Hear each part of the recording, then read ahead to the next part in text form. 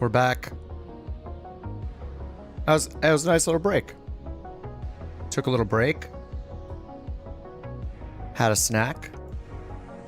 Time to grind. Time to hopefully not wreck another 172.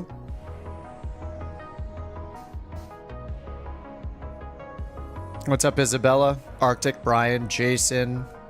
Hey, Joe. What's up, Chase? Yeah, Fish was first, actually. Hey, Pep. Egg Baguette, what's up? Nice, Joe. Monday's your day off. You get to play all day. That is the way.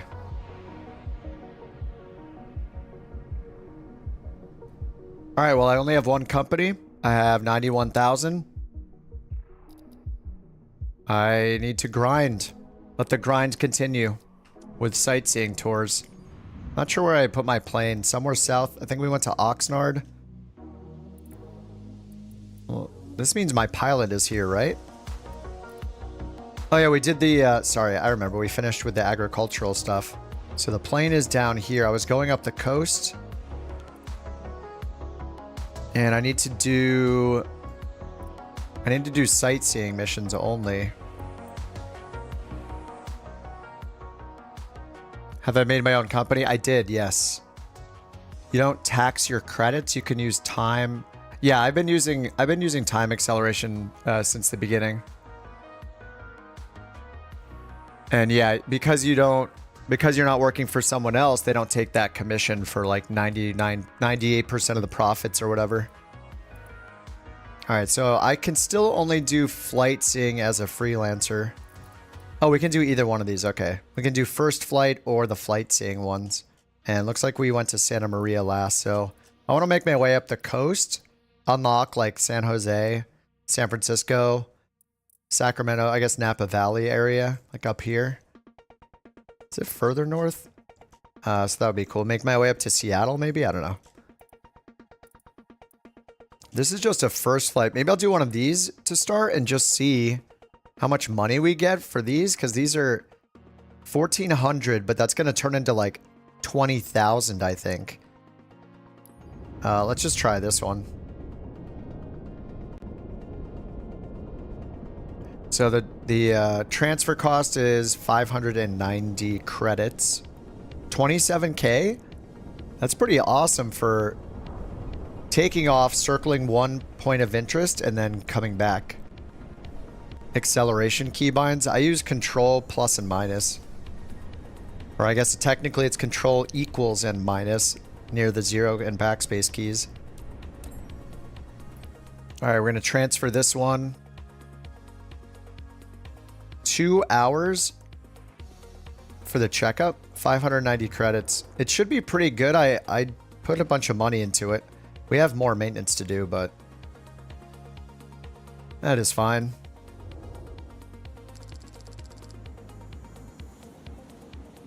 This is not our plane, but I think that's just what happens when you insta-transfer it. Only 16 miles.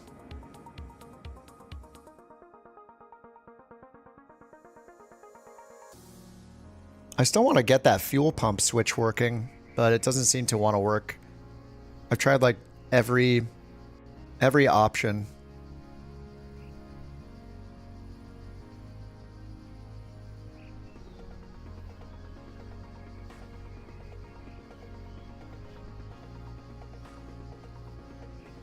All right, remove the chocks, remove the engine cover. Whoa.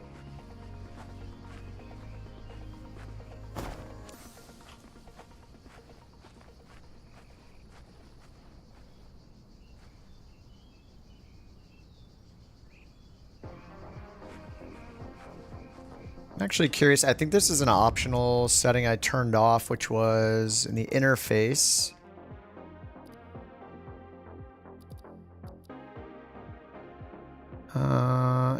Oh, show pre-flight pins.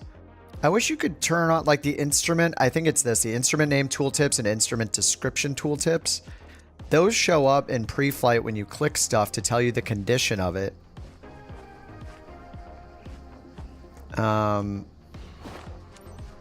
if you have the tooltips off and you click these extra areas, like I clicked the left gear or the strut, And the tire, it just shows a check. We don't get any of the details.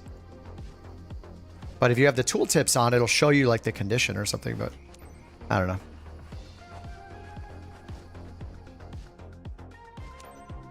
Do I have the input repetition option? I turn it off for everything that's a button press. It is really weird that it turns it on by default, but yeah, I went into almost everything.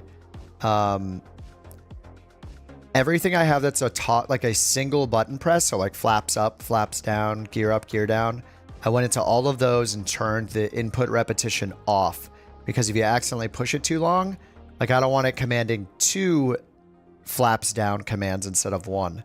So in those cases, yeah, I turned it off for those.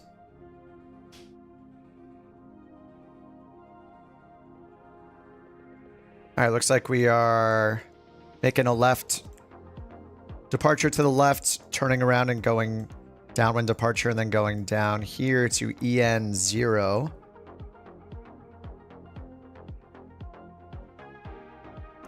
Beacon and nav light on. Quit your job and go full-time streamer? I wouldn't be able to afford anything. Definitely can't do that. That would be nice. All right, Control E. Someday I'll do the startup myself, but Control E is just too magical.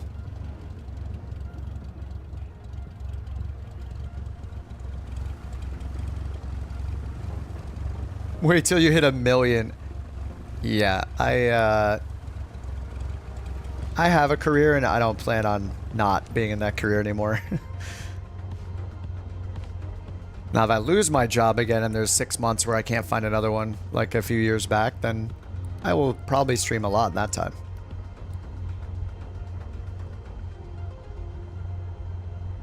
All right, let's get the taxi light on and...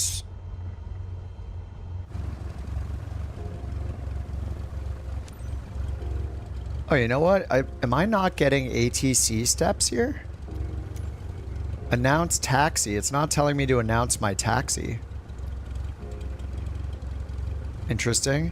Is that because I have the voices off from earlier? Career. Like we discussed the other day, I am a foot model. No, I type on the computer keyboard like a nerd for a living.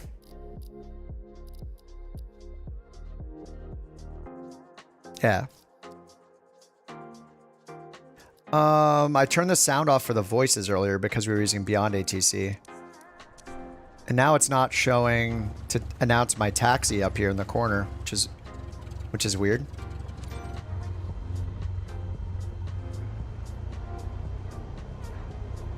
Yeah, Timothy. Yeah, I work from home.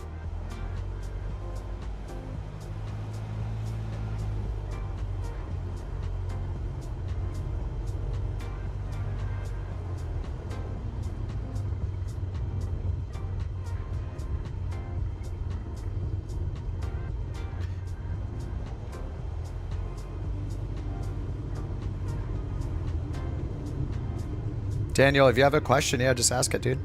I'll answer it if I can. Have I had a control freeze issue after landing in career mode? No. Does your plane need maintenance? Is it do you own the plane? Mostly exciting. Crashed yet today? No.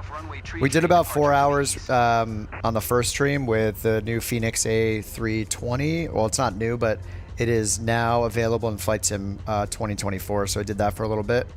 And now we're back on the grind for the rest of the day.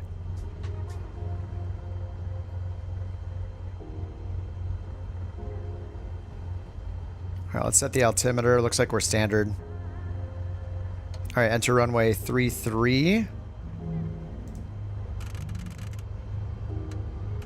All right, 330. Nice, looks like we don't have to back taxi. We're all grinding career mode, yeah. Dude, it's a lot of fun.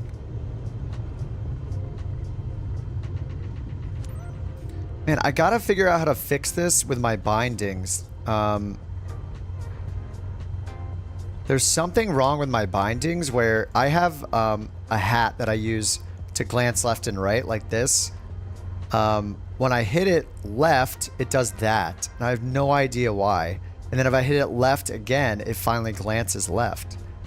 Like I feel like I ran into this in the alpha and I'm not sure how to fix it. I'm using a hat for that, like glance left, glance right. So when I look for the input, I do have a few things on it, but like the only one that should apply in the cockpit is this one. Maybe this one too, the previous instrument view, maybe this one applies. But the instrument view should not apply unless I'm in an instrument camera. So then I have quick view right. And then this is external and fixed camera. Those shouldn't apply. So now if I look left, see it goes down to like, this is like an instrument camera view right here. Like, what is that? What? I have no idea what it's doing. No, the quick view is what I want it to do. You think this is a fixed camera? This is a fixed camera. Or is it a cockpit fixed camera?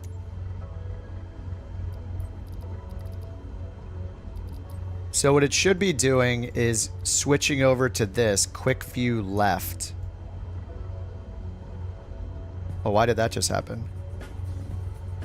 Pilot close? No, there's pilot. This is the default view.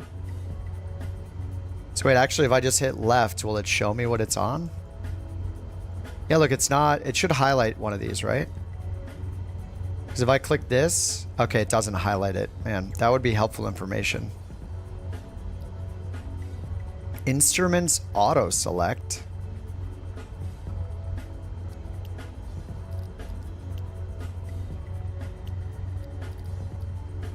Because if it switched to a fixed camera, it should switch to this or this, I think.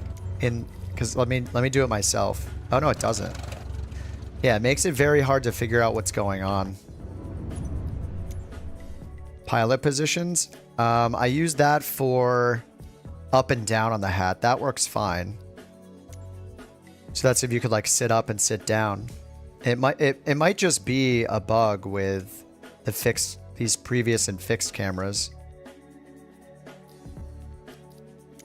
Because it's normal to have these bound to tons of different things mattering the camera mode. Nope, still does it. All I have it bound to is left. Glance left, and I have to hit it twice. Glance right, I have to hit it twice. And look, left and right both go down to here. Which is different than pressing down or up on my hat. This is up on the hat. This is down on the hat. So if I point my cursor here, when I go down on the hat, the cursor is on the little disc. But if I hit left, it's way up here. So it's not the same camera. So I'm not sure. Can you refill in mid-flight? Yeah, you can. There's a cheat. It's kind of a cheat, but it's a command called repair and refuel. You just set that command in your settings. You can hit it and refuel automatically. No, I don't. Oh, an extra camera tool? I mean, if I do, I didn't download it myself. Yeah, I'm really not sure what's going on with this. I use the glance left and right all the time, and it's just I can't use it. Let me get rid of this one too. So like if I only have it quick view left, that's the only thing it's set to. Quick view left and right. Yep, it just does it every time. Look, I hit left twice and it works. Oh, I think I remember. I think I remember the bug. It's the toggle mode versus the hold. I think that's what it is. Camera. Quick view function. I have it set to toggle. I think this is the bug. Watch, if I set it to hold, I'm remembering, I think. We'll see. The default is hold, so you have to hold the button down. Now let's see if it goes. Yep, it just works. It's the toggle. Its toggle is broken. You can't use toggle for these cameras. You can only use hold. Now when I let go, it springs back, which I hate. Oh. I remember it from the alpha now. That's the bug. All right, so I want external. I'm going to reset these. Sorry, guys. It's always fun to be in settings first thing. external quick view, left and right. And then I had next and previous fixed camera.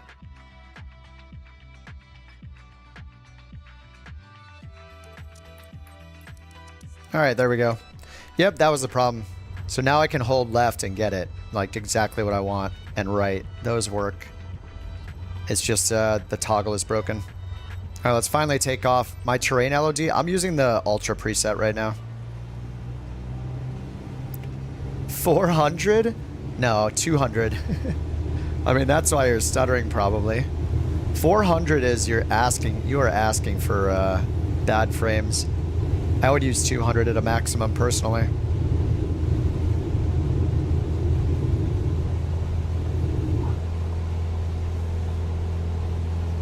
Wow. This is quite a feeling. Wow. I would run 400 maybe if I had like the 9950X 3D that's coming out in the future and the 5900 GTX. Then maybe I'll run 400. Actually, I probably still wouldn't even. No, Mike, I thought I heard them say that it does, but it doesn't. My logbook started all the way over. I was pretty sure that I heard them say once that it would transfer over your logbook, but yeah, that didn't happen. Oh, nice. We're going to Cambria. All right, let's make our left turn out here. Look, now I can glance left. Incredible. But I have to hold the button, which is super annoying. I do get the argument that it's a glance, not a fixed camera. But, you know, glancing is temporary, right? But hey, the option's in there. I didn't expect it to be so overwhelming. All right, let's be easy on our engine here. Let's get the fuel flow back into the green.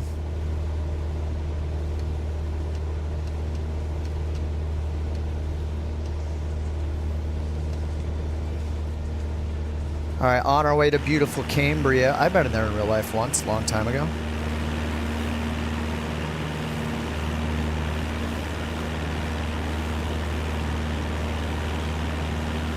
Eye tracker? Yeah, I have a Tobii eye tracker, Mike. Look! The Earth is unfolding before I like the our eyes. Tobii a lot. A lot of people say to use like Beam or whatever for $10. I think we were just talking about it earlier. Yeah, apparently Beam is pretty popular. I think it uses a webcam or maybe your phone and some software on your desktop to work. But if you're looking for a new piece of hardware, I really like the Tobii. The Track IR I had used in the past, but I don't know if it's still the same, but it used to require another cable that runs to a little like sensor that you have to like clip onto a hat or glasses. I didn't want to deal with that, so the Tobii is just like a webcam essentially.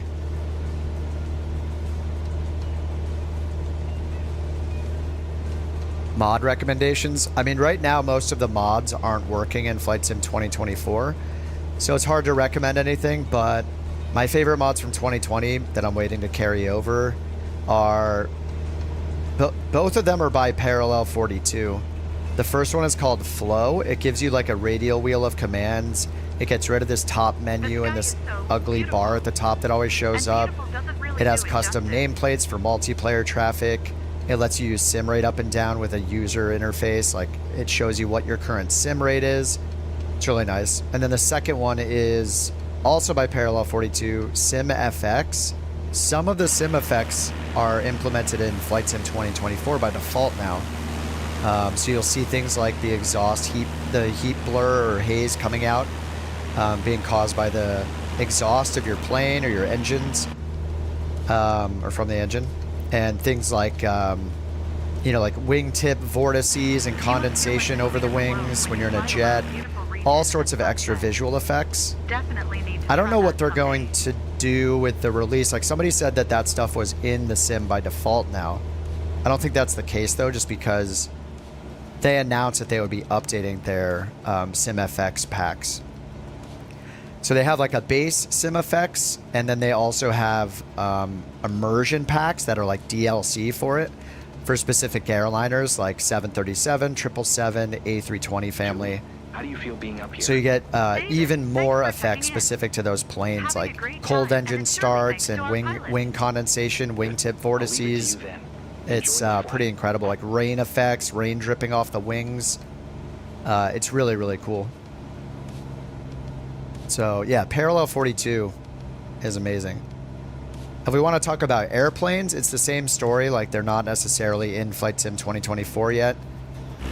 They need to get updates, but I like FS Reborn a lot. Like, one of my favorite GA planes is the Meridian, the M500 Meridian. They say altitude is If you want something a little flying. slower than the Meridian but Updated faster than a flights that were up 172, really the A2A Comanche is like one of the best GA planes in the game as well. It has older school avionics in it as well.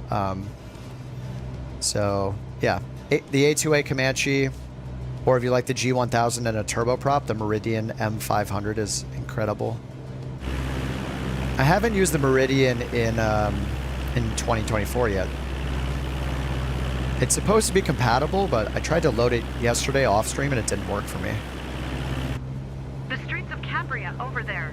Cambria? It's great seeing the world from this angle. It's Cambria.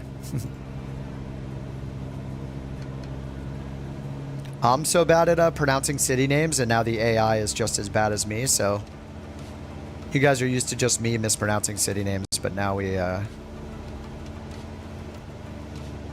hear the AI doing the same.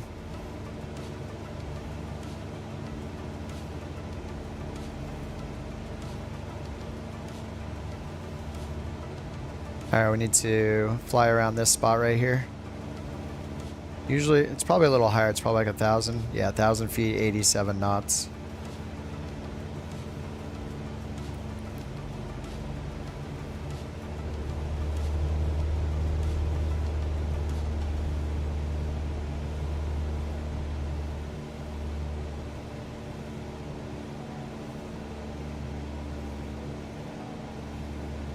What's up, Meatwad? Dude, those pictures and videos you posted, holy crap, dude. It's so awesome. Thanks for sharing all that, man. It looks incredible.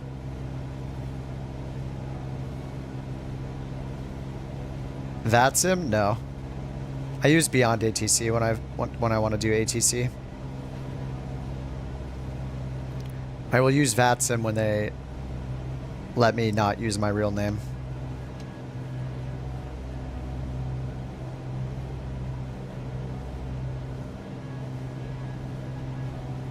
Utilization seems off. Yeah, I've noticed that my GPU is usually much more in use than my CPU. So actually for this stream, usually my stream is handled by my GPU. But for this particular stream, only this one so far, I've switched to my CPU for the encoding. Just because whenever I look at my CPU, it's at 54% utilization. So I'm not sure what's going on with that.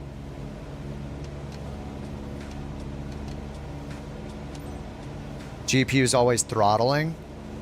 Yeah, back like when I was flying the Phoenix in the first stream today, my GPU was very utilized. Right now it's at about 76%, but again, I'm alone. I'm in career mode. I'm in a 172. It's not very taxing when we're flying in these situations, but this is where I bump up to ultra, bump up the terrain level of detail, all that stuff.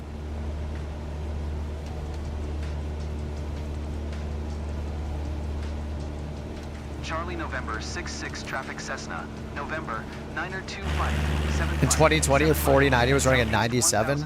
Man, yeah, I hope to get a 5090 when they come out, but I'm worried, you know, the scalpers are going to steal everything, so I might have to wait on that one. But, you know, overall, like, the sim is not running bad for my PC. I have a 7800 X3D and a 4080 running in 4K. For the most part, it runs great. We did some airliner stuff this morning. And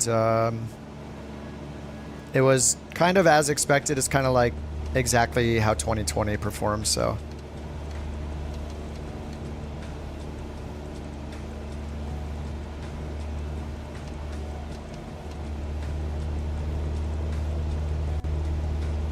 1 to 3 months, the game's gonna be crazy.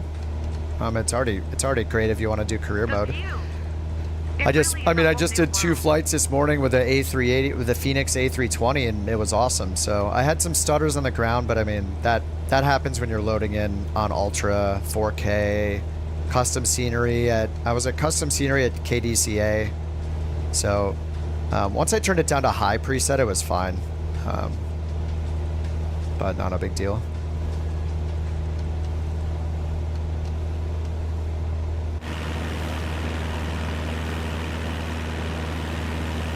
Saw rumors the extra dude was not going to add some, much in this game. Yeah, I was hearing that too. I saw the Jay's 2 cents video on it talking about that.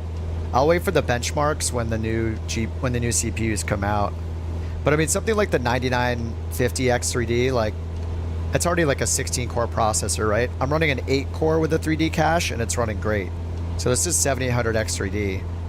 But yeah, it's always, Flight Sim 20 is the same way as 24. It's going to be CPU limited.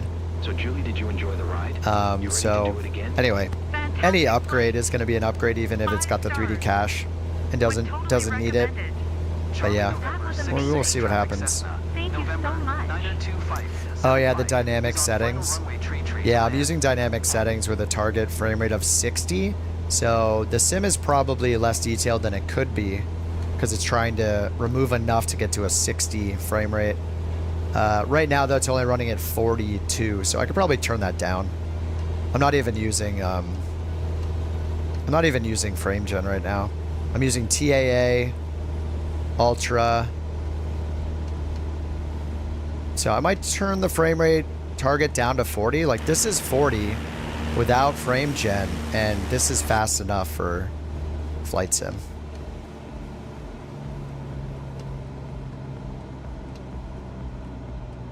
Yeah, more cores and threads, yeah. It's weird, though, because, I mean, my CPU is only at 60% right now, and the stream is getting encoded by the CPU on this stream.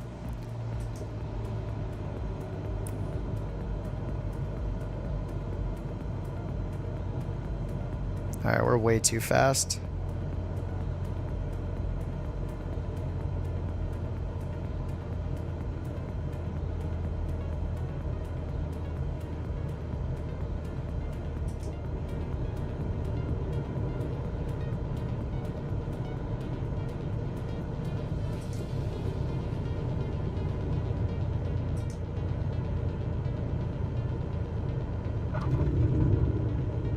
So smooth. Does it run good on Xbox? I've seen mixed things. Like, I did watch a YouTube video of somebody comparing Xbox and PC, and theirs seem to be running fine. Here in the chat, though, I've heard people in chat saying their Xbox like looked horrible. So I don't know if there's like a surefire answer yet. Seems like different people are having different experiences. But I guess, yeah, you could say the same for people on PC. What's up, Janie? NVIDIA setting? What do you mean, Tia?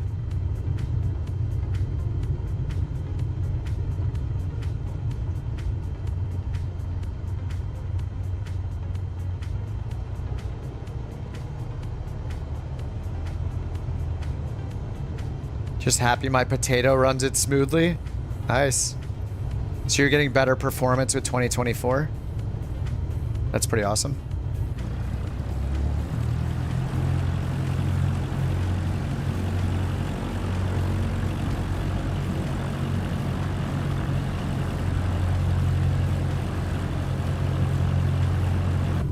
Yeah, there are a few glitches here and there. I was getting some audio glitches when we were flying the Phoenix earlier.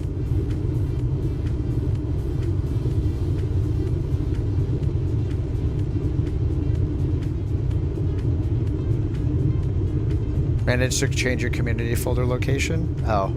Yeah, I didn't touch that. I just left it alone.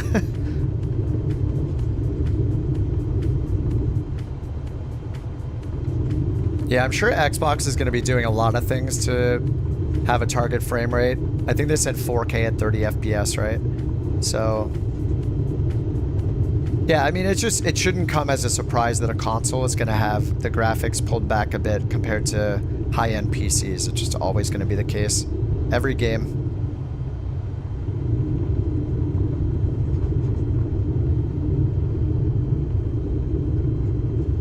This is what I get for the long landing as a long taxi.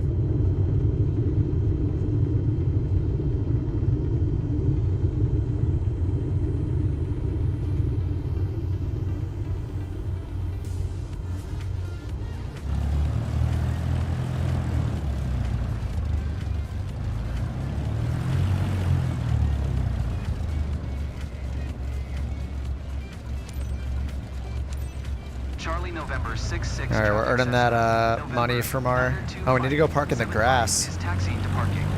Dude, it's going to wear our wheels down. Our tires. You have every cert, nice sack. The specializations take forever, though. Like, I just unlocked crop dusting, finally. The agricultural one.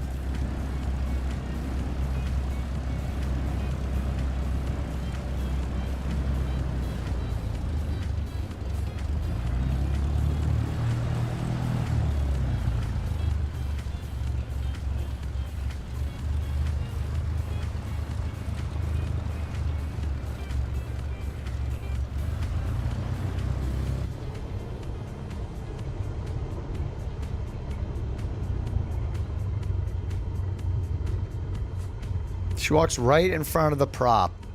Unbelievable. Always cool to see your own region from a new perspective. Looks like they enjoyed it. That was a great flight seeing session. Cool.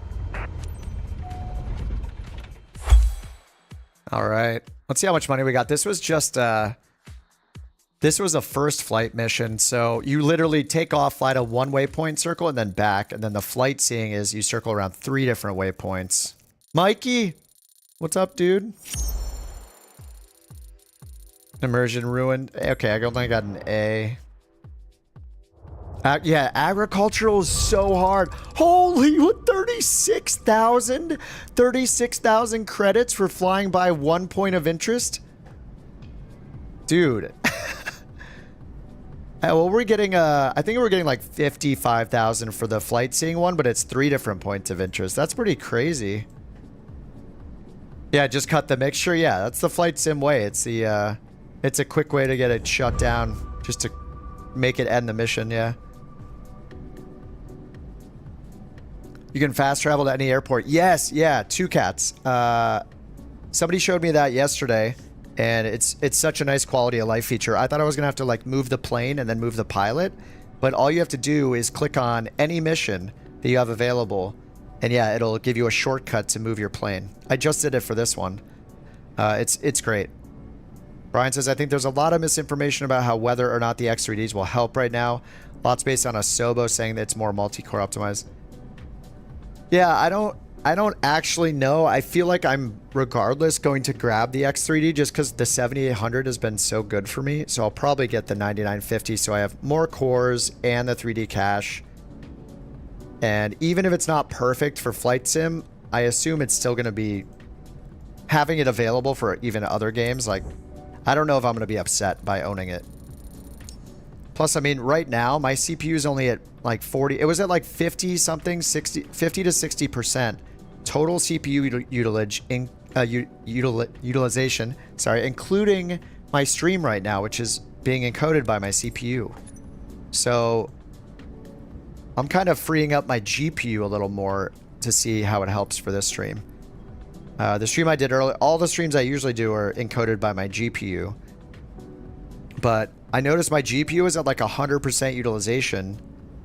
So, oh yeah, you missed 69. I did take a screenshot though. Of course. Nice. And I don't have a second plane yet, but we unlocked agricultural the last time. Agricultural is very difficult. These are all that I have left to unlock. I haven't bought the endorsements or the certifications for the ATP stuff yet. So yeah, those are the only ones I have left, are these two. This is locked for now, heavies. But yeah, I just need to grab the ATPs. 100 grand for this, 50 grand for this. But I can't afford these planes yet, so I don't really care. And I haven't done the rotorcraft yet.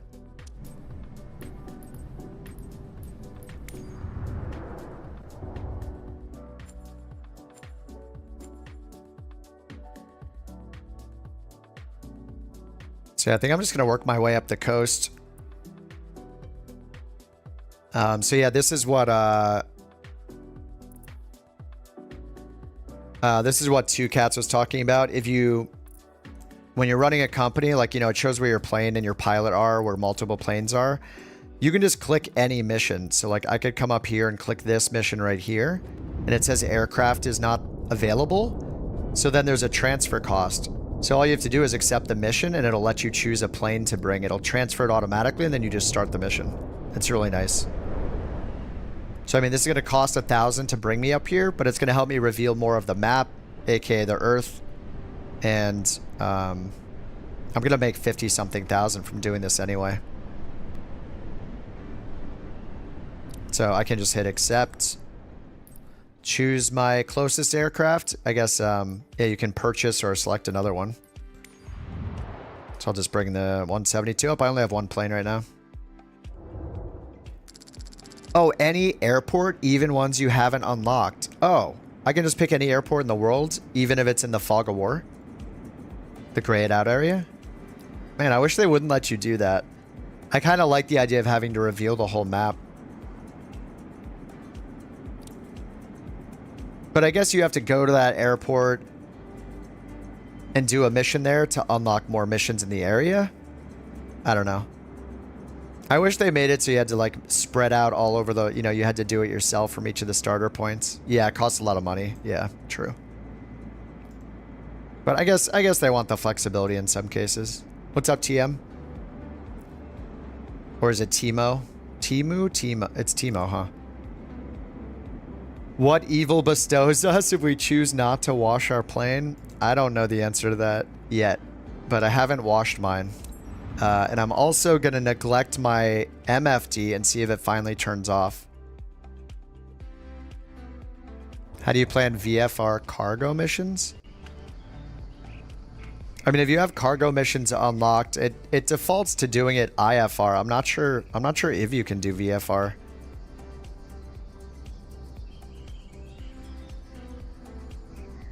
Yeah, I think I've only seen IFR.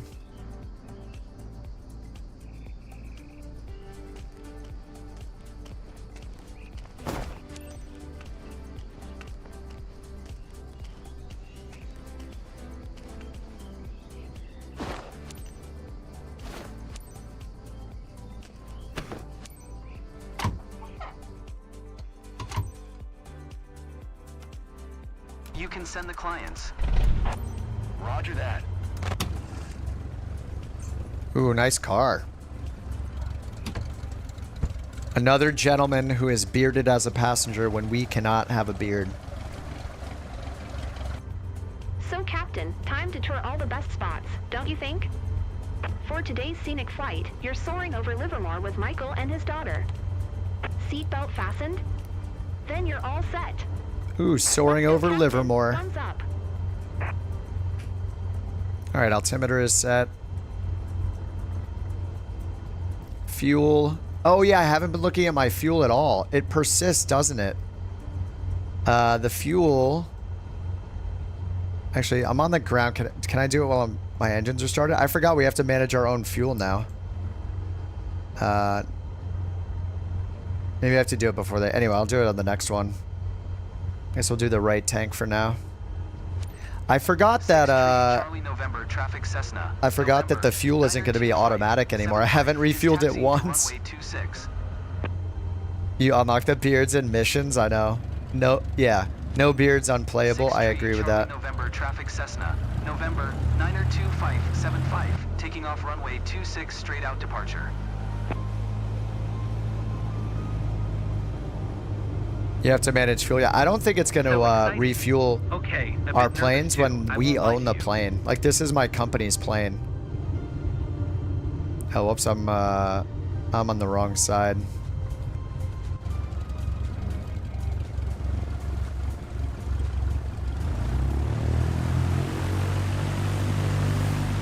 Fuel is bugged. I think you just need to fill it up before you start the engine. You got to use the EFB.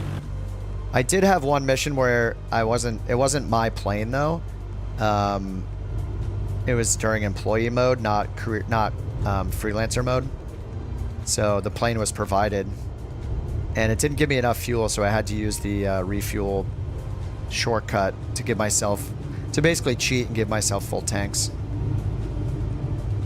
Yeah, the 172 auto start not setting fuel to center. I know. Yeah, I noticed that too. I keep forgetting it, so I'm imbalanced right now. I'm curious if we get state saving though for the planes we own on things like the fuel selector. So if we leave it in the both position of one we own, then maybe it will, maybe it'll stay in the both position. Somebody yesterday was saying they usually leave it in left or right, usually left for parking.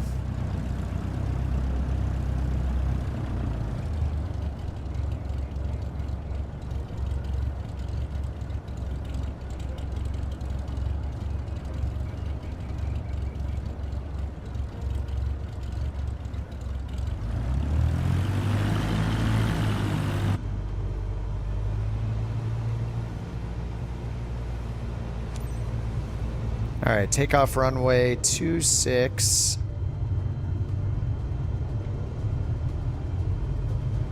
I gotta keep remembering that this has failures in it, so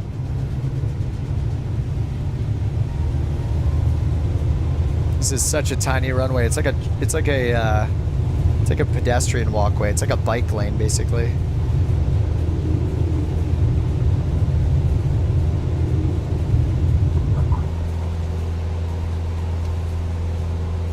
Only one way to find out.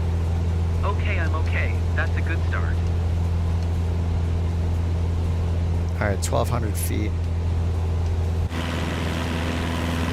Why do you leave it on one tank for parking in the real world?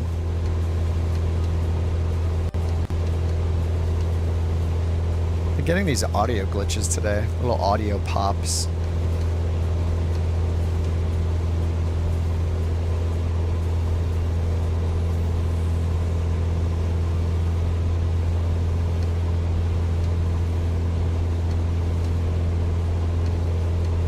I don't think you climb at VX for skydiving. I don't 100% know the answer, but I thought with VX you're only using it temporarily to make sure you clear obstacles after departure. Because your VY is your best rate of climb based on time. VX is your best angle of climb, so I'm not sure.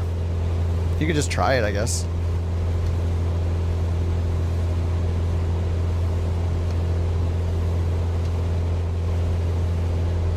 But the best rate of climb is also, like, that's based on the distance you're covering on the ground. So I don't know. I would, I use VY. I use VX just to clear the obstacles if they're an issue. Otherwise, just VY. This is the course at Perfect skydiving score? What? How? Yeah, I haven't been able to do perfect skydiving score at all. It always takes me too long. All right, 1,600 feet, 82 knots.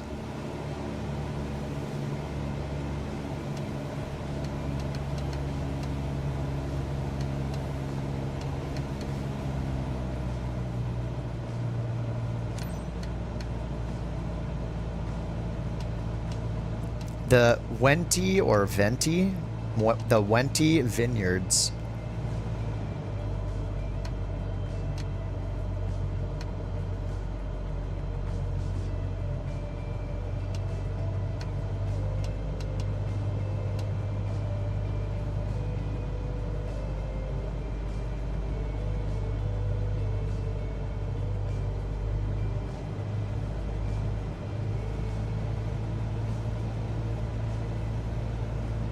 This is what they want to see. Yeah, if you sell that plane, you get infinite other planes. Uh-huh. And that took me so long to get that plane back. What are the maintenance costs on a bigger plane, like a 208? Need to get a little higher here. They're going to start complaining. I didn't expect us to be flying this low. We're missing the full panorama. Quiet. I'm working on it.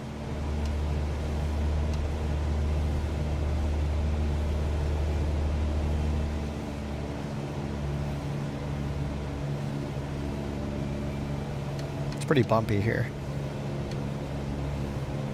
Charlie 8 tree traffic generic November 9045. All right, you've seen enough. Let's get out of here. Runway 12. Sunset East Park. Let's turn the tips off. It's ruining my immersions.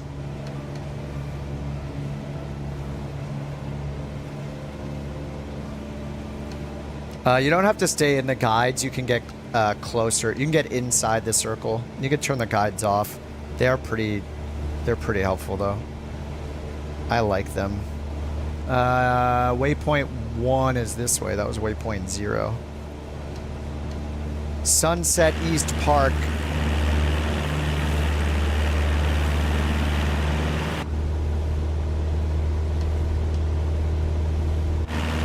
Mount Diablo in the background? Where's that?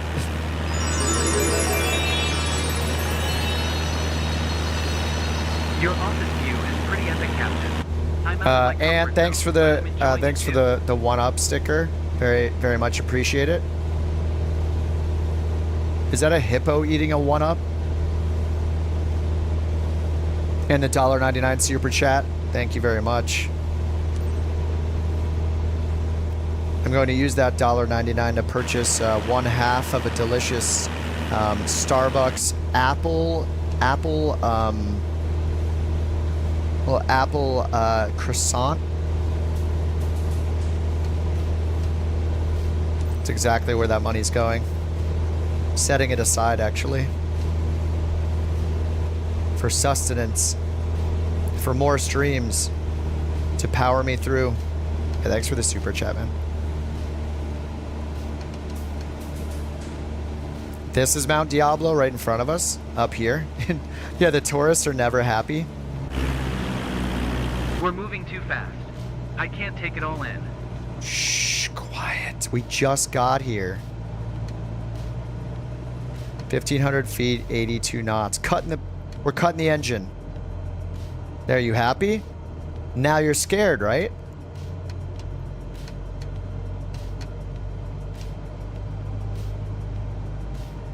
What are we looking at here? Sunset East Park.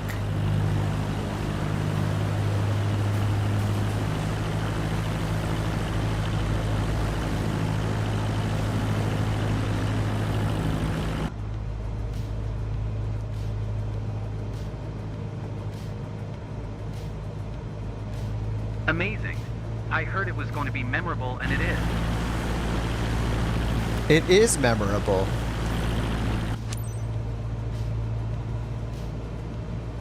Wow. All right, to the north. North Livermore Park. Yeah, Ricky, I only have one company right now, and the starter company, like the cheapest one to start, is a Sightseeing company. So now we're in Livermore. I started in Tahoe. I crashed my plane into a tree, and then I had to go work for the man for a bit to earn enough money to repair that broken plane. And then I moved away from Tahoe with it because the 172 at that high of elevation, that was a bad decision. Very bad. Seeing the world from up here, everything's so Yeah, clear John. and detailed. There's Livermore, there are missions like everywhere in the world. So almost any town, city, landmark, business you can think of has like a. We'll fly around like. Yesterday we flew around some office building, in like Oxnard, I think. And the NPCs were like, "Oh my God, the memories." It's like, all right. You're not necessarily only flying like in the Alps or in Antarctica or something, you know, or like over the Vegas Strip or, you know, the Statue of Liberty. It's got, 3 million missions in the database, so it's just everywhere in the entire world.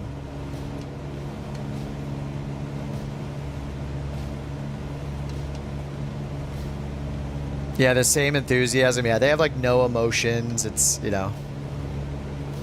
if they didn't say anything, we would all be complaining about it too, so it's fine. I'll take it. It's better than nothing. I think the career mode's pretty awesome.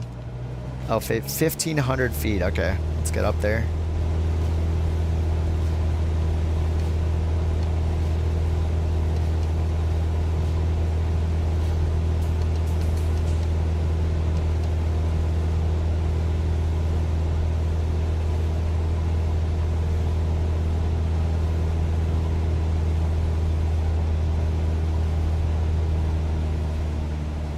All right, here we are. North Livermore Park. Let's see what it looks like.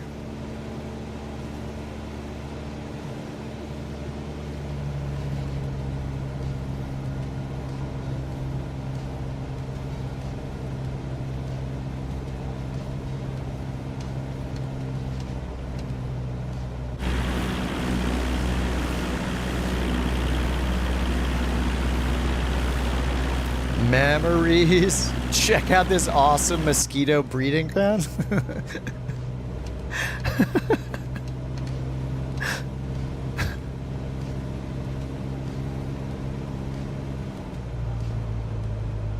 Oh man, Mike, you would have thought it was so funny last night. It was like a non-alcoholic or athletic brewing moment. Except I thought yesterday was Sunday.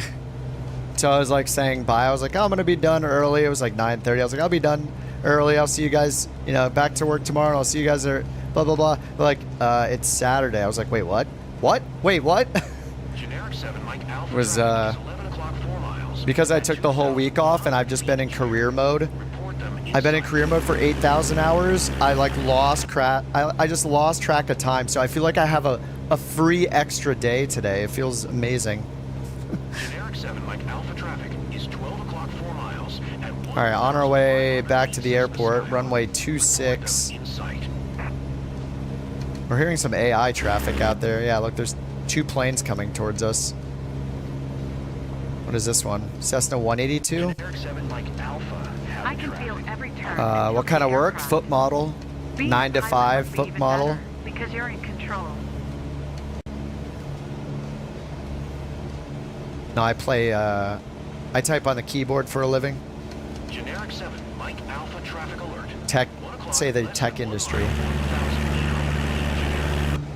That's generic enough.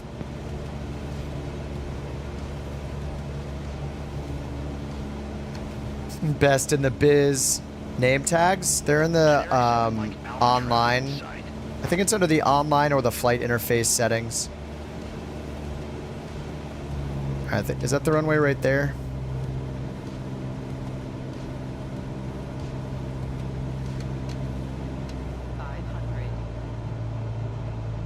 Can't wait to show Runway my photos to my 26. friends. Everyone's gonna want to book a flight. So we're gonna have to do a pattern and turn right. Actually, we should do left pattern, I guess. Is this the runway right here? Some of these little tiny runways are so hard to find. I know, I think it's to the right more. Yeah, this is directly at it in front of us.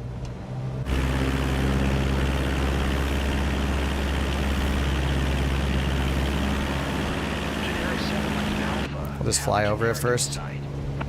It's 1 mile away.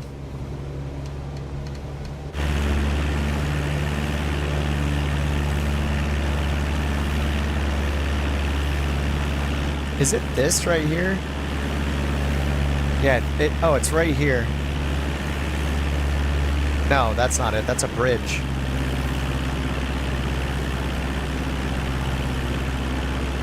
Oh, here it is right in front of me. This guy right here. It's so hard to find these little airstrips. All right, runway 26, so we need to fly over and then make a left turn all the way around.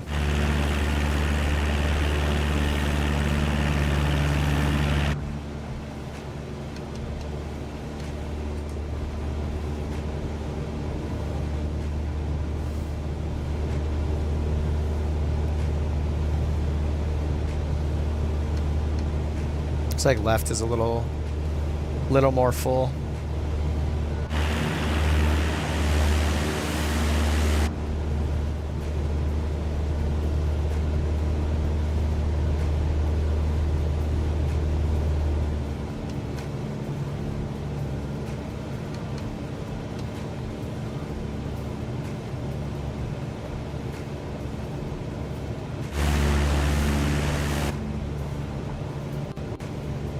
Is that audio glitching again?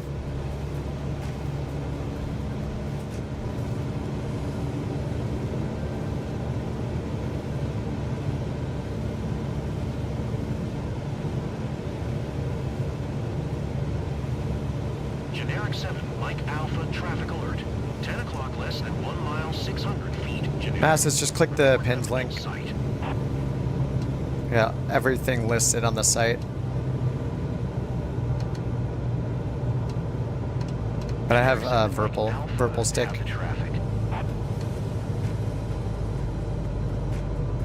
Alright, here we go. Flaps are out. This is such a thin runway.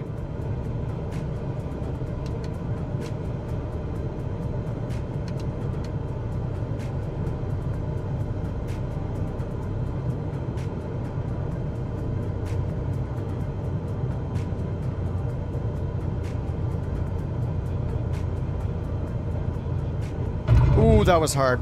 Oh my god. I'm gonna pay for that.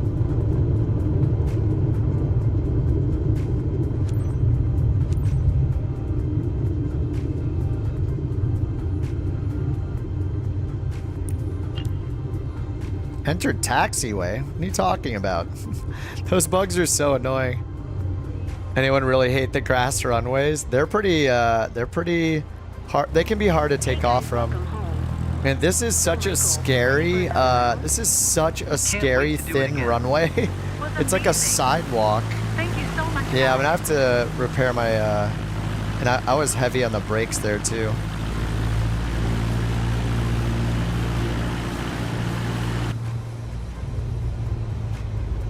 Am I done with Farming Simulator? I mean, I'll eventually play it again, but I mean, I was just doing it off stream for fun.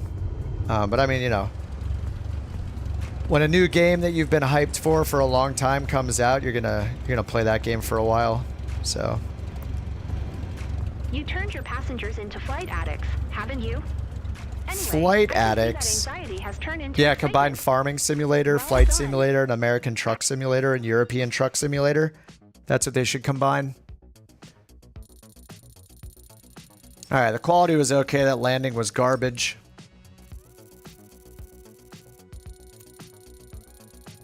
U-turn simulator? Yeah. The back taxi simulator. You know what the problem with the landing was? Is very obvious. Only 36. Hey, we should just do the...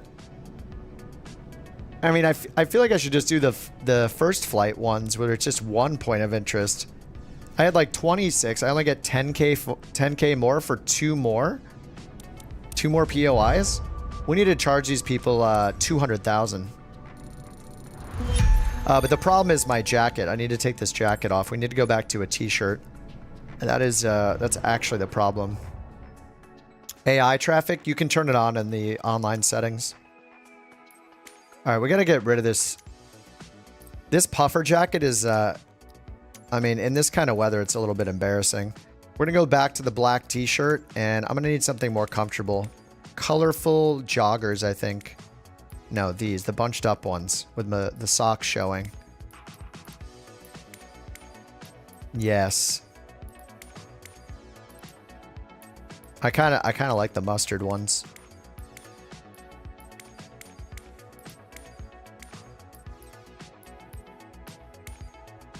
Those are pretty sweet.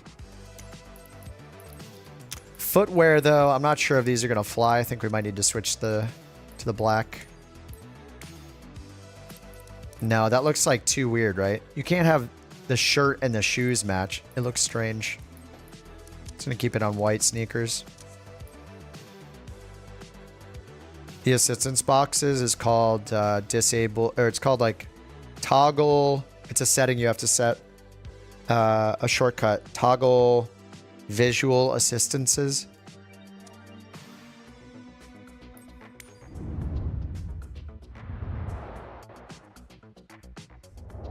All right, all right. Now we look good. Got our fresh fade.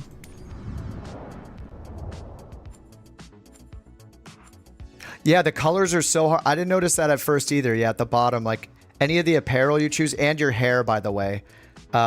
It's, I don't know why they put it at the bottom, but you have to click change colors at the very bottom of the screen for each thing that you don. I kind of want to go up here more. Jessica wants to explore California. Michael Hall Park, splendors from above. Well, apparently we can go anywhere in the world for a cost. Like, how much would it cost for me to go out right out here in the middle of nowhere? Stapleton. Oh, it's only 5,000 to travel. Diamond Bar Jones. Let's try this just so we see what happens. 5,000? And now it's going to reveal this part of the map? Yeah, it did. Oh, wow. Alright, so basically you need money. You need money to reveal the map regardless. And obviously it takes time. But I guess I could just go down here and now transfer it to this one over and over again. To one airport, to another, to another. Stapleton? Where are we? First flight. Let's do the Elks Country Golf Course Vista. Oh, how much is it going to cost to bring my plane here, though? 10,000. All right. I didn't know that until the stream started. Who told me? Was it 2 cents? Somebody told me at the beginning. And like just yesterday, somebody taught me about this, where you don't have to transfer the aircraft. You just choose any mission. It'll show you right here a preview how much it'll cost to transfer, 10,700. And then you just hit accept, and it has you pick your plane. So I'm just going to transfer the only plane I have. Here we go.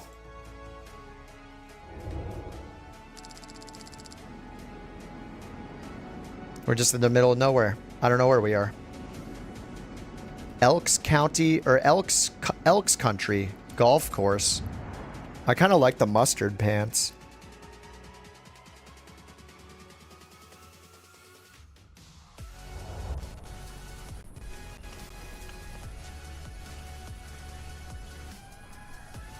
Get my mustard pants.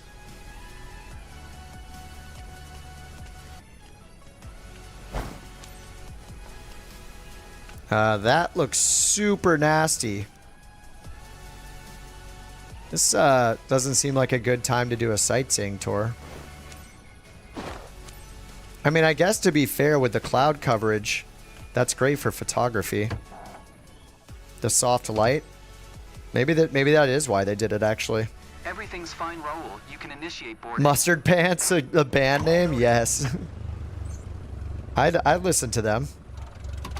But if the first song was bad, I'd talk to my friends more instead of paying attention to the music, probably. So, Mustard Captain, Pants is performing time to tour tonight all the best spots, don't you think? at the Elks Country For Club today's golf scenic course. flight, you're soaring over Kearney with Chris and his mother. If Kearney. your passengers seem prepared, you are ready to depart. Yeah, where are we in the Captain, world? Let's make this flight one to remember for everyone. We're at Onion Crest Airport. They really need this screen to say, like, city, state or province, country. They could put so much more information here. No weather available. No charts available. All right, let's announce our taxi. When am I going to paint? 4 November Echo I don't know when you get to Cessna, choose the color. I bet it's only when you buy a 925, new plane. I'm not sure, though. Or maybe it's not taxiing to implemented runway yet. 36. But all you can do is repaint, like fix paint chips. I'm Chris. How are you? I'll tell you In the straight, alpha, there was I'm a not whole feeling livery very designer that I confident, saw. but I do trust you, Captain. Nice to meet you. Did he say I I'm don't trust you, or Jennifer. I still trust I'm you? hanging out with Chris for this flight. Lucky me. All right, we haven't checked the maintenance on our plane in the last 2 flights, so hope you guys feel very, very comfortable and safe back there. 4 November Echo Grind, Cessna, yeah, it's a grind. November 92575, taking off runway 36, departure to the east. Runway 36. Oh, we're in Nebraska? I'm She really looks anxious about terrified. this Yeah, flight, they always have the same expression for some reason. All right, enter runway 36. And we can just take off from here, can't we? We're at 2,200 feet. This is enough. It's enough runway length. Look at that. It goes off into the distance. All right, let's go. Fuel quant. Oh, I should put it on the left tank. Oh, it is on the left tank. Looks like it leaned the mixture a little bit for me.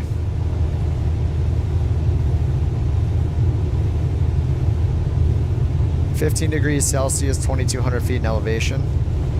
Kind of a longer takeoff roll.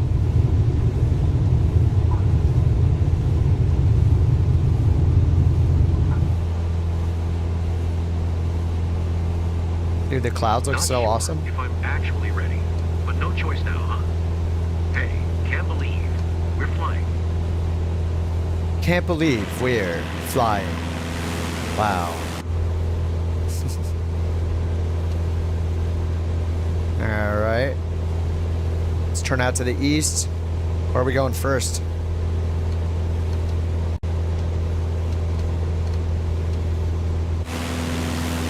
Elks Count. Oh yeah, just the golf course. Elks Country Golf Course. Oh, we have 3. Yeah, we have 3 points on this one. Can't believe 10 calendar minutes pass. Calendar minutes. We're flying. Yes, he's very excited. Imagine if he actually just talks that way. How infuriating that would be. His poor wife.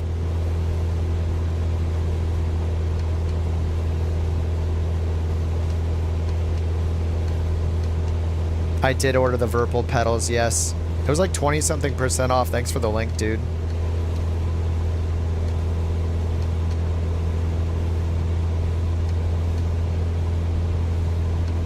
Yeah, these clouds are pretty scary. Epic, Captain.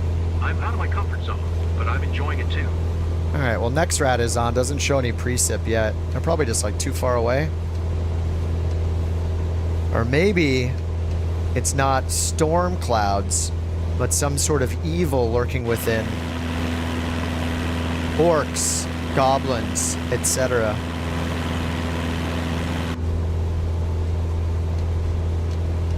Alright, this is probably it right here. This looks like a golfing area, perhaps. Where are the holes of golf, though? I don't really see a golf course. This doesn't really look like a golf course.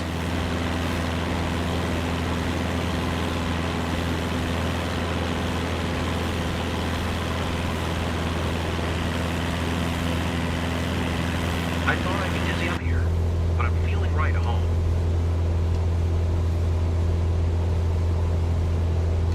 We're probably too high. We were like 2,200, so probably like 32 to 3,500 feet, something like that for the sightseeing. I think it's usually like 1,000 AGL.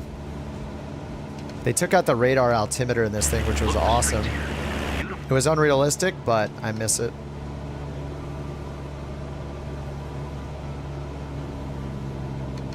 This is the golf course? Where?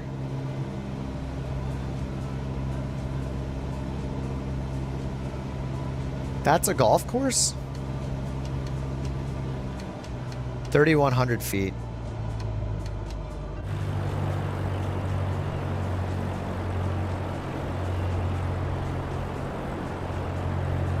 Am I missing the golf course? Where is it? I don't see anything down there that looks like a golf course.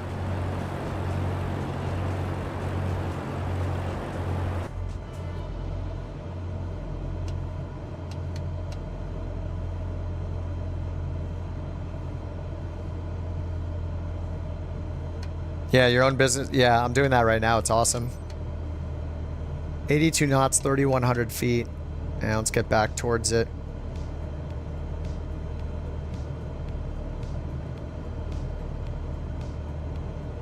Alright, this is the spot. Alright, we're there. Let's get it all stabilized here. Wow. Beautiful. That big pile of dirt right there.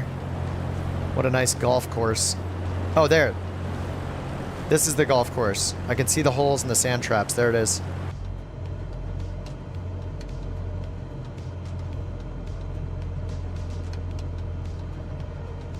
Alright, time to spin in circles. Spin in circles like the Moonanites have before you. Okay. Yes, yes, it's all very beautiful.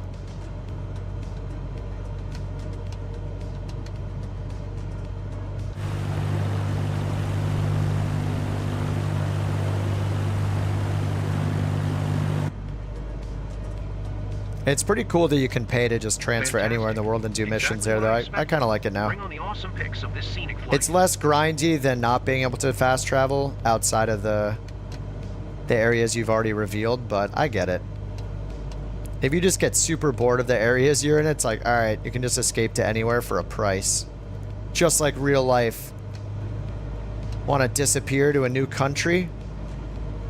How much money you got? You're an island in the middle of nowhere? I've never seen anything like that.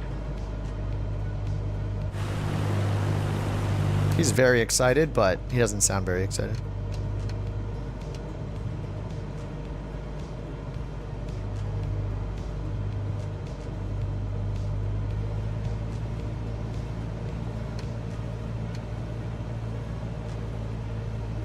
How many times do we have to circle it?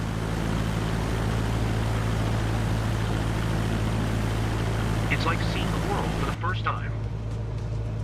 Yeah, I would guess the clouds actually help, kind of like for photography. Like, if the light is too bright, it's probably harder to see.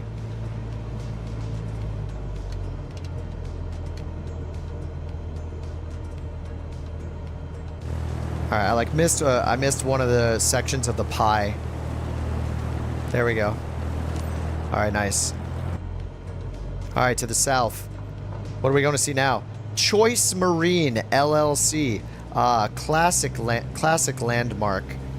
Tourists from far and wide come to see Choice Marine LLC.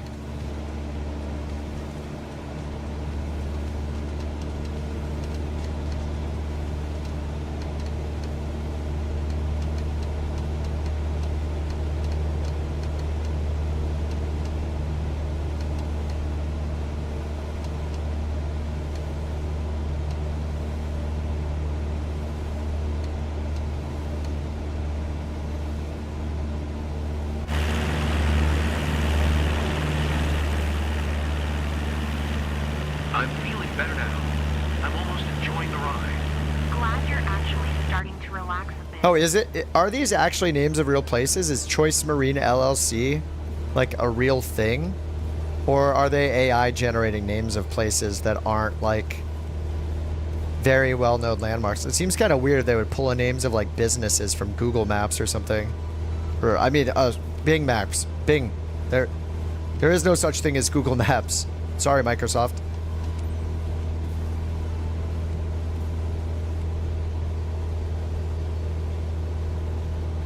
The click sounds? No, that's just the trim. Every time I trim, that's what the click sound is. See, look. Right here. It's just the trim. Everything's safe for now. They gotta stop trying to make Bing happen. Yeah. I never load it up unless I'm playing Microsoft Flight Simulator. Then I'm using Bing Maps for 12 hours in a sitting. It is a real company?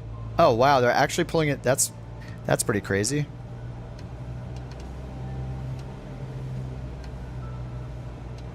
All right. Well, we're at Choice Marine LLC.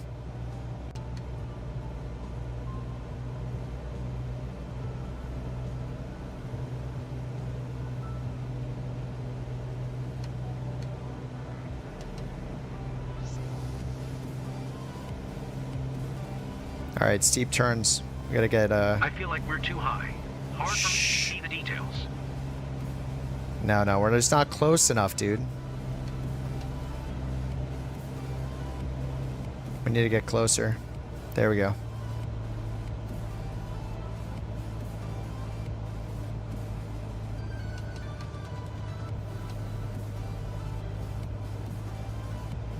Oh, for VR, how do you see your keyboard?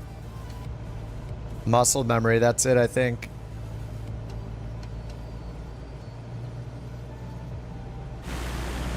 Oh, we haven't even looked at this building. It's right here, I guess.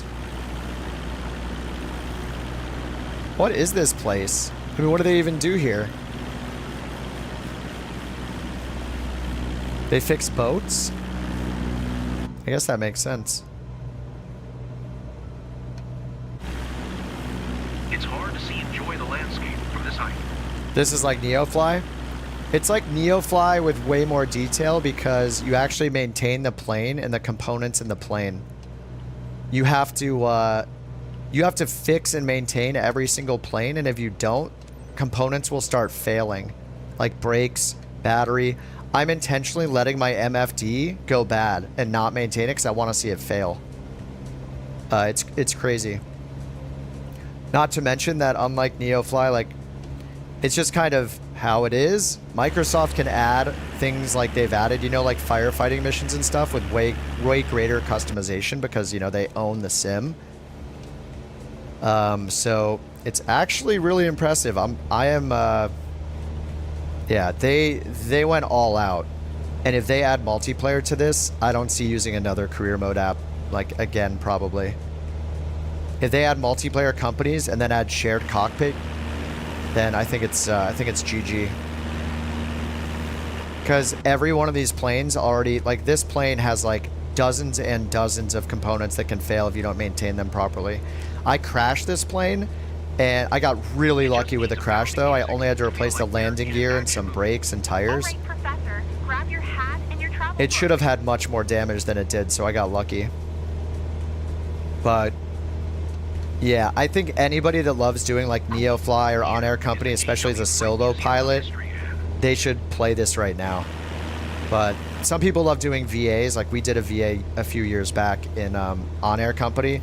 Man, it was a ton of work. On Air Company is pretty hardcore, especially when you do the VA stuff. But it's I like the career mode in this a lot. I've used like every career mode app.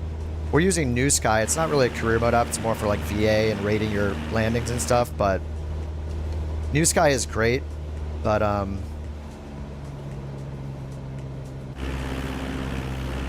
yeah, they outdid themselves. Like I seriously was skeptical before this came out. My assumption was we're gonna have a pack of missions for each of the things they showed in the trailer, and that's it. I was very skeptical. I was like, it's just going to be a mission pack. It's going to be like Maverick times 10 Maverick things, and there's going to be 10 missions for each one, and that's it. And it's like, nope. It's an entire career mode with 3 million missions, like 15 activity types, rotorcraft and fixed-wing planes. You have to maintain every plane. You manage multiple companies, multiple planes, multiple pilots, including AI pilots you can turn on. It's crazy. They did way more than I ever thought they were going to do. So if they turn on multiplayer for this, like, and we can join each other's companies, like, it'd be awesome. And once we get some more planes, like third-party planes, start getting approved for use in career mode, it's going to be pretty nuts. That's the reason why there aren't third-party planes in career mode yet, is because of the wear and tear and the maintenance you have to do to them. So every plane that wants to be compatible with the new career mode, it's going to have to be able to support wear and tear and maintenance from the engineer over the mechanic. Until it does, it's not going to be available. So I can get a better view. It makes sense. I'm so excited to, and it's going to be fun too, because like once our favorite planes start getting added to career mode, like the Comanche, the Dukes, the Black Square planes, the FSR Meridian that I love, it's just going to be a cool day where you're like, oh my God, the Meridian got added. It's now available from the marketplace. I can buy it for X number of credits, and, you know, put it at my 3 companies and start flying that instead of, you know, my Grand Caravan or whatever. Or my TBM. Like, I don't know. I'm pretty stoked for it. Pretty stoked.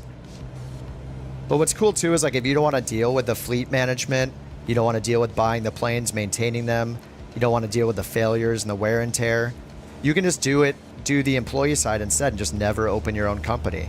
You can just be the freelancer guy or the employee for others, you know, and just do whatever missions you want, not worry about the economy. Kind of neat. Yeah, it's your call.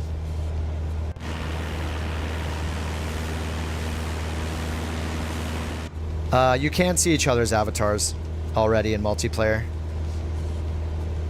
Oh, you're saying, oh, I see what you're saying, Kev. You're saying, yeah, if we can see each other's avatars, we're already close.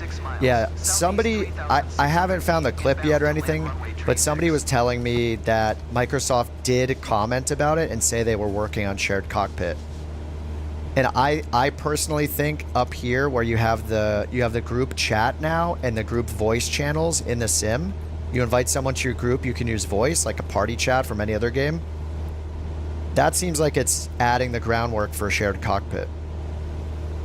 Because you'll want to invite somebody to your party, and then you choose the plane, and you choose the route, and you choose the mission, and you choose who's in what seat, and then you start it. They did confirm it. It was in a live stream. Okay, I'll have to go back and watch that and find the clip. I believe you guys. Like, I've heard it from a few people. So I want to go, I'll go watch it myself at some point. I want to hear the words. So awesome. I think the first person that told me said it'll be within a year. Like within 12 months, they're expecting to have shared cockpit done.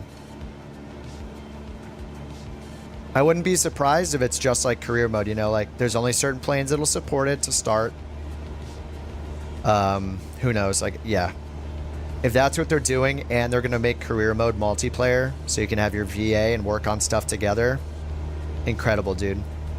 It's like the dream scenario. Everything I ever wanted.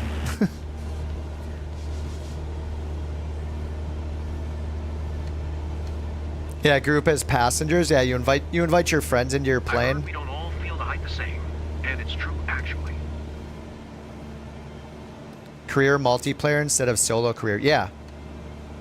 I mean, it makes sense that they're thinking about it because I mean, you're not gonna have too many planes as a solo person, even when you like, because the maintenance is gonna become very time consuming. So like maybe you'll have 2, 3, 4 planes. But over a long enough period of time, like if you want to go tycoon style, like you're going to need help. The sim is already multiplayer, you know, it was multiplayer on day one when 2020 came out.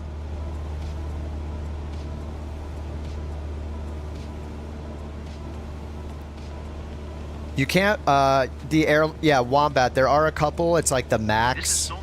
You can fly the max right now, and I think, you can't do the heavy one yet. I think it's just restricted to like the max, which is supposed to not be that great.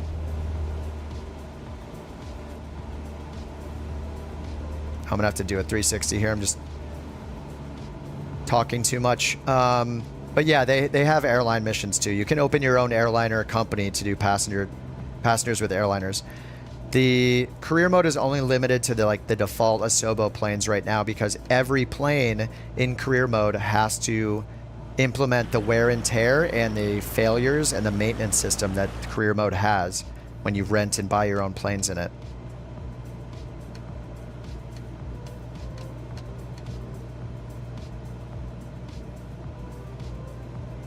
The way you communicate on the radio while flying must be challenging. VIP or glitched? At least. You mean when only I did a bunch of them, or you mean when you're doing it as your own company?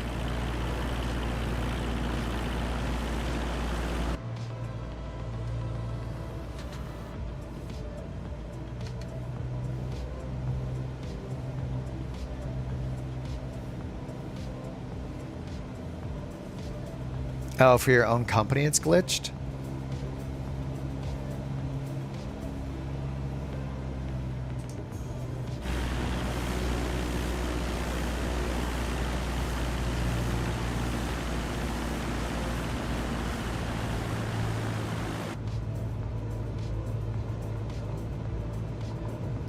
Where am I going? Jennifer, you've gone silent.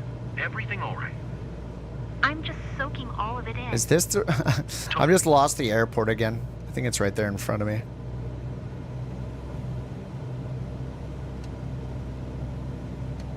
I want to chat so much about career mode. I'm just... Oh no, it's to the left. I want to chat so much about career mode that I'm just not even paying attention. Alright, I guess we'll land here.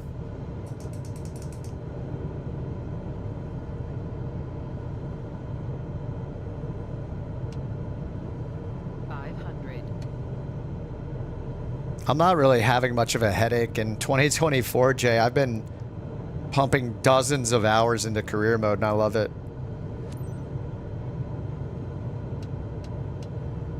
And we flew the Phoenix this morning. The Phoenix is in 24 now. I had to reduce my graphics settings a bit when I was at DC with a ton of add-ons loading in, but besides that, it worked fine. Delta 562 contact Minneapolis. It's insane the Phoenix team got it in 24 already. And I use Beyond ATC, which has one bug they need to fix. That Going to 119er. you just can't enter your settings in the sim right now. But besides that, it had traffic injection. Seemed to be working pretty good. Volanta was working. The new Navigraph and SimBrief EFBs and the tablet or EFB apps here for the in-game tablet are working. I was using these. It's pretty awesome. I mean, for less than a week, we have all of that in less than a week. It's pretty impressive.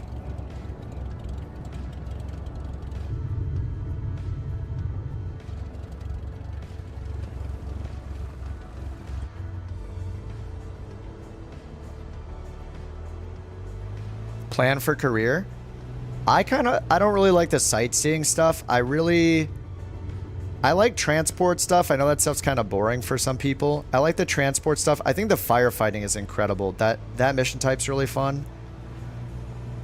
Search and rescue is kind of fun, but next I would probably do... I kind of want to get a 408 and learn that plane. I haven't tried the 400M yet, the Airbus 400M. I think doing like heavy cargo transport would be fun. And as a stepping stone to that, doing the 408. I like cargo. And I don't know, the agricultural missions are so difficult that I kind of want to learn them. And at some point, I don't know how long this will take, but I want to do the helicopter side of the skill tree too. The like hoisting mission seems so difficult, but probably like feel like very rewarding. So I'm horrible at flying helicopters, so I think that would be fun too. You hope third parties get into it soon? Yeah, I mean, they just have to update it to be compatible with the wear and tear system. I'm curious who's going to be the first one in as a third party plane. If I had to bet, it would be someone that already has wear and tear. I would bet like the FSR 500, the FS Reborn M500 that I love. And it's not just because I love the plane, but Rawl, the developer, had all of his planes ready for Flight Sim 2024 for launch. And also, it already has a wear and tear system built into the plane from scratch. So I'm hoping that like he can transfer that over into the career mode system. But who knows? I have no idea what the complexity is. Welcome back, guys. You know, like the A2A Comanche has that kind of stuff too, the wear and tear. So do Black Square planes. Could be really any of them. Thank you so much, guys. You turned your passengers into flight addicts, haven't you? Again, with the flight addicts. Wow. Anxiety has turned into excitement. Well done. Yeah, I think any plane that has wear and tear, like failures already as part of it. Yeah, like the Comanche, Black Square planes. The sightseeing missions. Yeah, if you don't care about the area you're flying in, like I was flying in Tahoe for a bit, and it was kind of awesome until I crashed my plane into a tree because the altitude was too high, and I was in a weak 172. But yeah, like I think the sightseeing missions are like the most boring missions. I just don't really like circling around an area 3 times and then returning to base. But then again, I mean, if you think of most airplane missions, none of them are going to be like, they're all going to be very similar because the like most intense part of the mission only happens like once in most of them, right? Like firefighting, you're going to fly out, you got to get to the location, you got to take off, you know, taxi, start up, taxi, take off, get to the location, you finally do the thing, and then to make it all the way back, land, you know, taxi, shut off. So you only have that middle part of the story, you know, that's the intense part. So, I mean, that's just really the nature of flights, right? Like the travel time to get there and back. For those round trip missions, it's always going to be in there. And besides that, it's just A to B, right? So it's either a round trip or an A to B. You're going out to somewhere, it's A to A or A to B. Like that's it. There's not really any other options.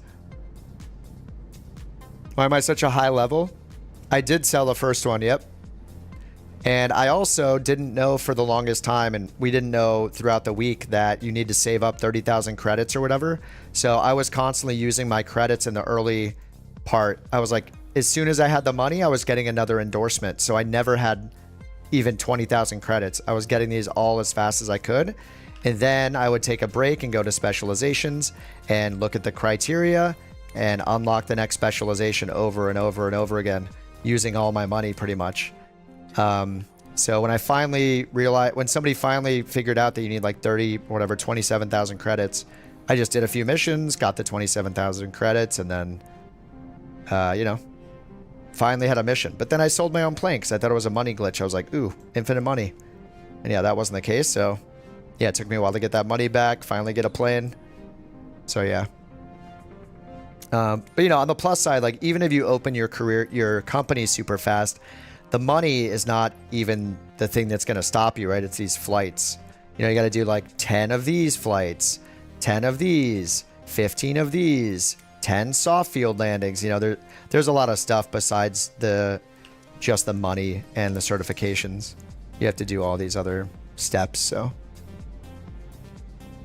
Flow Pro, Flow Pro is not going to work in Flight Sim 2024. Only Flow. Oh wait. No, sorry. I take it back. I'm wrong. Flow Free is not going to work in 24 anymore. Essentials and Pro both need updates still. I don't know if they updated it yet. I didn't get an email or anything from them, so I don't think you can use Flow yet. Just like most things don't work in 24 yet.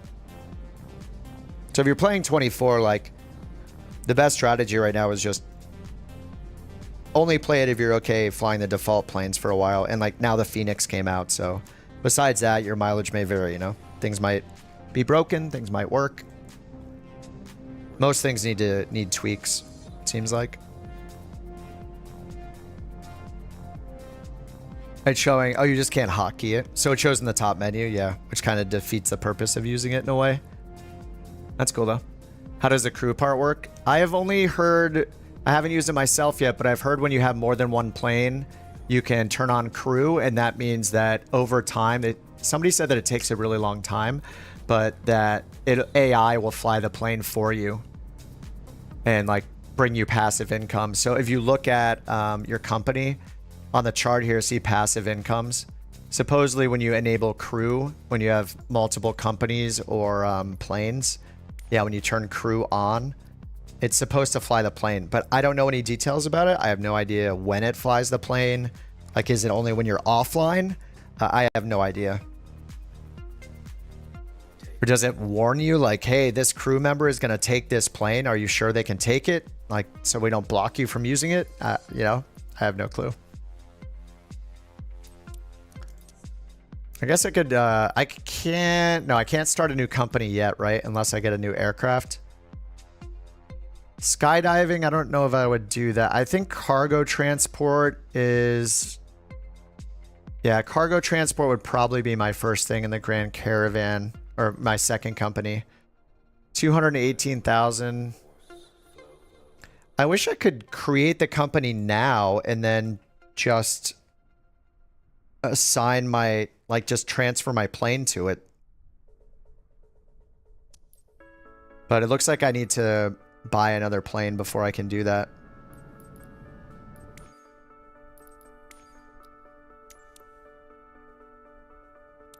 So I'm guessing. Yeah, I'm guessing I have to buy a new aircraft. I'm actually curious. Has anybody bought a brand new aircraft yet? I don't know if anybody's earned that much money yet, but variant, insurance, delivery. I wonder if you get the chance to customize the livery, because in the alpha there was an option to customize the livery, and I didn't see it in this. Are all the bugs fixed? No game has all the bugs fixed ever. The launch was bad on day one, but that's it. I mean, that's almost any game launch. So anyway, if I choose this and go next, will I see if it has... Okay, this is the variant, like wheels, radios. Okay, radios versus GPS. So this is where you can customize. It's probably more. Oh no, it's the same. It's the same with or without GPS. Nice.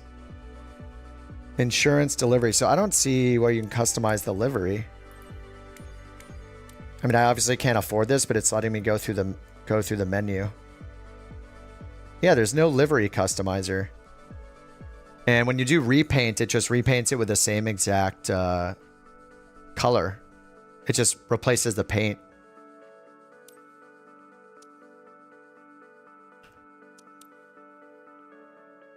I need 3 more specializations. Oh, I must need the big cargo one. I only have like 5 left. I almost have everything. Is it because of cargo heavy that I can't do it? Super heavy you can't even do yet.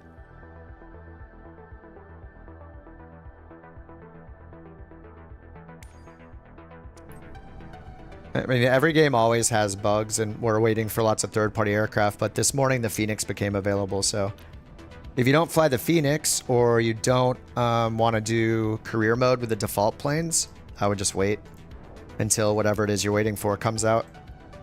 But it's inevitable. Everybody's going to be on 24. It's only a matter of time.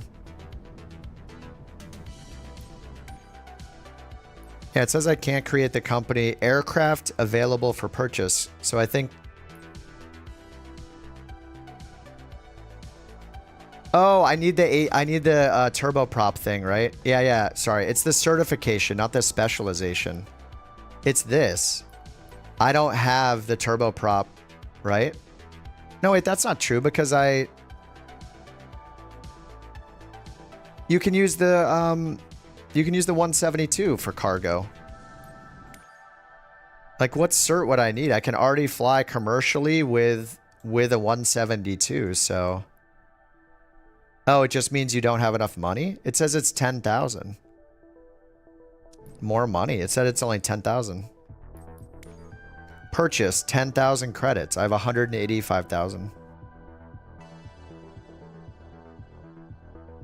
You need to have in the bank the company price plus the price of the cheaper plane. You only need enough for the plane as well. Plane plus license. Yeah, light, medium, and heavy cargo. Yeah, I have 2 of them. You need to buy a used plane, like 250K. Okay. Can't use the same plane. Need to buy another plane. Yeah. Yeah, the language here is very strange. A red dot next to aircraft available for purchase is weird. That's telling me there are no aircraft available for purchase. But what it means is you need to purchase an aircraft. The English is hard, I guess. This just tells me, nope, no aircraft available for purchase is what that translates to. So that's why it's confusing. Okay. Green when you have the money for it. Okay. Let's do some more missions.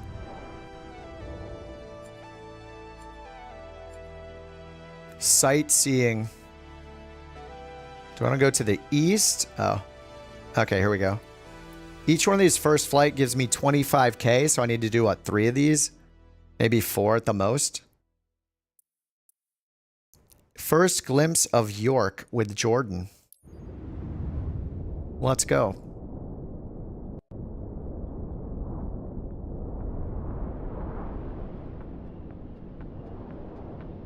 Yeah, I wish we could transfer our plane too. What's weird is you can sell the only plane you have. So clearly a company isn't required to have one plane. Because that's how I got into the whole mess with mine in the first place, was I sold my plane right away thinking that I was going to make money off of it. Like infinite money glitch. Yeah, 700K for a Vision Jet sounds about right. Kind of surprised it's not more than that. Or is it a used Vision Jet? The Draco X, yeah, the Draco X is insane. It's like a seat with a jet engine.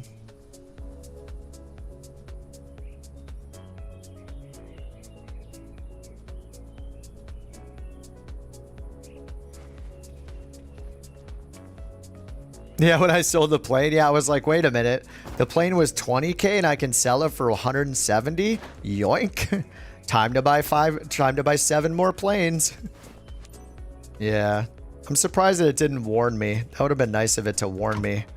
Like, hey, you shouldn't sell this plane. It was heavily discounted. Or, you can't sell the only plane you have.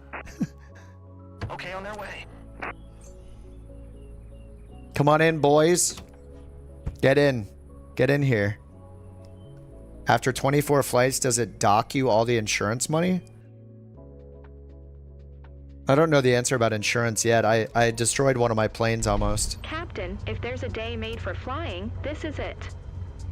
On board, you're taking one of our friends, Jordan, and a pal of his for a nice scenic ride over the region. If the seatbelts are fastened, you're ready for takeoff. Let's do it. We're just flying north, looking at one thing, and then flying back. Heck yeah. 87 November Echo Traffic Cessna, November 92575 is taxiing to runway 18.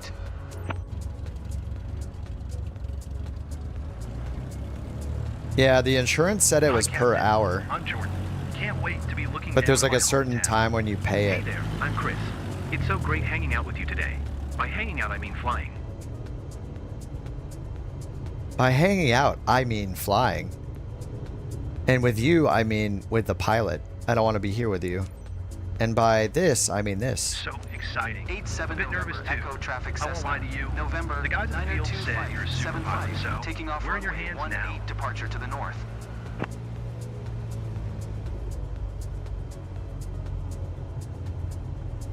How do you know? Just look, Matthew, look at the recommended specs. I think the recommended is like a 2080 and the ideal is a 4080.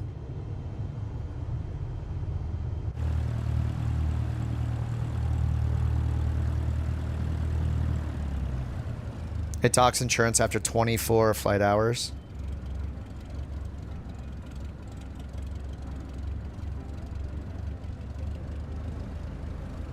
So wait, every 24 hours you're paying the hourly fee. So if you paid the 1,000 insurance, it's like whatever, it's like 1,300 times 24.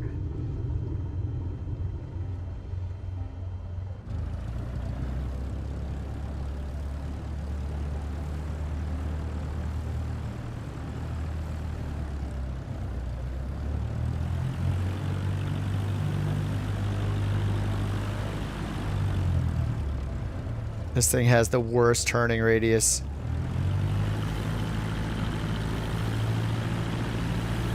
I'm ruining my right brakes trying to turn around here without going off.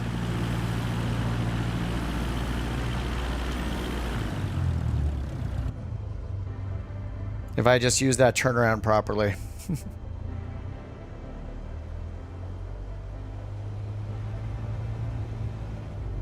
I didn't fill it up with gas again. Our right tank is higher?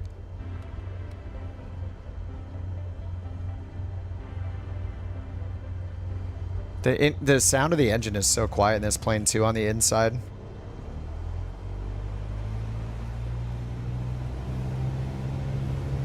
This runway, yeah, the runway is not that wide, but this is way wider than that other one. The other one was like, felt like 2/3 of this size.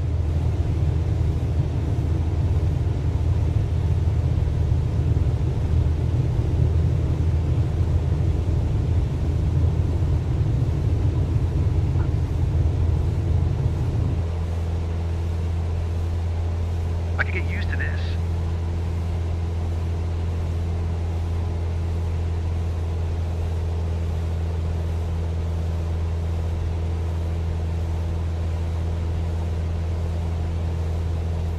All right, 2,100 feet. We need to turn around.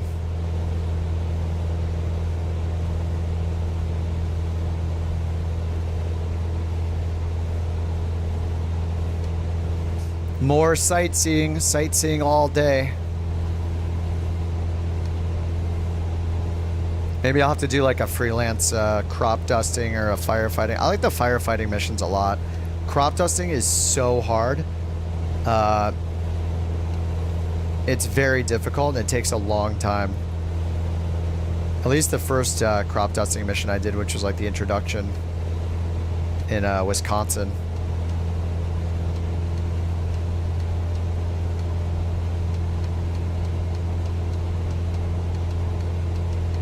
All right, fly to York. I don't feel afraid or dizzy. Pause company when you're away. Well, I'm not sure. I don't think so because it's based on flight hours. So if you're not flying, then you're not incurring costs. And the maintenance is all manual, so. Has my girlfriend taken me on a flight? Yeah. We've flown a few times together. We did, you know, like the $500 coffee run or whatever you call it.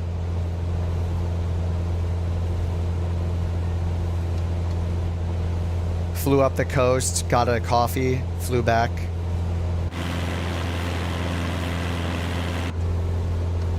The sky is mind-blowing. Seeing it from up here is even better. All right, to York we go.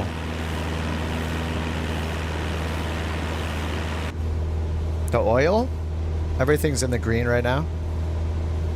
We're good.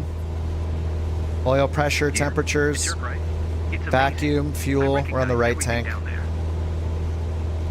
I'm not sure if it changes the fuel every flight or not. Like it's in balance, but I don't feel like I've been running out of fuel. Like they're both above 10 gallons, so we'll see. We'll see if they go down over time. And we're doing these really short flights, so. All right, 2,600 feet. No, not yet, Josh. She was working on her instrument at one point, but it's been a while, so.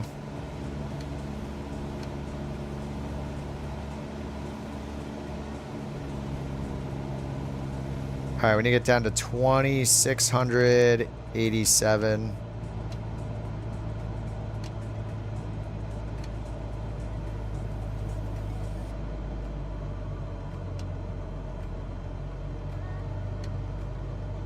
All right, 2,600 feet. What are we looking at here? We're just looking at the city, the town. York.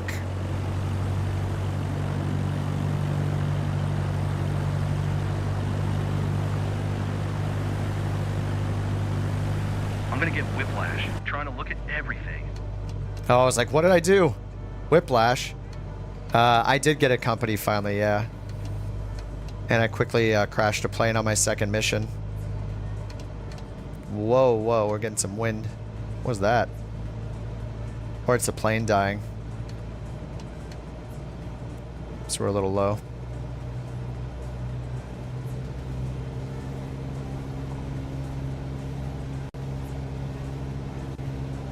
Little stutters. I did have full insurance, yeah. The insurance thing was weird. Like when it gave me the message, like, oh, such and such, your plane is damaged, you need to repair it, whatever. It said insurance covers 0%. I was like, wait, what? But it kind of seemed like the insurance applied when I was repairing it. So say a component like the landing gear was like 8,000. I think when I repaired it, it didn't actually take 8,000 credits. That's when it applied the discount, which was kind of weird.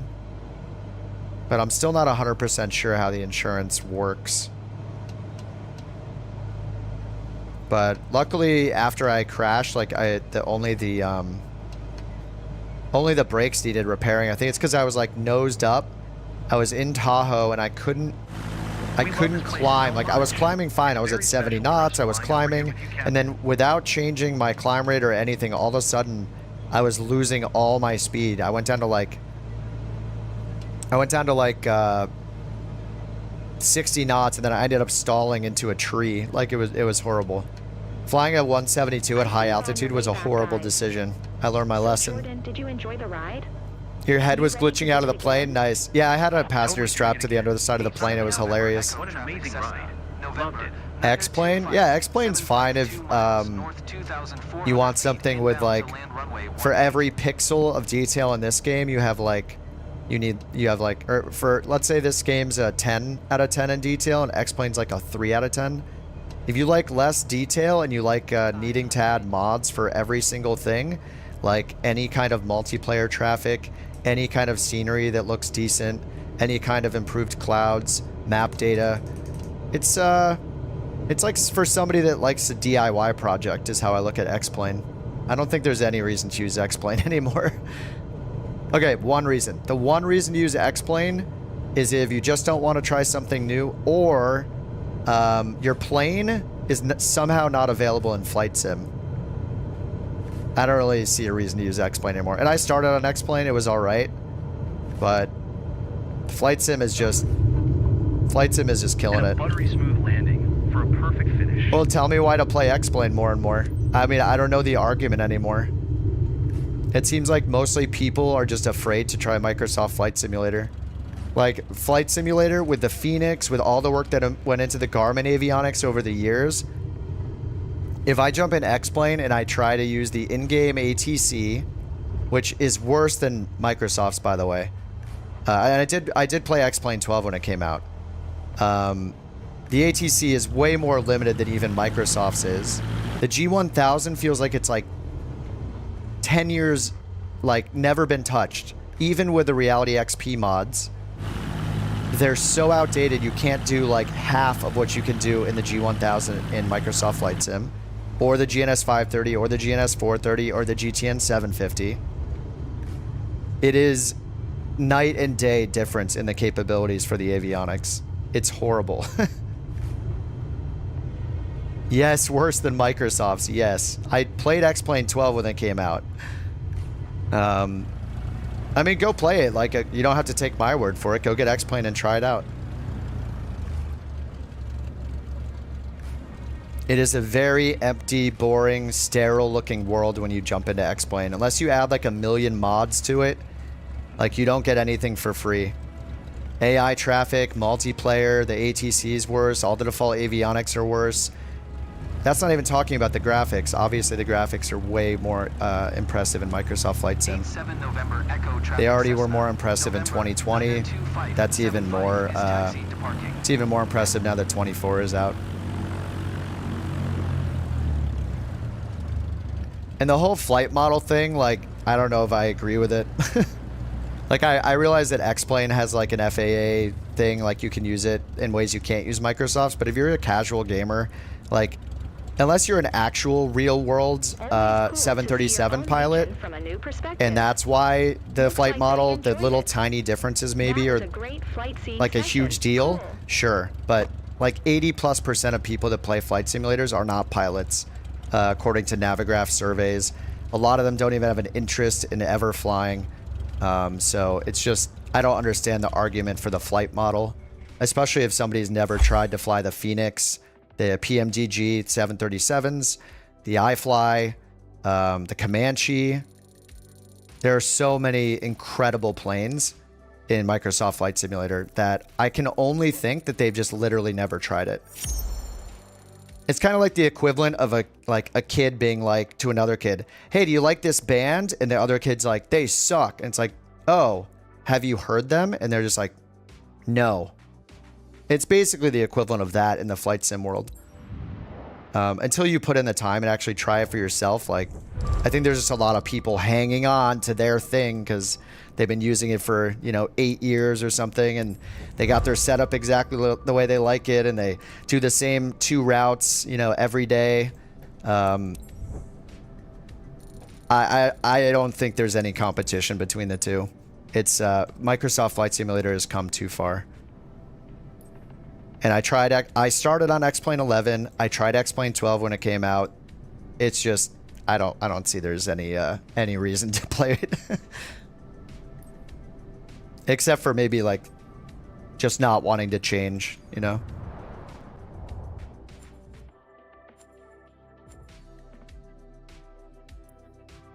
FSX. I've heard a lot of good things about FSX. I mean, the mission system, but I mean, the career mode in this is pretty incredible, but I never played FSX, so I don't know myself. I mean, I've seen all the ATC videos, you know? Like McDonald's versus Burger King? No, it's like eating a a chef prepared hamburger versus McDonald's. You know, it's like eating at a nice restaurant where they prepare a burger compared to McDonald's. I mean, McDonald's is delicious though. I mean, you know, are we really going to lie about that? It's delicious. You want the flight model to be good. You don't care if it's perfect or not. The flight model is just such a weird thing to complain about because no matter how, as long as the plane is doing roughly what it needs to do in certain situations, you are not doing real world flight training for like the feel of a simulator, right? You can do IFR stuff, and like as far as I've heard from real pilots, IFR is the benefit to sims. So you're not going to feel your uncoordinated turns in X-Plane differently than you're going to feel them in Microsoft Flight Simulator.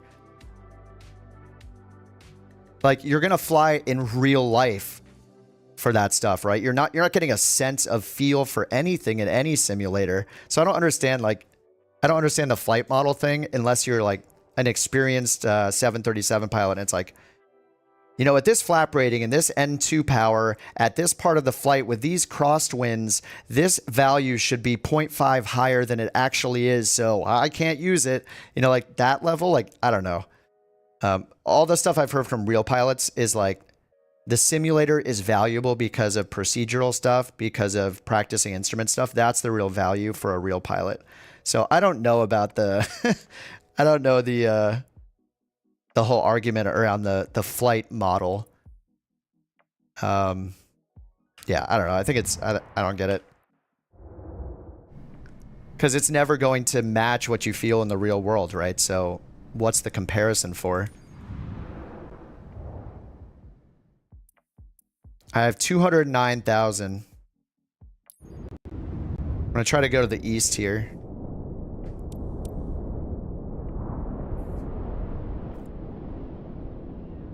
TMO says the purpose of Sims is for training procedure. It helps you get down the procedures of flying the plane. Yeah, like who's been in, I'm sure someone here has been in like a real like approved sim for hours. Are you sitting there looking at the flight model of the plane when you're in those sims? Or are you just thinking, okay, when I pitch up at this or when I do this procedure, this should happen? It's not like, hey, it feels like I need to move the stick slightly more than I would in the real world. Is that actually the feedback? Like, I don't think so. It's more about the scenarios you're flying. You're a PPL, and yeah, it's all instrument training.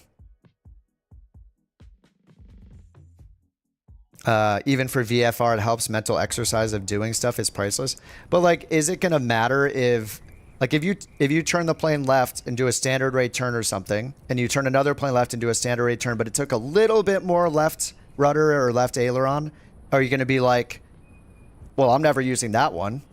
Or are you gonna look at the one that's got, you know, 5 times the detail in the avionics, the procedures, the failures, you know, all that stuff?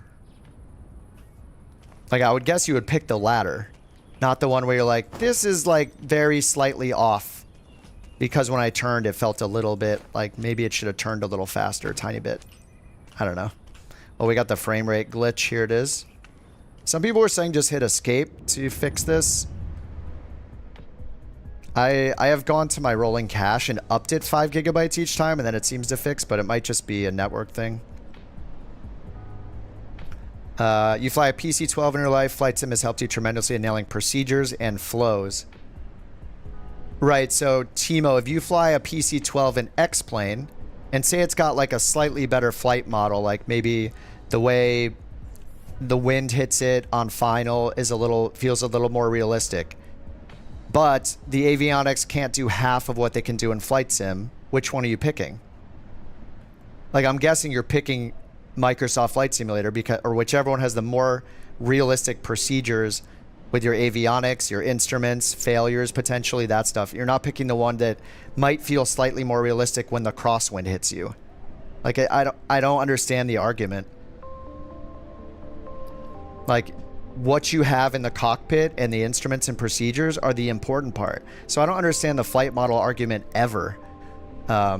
as long as it's like close enough, it should be fine. Like I'm picking the G1000 that lets me use all the buttons in it, not the one that I can't even like program the right approach in because it's missing from the database or something, or it doesn't support visual procedures in the G1000, you know, or it doesn't let me use the track vector arc because it hasn't been updated in 8 years. Like I'm picking the one with more capabilities.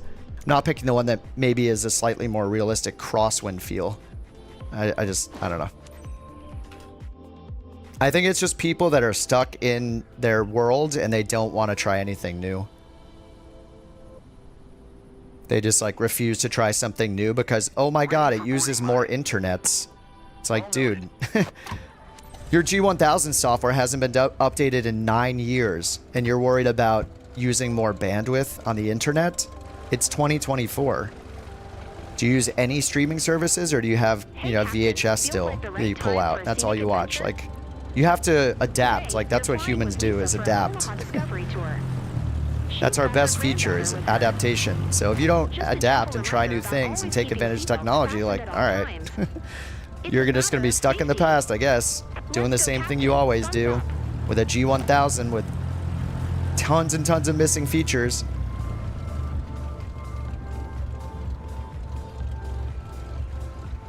Oh no, the hold short. Let's try this. Alt P. Yes. Lisa. How are you? I'll tell you straight up. You get sent to I'm not class feeling very Delta Sims confident, for but I work do trust you, qualifications. Captain. It's so realistic. You can get type rated Hi. with it. I'm Lauren. But at 20 million a Relative. piece, it better. Well, that's what I'm curious about those like super those super expensive, like, yeah, like FAA certified flight sims with the hardware and everything. And, you know, they're probably running X-Plane or whatever. Is it? Because Microsoft Flight Sim isn't used in those scenarios, right?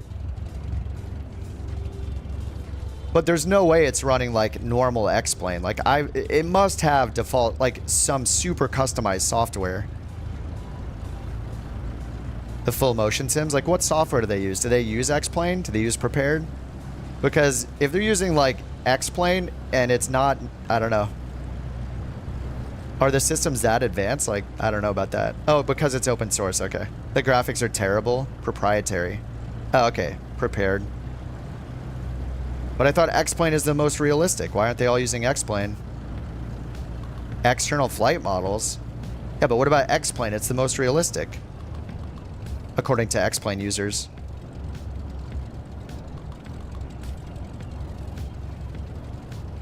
I should pull out X-Plane 12 again just out of curiosity one day, because I feel like I'm going to be extremely disappointed again like I was when it came out. Own back-end flight model. Because I always hear about X-Plane too, like, oh, it's the one that's like had a FAA certification or whatever.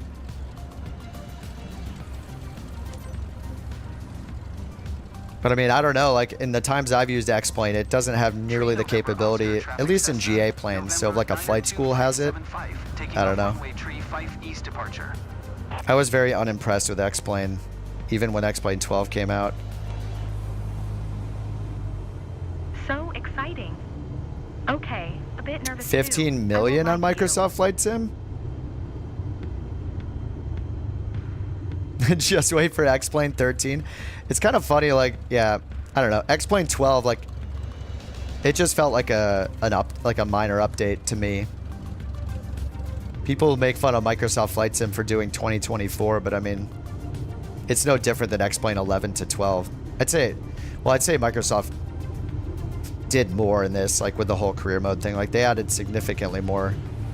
Not to mention like balloon physics, multi-rotor physics. They redid like all of the flight dynamics. I don't know. I just don't think there's competition anymore, at least not for the home simmer. Like in professional applications, you know, maybe. I don't know. I don't understand. I will never understand. I want to see one of them try Microsoft Flight Sim.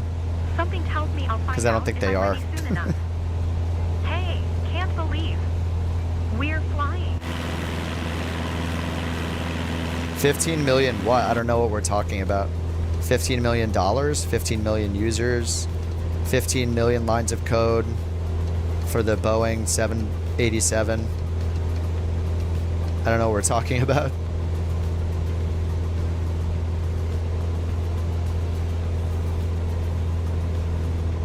Fly to NP Dodge Park. Oh, we're getting stutters.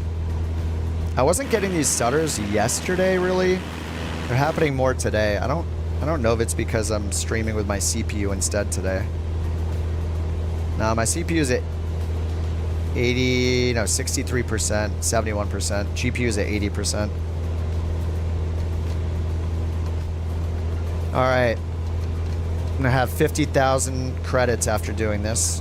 I need the money. 15 million minutes load screen. Just reinstall the sim. If you've been stuck at the load screen for like days and you haven't reloaded the sim yet, it's like turning the router off and on. At some point, you just gotta uninstall and reinstall and try it again. Microsoft tested with 200,000 users. That's a lot of users, isn't it? What, 200,000? Right, Captain? Is that a small number? Here. How many It's millions of 50 Dodge Park, testers right? do you think there are in the world? They did an open alpha for a weekend. It was 3 days. I played like 20-something hours of the alpha.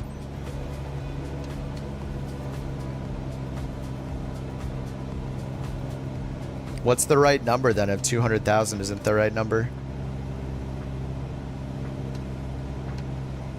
I mean, isn't 200,000 sound like a lot? I mean, we're all playing right now, aren't we?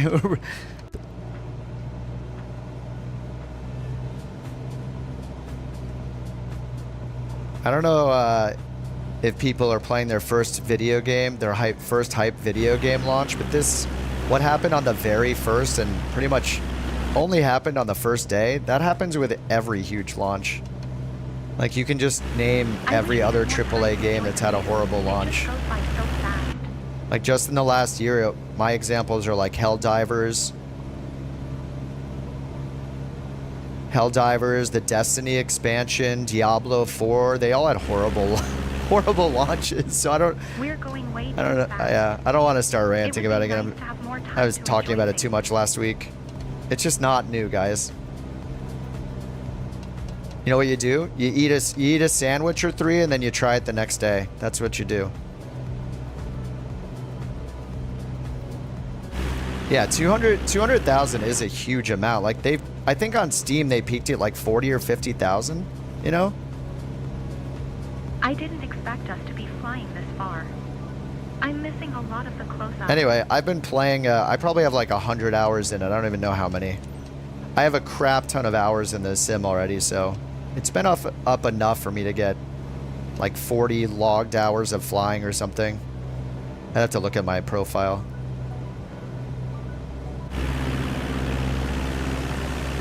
Yeah, sandwiches. Yeah, there's only so much you can simulate in testing, guys. The amount of different people from across the world on different configurations, all hitting it on different ISPs at different times, and, you know, there's only so much you can simulate. Wonder what the real numbers are? Oh yeah, I would love to know the real numbers.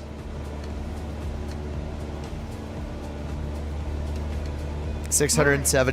607 people are on FSX. Everything all right? Nice. I'm just soaking all of it in. Totally. Yeah, I wish Microsoft had like a stats page for how many people were playing Flight Sim globally, like across all platforms. That'd be awesome. I mean, what was it? The 13 million is the number they said for 2024. Like, it's just basically a sales number, right? Was it a sales number, or was it like the number of people who like started a flight? You know, like actually loaded the software. Yeah, they underestimated. Yeah. I thought it was just one system anyway. Like, one system had the clog. It was like, you know, there was a snag in the hose kind of thing, and then they fixed the snag in the hose. All right, 82 knots. Keep the right turn going. Need this money. Total sales, I yeah, thought probably flying 13 would be million. more serene, you know? Not as fast-paced. All right, we're slowing down. Chill. We're slowing down. I really got to learn to get down to that 82 knots in advance.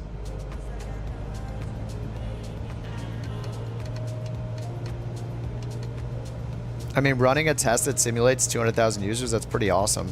I mean, that's a lot, isn't it? Seems like a lot.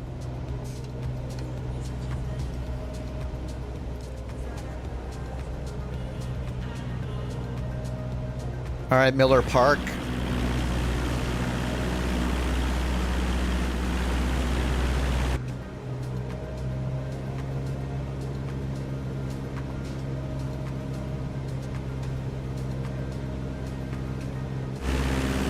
Yes. All right, to the west now. I'll keep the turn going. Overspeed flap thing. Yeah, certain planes it's bugged in. Yeah, like the, was it the Optica? Or the Beaver? I think it was the Beaver. Like, as soon as you put your flaps down, you get the overspeed bug. Whatever, they'll fix it. Those kind of things don't even matter that much. It's fine. Especially when you're doing your own company. Like, you're going for money.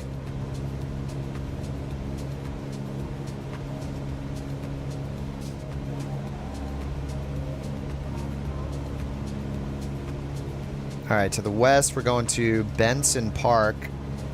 I gotta watch out for all these like radio towers or whatever these things are.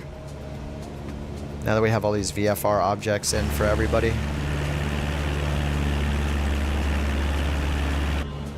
How do you buy a company? You just save up like 26,000 credits. It just needs a pounding music to feel like we're in an action movie.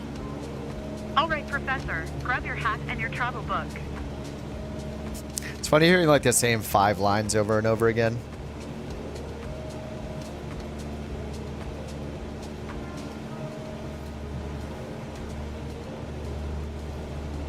All right, Benson Park. I guess it's this right in front of us.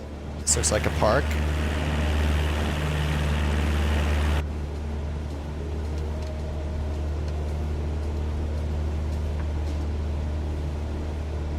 Oh, it's not. It's 2 miles ahead still.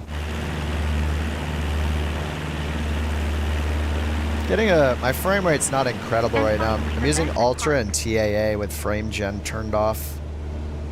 Maybe I'll turn frame gen back on. Get it ultra smooth. Just trying to maximize the quality here.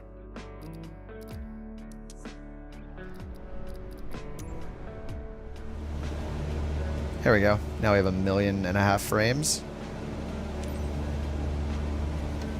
All right, 82 knots. 2,100 feet.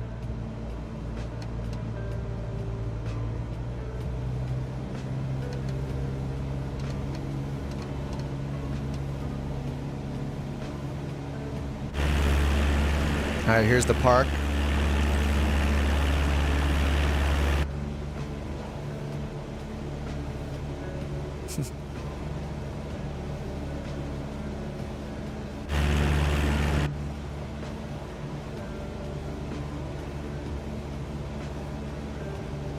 Oops, 82 knots, 2,100 feet. Trimming it. Can you fly really slow for a moment? I think you can only do fast travel, Brian. In the background. It would be nice if you could fly it manually. I've only seen fast travel though. And I just barely learned about it myself. How you can like, you can just choose any mission and it will automatically transfer your pilot in your plane.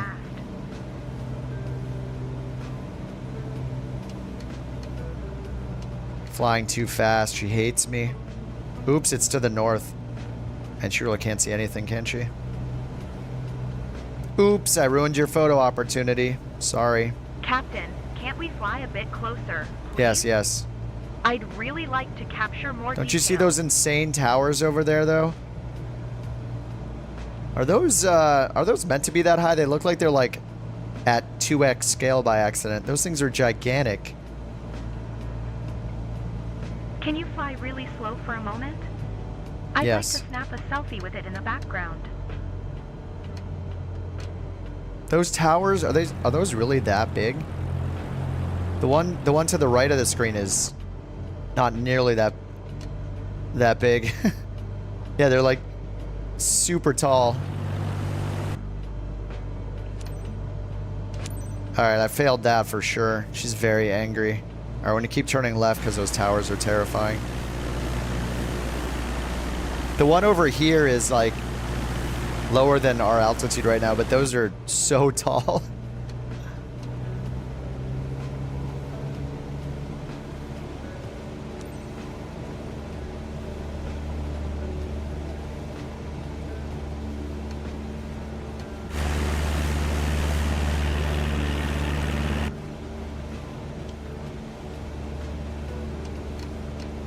Base jumpers use them? Heck yeah.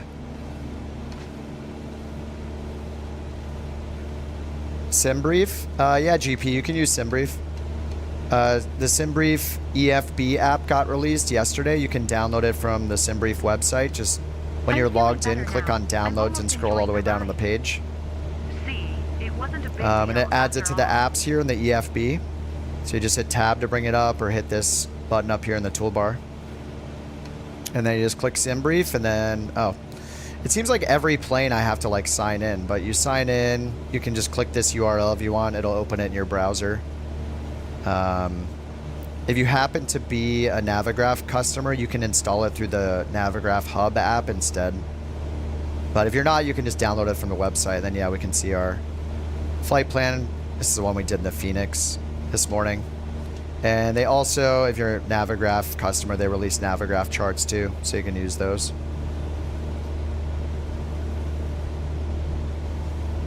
Looks like it's glitching out. There we go. Definitely a bucket list moment for me. Whoa. Alright. That might have been from the Navigraph app. Yeah, it is. Look. Yeah, it just stutters a bit when I first open it. Or when I close it and open it again. Now, like the UI is messed up too. I can't find like the find a plane button. Yeah, it looks like it's just causing some stutters. But you can pop the tablet out into your second monitor.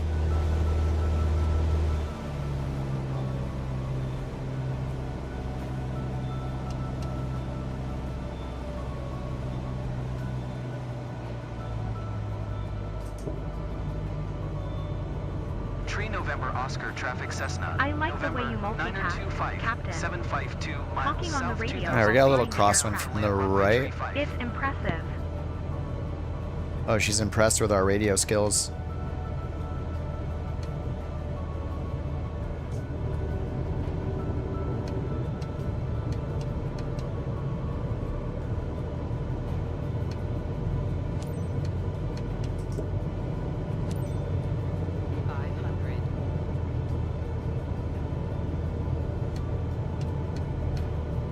November Oscar traffic Cessna, November 92575 is on final runway tree 5 to land.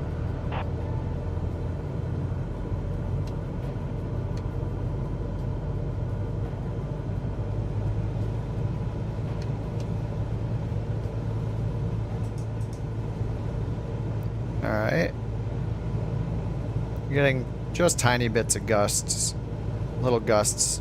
0 right now. 6 knot headwind.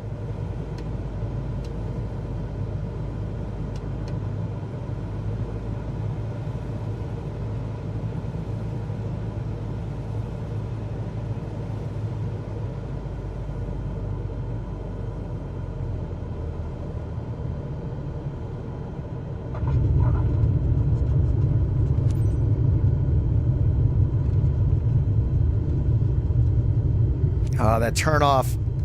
I don't want to slam on the, oh, I can take the next one. Nice. I don't want to slam on the brakes.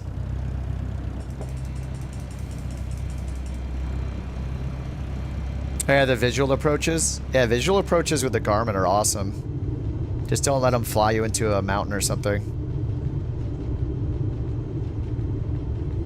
Yeah, I bought the Flightseeing company too, Clinton.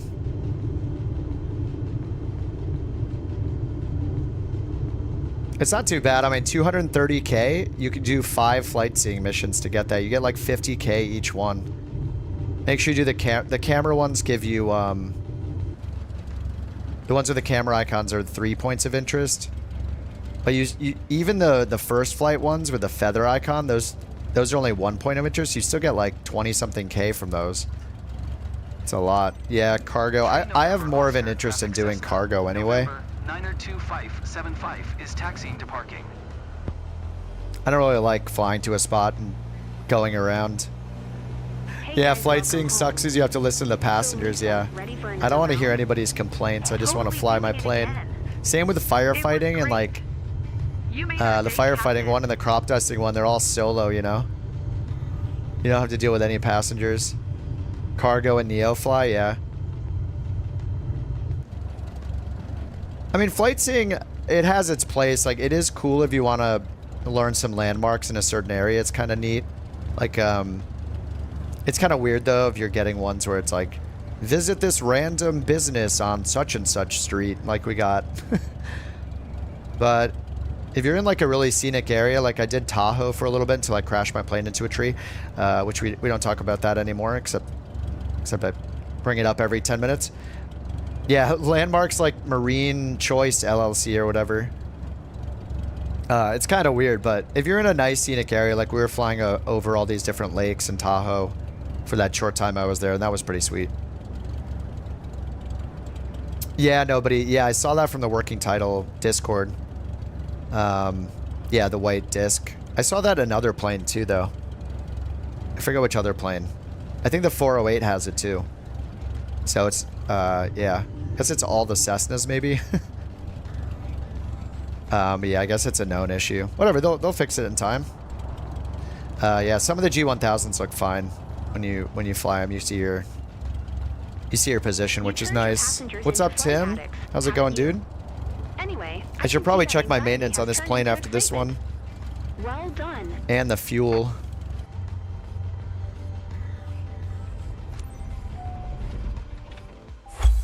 Oh, all right. Pull the mixture, bam. You can get the air traffic NXT. You have to go to the online settings, and unfortunately, there's going to be bugs a lot of places. But you know, there's a bug where you it resets it every time. So I don't know if I have it. Oh no, I do have it turned on, but you have to go into settings every time. Man, only 36. Crap. I think it's maybe where I am in the world. When we were in California, we were making 50K. Cost of living thing.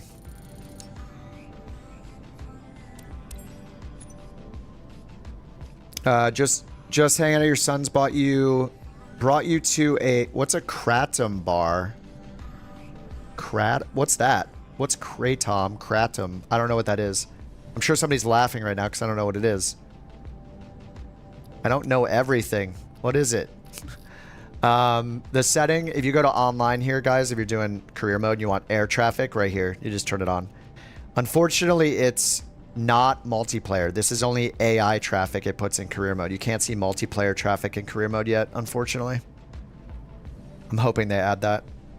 Oh, it's a fish? Katum? Some drink from Asia gives you a buzz. It gave me a buzz, but after a little while, I got really sick. Hey, sounds like it's doing its job. All right, I'm at 240K. I think I should take a break with these missions and just earn, it'll be a smaller amount of money, but I want to do a freelance or an employee mission. Just a different one. I want to do, crop dusting is so hard. I think I want to do a firefighting one. If there is one. Any fires anywhere? There are a lot of agriculture missions. They're so difficult. Man, maybe I'll have to do one of those. Yeah, I don't see a fire right now. Agriculture in Florida. They pay pretty well. Look, 18,000.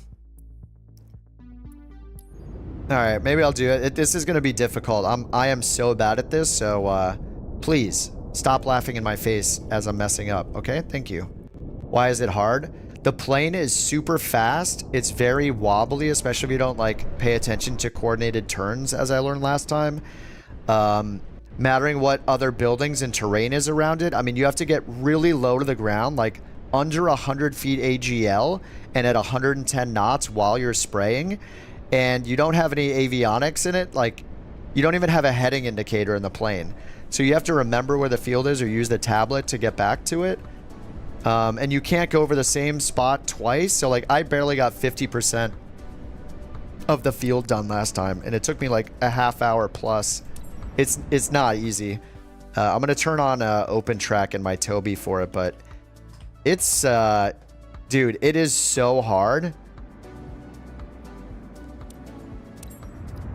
Oh, you're hooked on the crop dusting? Wait, did you already get crop dusting unlocked, Tim? It's, dude, it's difficult. I have a hard time with it. I'm no sim bush pilot, and it shows.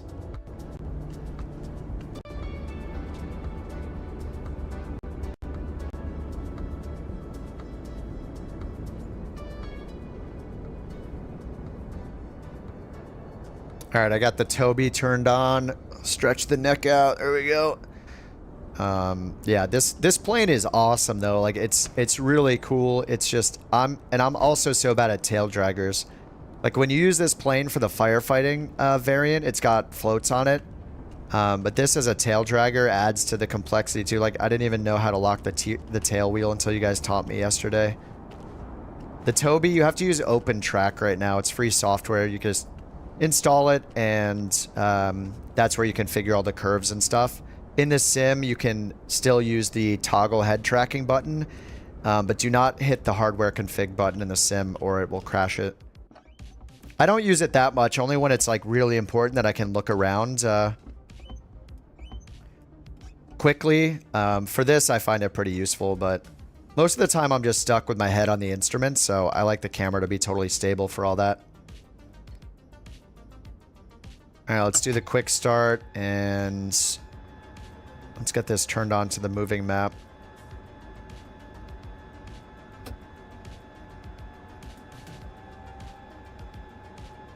All right, southeast for the field.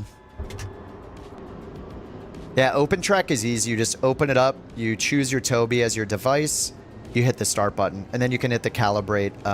There's a calibrate curves button, so you just hit that to calibrate the curves to your liking, the sensitivity and stuff like that.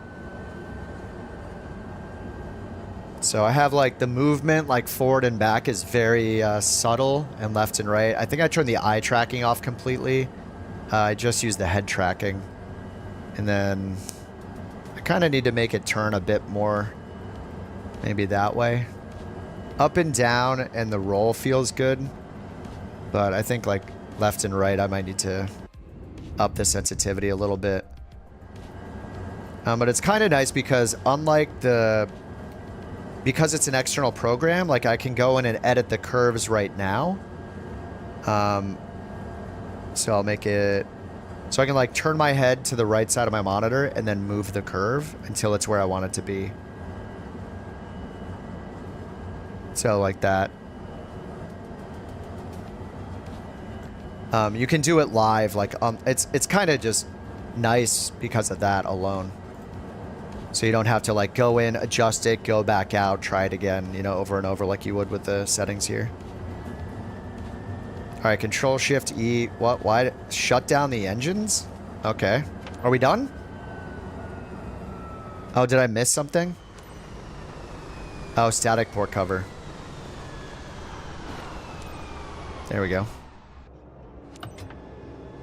Oh, they're on sale for Black Friday. Yeah, the Toby's great. People always talk about Beam or whatever. Beam head tracker. I think they said it's like $10. I don't know. Is it an app or does it use a webcam? It's either a webcam or like uses your phone's camera or something like that. The Toby's pretty expensive. All right, request refilling. Ground service N34845 prepped for reload. N34845 ground service understood, preparing fertilizer mix. Ag pilots don't fear death. Oh man, it's difficult. This is like such a hard mission. I'm not good at these, but I appreciate the challenge, I guess. Hey, we're on the same crew apparently. My name is Kurt, but everybody calls me Veggie 3. We'll be working together today. Let's recap before takeoff. Sarah Ricketts, our fellow farmer, needs nourishing over Towards some your crops. VR headset Every so part you of can her really fields has to get experience the this proper game in amount of its true nutrients to form. produce healthy yields. Thanks for the super chat, DA Master. Yeah, for my VR headset. I actually have one. Sorry, I'll have to give you a refund. For pizza. For pizza and beer. I already have a VR headset. I just don't use it very often. I'm tempted to take it out again, but I don't like wearing it on my head that long. And I also I haven't set up for streaming it. That's like a whole other way to stream. But yeah, I haven't used it on 24 yet. The faux hawk. I don't even have a faux hawk anymore. Once upon a time.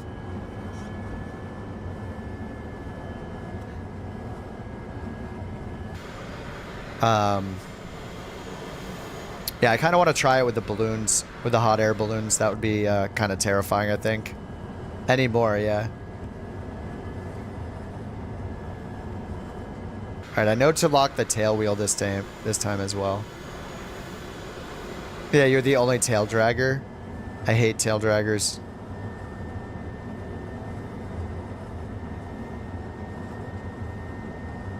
Once they play in VR, they'll never play on a monitor. If all VR headsets weren't super heavy, I would agree with you. And potentially cause horrible eye strain and headaches and vertigo and stuff. Maybe. If they didn't have those issues, then yeah. Oh, what do we downloaded here? Why didn't we download this when I was sitting at parking? Whatever it's doing right now. Oh, I'm gonna get a taxi. I'm gonna get yelled at for taxiing.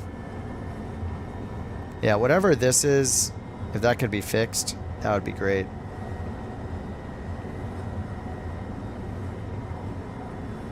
Two frames per second. All right, let's try the escape. We'll wait until the camera's panning correctly. Is it finally getting cold in LA? By cold, like in the 60s, yeah. Sometimes. Today it was like high of 63, it looks like. Okay, now we're good. It must be, I mean, it's either a rolling cache problem or it's just downloading a ton of stuff for some reason.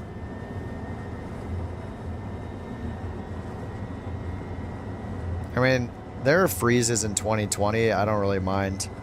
I think my last flight in 2020, when I touched down, it was literally like a microsecond before touching down on the landing. Or like, whatever, 2 seconds before touching down. It just freezes for like 10 seconds to load tons of data. It's like... This is not unique to Flight Sim 2024. I also, for a long time, got like 30-second freezes in cruise randomly.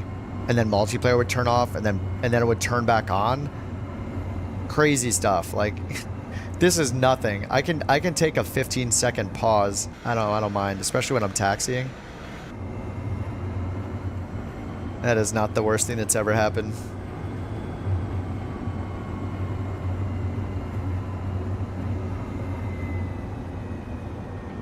All right, landing lights on. Oh man, this is gonna be stressful. This takes a lot of work. This is not easy. I'll probably crash into a tree. I did once on the first time I did it. Didn't pull up fast enough. I also had engine failures. I was overpowering it the whole time, like giving it full power over and over again, and it like started having engine malfunctions. So, yeah.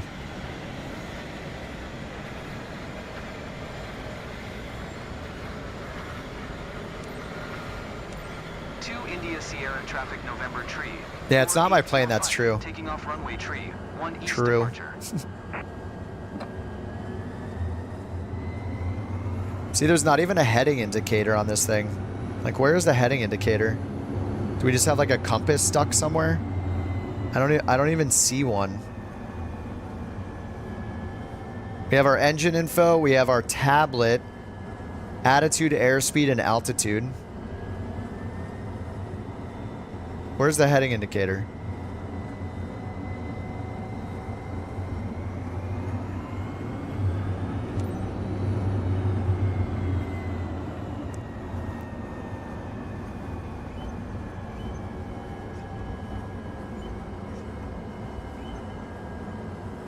Alright, let's lock the tail wheel. Yeah, I think we need flaps 1. Yeah, you can navigate by the iPad. Yeah, it's just weird there's not a heading indicator.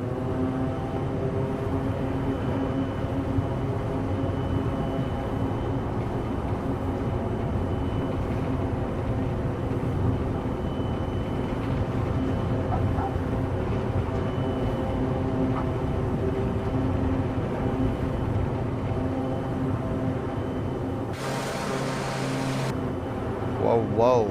All right, it's time to spray. Well, soon it'll be time to spray. Turn off the assists.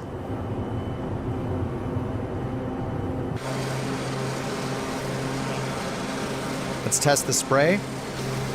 Oh, yeah. Who wants to get sprayed?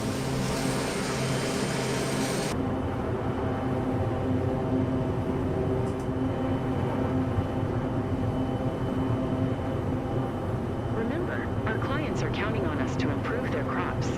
It's big zone, so this should be a good day. Make sure the wind direction is in your favor to avoid drift and wastage. Make sure the wind is in your favor. To keep you updated on what still needs to be done. Okay. Love that job.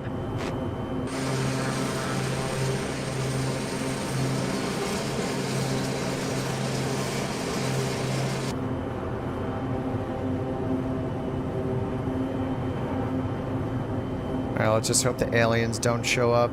We'll be fine.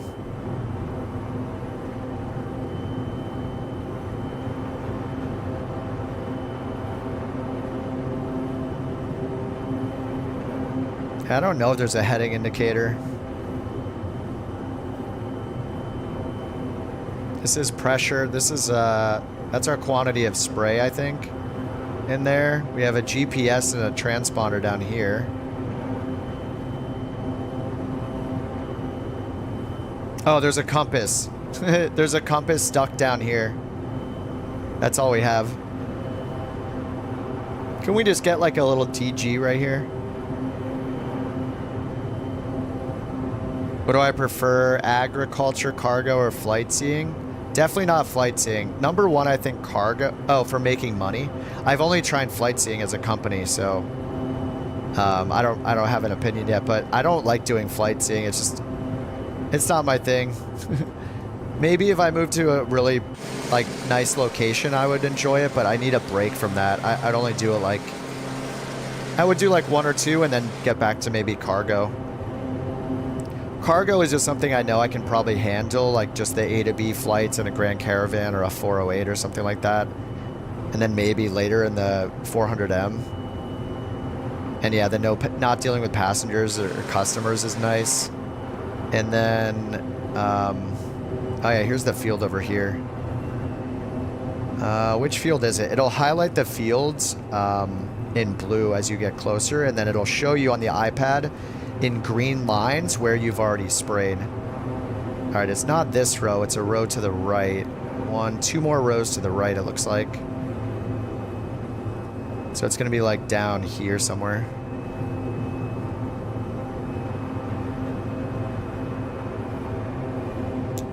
But the agriculture stuff is cool. It's just, it's really challenging. So like, this is the one I want to get good at.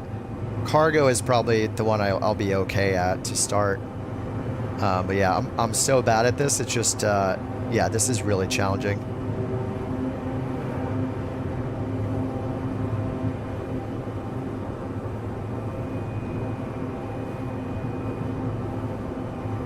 And I should really be going north to south on this. I don't actually know yet. Like there's going to be trees. It looks like there are trees after it. So yeah, I'm going to want to go north to south.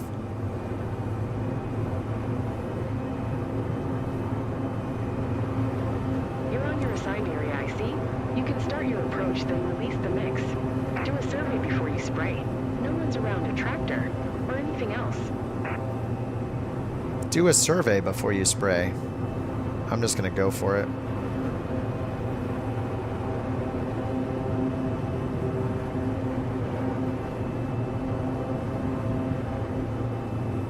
And it's hard to be fast too. Like I think I'm supposed to like,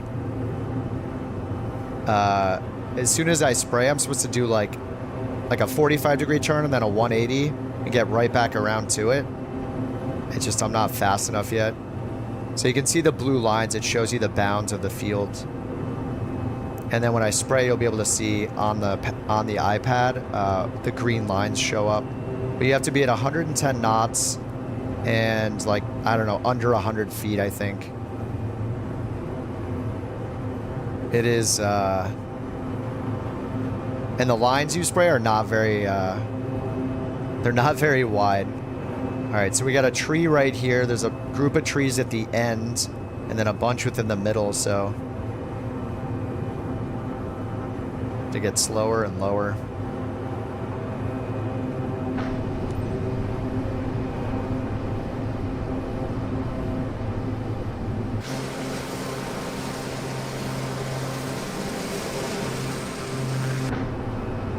Too high already. So this progress bar, the little tiny blue progress bar, that's all I did right there. That wasn't a great run. I was too high towards the end of it. And then on the iPad, you can see a little line, this yellowish lime colored line right there where I sprayed.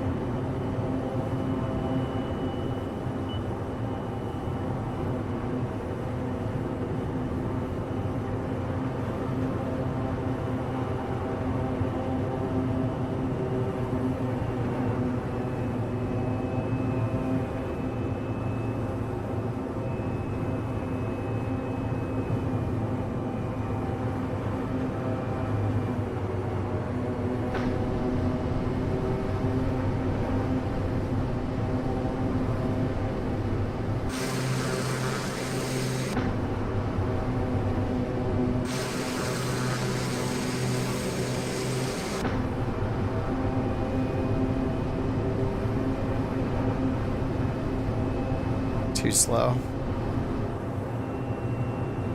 So you can see how big this is and like how little of a line you make each time. It's you don't have to complete the field. Like I'm sure if you get good enough you could. Like I can't right now. I'm probably gonna get like half the field done by the time I run out of time or spray. I think they make it so like you get to a certain timer and then you can like call it good. You can be like, I'm done, it's good enough kind of thing. But it's, yeah, it's tedious and every run is a potential crash. It's kind of insane.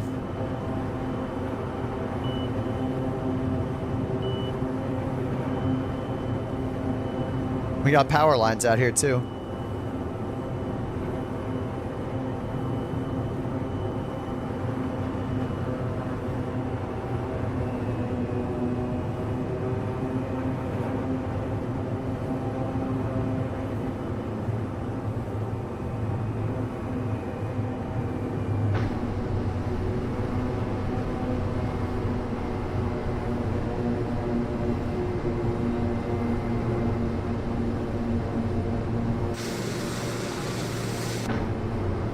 The effects are so cool though.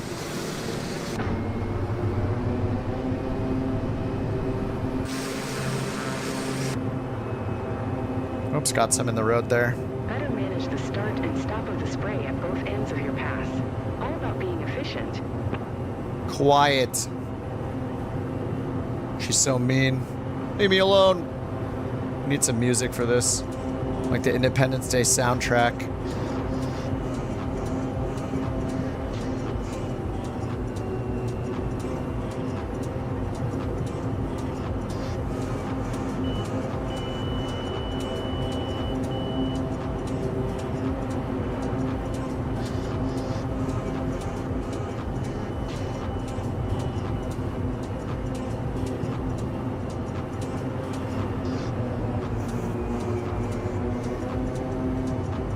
These trees are like right in the way.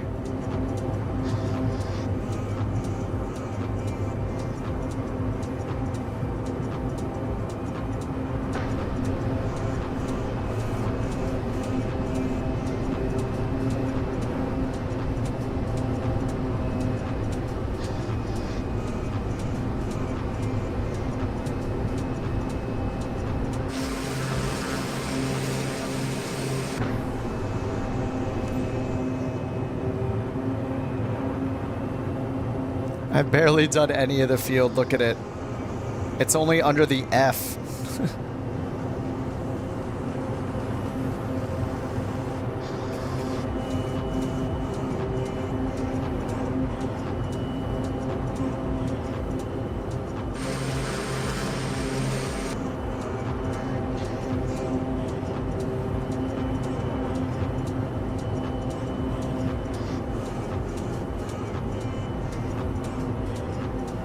Oh, there's a YouTuber that does this.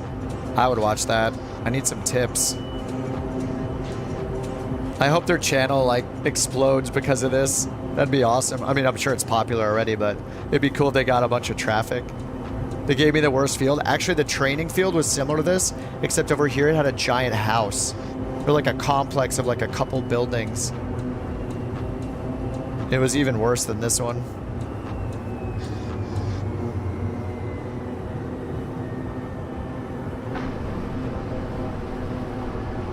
This plane is like so wobbly too, just like all the time. It's yeah.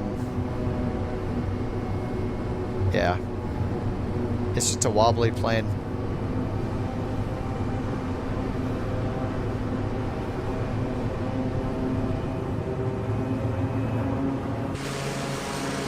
There it is fine.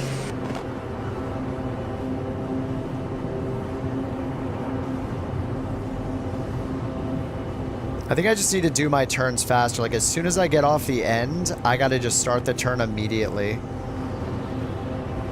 Yeah, the particle physics with the spray is so awesome.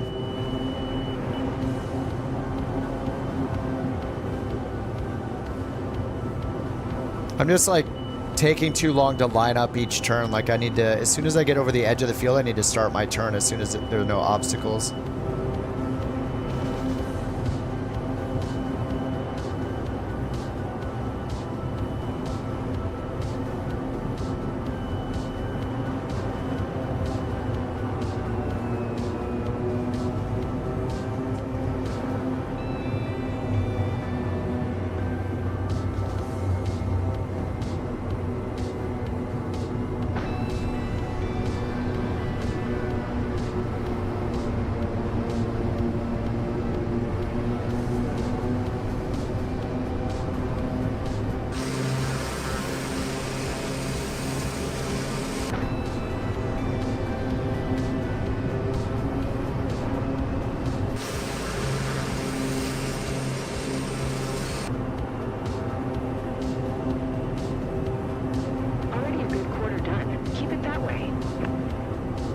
They pull up and pretty much stall it. Sweet.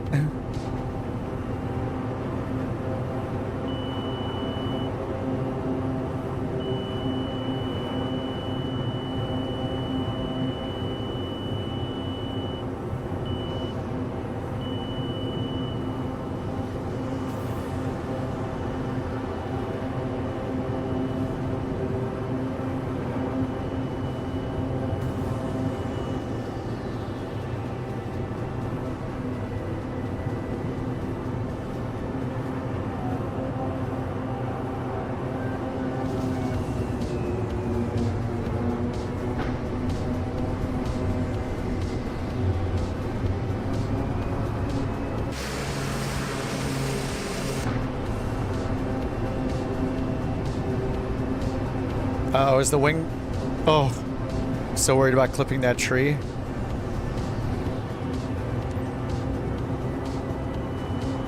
There it is fine.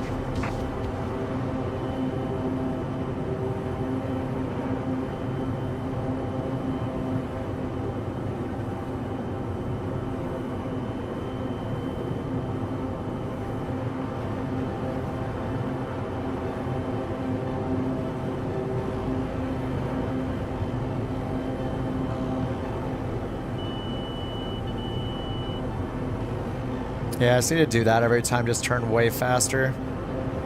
Just start that turn sooner. Well, we have a ton of fertilizer. We have like 380 pounds or gallons, I think it says. Or is it like 38 something? I think it's probably not 300. That seems insane.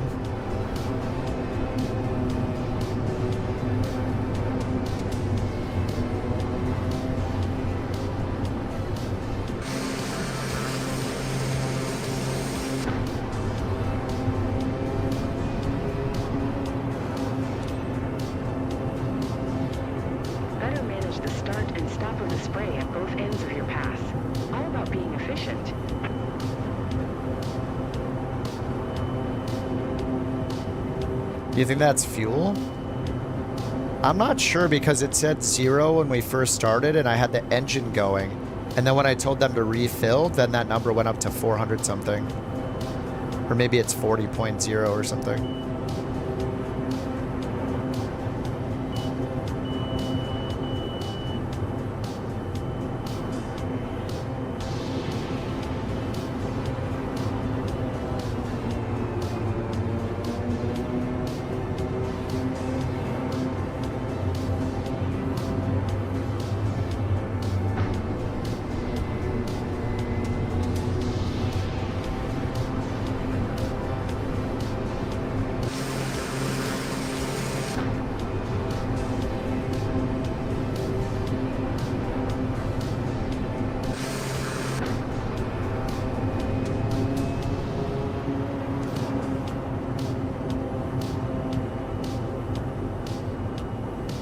So I do not know how to do more than half the field. Like, this is just so much work. Ooh.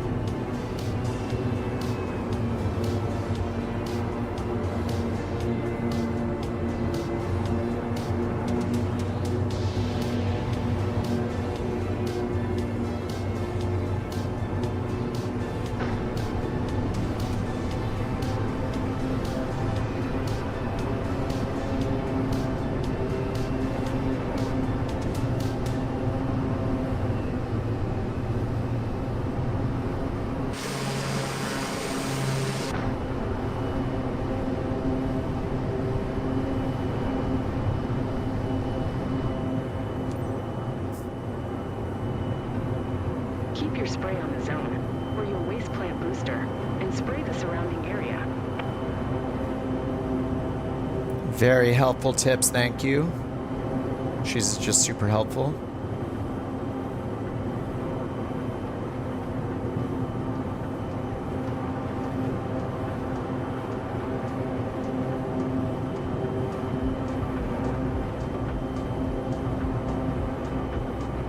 I guess I'll try a diagonal run a little bit. I mean, these trees are like right in the way at the end, so I don't know how good I can get in there.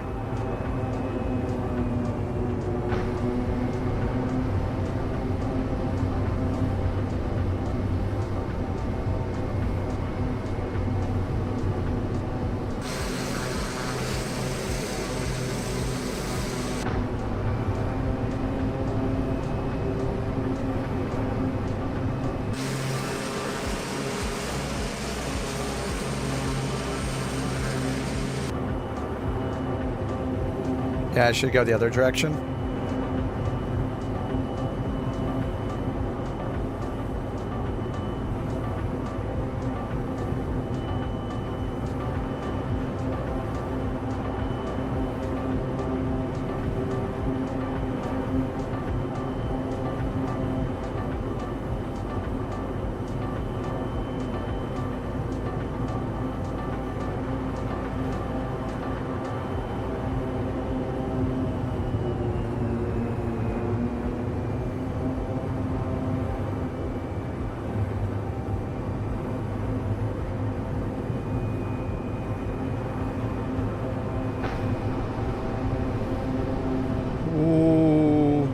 Oh no, I gotta go left. Yikes.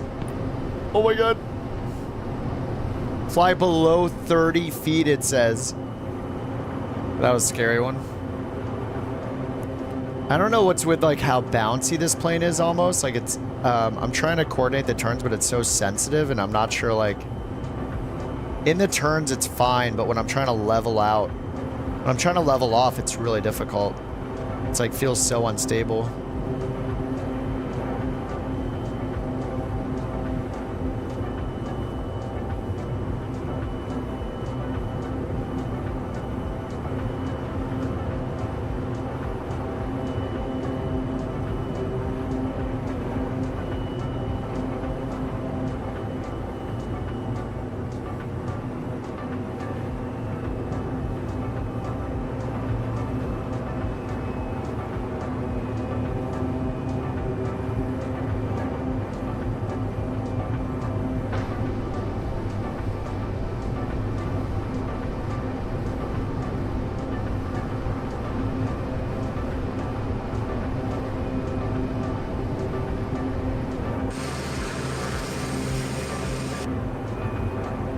change the start and stop of the spray at both ends of your pass. All about being efficient. Oh, you think it's mimicking like the fluid sloshing around in the hopper or whatever? And that's why it's so hard to control? Oh, that makes a lot of sense actually.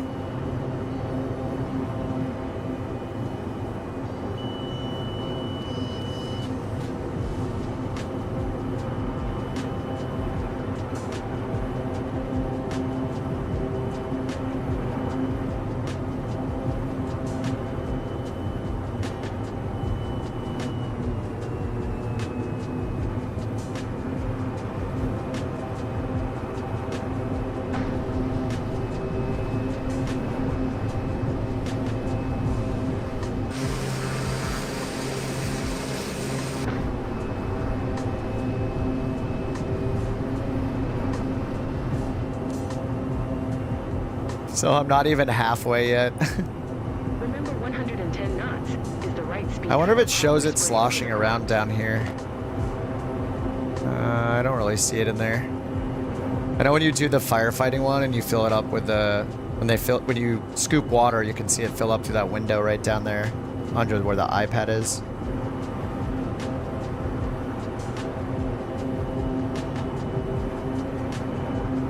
Yeah, the weight changes each spray. Yeah, that makes sense. The sloshing around is definitely how it feels. Like as soon as I pull out of the turn, see there'll be like a wobble. Like right there, it's kind of a little wobbly right now. And then it settles down.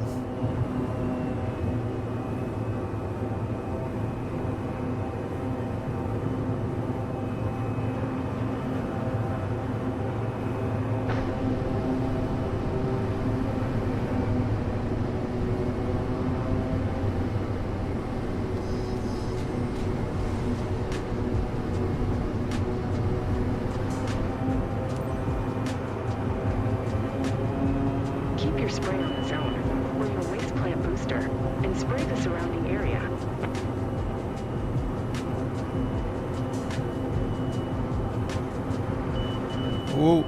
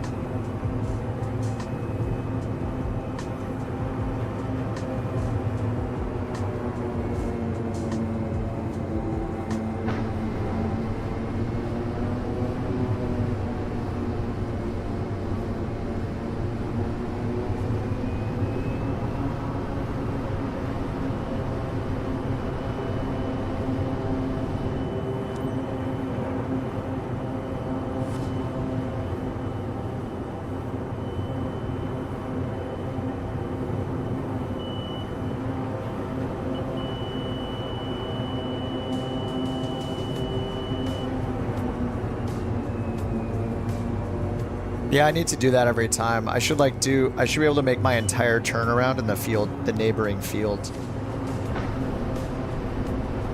I just need to like push it.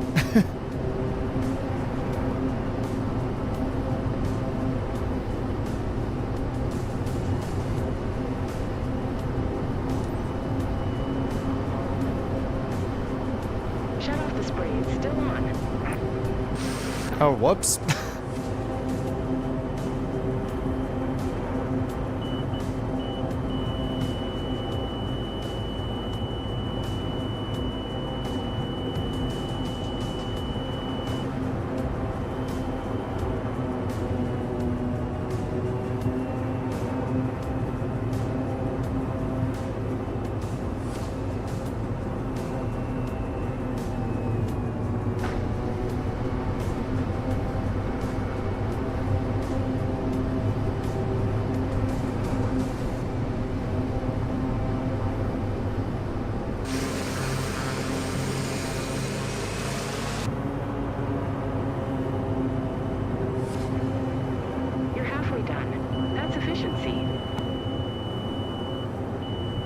Halfway done.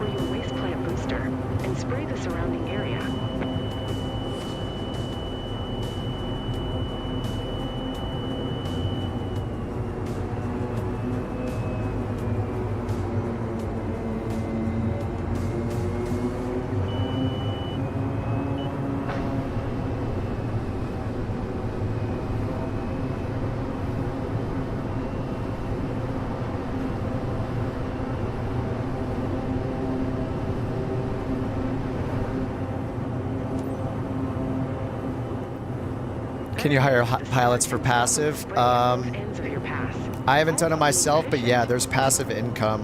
When you have more than one plane, you turn the crew on and it's supposed to earn it, but I haven't tried it yet. I'm not sure. Somebody said it takes a really long time to earn any passive income, but there is a passive income legend on the chart, so it's definitely a thing.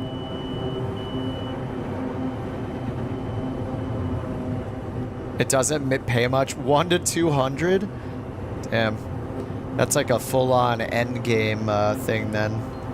When you have like 100 planes out there.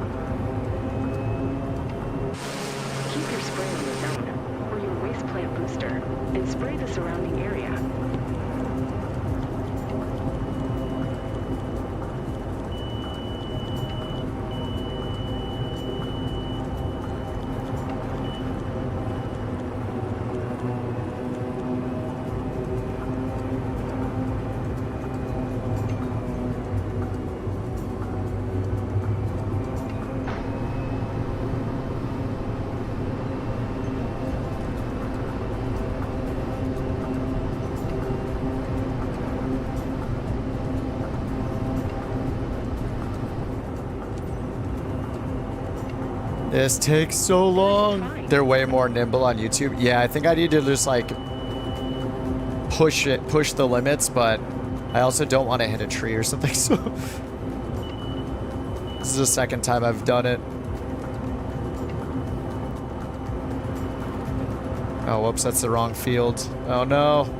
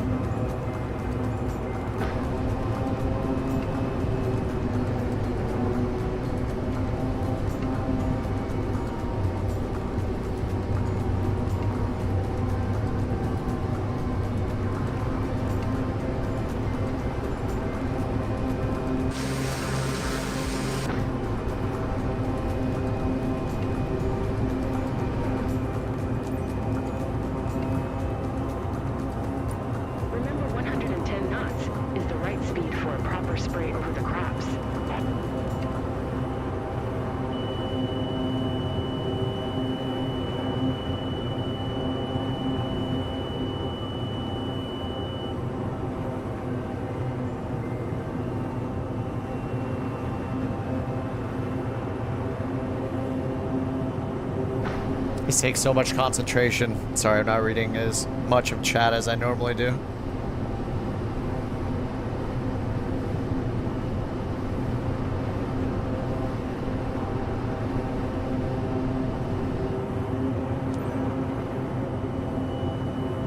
There it is, fine.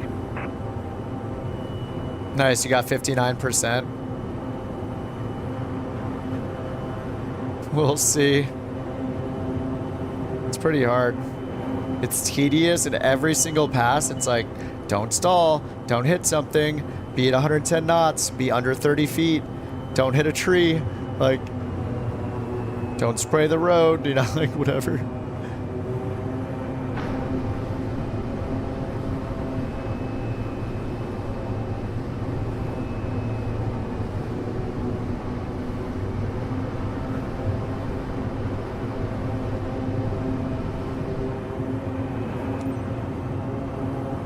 I assume there's like a time limit. I don't know.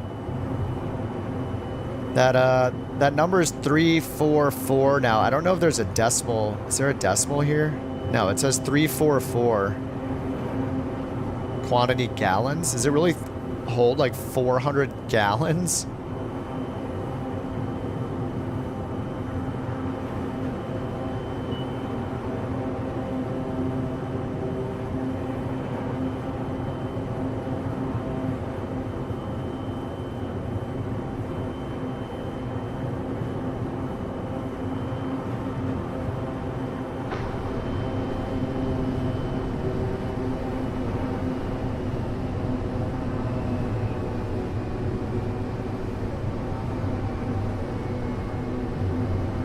Or is this too fast? Like none of that counts?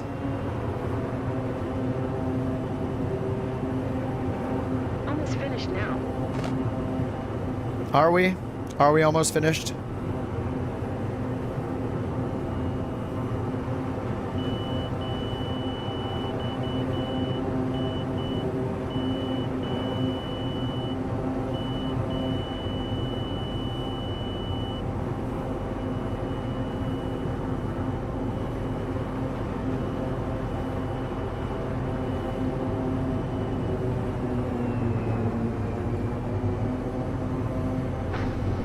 Ooh!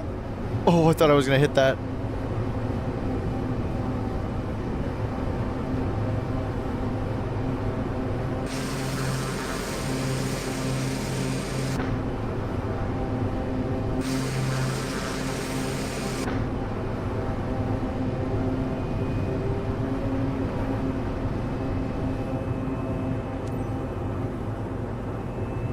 Keep your spray on the zone, or your waste plant booster, and spray the surrounding area.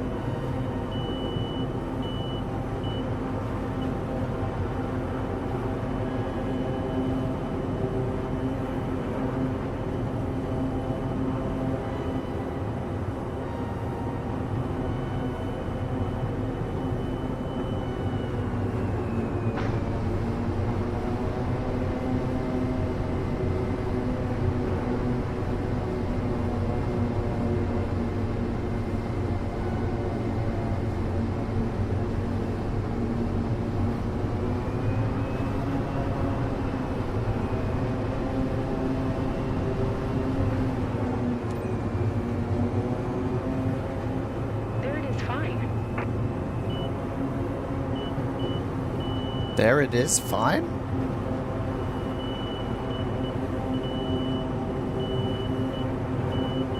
Alright, looks like there's like a whole line I mean, obviously there's a lot of spots I missed, but this section close to me right here.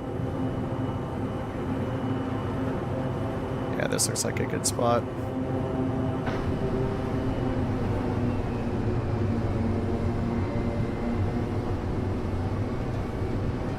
There's a plane flying over me right now.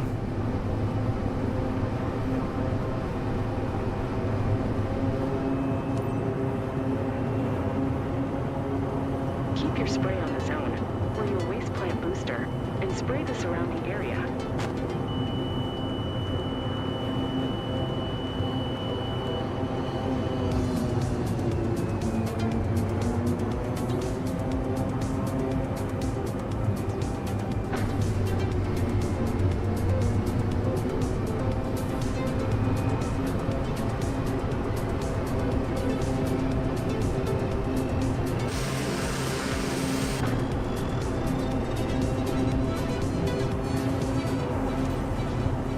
Alright, the parts on the south, Manage the start and stop of the spray at both ends of your path. the south side of the field going east to west needs help.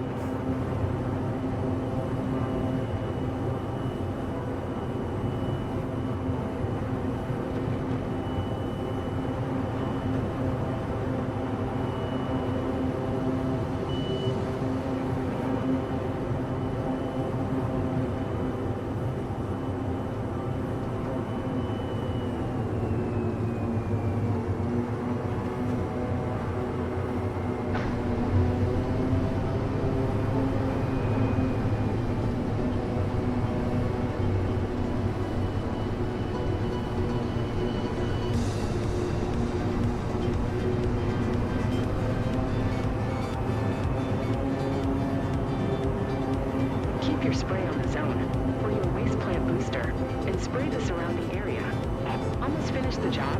When you're done, give me a shout out. So here, like it says contact ground on field completion. Or you can like hit the button and call it now and go back for like partial credit.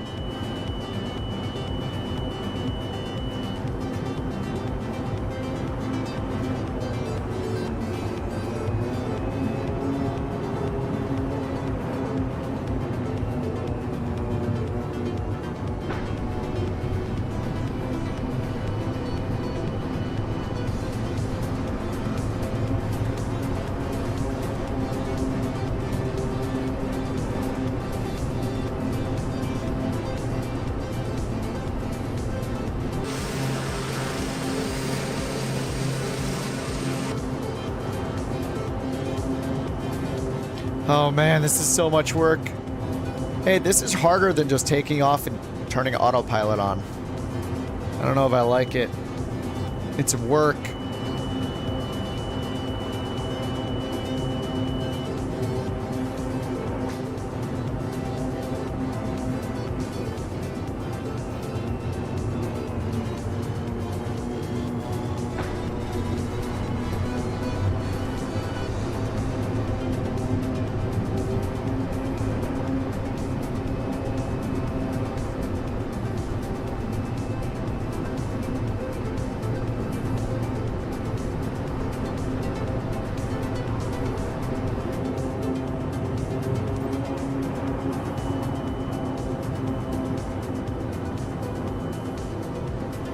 Looks like the south side going east to west again.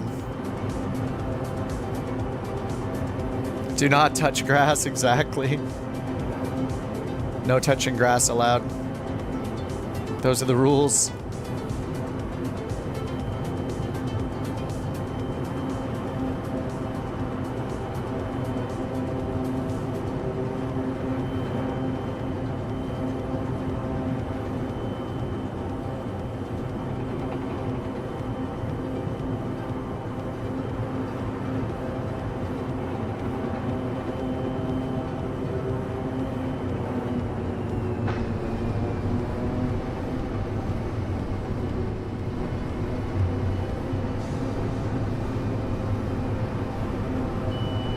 Gonna do this.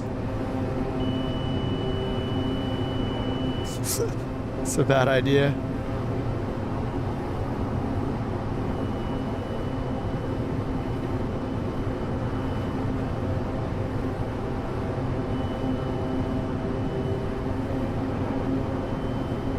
That did nothing. Better manage the start and stop of the spray at both ends of your pass. All about being efficient. All right, maybe like 2 more runs and then I'll tell them I'm done. Especially because this isn't a, I don't own the company, so I'm gonna earn like 10% of what I normally would.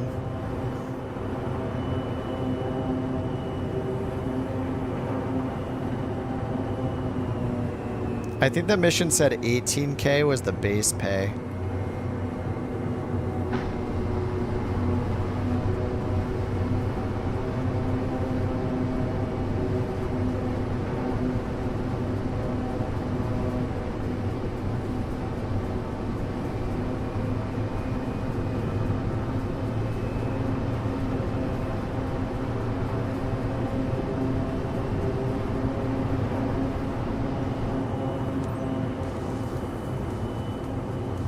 Keep your spray on the zone, or your waste plant booster, and spray the surrounding area.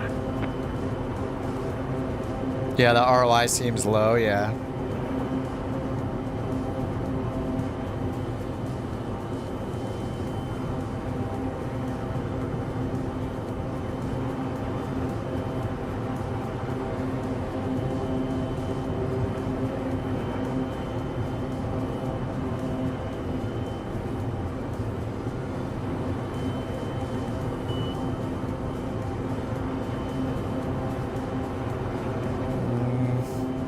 It's like near these trees. Maybe those are the trees that aren't highlighted.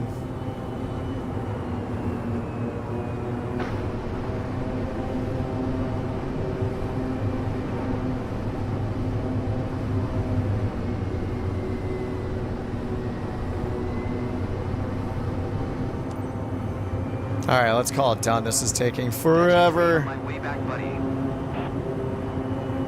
You're doing fine. Keep it up. 553 thumbs up. We're still alive, so.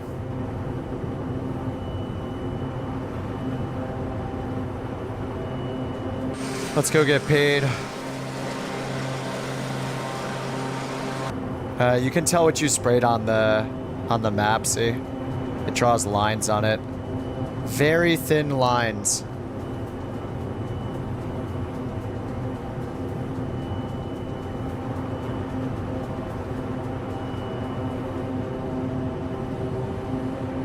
That's just a lot of arm work there.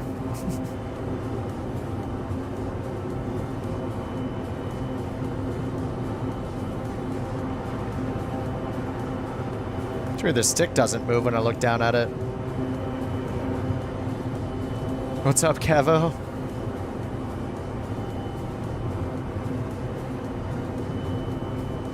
My arm.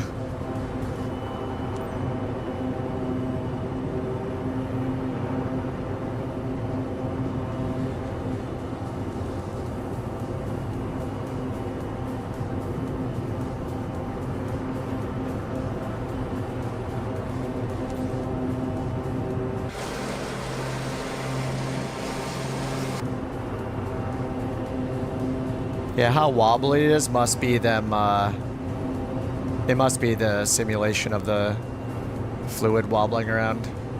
I only used like a quarter of it. The Phoenix, yeah, I flew it 4 hours this morning on stream. It was pretty solid. I had to turn down my graphics settings, which is no surprise.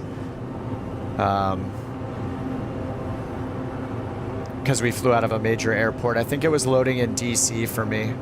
But the Phoenix itself, like besides some lag with the EFB, it was fine. 2 India Sierra traffic November train, 4845 4 miles, southeast 600 feet, inbound to land runway tree 1.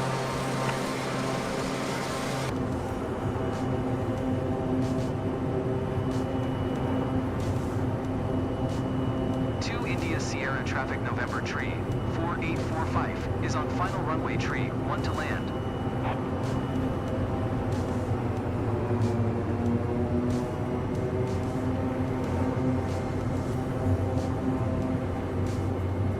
All right, remembering that the tail wheel is locked. Yeah, the Phoenix got updated, just experimental, but I mean, it ran pretty good for me. The only thing I found was the EFB I had to click it a bunch. It was kind of laggy a little here and there. But yeah, it was fine. I haven't heard about the fly-by-wire yet. Is the game getting better? It's been great since like 24 hours after launch. It's been fine. Some people had some issues getting in the UK for like the second and a little bit into the third day, but I mean, we're on like day 6 right now. Don't hit the brakes, yeah. Oops, stutters. I've been getting those audio stutters more today than usual, so I'm not sure what that is.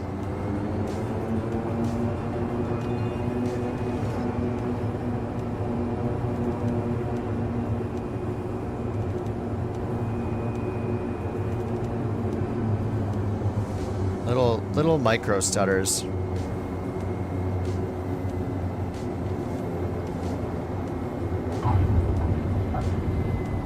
I wouldn't be surprised if it's rolling cache stuff.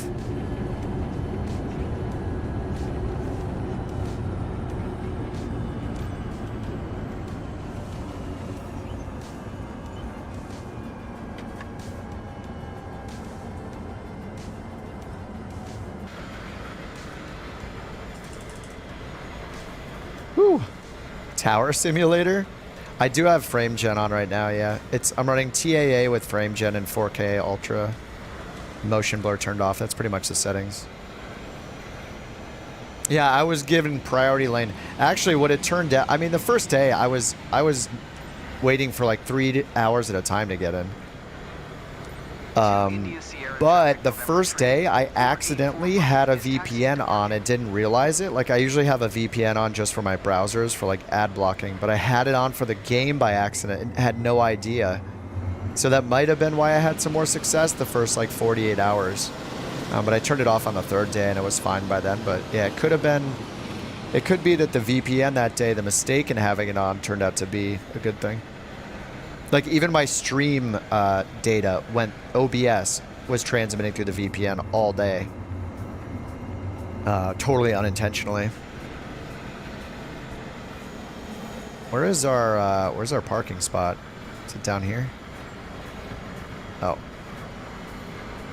Oh, around the corner. Exactly the perfect spot to not see it. Rolling cash, yeah. I keep increasing mine. Like, mine stuttered, I turned it up to 100, stuttered, turned it to 150. Yeah, mine's at like 155 or something. It just seems like the same problem we used to have with the rolling cash in 2020, that it like never clears itself. Streamers getting in? Streamer privilege! I loved after playing like collectively like 7 hours of the worm game that day in the browser and not being able to get in, how when I finally get in, people jump in, they're like, streamer privilege! How is it you can play and no one else can? It's like, dude, rewind. It was so funny. It's just like the same impression people get when someone's like a quote-unquote overnight success or whatever, like in the music industry or something. It's like, oh my god, overnight success. It's like, no, we've actually been doing this for 25 years, dude. It's like, no, man. That's not how it went. Thanks for being a friendly YouTuber. Your friendly neighborhood YouTuber? Oh, I go on rants. I'm not always super friendly. But I guess I try not to be a jerk. Thanks, Charlie, for the super chat. Streamer privilege, yes. Yes. There we go. Whew. Oh my god, we tied. Wait, who did it? I got 59%. Didn't we tie? Exactly the same. Look at the XP, though. 1 million XP. How's the game running? 3050. Yeah, it should be 3050. It matters your RAM and stuff, but if you have like 30 gigs of RAM and more than a 2080, then you're above the recommended specs. You should Google it first to double check that, though, that I'm not wrong, but I'm pretty sure the mid-tier specs were 2080s. And we had some people in chat the other day saying they're running like 2070 or 2080s and supers, and that it was fine. They just had to like lower some settings, you know?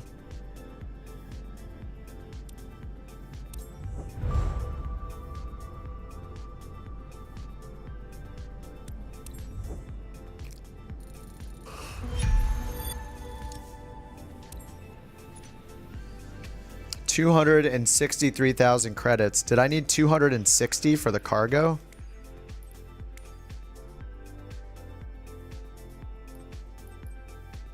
Oh, yes. Oh, I can do cargo transport. I want to do cargo. It's going to use all my money, though. The problem with this, I might have to do another flight seeing mission, because as soon as I open this, it's going to... So we have to buy another Cessna, right? So we're going to get a... we're going to get a used plane that might need some maintenance immediately. Anyway, here we go. Cargo company. Couch cargo, obviously. Couch captains, couch cargo. Now I have, now I'm going to have like no money. Okay, we don't buy the plane right away. No aircraft purchased. Wait, can I can't transfer the aircraft, right? I think you guys said that before. Transfer aircraft. This is going to be at a location, right? Not a company. Yeah.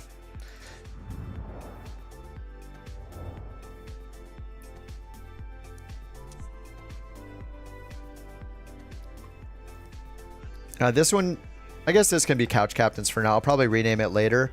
When I get like airliners, that'll be couch captains. And then this one, the sightseeing, will be renamed like couch scenery with a C or something. Something dumb. Brand new. Someday we'll have a marketplace.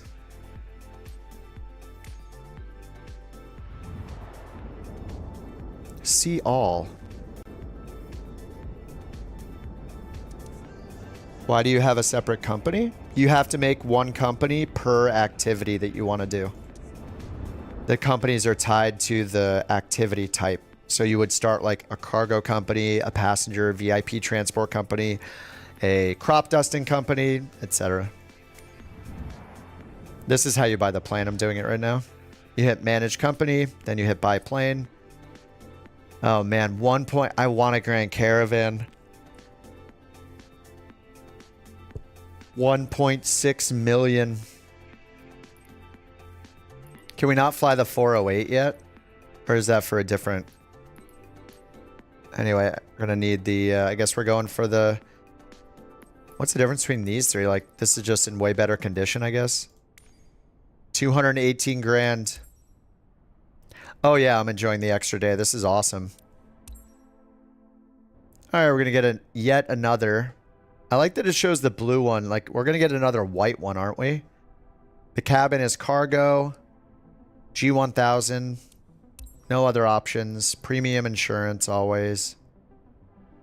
Though, well, I mean, we're doing premium for now.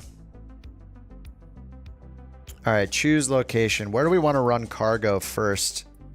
I mean, it's in a 172, so I'm gonna not make the mistake of high altitude like last time. You know, like Alaska and cold weather would be a horrible idea. Anywhere with icing would be a horrible idea. We need something with good weather all the time.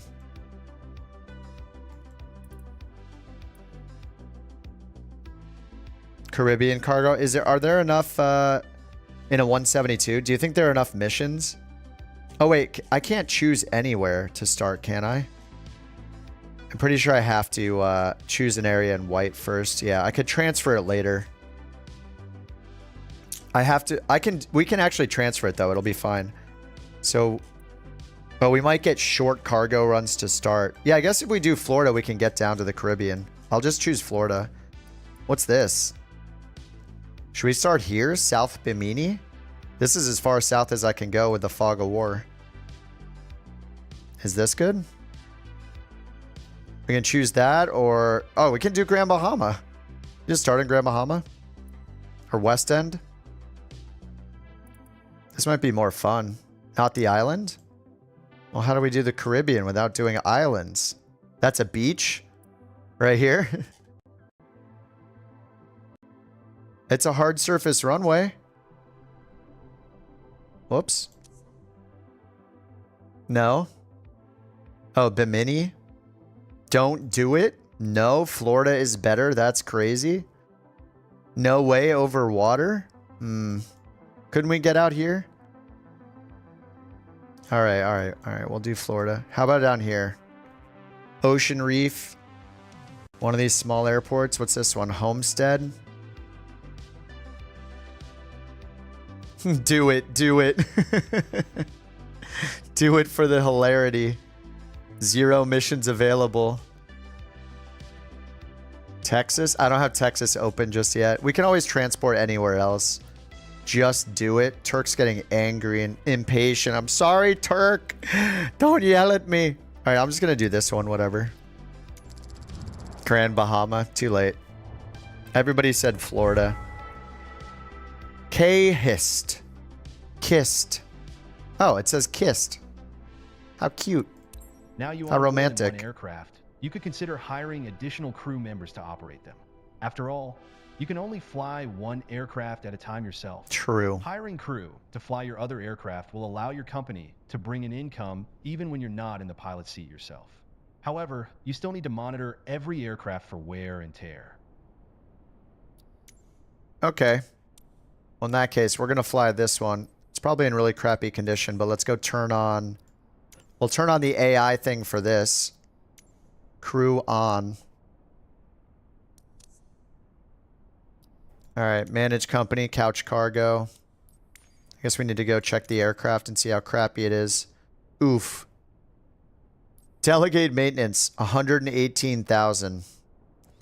Alright, let's check. Landing gear. Yikes. Holy. I have to fix the whole thing. 21K. What's in flight controls? Right flaps, We do need rudder and elevators. Oh man, elevator before rudder, I guess. Or elevator is more important. All right, I'm going to fix the whole landing gear, I guess. What about the electrical system? Oh, electrical is good. You don't need landing gear, yes. Hydraulic system, 2000. Brakes, actuator. Well, it says mandatory is in 1 hour. So for now, I'm just going to do the whole landing gear. And we'll fix the elevator. Oh, the engine. Oh my god, the engine? Okay, the engine. I guess I'm going to have to do the engine. 13,000. Like, we kind of need the engine. Yeah, this is horrible condition. I have 800 credits left. What can I fix? Maybe like a light? Rudder surface for elevators, 4 grand. All right, well, this will be fun. We're screwed. The rest of this is 25 grand. All right, yeah, we can fill the oil. Oil quantity. Let's just make sure the battery is good. Circuit. Autopilot. Oh, no, please. Flight information. Fuel valve. Wait, flight information? Is that like our database? Does that affect how many charts are available or something? All right, we only have 800 credits. I think that's all I can do. Autopilot. Makes me hurt.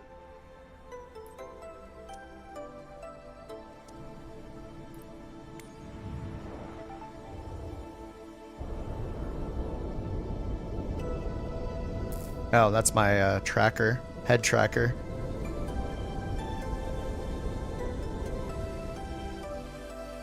Wow, that was very necessary animation. All right, freelancer, cargo. All right, we just have one. Look where we're going. Wonderful. Oh no, there's a few up here. Oh god. Okay, we're not going across the ocean just yet. All right, this one, unknown, unknown. Difficulty 1 star. So we can move up this way. Oh no, it's I'm not sure how much it costs to transfer up there. We'll see in a second. Hopefully it's less than 804 credits. 1,400 credits. Go across the ocean. I'm not falling for that trick. Hey, where'd it go?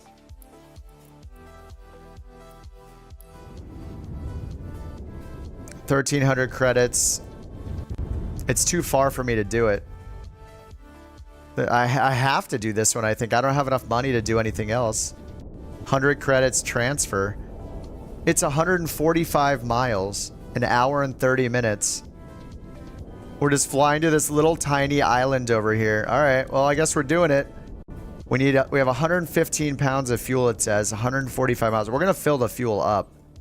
Oh, this is going to be a disaster. The engine's gonna quit. No, we did the engine. I'm gonna just have failures. Do you think Amelia Earhart got to where she was without courage? 704 credits. Oh, we have is that ours? The green one? Disgusting. Perfect way to christen the cargo plane. Fuel is bugged. I'm just gonna fill it up. You can also hit the repair button. There's a refuel button you can click and just cheat. We're just gonna do that if we need to. Yeah, climb high, yeah. Climb high in a 172 means like 10,000 feet. Oh, is it blue? Ooh. Wait, why did we do the text in blue? Why are we always doing this? We get a white plane, the text is in white. We get a blue plane, the text is blue. This is a beautiful plane.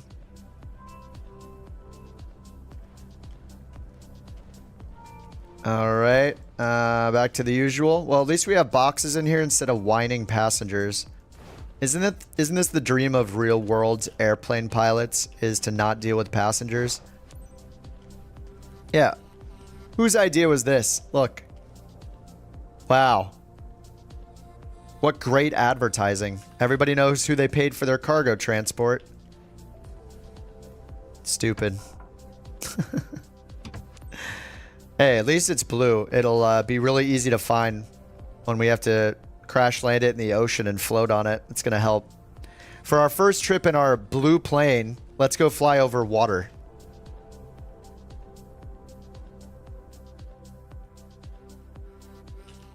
All right, Control E. Hi there. It's Felix. What's up, Felix? You're all set up. Let me go over the important details with you. Manufactured goods on board. This is a very urgent shipment for one of our clients. Needs to get to Barry. All right, our fuel is not great. Skids are designed to withstand turbulence, but it's crucial that you keep a steady flight speed and adjust to changing conditions. Let's get the cargo there secure and on time. You have all the pertinent information in your flight packet as a reminder. Safe flight. All right, we all know what's in these boxes, right? I guess I'm going to turn the engine off and try to load it up here. Can I not load? Do I have to refresh it? You cannot modify mass and balance. Oh. Interesting. All right, well, if we start running out, we're going to hit the cheat button. Plop going to bed. Teach you how to fly a turboprop tomorrow. Hey, the Cessna the Cessna 208 is not that hard to get to fly. Like, that was my first plane after the 172. 11 o'clock, 4 miles at 400 feet generic. Report them in sight. Okay, so we're going to Dayak. Let's see if it pulled any charts for us. Probably not. No charts. This is our departure. Let's see if there are any charts here. No, it's too small of an airport. I'm not going to use Navigraph. We're just going to we're going to use what we got.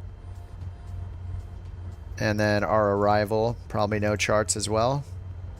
MYCB, no METAR available, no weather information, no frequencies, no charts. All right, what could go wrong? We got our flight plan over here, so that's good enough, I think. All right, let's go ahead and I guess we're going to fly across the ocean without ATC. X-ray 51 traffic Cessna. All right, we'll try to get IFR in the sky, I guess. 725 is taxiing to runway 10. In the air, as they would say. All right, taxi light is on. Our fuel is set to left tank, but our right tank is the fullest, so we'll go right tank first. And elevation's 160. Barrow, auto set, that's done. We're at sea level, of course. All right, what could go wrong? What could go wrong this flight? We don't know how high to fly, really. I guess I'm just gonna assume we go up to, like, we're going eastbound, so maybe like try to get to like 11,500. See how that works. Heading mode, heading, and flight level change, VY all the way up. All right, 75. All right, 74 knots.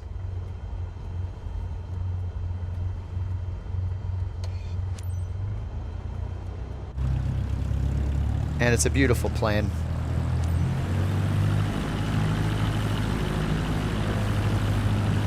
Oh, there's a hurricane. Well, luckily we're not using live weather for this one. Actually, are we? It didn't have a red dot, but we don't have. Maybe it is live weather. Usually, when it's not live weather, the pressure is 2992. So right now it's 3012. So maybe we do have live weather, but not live time of day. And what a beautiful, beautiful color. Ugly, dude.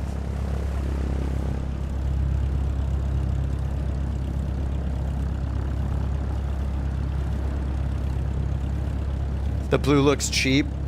Yeah, this is a 172. It's all I can afford. We're just flying it over the Atlantic. It's gonna be fine. It's your favorite color? Heck yeah.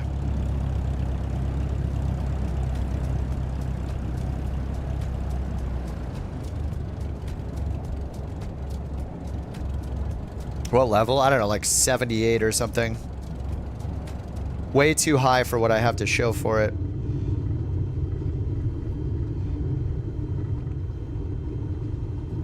drug trafficking missions. There's got to be mods that are coming for that kind of stuff. It's gonna change like all the AI and the NPC, like all their dialogue. You know, somebody's gonna make that.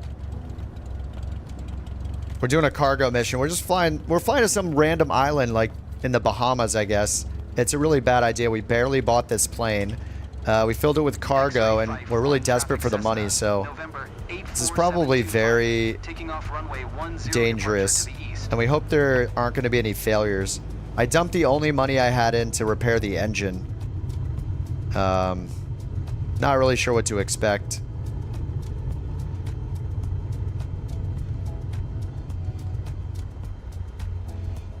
Alright.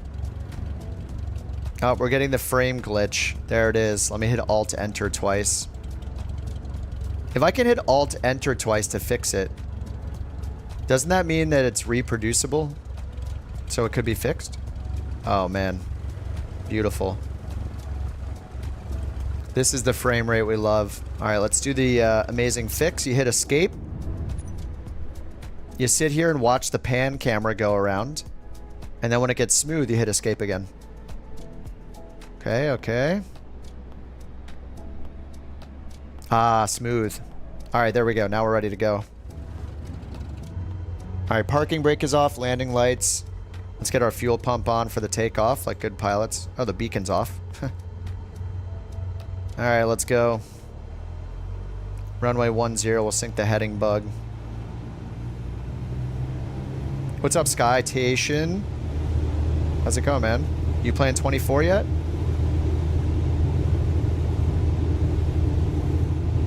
Alright. 40 knots. Everything's in the green, so that's fine.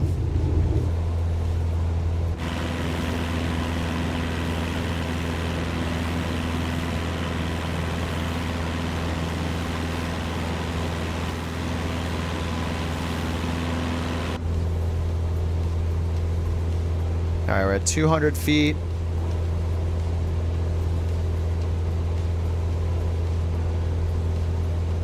Left a few bolts on the tarmac. Yeah, probably.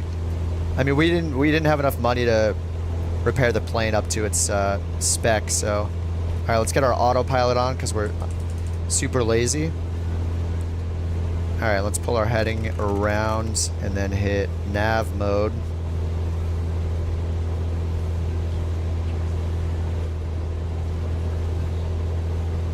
All right, looking good so far. Taking the sights. This is the last time we're going to see land for a while. I'm just kidding. It's probably going to take us like an hour just to get over there to where the shoreline is. So we got some time. All right, GPS mode. Oh no, what's going on with this? Hey, hold on. Is this broken? We're going direct DAC. Let's try to fix it again. Oh, there we go. Okay. Alright, I thought our HSI was broken. I was worried we already had a failure. Alright, let's go ahead and close that so it looks better. Alright, let's get our pump off now. Back up pump. Flaps are up. And we're at 1,800 feet. Mixture's rich.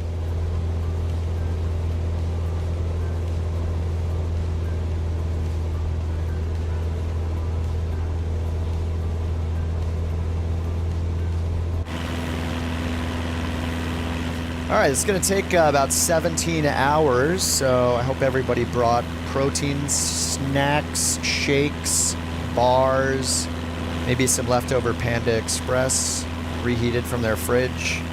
The only right order for Panda Express, by the way, is double orange chicken and your choice of rice. Anything else is just wrong. Alright, well, since we have an autopilot, much like you do in cars, we're just going to go back here and hang out. Let's set some cameras. Let's see. There we go. Set that camera preset. Just set this one. This is a good one. What's up, Carl? Oh, the transponder. That's a good idea, actually. If we turn off the transponder, then we don't have to talk to ATC. It is on standby, so we're good. All right, we should probably squawk VFR. All right, let's see if we can get some ATC. Tune approach. Request flight following to wherever we're going. Approach Cessna November 84725 is type Cessna Skyhawk tree, miles north of Kilo Foxtrot. Yeah, what's in the boxes, nobody knows. But everybody knows what's in them. Request flight following. 5090s. That's what's in them. It's an illegal shipment of pre-release 5090s towards the Bahamas. I want them. You want them. Everybody wants them. Cessna 725. Cessna 725 radar contact 3 miles north of Kilo Foxtrot Lima Romeo 3,800 feet. Altimeter. All right, there's a bunch of people in chat. Somebody probably lives in this area, right? Let's bring up the moving map. Who actually... There's got to be somebody. There's always somebody that lives exactly where we're flying. This is where we are. Let's bring up... Just zoom in as much as possible. I have no idea where we are. Actually, let's bring up Navigraph. That'll be better. Somebody probably lives right down here. Oh, no. Is Navigraph bugged? Oh, no. We're good right here. World map. This is where we're at right now. There we go. Cessna 725, did you copy? Florida City? Homestead right behind us?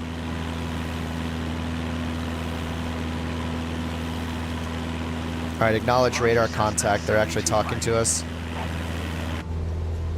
You know who always lives where we're flying?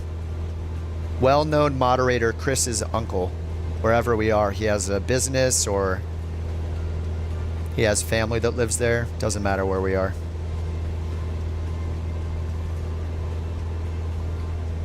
$20 miles north of there. See?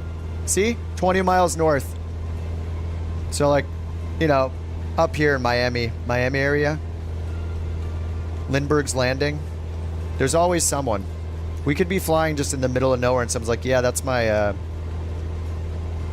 grandparents' cabin right there. It's true. Every time. Your alligator lives there. All right, we're at 5,000 feet. Let's lean the mixture out. Should we do it I guess we should do it the tech way here. Lean, assist. Get our max RPMs. What are we doing? Rich plus 50. Rich of peak 50 degrees. All right, EGT peak 1505, 1510, 1520. You have to do this very, very slowly. All right, our fuel is also balanced, so let's switch to both tanks.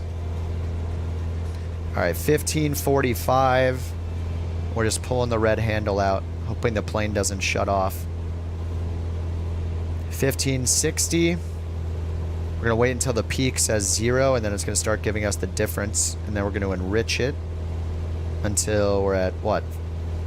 What do we do? Enrich to 50? 50 delta? Delta peak? 1585.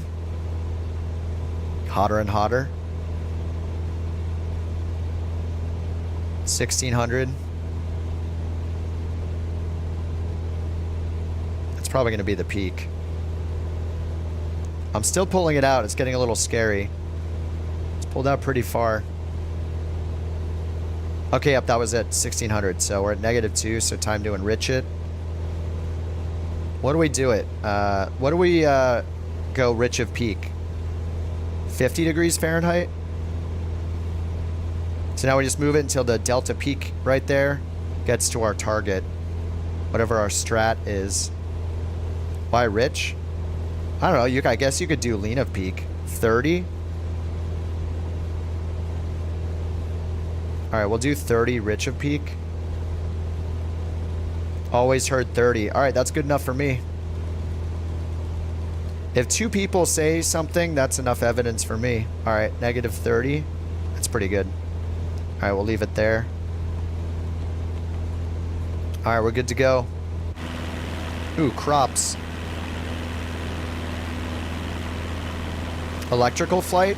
There is a plane that was in Flight Sim 2020. I don't think it's been ported over yet. It might be called the Aviation Alice. It's like a prototype or like concept plane. And it's pretty fun. It was pretty fast actually. The Aviation. Oh, that's us. Should probably listen to them. Miami approach. So I didn't read what they said. I think we got flight following. Squawk 4212. Okay, and it did that automatically. And we just requested flight following. And now we're not contacting them, I guess. 12575. Oh, it didn't change us over. All right, 12575. We'll do it ourselves. Okay, contact Miami approach. Miami approach Cessna, November 84725, 7,000 feet. All right, they gave us altimeter 3013. Fix that. Whoops. 3013. And down here. All right, that should be 3013. Still climbing. We're at 7,000 feet. Probably have to lean it a little bit more.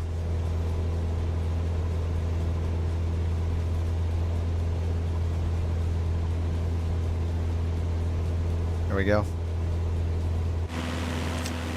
More wear on the engine. Yeah, I don't know if lean of peak or it matters the plane, right? I guess you could do both. I'm not sure. When is a fuel pump in a 172 used? Well, as long as the engine is running, the engine-driven fuel pump is working, but the battery backup electric fuel pump is usually used. This guy when you're taking off and landing as redundancy in case of a primary engine fuel pump failure. That's my non-real world pilot. I've played this sim a bunch of hours, understanding it's redundancy like a lot of things. There's probably other scenarios you use it too. Like maybe like bad weather or something. Going through a cloud, I'm not sure. This is pretty high for a 172. We're still climbing at 750 feet per minute, so that's nice. Timo says rich of peak is better for the engine, but burns more. Prefer rich of peak in the real world. Oops, that's the escape button, not the shift F1. Hey, wait, that's not the preset. Neither is that. This was the camera preset I set. Look, we're outside of the plane. Sweet. There we go.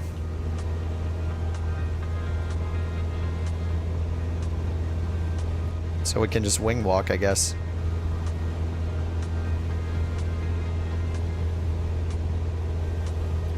This is fine. Lean the engine. We just did it. We'll do it again when we get into cruise.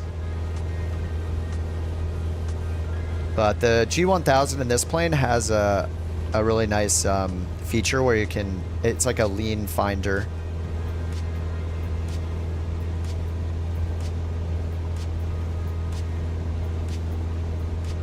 We're falling so fast. It's just a drone camera. Somebody, I bet soon, will make a skydiving mod now that there's parachute and like balloon physics in the sim. That's something that's new in Flight Sim 2024. There's like a hot air balloon. There's like a lawnmower looking thing with a parachute on it.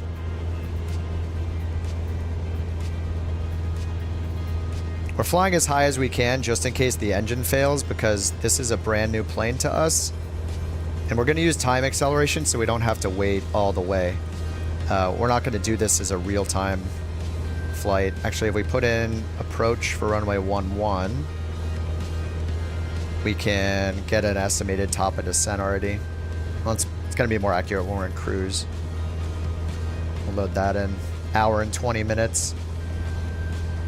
So we'll use time acceleration once we get up, and we'll go as fast as we can depending on the air, how turbulent it is and stuff. If it's smooth, like it's pretty smooth right now. 10 knot crosswind, 2 knots from the tail. There's a little bit of a risk using time acceleration, like you hit a bump or something and but at high altitude, less risky. 775. Good day. All right, they're sending us over again. 12.775 for Cessna 725. All right, Miami Center. Miami Center Cessna, November 84725, 9,400 feet. Cessna November 847. Oh, Kral says the electric fuel pump's primarily used for priming for startup. Isn't it almost always used on takeoff and landing too, though? I did forget about the startup. So I guess you turn on the electric fuel pump first, because since the engine's obviously not on. 125.75 for Is the Cessna autopilot 725. borked? I'm using it right now.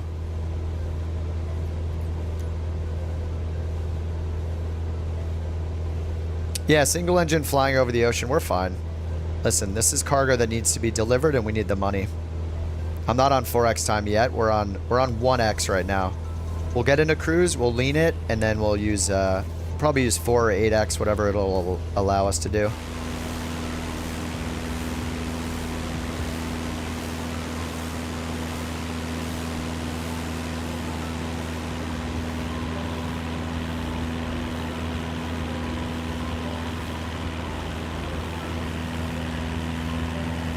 Oh, not you guys say not to use it on the 172, really? Yeah, because it's gravity fed. Yeah, that's one less thing to do. I love it.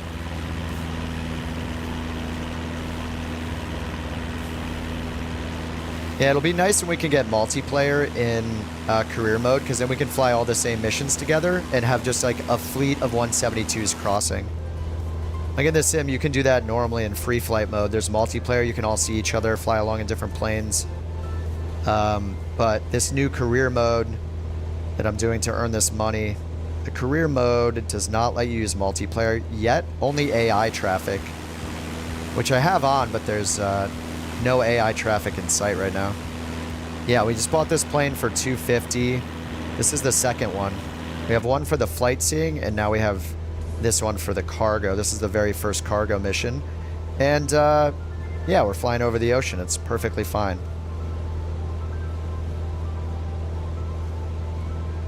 All right, we're at 10,200 and struggling to climb. Let me lean the engine a bit more.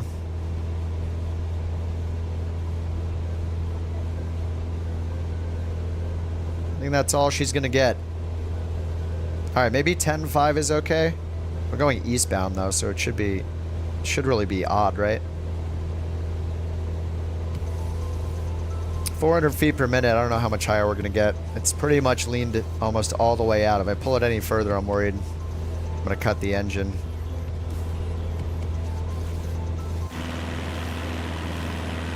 We could go down to 9,500, I guess. Let's do that.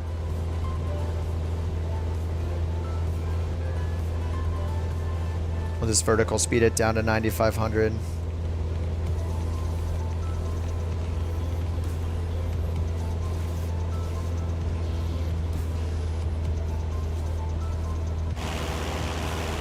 This is fine.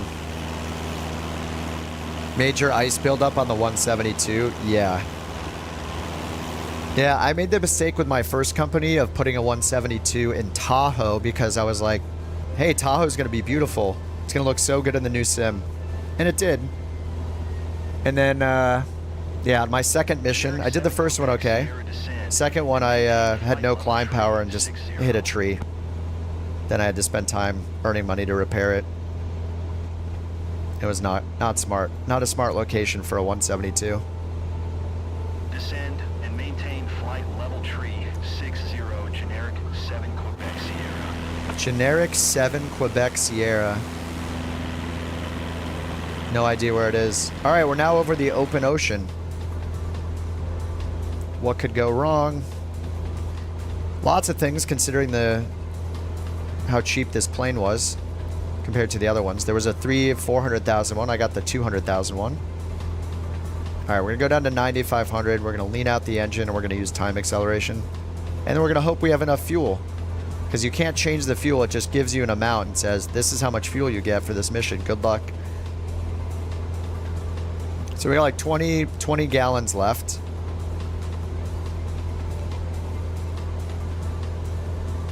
$8.7 gallons an hour right now.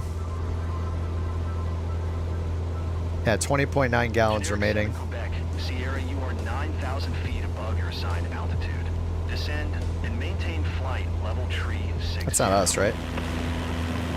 No, we're 725. November 84725. We're not in trouble.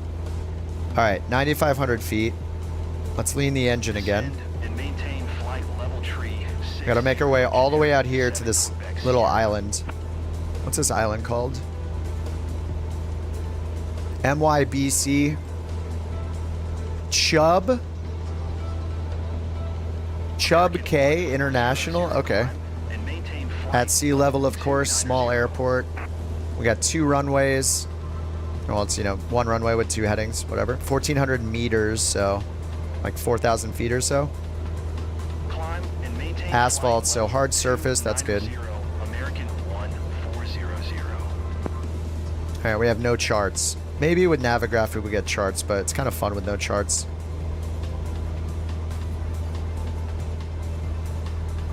All right, Chubb K, we're on the way. And let's do the lean now. Engine lean, we're gonna do it again. So we'll turn the assist off. I'm gonna enrich it just until the RPMs fall a little bit. And then we'll start the assist again. All right, and now we're gonna pull this out one at a time. Actually, I should do it with my lever here. Oh, it's already showing the peak. Oh, we already found the peak.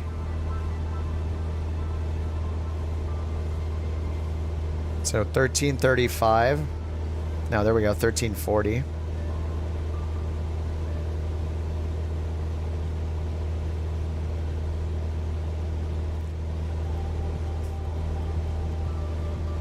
So peak is not actually what it thought. 1355, 1360, 1365.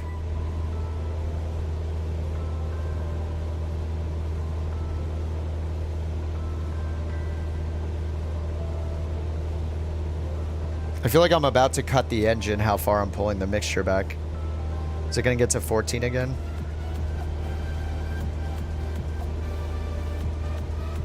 All right, 1410. All right. So we'll go minus 30. Now we're just going to add mixture until it's minus 30. And then we'll leave it there.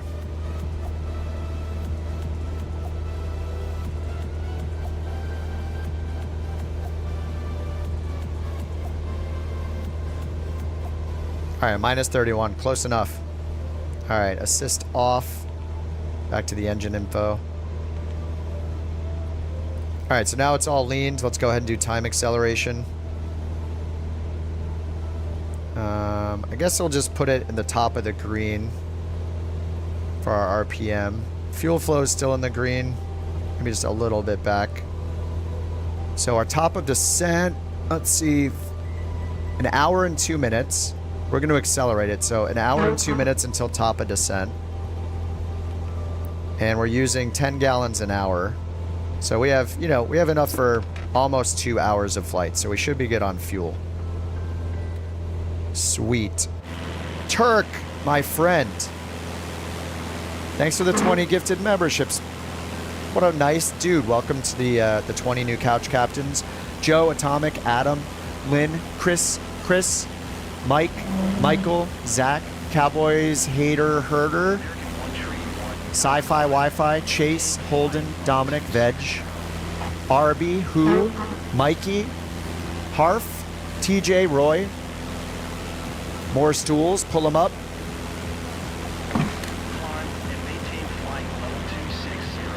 Thank you, Turk, very generous. Very generous. All right, let's do time acceleration now. So I set it to control plus and minus, so I'm gonna hit control plus once. And we're just gonna watch the plane wobble around in double speed for a second, make sure everything's cool. Make sure the autopilot can handle it. Okay. How did you get companies? You just need to save up like 26,000. If you don't want to do the sightseeing company, save up like, what was it, 30, 35, something like that. And then you can do cargo for your first company instead of sightseeing. Because sightseeing can be kind of boring. But sightseeing can be cool if you pick a cool spot. Just remember you're going to have a 172. Don't do as I did, which was pick a Tahoe where the elevation is like 6,000 plus feet in a 172 and you're flying around mountains and then slam into a tree because you can't climb. Yeah, that wasn't good. It set me back like a day. Okay, so let's hit control plus a second time. We're going to go to 4x speed. Inside, it can get a little wobbly during this because of the, we're time warping here. So can the outside like this if the turbulence is a lot, but the chase camera and these fixed cameras are usually decent. Especially the drone camera. Like, we'll see the plane wobble, but, you know, our camera is stable. We have one lonely cloud up here. Just a little guy.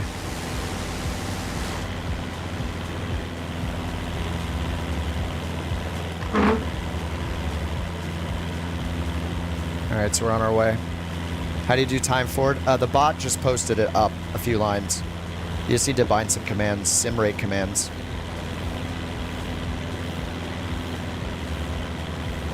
It works in career mode, yeah. And you don't lose money if you use it.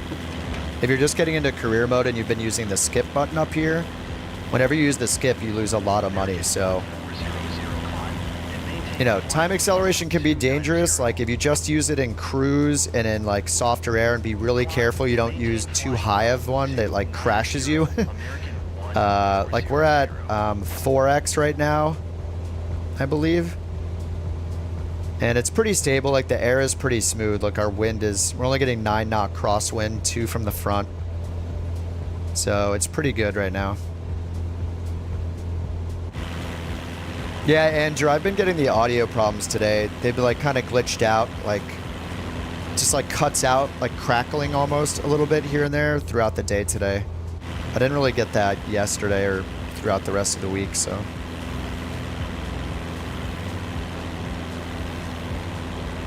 Oh, only the main flight skip will reduce your credits, Expanse says. Been using it constantly. Yeah, I've used it before for like the taxi and the takeoff and after the landing to go to parking. That's kind of nice, so... Yeah, that's true, nice.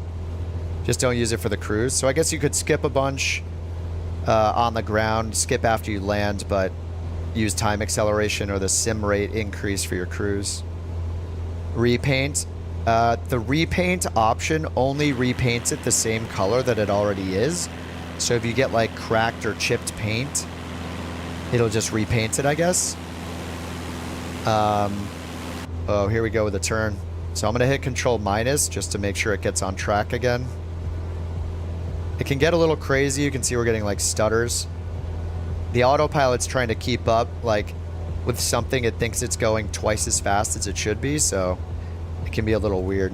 So yeah, be a little careful with how fast and what rate you use time acceleration to. What's the point in speeding through everything? I mean, if you guys want me to stop and go to 1x for an entire hour, we could. But the most eventful parts of the flight are the prep, the takeoff, the flight planning if you're doing it. This is a really simple route.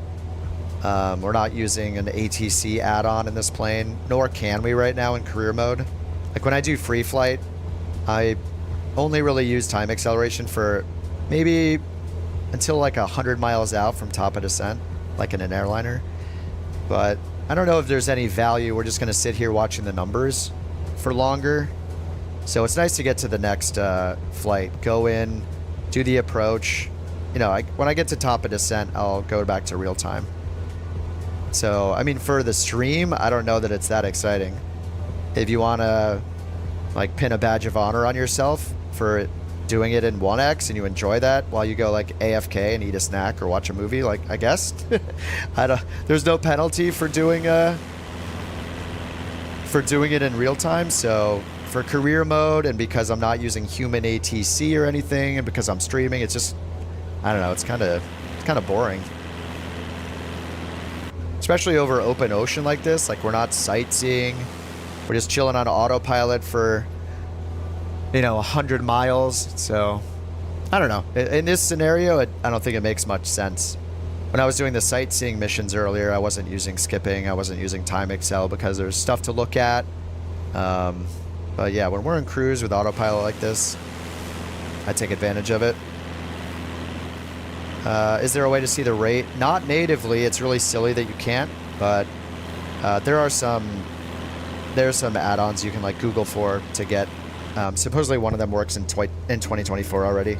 So I'm waiting for this app called Flow that I use a lot. Flow is like this nice little like action wheel, and it has a bunch of improvements to like nameplates and mapping. It has its own little map, and I don't know, it's a nice tool, and it has a sim rate thing as part of it. All right, I'm gonna hit Control plus again, and we'll watch our top of descent here. 35 minutes in real time. So for us, you know, it's gonna take like 10. It does look silly when you're in time acceleration, though. The risk with using it is like the autopilot. If it can't keep up properly, that's why if we go to like 16 or 32x speed, it could get kind of crazy.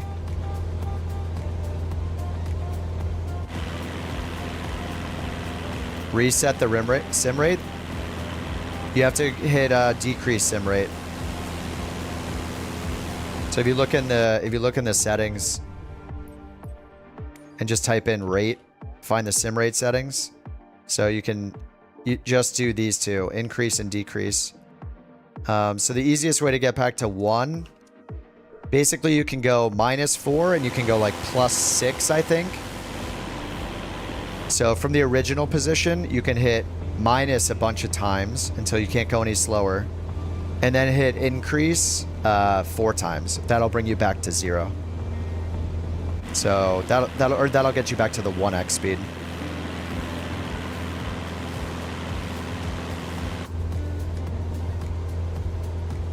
All right, we'll keep the heading bug synced. And we don't have any weather information about our destination. There's nothing in here. No METAR available. We're just going to go with it. I mean, it looks pretty. It looks nice and clear outside. We'll see what it looks like as we get closer. We can go down here and turn on... Oh, I already have NextRad on, just in the case of any precipitation. How do you buy an airplane? You just need to save enough money to start the company. Just save like 30,000. If you're okay with a sightseeing company first, then you only need to save up like 26,000. But if you want the cargo company first, if sightseeing sounds boring, I think you need to save up like 30 or 32, something like that. I started with the flightseeing company. So this is my first cargo mission, now that I've saved up for a second plane. Where'd the cargo go? Wait. Where's the cargo? What happened? There were boxes in here. What? They're gone. Wait, how did I lose the cargo? American 115. What did I do? Open the door? Flight level tree 70. It's in the tires. Check the smuggler's hold. It's gone. We were back here playing with the boxes earlier. Now there's nothing. We're just laying back here daydreaming in the back of our plane with the autopilot on. Sim rate? Yeah, I don't know. Maybe sim rate with the shaking, it destroyed the cargo, and because of that, it just disappeared.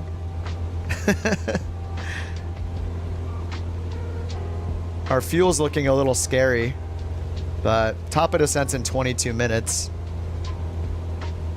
Let's pull our fuel flow back. Make sure our speed's still good. We're only going 90 knots. Good old 172. All right. All right. It says we're getting 8 an hour, and we have 14 left, so we have good more than an hour supposedly. Allegedly. Maybe it's all this shaking, and yeah, the cargo just fell out. Yeah, add the keybind to add fuel. I do have that because one of the missions we did drastically underestimated how much fuel we needed. It was a 3.5 hour medevac mission in the Grand Caravan, and they gave us like 1.5 hours of fuel. So you actually do need that. So yeah, if you didn't have that shortcut, then you would fail that kind of mission because it doesn't give you the right amount of fuel. So, whoa, there's a wind farm out there. Yeah, it was a 3.5 hour mission. So yeah, without that, that would have sucked. You had your cargo disappear earlier this weekend. The mission's still completed. All right, we'll see how it goes.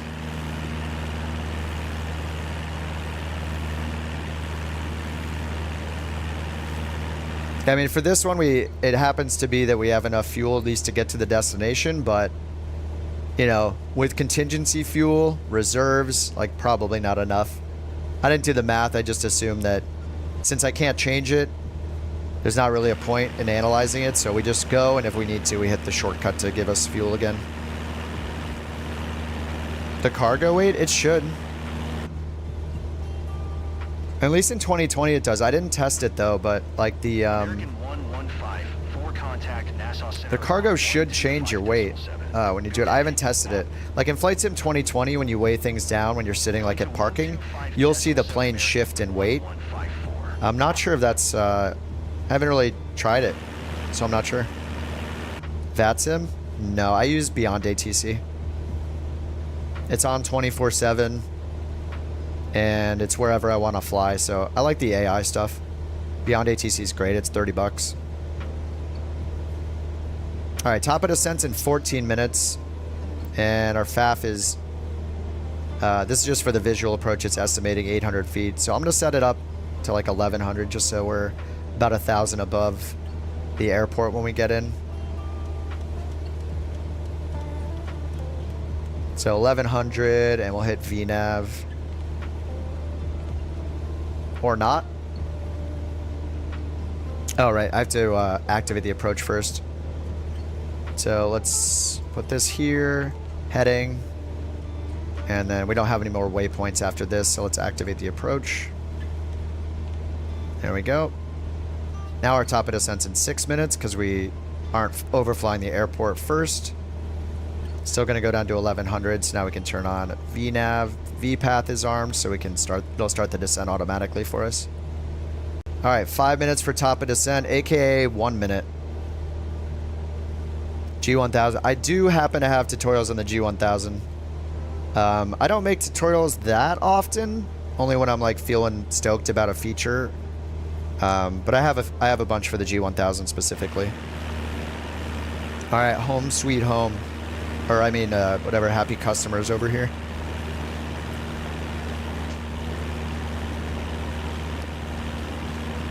This guy's a paid AI. I bought 2. You just bought the game today and still didn't get to play. And this guy just plays nonstop. Well, where did you get stuck? If you get stuck during the loading where it says like activating packages, or you get to like the 96 or 97% point, just restart the sim. I would give it like up to 30 minutes if you get stuck though. If you've been doing that for hours or days, I would just uninstall and reinstall the sim. If Microsoft is having problems in certain parts of the world, like the UK on day 2, a lot of them in the UK couldn't get in. Some people said they used a VPN to get by it, and that helped them get it installed. But on launch day, I was sitting here for a good 7 or 8 hours playing browser games, unable to play as well. So it's not always I'm not always lucky. All right, we started our descent. Let's go back to real time. So I'm going to hit control minus a ton of times, and then I'll hit control plus 1, 2, 3, 4 times, and that should be back to real time. We can count along with the clock if we want. That looks right to me. All right, start our descent, 650 feet per minute. This will bring us down to 1100 and level off, and then hopefully I'll have a visual. I mean, the weather looks good, should be fine.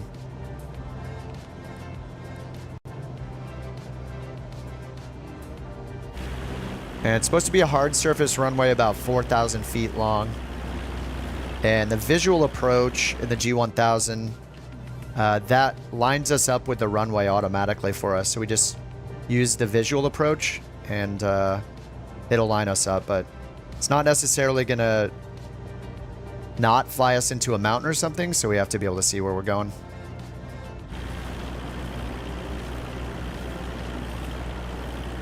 Yeah, going back to work tomorrow, yeah.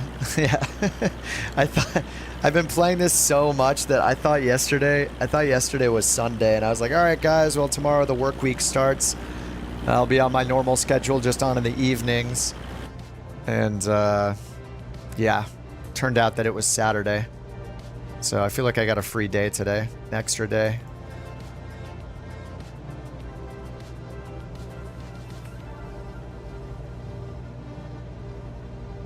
Alright, this was not updated with our new... This does not sync with this, just like it wouldn't in the real world unless you had some fancy tech. So, this is using like a VFR pattern or something.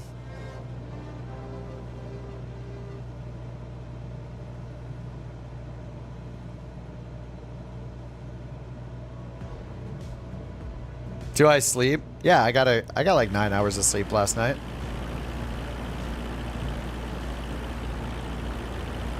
I am going to need to put some food in my mouth soon, though.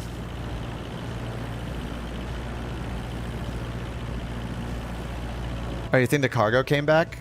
Oh, no. Yeah, this is our first cargo mission. We're not doing too good. All right, I can add some more power, going pretty slow here. All right, 7,000 feet. We'll have to put the mixture in as we descend.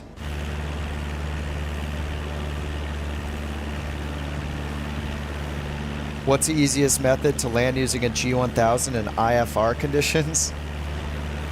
I mean, it matters the airport you're flying to, and if you have instrument approaches available. I mean, if there's you use the best approach that's available. So if that's an ILS or an RNAV LPV approaches, those would probably get you to the lowest minimums before you have to have a visual of the runway.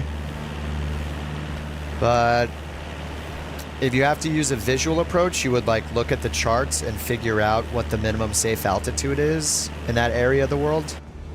So you could use like your VFR charts or IFR charts to find the minimum safe altitude. Either the MEF, which is the maximum elevation figure, or, you know, even pick out, that would be like for that quadrant. So you could use those, and then you could look at, you know, even more detailed elevation information to see.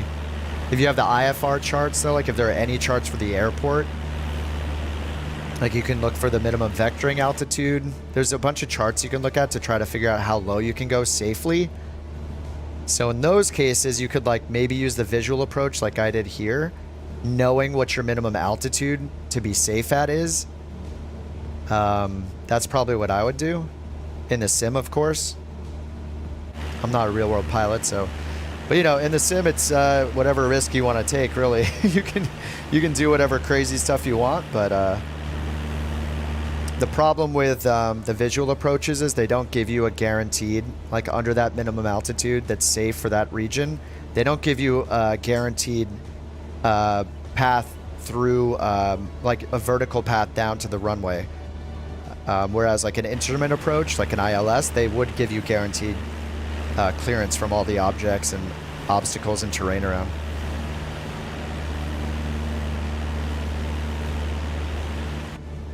Yes, I'm talking about the simulator.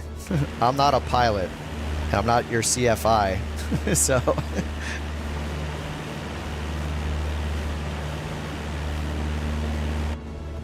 But yeah, I mean, obviously you need to be, what is the real world requirement? You know, you're an instrument rated pilot, you're on an IFR flight plan, you know, you have an assigned approach, all that kind of stuff. But yeah, you're not flying in IMC.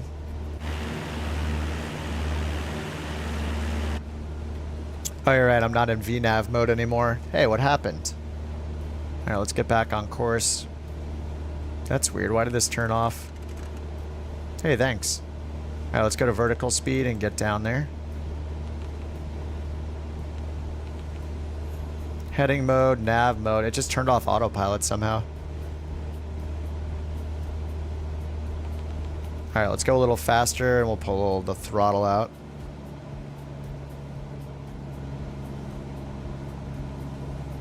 This bug is a little weird right now with the G1000. You can't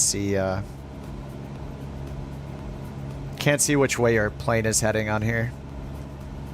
How do you have it calculate top of descent? You need to have altitudes defined in the flight plan. So these blue altitudes are VNAV altitudes. So if you're not using an approach, you could highlight you could use the FMS knob and highlight your arrival airport, and then you could put in an altitude there.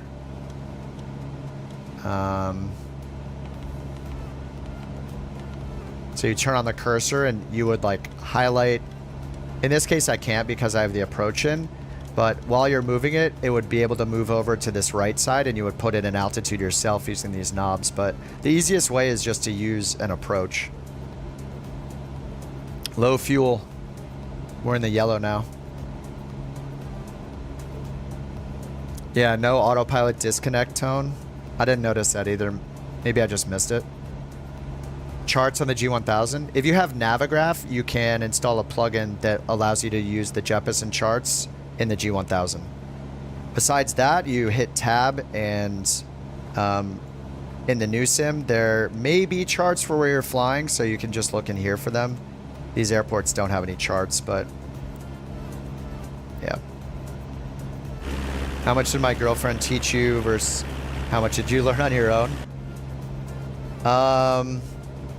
I would like go to her and ask questions when I was confused by something. I don't know. Maybe like 5%? I don't know. I'm not sure how I'd estimate it, but you know, I would go to her and ask her questions when I was reading stuff and watching videos and all that. So, but I didn't do it all that often, but so yeah, I don't know. Maybe like 5% of what I learned I would go and ask her about. Something like that.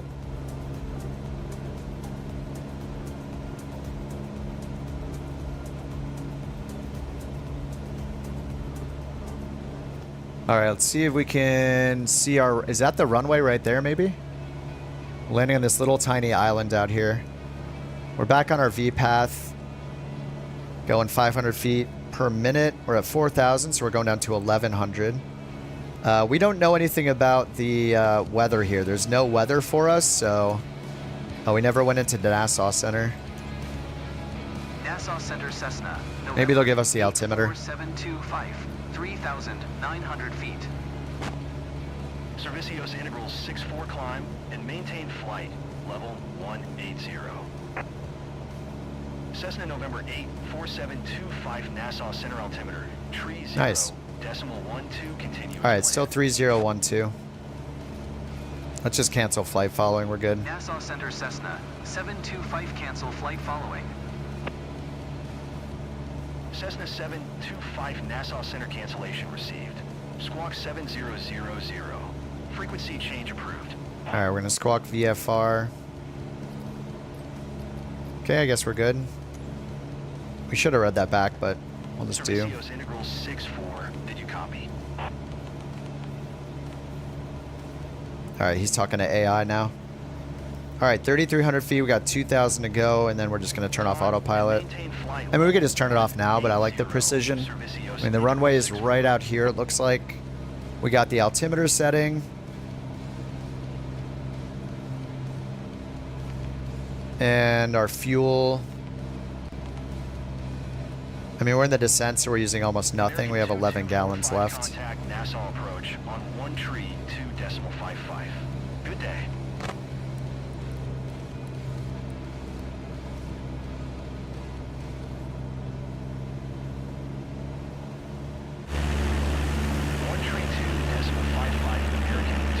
Where am I at on the grind?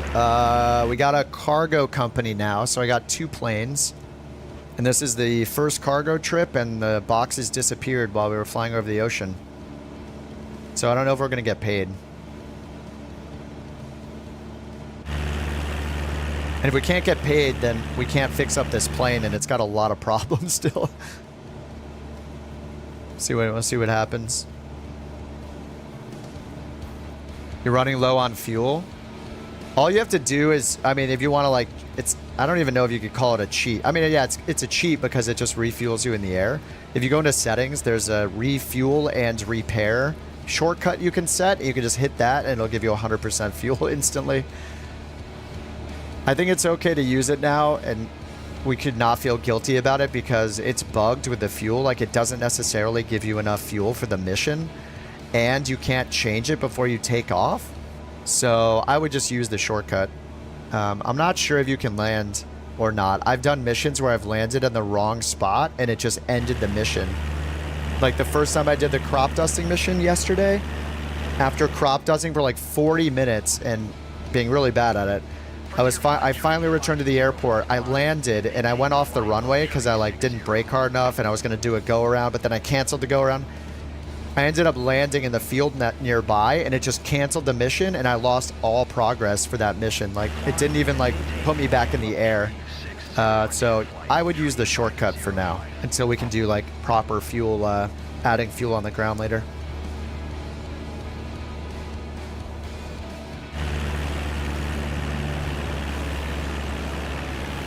Timo says, even if you do make it to the airport, yeah, it doesn't give you the required fuel minimum requirements for the FAA. Yeah, and it's funny because here in the fuel planning, it has the contingency rules here. And you can like choose like FAA or auto. But yeah, this stuff just doesn't change. I'm sure, you know, they'll add it eventually. It's fine. Just use the top off thing for now in career mode. It'll be all right. All right, we're about to make our right turn here. There's the runway. It's supposed to be like a 4,000 foot runway. It's hard surface, so. Servicios Integral 6 for you are 1,200 feet above your. All right, we'll let it level off, and then we'll get the autopilot off. Level 180. Play so that if you crash, you start a new character. Dude, I bet somebody's gonna do that. I'm gonna get through it normally first, and then maybe the hardcore stuff will happen. I don't know. I don't think I'm good enough. See, this plane is the absolute worst choice for getting lost at sea. What if we put this thing down softly, launch the search and rescue? We're completely camouflaged.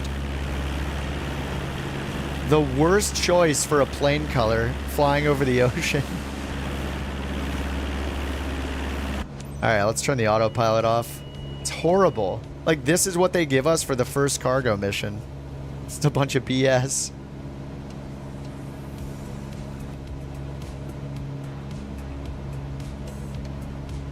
All right, 1 mile until the final point that gets put in by the GPS, and then we'll have the runway after that. It's usually a 2.5 mile final. Yeah, 2.5 miles once we get to that point.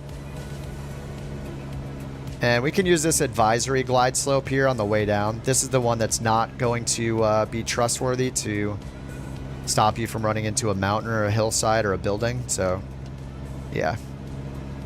Once you're low enough, that thing is not a safety thing. Advisory only.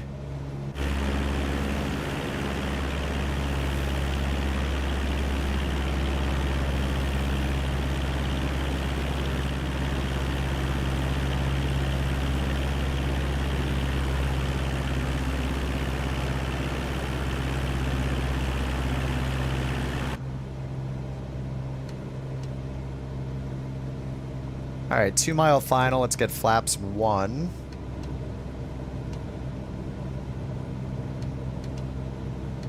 Wind right now. We just got a 5 knot headwind. It's perfect. 500. That clicking is me trimming. It's this trim switch moving every time I hit it with my switch. It's not something wrong with the engine. Not yet. At some point, this engine is probably... It's not going to be good until we repair it. Alright, let's get the nose up to slow down a little more. Flaps Descend 2. and maintain 2,000 feet. Generic Niner Quebec Sierra. Alright, now we're getting some gusts from the right.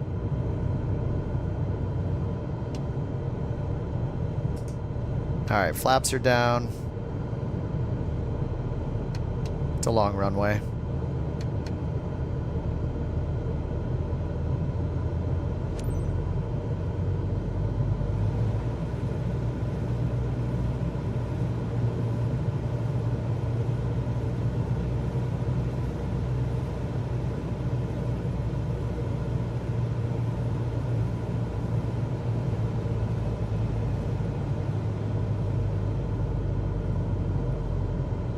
Oh, the black van is waiting. Alright, we're paying for the brakes and stuff, so I'm gonna go easy on the brakes.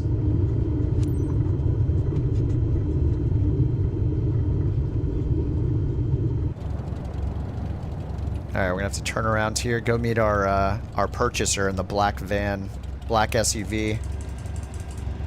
The flaps up.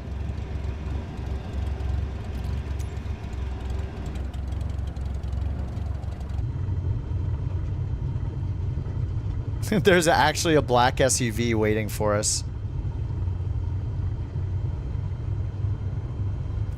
He's gonna be, he's gonna not be very happy when he looks in here and sees there are no boxes, so... yeah, we'll see what happens. Frame rate's dropping a little bit. Oh, they're driving off! Wait! Take the ringer. The ringer cannot look empty. Get over here.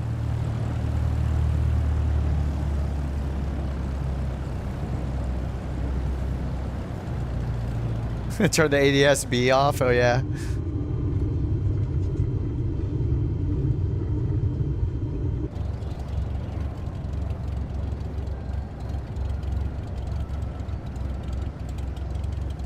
Yeah, the boxes are camouflaged. Alright, I guess we're gonna stop here for a second. Announce the taxi. X-Ray Fife 1 Traffic Cessna, November 84725 is taxiing to parking.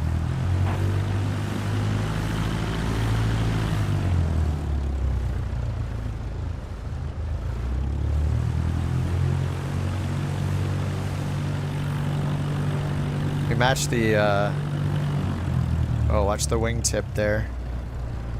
Watch your heads. Whoa.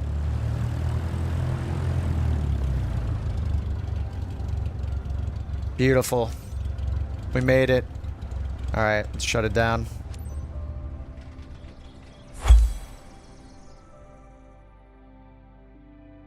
Alright, how much do we get for this? 800 million?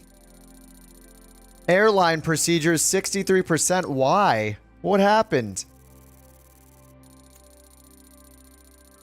63, what did I do? The heck? Respect the condition of the aircraft, 94%. Alright, I mean, I'll take the A. Alright, how much money?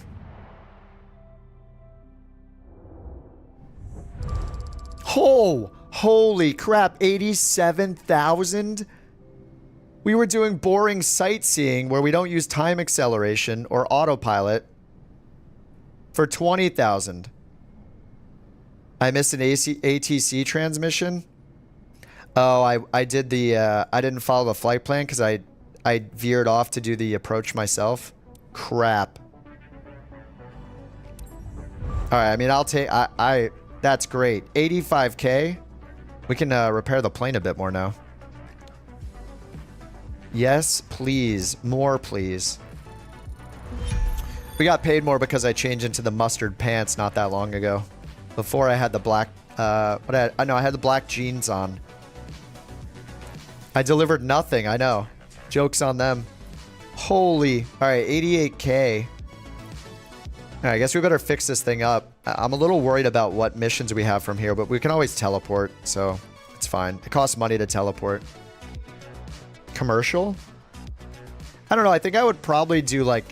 I'd rather get my Turboprop endorsement and save up and get a Grand Caravan.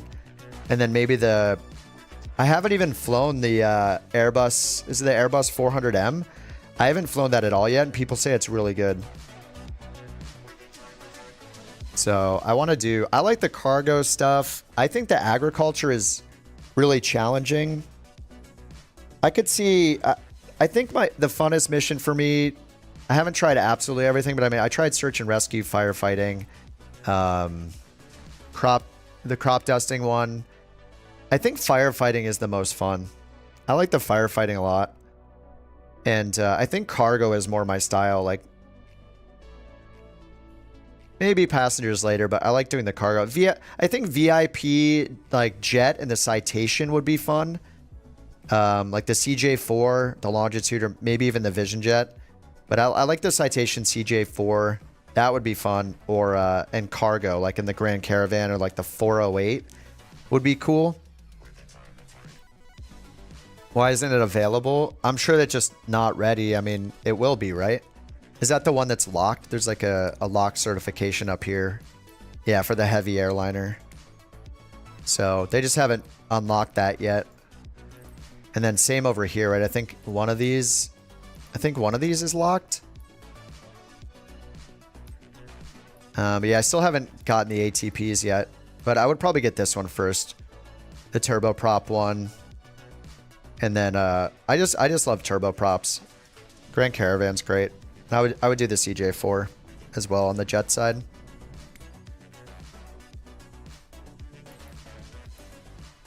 Alright, I don't expect to get like any passive income. You guys are saying that the passive income is really bad.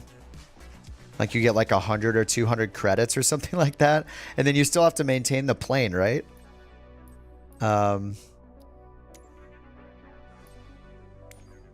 Alright, well, let's manage this one. I wish it showed the blue livery here, too. It still shows a white livery. I guess I'm paying the $3,000. I think I'll just do this, right? The delegated maintenance. This is like the shortcut to doing all the most important things, isn't it? And I have just enough money for it. So I'm just going to try this. Fixes it sufficiently so you don't have to worry about it until the next scheduled checkup. And it says mandatory is in 0 hours. 0 hours, so... Yep, there we go. All right. I trust that he made the right choices. Hopefully I'm right, because we have 200 credits. 60 credits passive income? Wait, how often? Like an hour? 60 credits an hour? Binary says, I feel like career is going to get a lot of attention now that the game is mostly running. Wouldn't be surprised if there are big balance changes. Yeah, I mean, I hope it gets more attention. I hope a lot of people like it because... I mean, this... When I saw this, I already like doing the career mode. But when I saw this, I didn't realize the detail. This screen alone is like the case for why a career mode is amazing. Like for like the more like hardcore simmer, I guess, like somebody that does like on-air company and wants to manage a fleet. Somebody that like enjoys like the realism of that stuff, paying for maintenance. But as soon as I saw this, I was just like, holy, this explains why there aren't a ton of third-party planes. There are like no third-party planes we can use yet, right? But all over the UI, you see the button to buy a plane from the marketplace for career mode. So this is why. Every dev has to make their plane compatible with the wear and tear and the failures for all of these components. And until now, this has never been a requirement in the sim, right? We've always had planes that have no wear and tear. It doesn't matter. You can run the engine at full power all the time. Nothing wears out. Nothing fails. The only exceptions are like really high-end planes like the Comanche, the FSR 500, the Black Square planes, the Phoenix, the PMGG planes. All like the top-end planes have that built in, and they've built it their own way. So now with this is Microsoft building a wear and tear system that goes hand in hand with a career mode, and you have to maintain it. Like it's this is the reason why it's going to take a bit for all those third-party planes to become usable in career mode. They have to be compatible with this. But I mean, every plane that comes out is going to be an exciting time. It's going to be like whatever plane just got released in career modes now available, you know, like, oh, now we can use the ATR. Now we can use, you know, the FS Reborn planes. Now I can use my, you know, PMDG 737, the iFly Max, whatever. They're going to have to be part of the marketplace for that to work. You know, Phoenix isn't in the marketplace, so I don't know how that's going to potentially work or if it's ever going to work, but this is the awesome part about career mode. And if you don't like this stuff, you don't have to do it, right? Like, you don't have to ever start your own company. You can just get all the certifications, be the employee, and just, you know, reveal the whole map and just do whatever you want at all times. Don't worry about the maintenance costs, you know.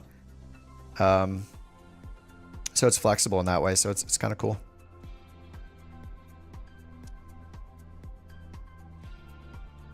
All right. Well, I only have 281 credits, so we'll see what is on the map. I don't know what it's trying to notify me of, though. There's a notification on the cargo company, but what is it? Fleet. So it shows the yellow dot, but what's the... I don't know what the notification is.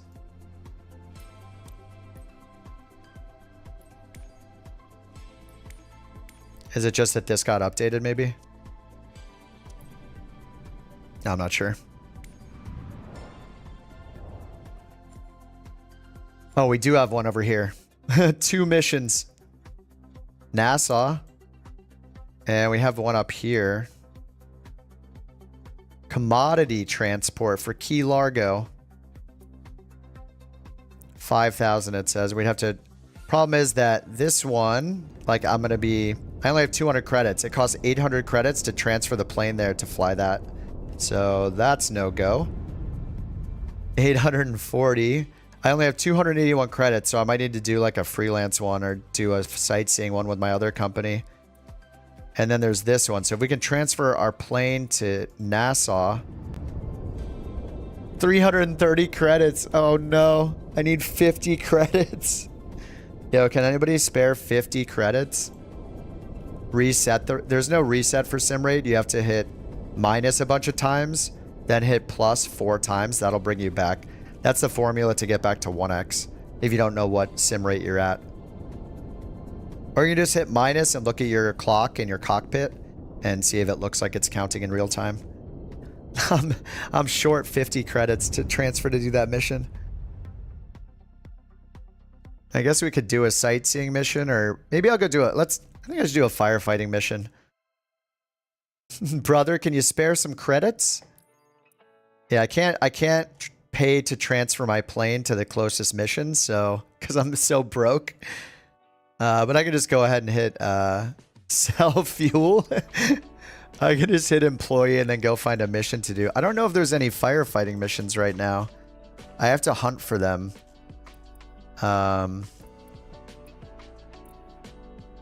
There's some medevac missions. Agriculture missions are so challenging. They take so long.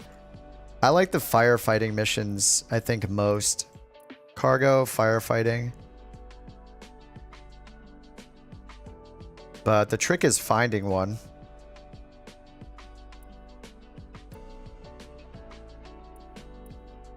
Any firefighting missions? I think the last firefighting mission I did was in Florida.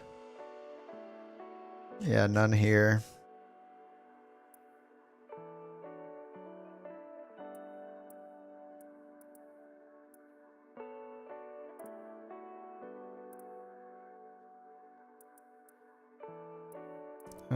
Might be out of luck.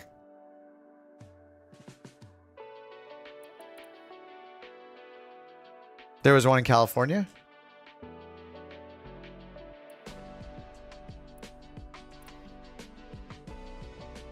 This one doesn't count. This was the, this is once I get up to the large firefighting thing. This one's like the prerequisite. It's like for the certification, I need the specialization, which I haven't done yet.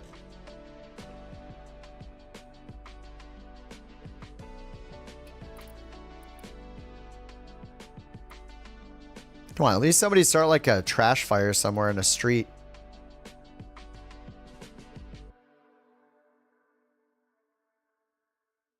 I don't think there are any. Someday they'll add a filter so we don't have to do this. Yeah, I don't see anything. Maybe in Japan or like Madagascar.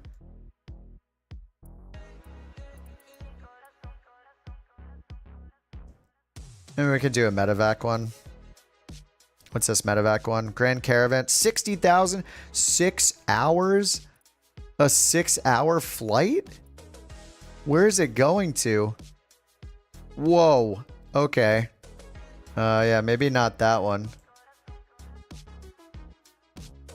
And then I have Japan, the spot from doing, well, one of the cargo missions before, I think. Oh, try changing the time. Oh, that's a good idea. Okay, yeah, maybe California's the best bet and change the time.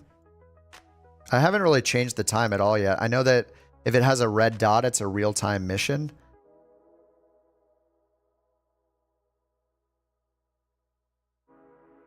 Okay, that just changes which ones have the red dots on them, but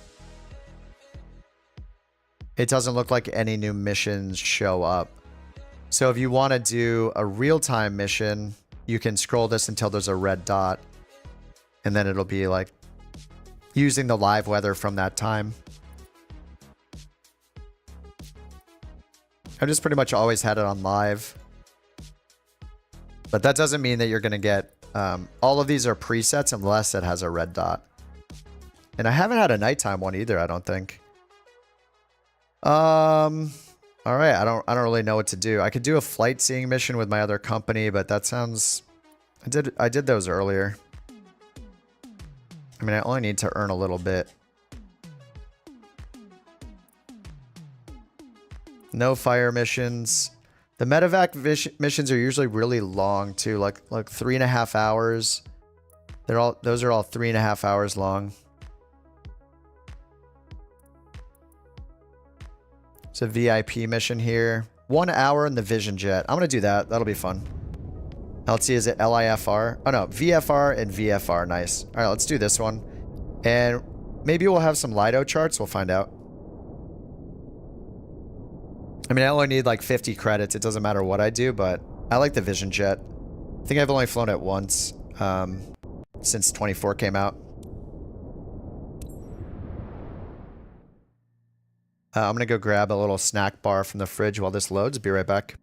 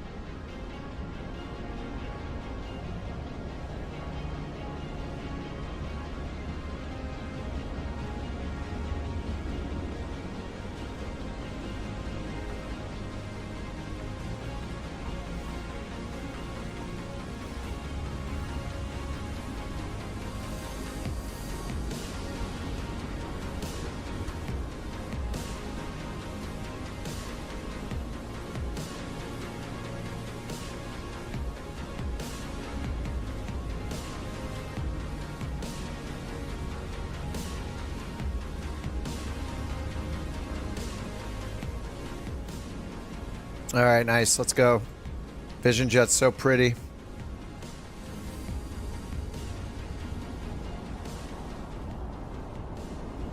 All right, chalks. Pitot tube cover. Kip on the couch. I was definitely on the couch for 15 seconds. Yeah, this plane is beautiful. It's not like super intimidating either because it's it's like not super, super fast, right? Like if you can fly the TBM, this is slower than the TBM. It's like my first jet. Okay, engine cover.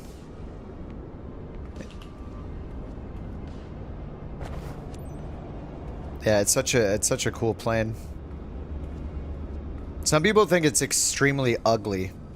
It's a very love-hate kind of thing with this plane. Yeah, the egg, a doctor's jet. Yeah, like exactly. It's very fun to fly though. All right, request boarding. Who are we gonna get? I'm gonna hit this quick start too. Step aboard and make yourself comfortable. Understood, Captain. They're on their way. Have a good flight. You're trying to fly one in real life? Ooh, taxi this time.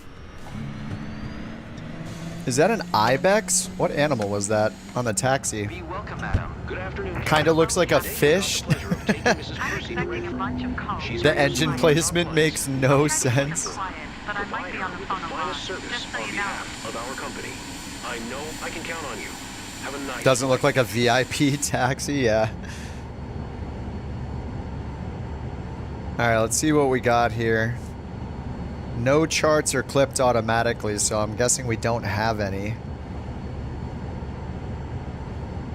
Lido charts. Oh, there are approaches. There's no... It's interesting, there's no airport chart. I think like Microsoft is still importing all the charts or something. Because it would be really weird. Oh, they went away. What? It'd be weird to have like approach charts, but not even an airport diagram. But now they're gone. Like this isn't... This... If anything, it's a Lido chart. What happens if you only buy the standard version? No, no. Standard...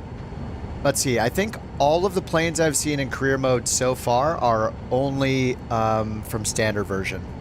I think the only exception might be...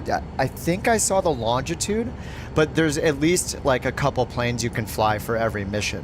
And then you can, if you have more like of that plane type, then you can fly those too. And eventually, as planes get updated and become compatible with career mode, there'll be more of them that you can buy from the marketplace. So you can, you know, everybody has the 737 MAX, everybody has the Grand Caravan, the Vision Jet, the Cessna 172, a couple tail draggers. There's enough planes so you can do every single mission, and then later, like, you know, there'll be third-party planes that you can optionally buy if you just want something different, or you know, your favorite plane comes out or whatever. All right, we're getting the frame rate thing again. Let's hit escape and just wait a minute here. I do like that the camera moves around like this in the escape menu, so we can just wait until the camera is smooth.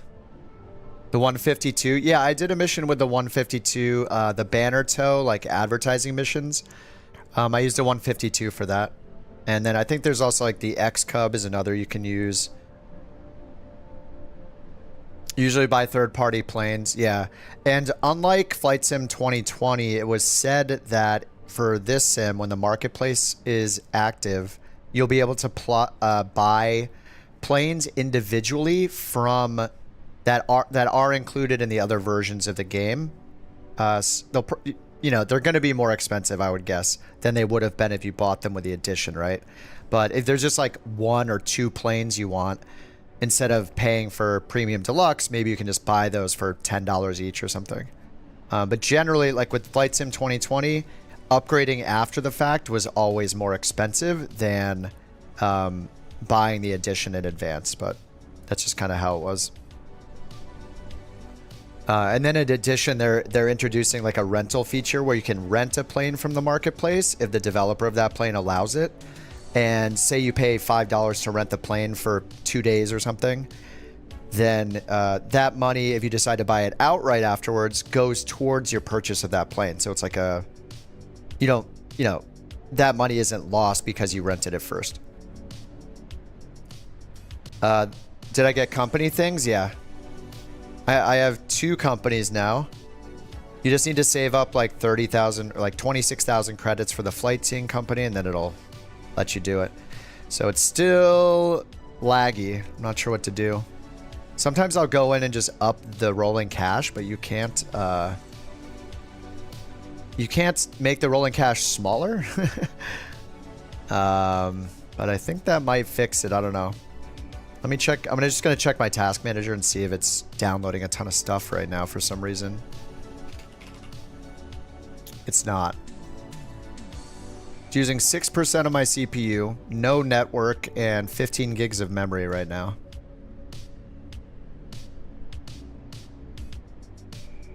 My GPU is at 94% load. No, 100% load, and the CPU is at 27%. All right, let's just go in the settings real quick. Oh, you think it's the EFB? Is that what's messing it up? Let me try that. Whoa. Okay, the EFB closed itself automatically.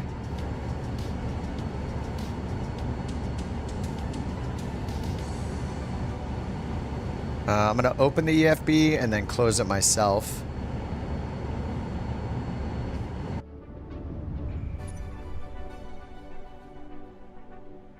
It'll just like suddenly get smooth.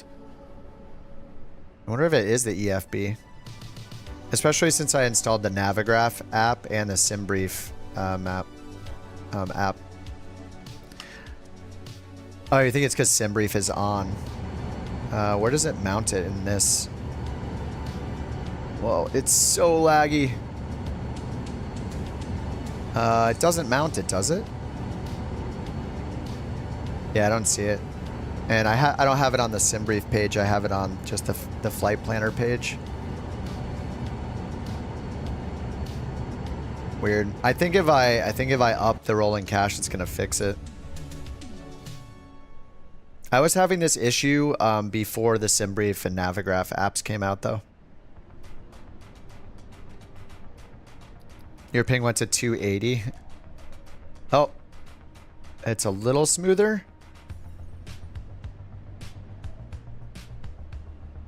It's not perfect. It's a little better.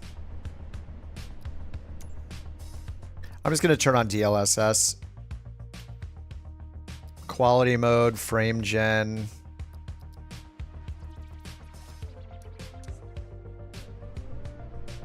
Yeah, it's still a little choppy down here. This is really the biggest problem I've had in the sim, like all week playing it, is just it gets to the point where it gets all choppy like this, and I think it's the cache. All right, one more thing. I'm going to just up the cache again, 5 gigabytes. I keep doing this. I'm at 155 gigs now. All right, we'll do 160. Looks like I've used 2 gigs of data today. Oh yeah, it says reset day 1. Is that just per day?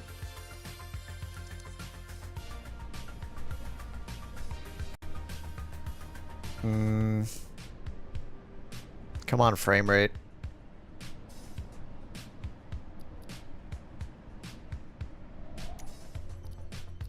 All right, let's turn off frame gen now.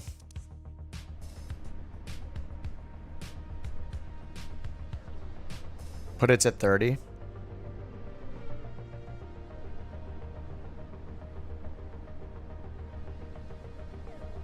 Oh, yeah, resets on the 1st of the month. Double alt enter. Let's try it. Alt enter. I'm using Wi-Fi. Or, I mean, I'm using Ethernet. Oh, that did fix it. Double alt enter. I'm using Ethernet. I have 500 megabits up and down fiber. All right, that did it. Alt enter. Somehow did it. All right, nice. I thought that was only for frame gen, but I guess it's for that too. I don't know what this takeoff emergency bat is. I don't know if you guys know what that is, but I couldn't figure it out last time. And we don't have the integrated checklist, right? Doesn't look like it. All right, let's do initial fuel, sync, confirm. And what do we have? 2 passengers? Who's in here? 1, 2. There's nobody hiding in the back. Excuse me, let me check. Whoa. Some of the mouse look, free look stuff gets a little glitchy too. Alright, we got 2 passengers. I think they use 170 for default weight, so we'll do that. And I don't know if they have any luggage or not. They didn't tell me. Alright, accept initialization. Speed bugs. Take off, rotate at 85. Climb 165. Let's hit auto altimeter. Oh, it's 2876. It did that automatically. Alright, let's bring in the map over here. Are we not going to get an IFR flight plan? Like, what is... I guess we have to get it in the air. Let me see, can I just hit file with ATC and then maybe it'll work? File flight plan with the ATC. Let's make sure the route is the same. Alright, flight plan. Just direct NESD, VFR pattern, then NESD, then the PTH-1G approach to runway 23 in Glasgow. Okay, that looks the same. File flight plan. So maybe when we're in the air we can get IFR.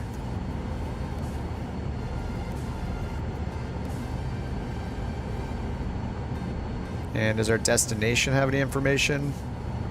Okay, we have weather for our destination, so that's good. Runway 23 is recommended. And runway 23 is what we have. Okay. Looks good. Let's close that. And I have no idea what we're climbing to, so I don't know. Until we don't have an IFR flight plan, so I guess we can't go above 18,000. At least in the US, that's how it would be. Whoa. The frames are just taking a big hit now. Why is that froze? Like stole my mouse cursor. Okay.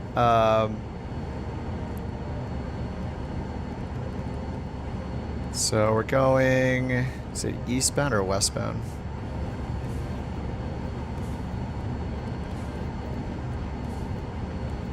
Mostly eastbound. Alright, so we'll do 17,500 then for now. Yeah, I did leave frame gen off, but I'm surprised it's this bad right now. Like DLSS alone is usually good enough. Probe heat off, parking brake, and pitch trim. Like it's usually not this bad with without frame gen. It's usually okay. All right, pitch trim and flaps to 50%. Yeah, this is still the lag. This is still the lag problem. This isn't like it should be way better than this. This is still having the same problem as it was before. Alt enter. Alt enter. See, now it's like way smoother. Yeah, something's glitchy. I've been running it for 5.5 hours straight, so. Yeah, I mean even without frame gen it shouldn't be that bad. Alright, I think we're good. Let's announce our taxi and we're gonna take off. Kinloss Traffic Golf. Sierra Hotel Quebec Sierra. Runway 25. To runway 25.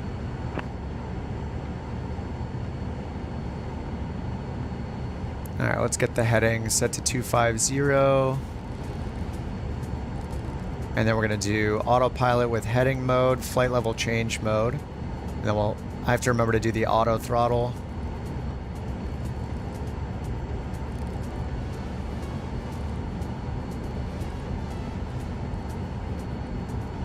Alright, 250, runway 25 is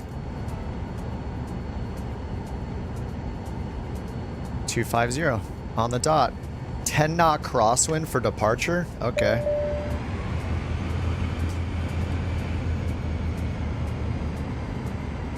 Alright, probe heat is off. That's fine for now.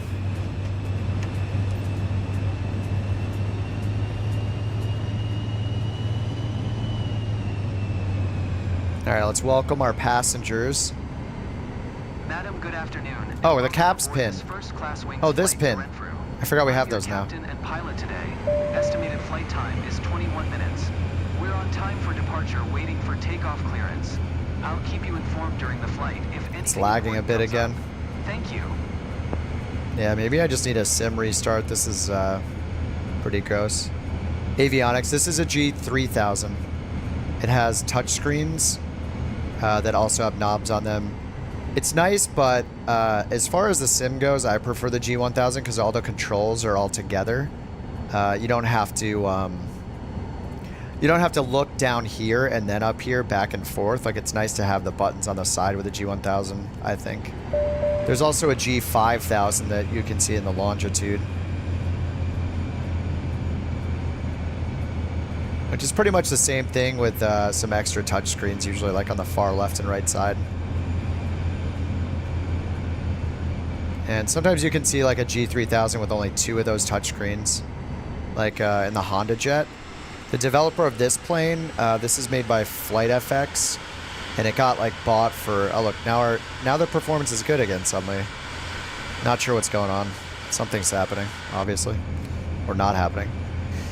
They also made a Honda Jet, which is a twin engine light jet. That's a complete rocket ship. Like, this thing behaves kind of like a slow turboprop almost. Like, it's not even that fast.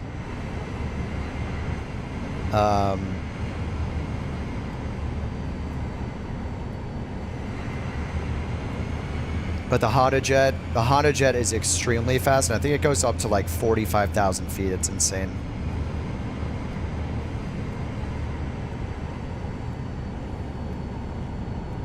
Are we going west? Doesn't this go north up as I zoom out? Oh, that feature's turned off, isn't it? Oh, I have to reconfigure it. Let me just put north up on this. Anything but north up is horrible.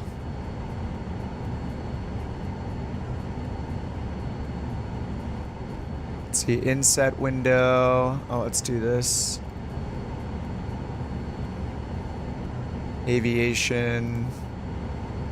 North up above, no thanks. Wind vector, yes. And north up. Okay, there we go. Yeah, you're right, we are going mostly west. Alright, so we'll bring it down to 16.5.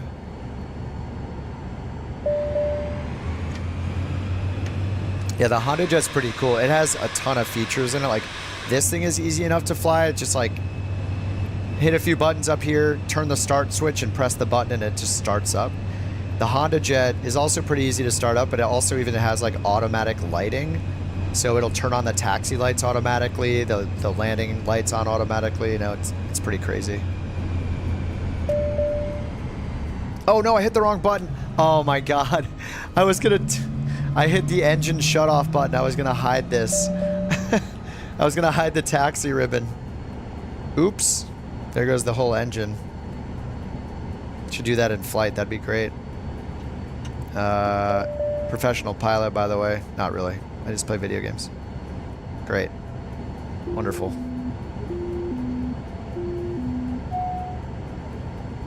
Control E start is like quick start. Control Shift E is quick shutdown. And I set mine to Control Shift A for the assistances. Alright, how fast can I do this? FOB, confirm, next. Aircraft loading. 180. I did 170 last time, that's fine. Next. Oh no, it pulled out the flight plan. Oh, dude. Okay, let's try this. Up here, send route to avionics. Okay, cool. MFD back to the map. Accept initialization. Map. Okay, that looks good. Flight plan, direct nesty. That's good. Okay, set our speed bugs. Rotate and climb. Good. Autopilot's heading and altitude. Flight level change, 16.5.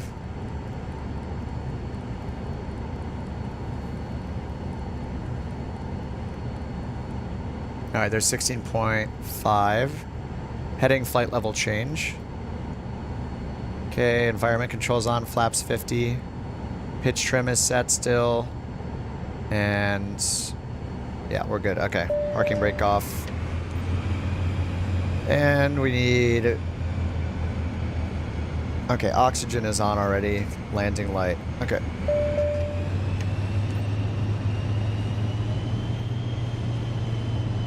Sorry about that.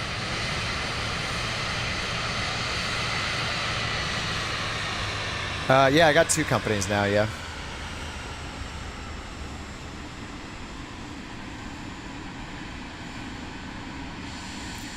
Took a while, but yeah. I definitely delayed myself, which was a great thing when I sold my first plane like an idiot. That was wonderful. Trim scares me. Dude, trim is the best thing ever. Oh yeah, that bug's annoying. It gives you ATC instructions or like a taxi ribbon to cross a runway, and then when you cross it, it yells at you. Even if they give you the permission to cross during your taxi instructions. But, you know, whatever. It's minor bugs. You do have to buy a separate plane, yeah. That's kind of the... What takes the longest is just getting enough money to start to buy the plane for the company. The company cost itself, like for the cargo company, was only, what, 10,000 credits? But the plane, again, is, you know, you have to buy at least another Cessna, or I guess an X-Cub you could get for like... What was the X-Cub, like 190 or something? 180? Maybe, instead of like was it 260?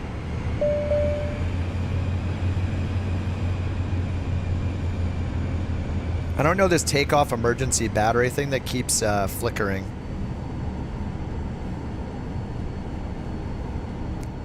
We have BAT 1 and 2, Gen 1 and 2.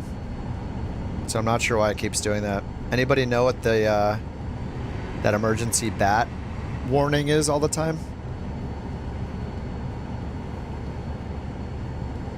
All right, runway 25. All right, parking brake. Let's get probe heat on. And we know we have the parking brake on. Okay, it just says takeoff from runway 25. Yeah, there it is again. Look, takeoff emergency BAT. And over here, battery 2 says negative 1.1. That wasn't a thing before in 2020 with this version of with this plane. All right, the caps pin is out. Passengers are extremely excited. Yeah, does this happen to you guys as well? This takeoff emergency BAT thing? You had that going too? Mapped one of your buttons to your throttle quadrant. You don't know the actual thing. So is it a battery shortcut? If I check my it happens whenever I bring the power up. So if I check that, throttle 1 axis, throttle 2 axis, mixture axis, which we don't use in this plane, and prop axis. That's all I have on the 4 axes. Not sure. That's so weird. Alright, well, whatever.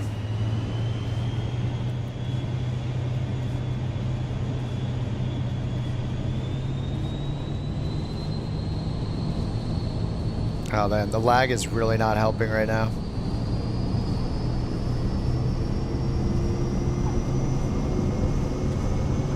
Turn off battery number 2? No, the slideshow, please.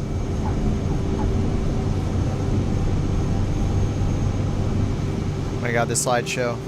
With a strong crosswind too. Perfect. Alright, let's get the gear up. Yeah, this is whatever's been happening the last like 30 minutes. I probably need like a sim restart. It's been on for like 6 hours almost. No, it's been longer actually. I did 4 hours before this stream in the Phoenix.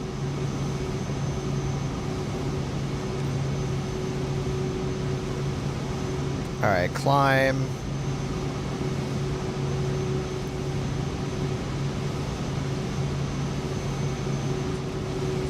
Alright, flaps coming up. Fly to Glasgow. Climb to 1,800 feet. It's gonna be funny to see what it wants our cruise altitude to be.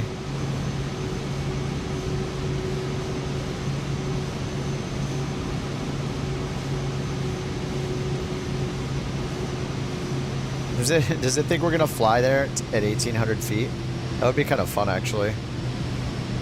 All right, let's hit nav mode now and get onto course.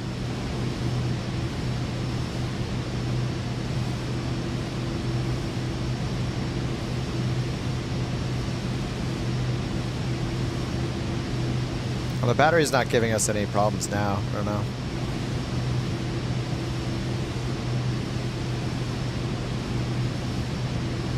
Oh, maybe we should fly really low. Oh, I mean, even if we don't have enough fuel, we just add enough fuel, but then we can see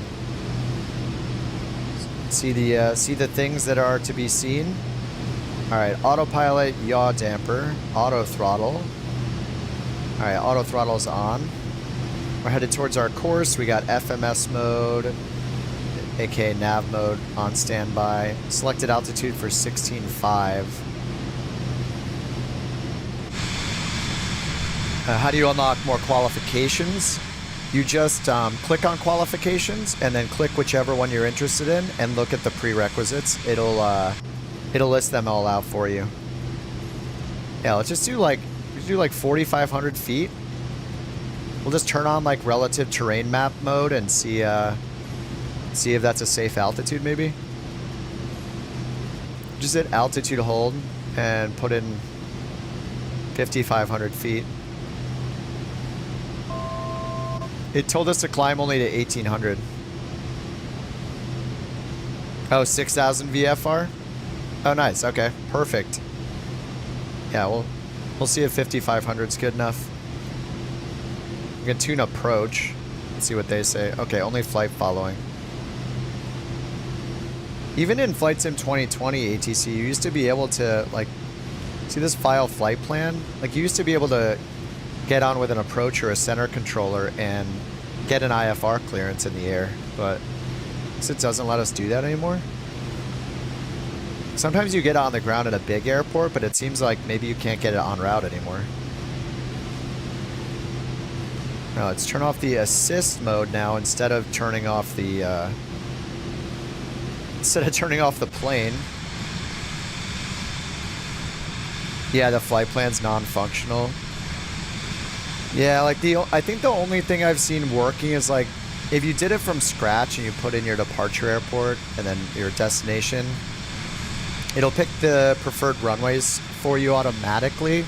I think I've also seen it pick an approach automatically, like an ILS. And then you can hit find route and it'll fill in the en route waypoint section for you too. But yeah, besides that, like the fuel, I don't know what this does exactly. I think this is maybe what you file with ATC, right? This is like your full flight plan, IFR, registration number, your equipment code, type of flight, like all this. We can put like mode C or what do we normally put, like golf? I think golf is pretty standard. It's not listed here though. Oh, this is just the transponder mode, sorry, not the equipment code. Here's NavCom equipment code. Yeah, I think we usually do like golf. But I don't know that this even does anything yet. I don't know, let me type this in and see if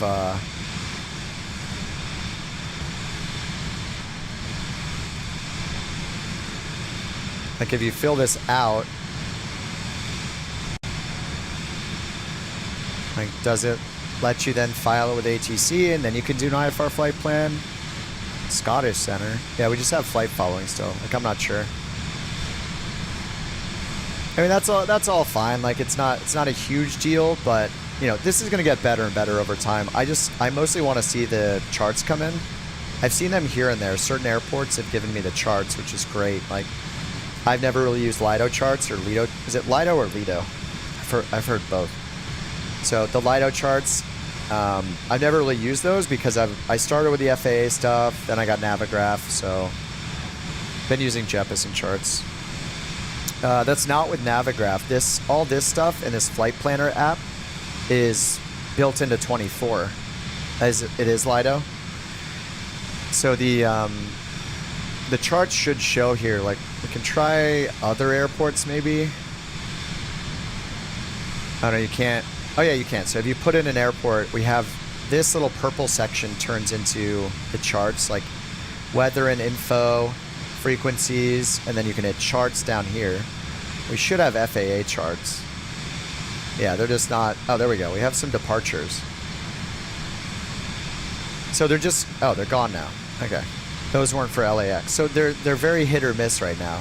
Like, I assume there's a Lido and an FAA chart. There definitely is, right? They're just not all getting pulled in. So every now and then I'll look there and there will be charts. And something I've seen that's really, really nice. I started like a mission at one point and I clicked this clipboard icon because all of the charts in the list have a little plus clipboard icon. If you click that, it'll put it into this clipped charts section. But there's also this thing that says this flight. See how there's saved charts and this flight? Saved charts would be if you saved it yourself. This flight sometimes is pre-populated with like all the charts you need based off of the flight plan. I've only had that happen one time, but it's super nice.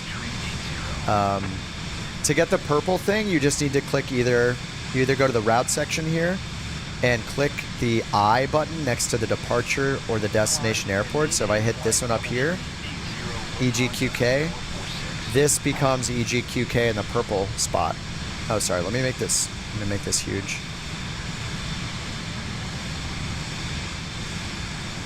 So see how it says EGQK now? So it's kind of pinned here. Now you can get all the info for that airport. Preferred runway based on the winds, what your crosswind's gonna be, 10 knots, nice. The METAR, you can look up, oh, no TAF available. And then the second button is charts. So this is where the Lido or FAA charts should be, but they're just pretty much not showing up. Pretty rarely, so they're probably still importing and all. A choice between Microsoft or Navigraph. Yeah, you can use all three, so just think of Navigraph as having a nice moving map and also providing Jeppesen charts. So Microsoft is going to be providing the Lido and FAA charts. The FAA charts are already public. The FAA just gives them away. So you can like just go to the FAA site or go to SkyVector and look them up. And then Lido, they like partners with Lufthansa systems to get the Lido charts. So yeah, so those will be available for everybody.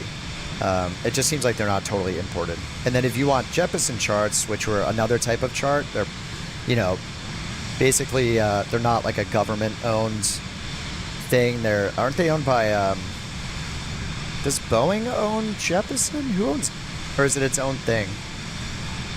No, Boeing owns ForeFlight. That's what I'm getting confused with. Anyway, yeah, if you want, you can get Navigraph charts, and then you can. This will give you all the moving maps, the iPad app, the Android app, the Windows app. It's really great. I love Navigraph, but you know, if you want the Jeppesen charts, then that's a way to get those. Like in the real world, Jeppesen is like those charts are very expensive. Like, I'm pretty sure my girlfriend had bought them for the U.S. and I think it was like $200 and something for the year just for the continental U.S. So mattering which regions of the world you fly, you know, you have to buy them. It's a subscription, and you know. Apparently, you can drive vehicles in this game. Oh, Boeing does own Jeppesen, do they? Oh, okay. Yeah, there are vehicles. Yeah, people have made like silly land vehicles throughout the time. Flights in 2020 has been around. So some of those are already usable in 2024. The one I like is called Juice Goose. It's like an ATV. It's really fun. It even comes with like stunt courses to jump it off of and stuff. It's pretty hilarious. So, yeah. The company UI, I could, or you could just rewind the stream. Since this is YouTube, you can just point backwards, look at the thumbnails, or just keep rewinding till you see me looking at it instead of waiting, and then just hit the live button to return back to real time.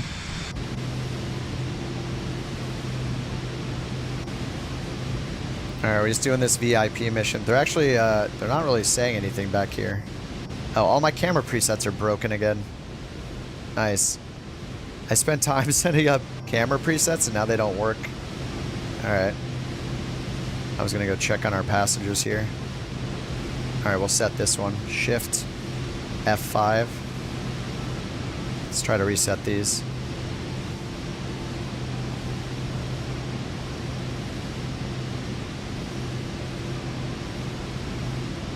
This will be Shift F8. And over here, Shift F7. So that's set it to F1. Wow, really? F3 and F. Okay, it's all messed up. All right, all the all the preset cameras are messed up. The crew thing is supposedly how you give AI permission to fly flights for you. When you open your second company, you can use it. That guy Tex like tells you about it. It's kind of fun flying over the clouds like this. What's our outside air temp? -3. Okay, we should have engine anti-ice on.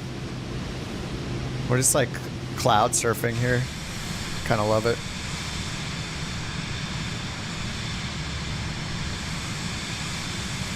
Took you all night to keybind? Yeah, if you don't have like a Thrustmaster or like a Honeycomb or a Logitech product, then you probably don't have a preset for your controls. Yeah, it took me forever too.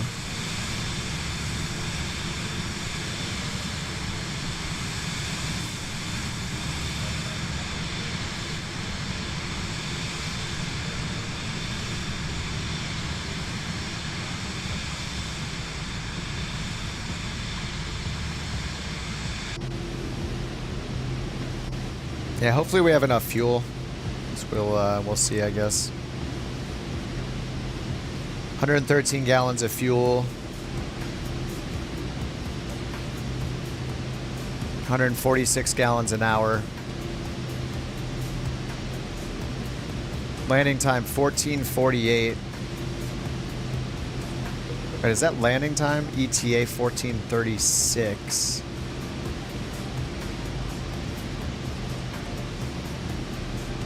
And what time is it right now? 14:25. Okay, so it's only like 20 minutes.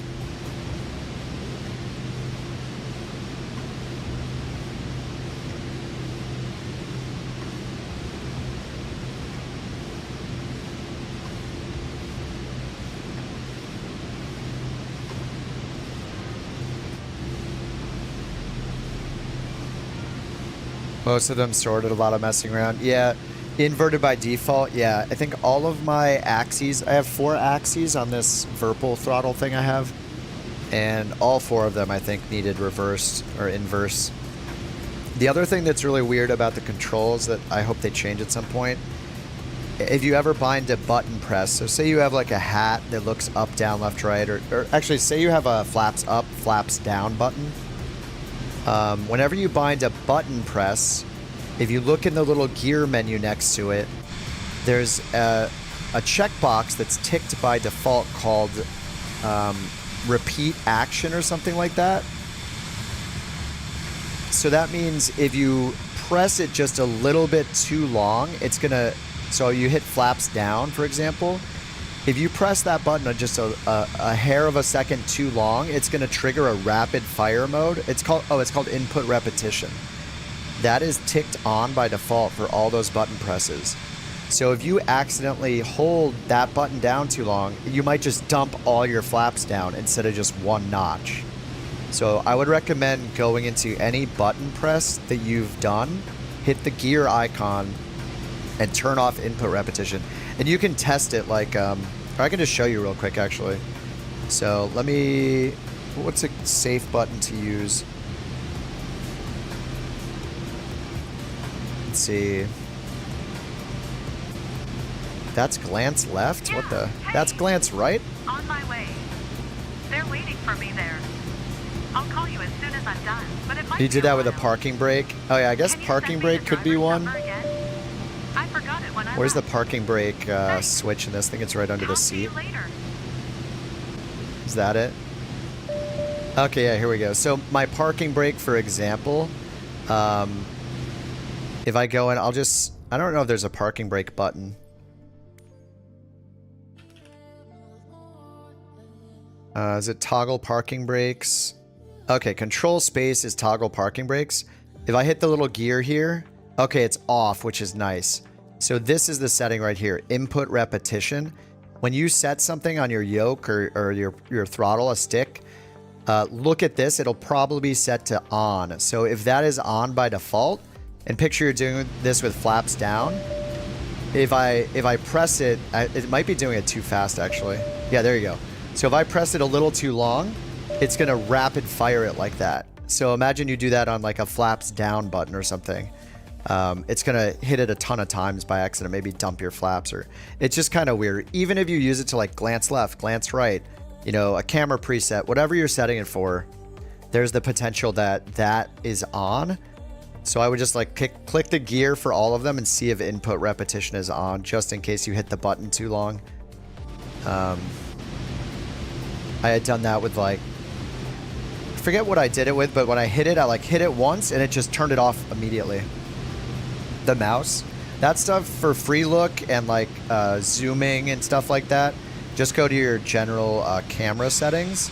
There are sliders for all that stuff. So it's like there's a first person look, free look sensitivity. I think it's called speed. So free look, speed. There's a bunch of them. There's one for external camera. There's one for zooming. But you probably want like the free look ones. Terrible UI. Yeah, there can be improvements. I think something I like compared to 2020 though is it's actually way faster to set up your controls. I think the profiles are confusing. The whole like general profile, the second profile, control profile, and then like the plane specific profile, like it's kind of confusing. But the thing I do like is how fast it is to set the controls. So if you know what controls to set, like you just click, hit the button, click, hit the button, click, like it's very fast, rapid fire. So I like that. How do you fuel your plane? You have to do it through the tablet. So hit tab on your keyboard to go to the tablet at the top. Click the aircraft icon. And then it should be on like this screen probably. You want to go into flight performance. So you go airplane icon, flight performance, and then mass and balance, and it's in here. So you have to go into this section, you click and bump it up, or I don't know if you can click and drag. And then at the bottom you hit load. If you're doing career mode though, it's like broken, you like can't do it. And sometimes they don't give you enough fuel. So if that happens, you can go into your settings and bind a key that's called refuel. Just use the search. It's called refuel and repair. That will fill up the tanks and repair any damage. I don't know when you would get damage. Like, but yeah, you can hit that to fill it up. I don't know if the repair damage thing actually repairs the damage of like an owned plane. Oh, we got icing. Alright, maybe we should climb up above this finally. Let's get the icing turned on. We're just doing this flight ourselves, like we're not using ATC. Well, let's go up to 6,500. It got too cold. How do you change controls without pausing the game? Oh, click the controller icon. Oh, I've never done that. I don't know what it's gonna look like. Oh, we don't. Oh, this controller icon. Oh, yeah. That's a good. Yeah, I forgot about that. Nice. I forgot that. I think in the alpha they had this. When you hit escape, this is the menu it brought up in the alpha. I think that's cool. Nice. Good tip. The controller icon at the top, you can change it without leaving. I'm lagging like crazy though. Nice. Good tip. You don't have to pause your career mode flight.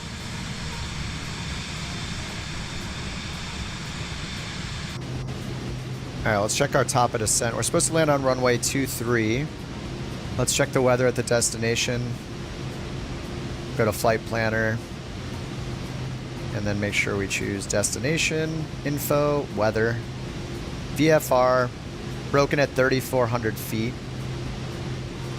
And it recommends runway 23, still 18 knots headwind and a 9-knot crosswind from the left. And we did have runway 23 down here. So I'll just put in on the approach side. There's an ILS. You can preview it. Okay, it's just straight in the direction that we're already going, so I'll just load that in.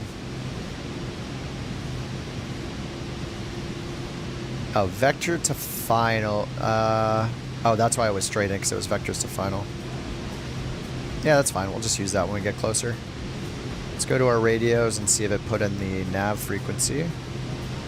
Nav 1 and 2, 1105. So this is where charts would be nice. Sometimes you can find it in the frequencies, but no, we can't. This is where we would go to the chart and find the approach chart, find the ILS frequency, but if we don't want to do that and there's an RNAV approach, we can just use an RNAV approach to the same runway, just so we don't have to worry about our nav radios. So let me see if there's another one for 2-3. Just a VOR approach or the visual. Well, we will be visual, so I'll just do the visual. That's fine. If there was an RNAV approach, that'd be a good alternative, just because it just flies with GPS and you don't need to know an ILS frequency. Is there a flyby view? Kind of. There's a drone camera you can use. I think it's Shift X is the drone camera key by default. And then you can use your WASD and IJKL keys, or you can use the arrow keys instead of IJKL to fly around. So it's WASD, Q and E goes up and down, and then the arrow keys look around like this. There is a way where what you could do is like fly far ahead of your plane. It's not going to do it automatically, unfortunately. And then you can go up into the camera menu and then turn off the follow tick box. Right here, drone follow mode. So maybe you can bind a key to this. So then if I click this, it should stop in space, and then you get the flyby. So that's how you would do a flyby, but there might be a shortcut you can bind to the to toggle the follow mode on and off. But yeah, the drone camera's probably what you're looking for. There's also a new photography camera in this, so that one will pause the sim when you hit it. So if I hit Shift V, and then you can move like outside your plane. So if you're looking just to get some cool screenshots, this one's good. It has all the controls at the bottom and here on the left, so you can like zoom in. It's got like depth of field. You can change the exposure. You know, if you want it like super dark, or you know, to point at the sun and get a silhouette or something. So that's, and when you can when you take the photo with spacebar, it actually saves it near your community folder if you know how to find that. So it'll save the screenshots with no UI in there if you want to use the photo mode to get the depth of field and all that stuff. You can do a similar thing with the drone camera though. You can learn go into the menus or learn the shortcuts and change the depth of field with that drone camera too. Oh, Control R is the drone cam? Cool Pie says Control R brings it back. MFD failure? Not yet. It's still working, but I don't know when I'll see it because now I have a cargo company I'm doing. That 172 with the MFD that's almost dead is on my Sightseeing one. I do want to see if it'll die though. I want to confirm that failures actually happen in the planes.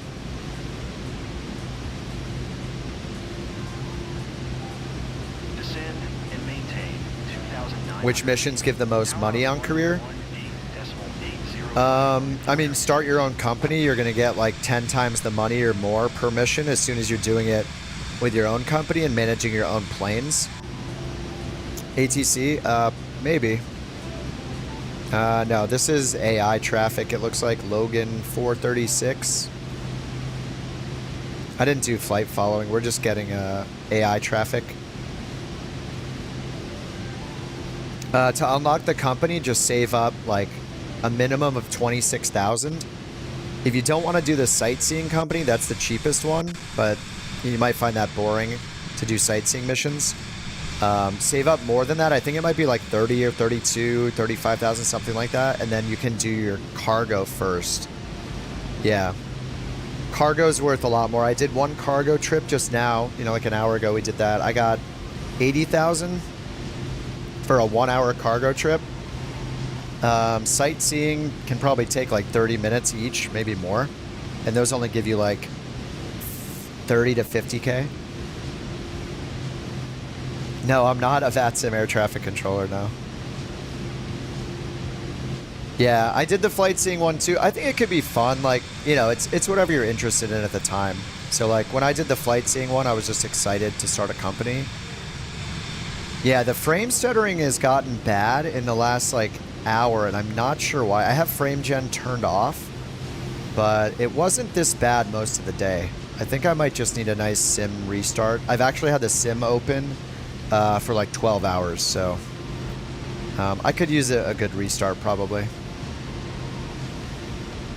I also am experimenting with streaming using my CPU today instead of my GPU. So I might have more stutters than normal because of that. I was just experimenting to see. Because I felt like the sim, like flight sim was using more of my GPU than it used to. And my CPU is right now like 60%. So, oh, you're having the same stutters? Okay. Has yours been on a long time too, Dylan? Yeah, these stutters have... I had some audio stutters today too that were happening that I haven't had like all week. Like, I've been playing this like non-stop since Tuesday. Yeah, it's been worse today. I'm not sure what's happening. If they're having server issues, who knows? We haven't even been out with the sim. They haven't even been out with a sim for a week. That's funny. Somebody's gonna think that I work for them, which I don't.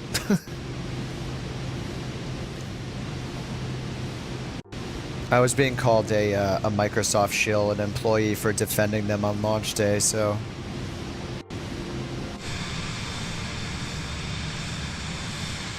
is the company locked by level? As far as I don't know the answer to that. I've heard people say level 25, but I don't know. I didn't get mine to like level 50, and that's because I didn't know you had to save up 30,000 or like 26,000.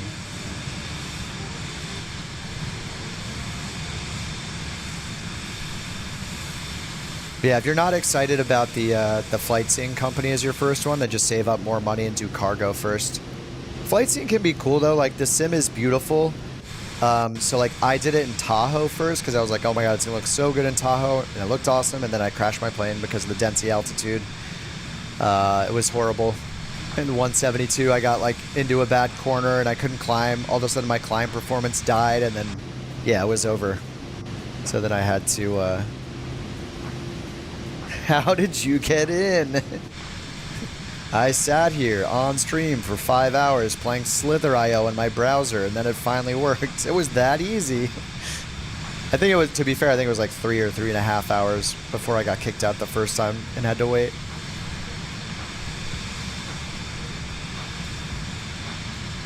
I was there. Yeah, we played so much Slither.io. That was a kind of a fun day. Oh, good job, bot. That was perfect timing.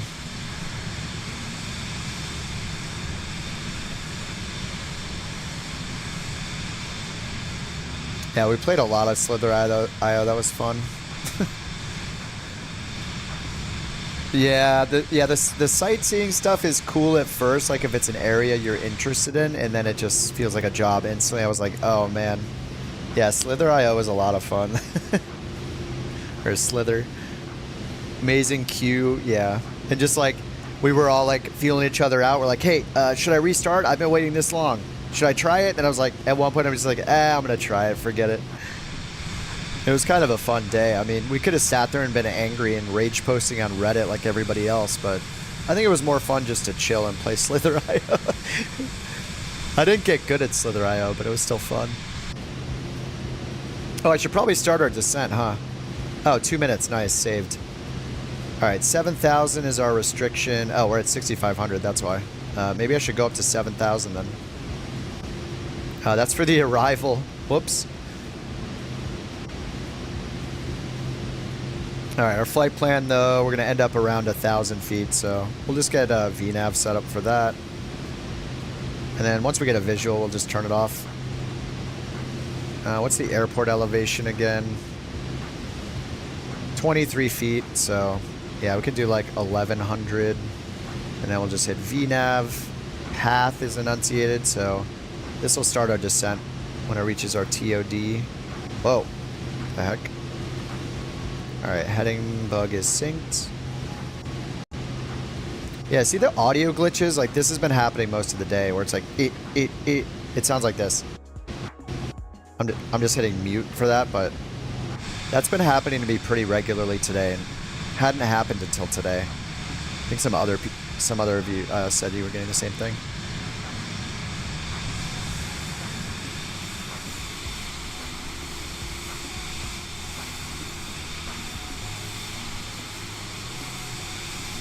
Started happening for you last night.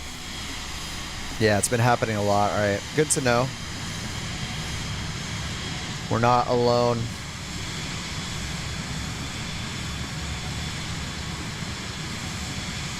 Stutter free today. What do you work for Microsoft or something? Vertical track.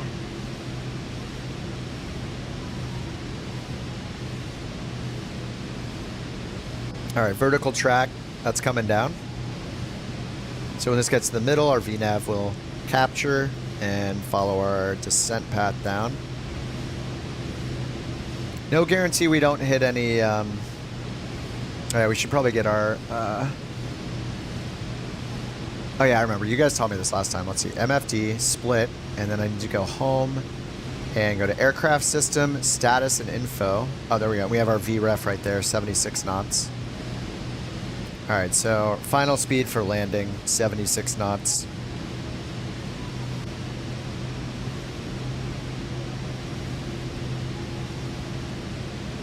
Tonight's in-flight Vegemite. All right, we're starting our descent. I guess we could define some speed. So if our VREF is 176, we want to VREF plus 5 on the approach, 81. But we have some wind, right? 18 knots. So what do we add? Half of that? So call it 90 for our final approach speed. So then I can go down here to the flight plan, final.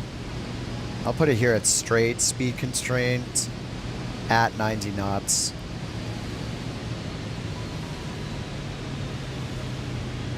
I think I might, it's slowing us down already to 90 though. At or above. All right, I'll do at or above, and then here for final, we'll put in 90. See if that works. Above, at or above 90 knots, and then 90 knots. There's the battery thing going crazy again, look. I was just flickering right here. How do you get all the charts? I'm not showing any charts, but like you can get Navigraph if you want Jeppesen charts, but I mean, if you've never used the charts, I would wait until they're all in for Microsoft, because they'll show up here on the charts. I get them every now and then, but I think they're just not all imported yet. So yeah, once they all get imported, eventually I'll make some tutorials for them. But like, you can just keep your eye on the EFB. You know, you open the tablet here with tab, or click it up here in the top menu. Like if you've never used something like Navigraph, I would wait to use the ones that we're all getting for free. The Lido charts and the FAA charts. I don't think Navigraph's going to go out of business, but yeah, I mean, they'll probably take a hit from people that are like, well, the Lido charts are good enough for me, so maybe they'll stop. But then, you know, some other people, they might get introduced to the Lido charts and the FAA charts, and then they'll find places they're flying that don't have either chart available. And so then maybe they'll want the Jeppesen charts. Maybe they don't want to use this on a second screen or in here all the time. Maybe they want the iPad app. But yeah, maybe, I don't know, it's hard to say. Probably a net loss of customers for them. But I don't know how significant it would be. I don't know. Like some people just, like, I've gotten used to the Jeppesen charts. I love them. You're going to have Jeppesen charts that are available for places that there's no FAA chart, no Lido chart, so. All right, so slight left turn here. We don't have any weather information. Oh yeah, we do. Sorry. I think we do have weather for our destination. Altimeter. Oh, QNH is 977. PFD settings. QNH. All right, 977, that's set. The ground is pretty close. This is where the visual approaches again are just like, all right, maybe this, as long as we can see the ground. We also have a radar altimeter here, so we see our height above the ground, 1,600 feet. Oh, this is pretty awesome. Yeah, I'm getting a lot more stutters than normal. Holy.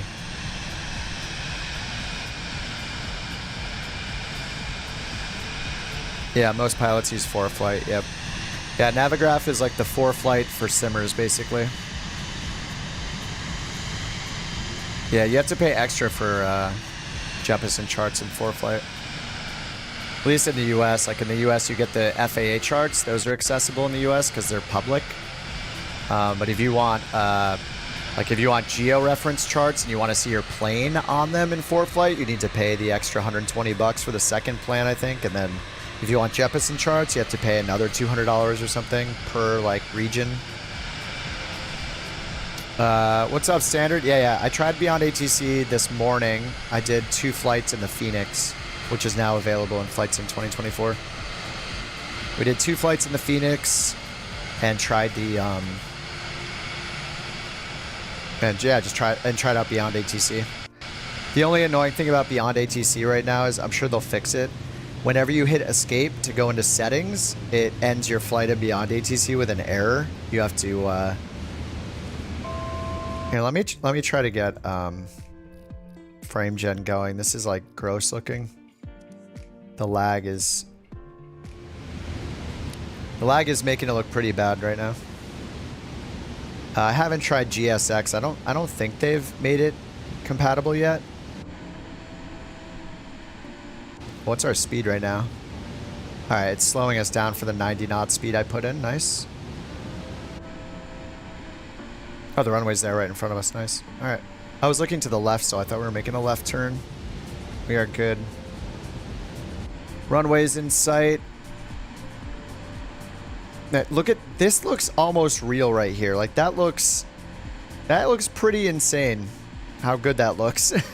When you're in an area that has a lot of detail, I mean, there's a massive difference when you're lower to the ground between the two sims.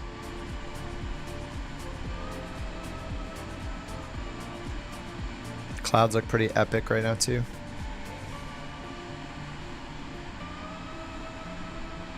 Seeing the waves on that pond right there, or that lake.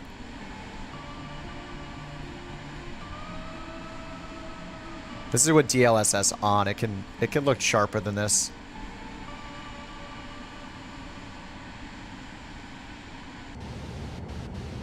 All right, slowing us down to 90 knots. Let's get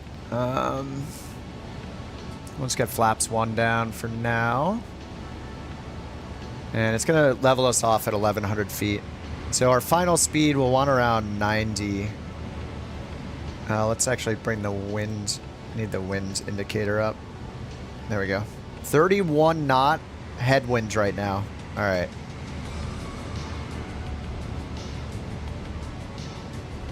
Did I update? I did, yeah. I used DLSS Swapper.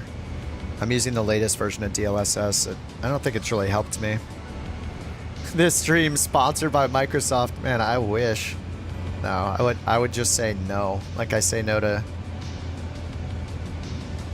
the all the emails spamming me to put a Raid Shadow Legends code in the video description or whatever. Like everyone gets. No thanks. Sounds like a lot of work. Alright, let me get the gear down. You can't log in right now? I was going to restart my sim after this to try to help some of the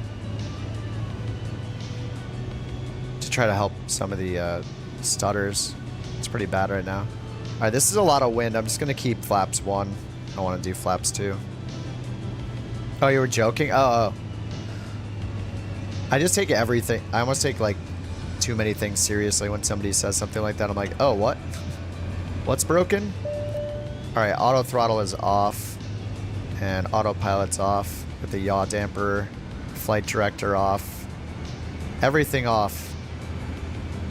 No, autopilot off, yaw damper off. Okay, there we go. Wait, how is yaw damper? Oh, yaw damper is automatic in this plane. Whoops. Okay, we got a 13 knot crosswind, a 27 knot headwind, and I'm high. This will be fun. High in altitude. Let's turn off the music. Sterile cockpit. No music. I should probably just use auto throttle in manual mode to set the speed. Oh, that doesn't work, does it? Yeah, it doesn't work without autopilot on. That sucks. Wish it was independent. Alright, 1 red on the Pappies. We're a little high. 23 knot 500. headwind. 13 knot crosswind from the left. Staring at the green little target marker there, trying to get that onto the runway.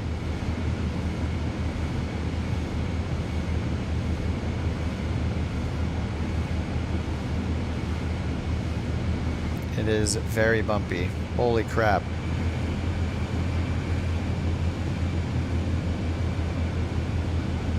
This is fine. This is fine. Adding power. We're very, very low. Holy, the wind. Oh, now all of a sudden it's fine? Alright. Those bumps are wild.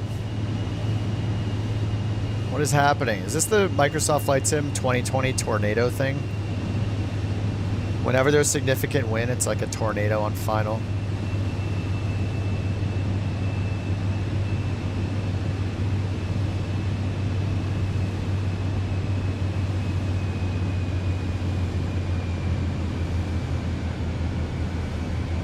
All right, hold on to your butts.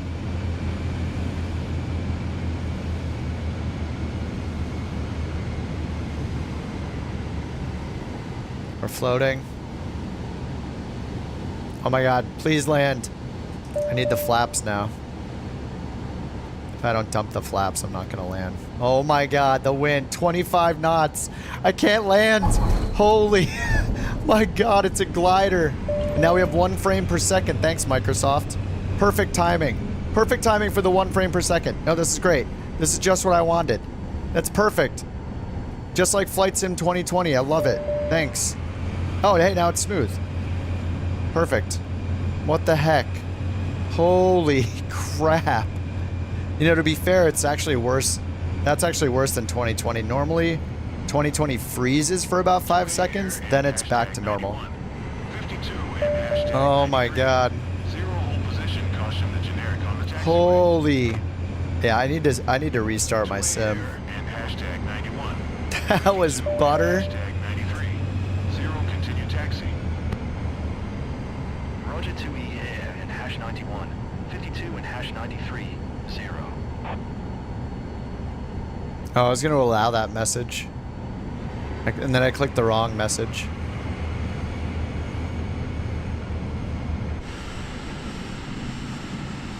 Yeah, something is going wrong with whatever's going on right here. I think I need a sim restart. Yeah, new NVIDIA drivers just came out. I won't be able to download them while the stream's going. I downloaded the ones from the 12th that had like the initial support for Flight Sim. There's a newer one out? How do I feel about bush flying? Dude, it's incredible. Walking around, like, yeah, I like it a lot. I mean, I haven't had stutters like this bad. This is the worst I think I've had it. Usually I have it when I first load into a huge airport sometimes, and then it goes away, but this is pretty bad.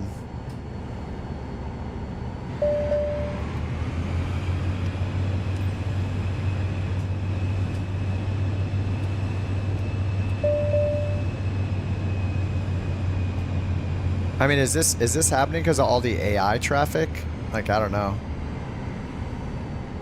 The other thing is I'm running the stream off my CPU today, so that was a choice. That may be causing the problems because generally the game is CPU heavy, so it's probably that I need to switch that. I just did it as a test because my CPU right now is 35% utilization. This is how mine looks without streaming. My CPU is like hardly being used though. 36% right now, 40%. The VRAM's at 97%. The GPU's at 94%. So I don't know, like, that it's the CPU. The real life liveries, this is just AI traffic. It's included in the sim. Glasgow ground Chanix 17 IFR to Faro ready to copy. Actually, I did install FSLTL, so some of the liveries might be different, but there should be a ton of them in by default anyway. I'll probably change off the CPU. I might actually like the stream will just like go black for a second and then resume. I might just switch back to my GPU. I was kind of testing that today to see how it do with CPU rendering or encoding. Even if you have the AI traffic off and low, they still show it air. I noticed that too, Lanty. Yeah, that happened to me too. I mean, some airports, like if you have any, God, it is so glitchy that I can't even taxi. This might honestly just be a streaming thing, because I switched to my CPU. This is crazy. I'm gonna hit skip.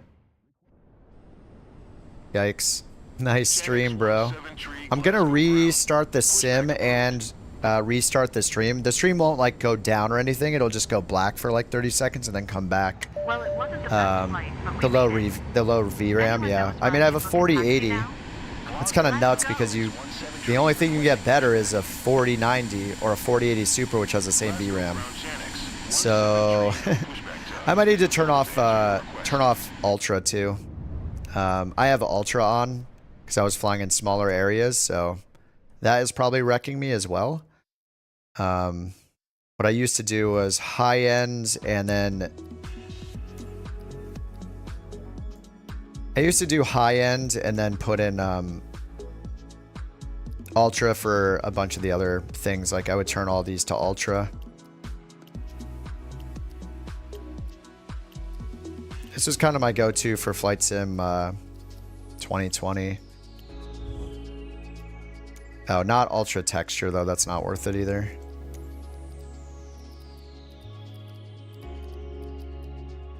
And then motion blur off because it's, I don't know why that is even a feature.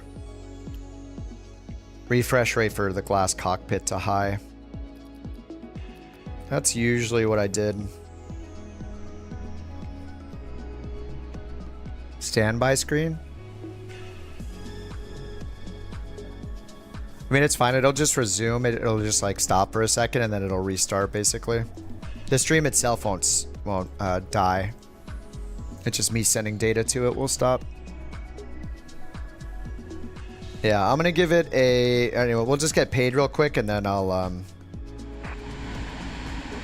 restart the sim and then restart the stream. You guys won't have to do anything. You shouldn't have to refresh it or anything. It should just resume. Can you change the time without the weather? Yeah. What's up, Rich?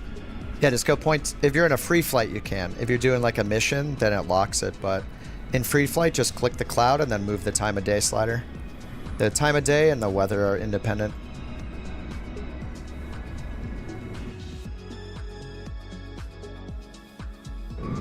Look, now it's extremely smooth. And maybe I won't restart it. I mean, I think it's just the Ultra settings are wrecking it. Suddenly it's fine. Airline procedures.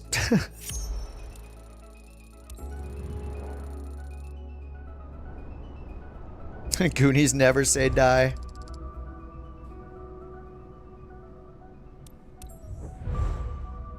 Can't get AI traffic.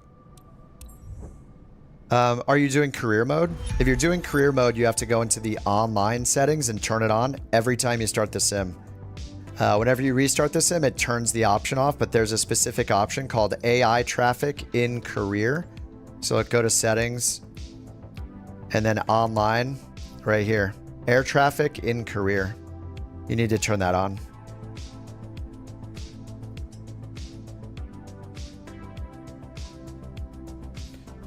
Is a pre-built 7800 X3D with a 4070 Super good enough? Yes.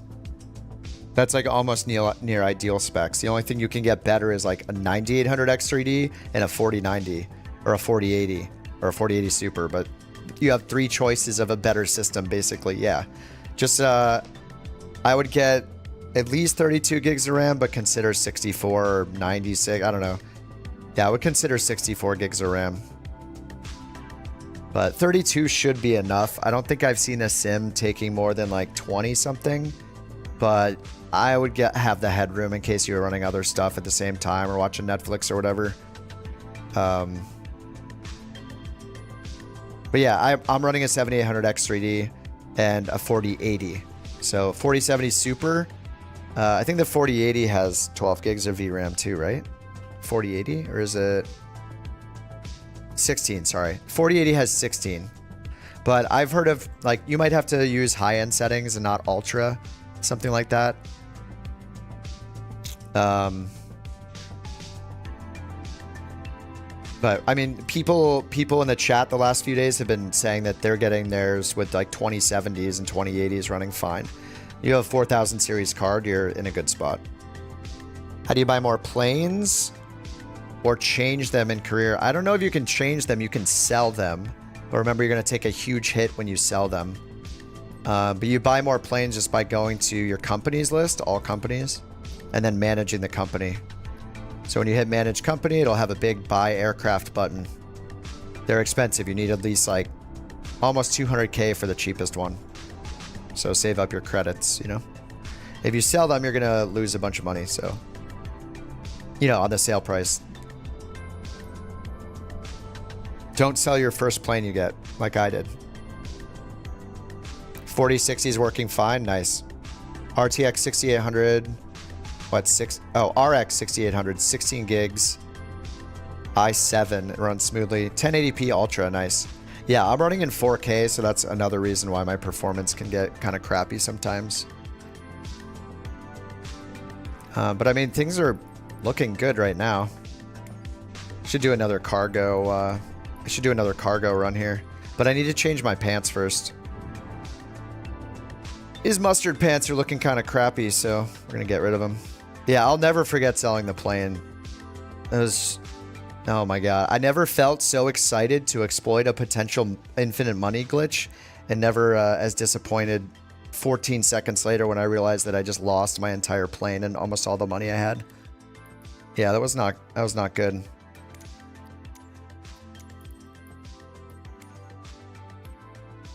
I like the joggers. Let's go joggers in a different colored t-shirt.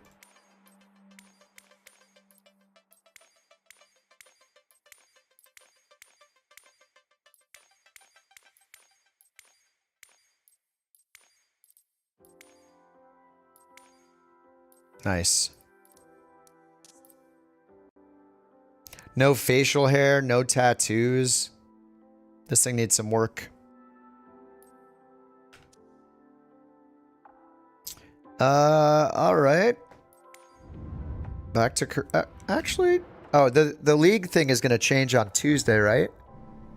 That Challenger League or whatever. I'm really bad at it, so I shouldn't even try. Yeah, the facial hair would be great. If you notice, the NPCs have facial hair. A bunch of the passengers will have like full-on beards, glorious mustaches. Yeah, it's kind of rude that we're not able to yet, and they are.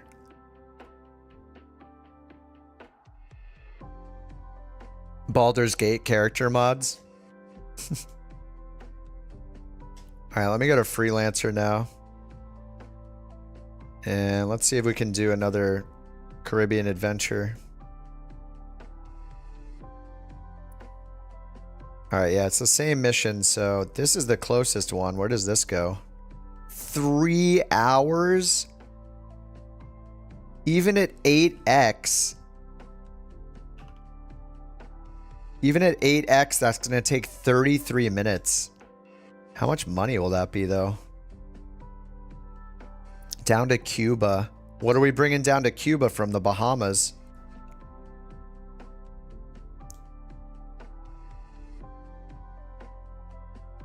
You can go anywhere in the world, Flare. This is all that I have right now because I just made my way over here from Florida. We could go over here and I could bring my sightseeing plane over here. That would probably cost quite a bit, though. How do you make time go faster? Look at what the bot just said above. Just scroll up a little. Look at what the bot said. You're doing that now to Cuba? This one? This is probably one where you need to top off the fuel during the flight. Actually, I don't know. 3 hours, 152 pounds. How much is that in gallons? So we were burning like what, 10-ish 10-ish an hour?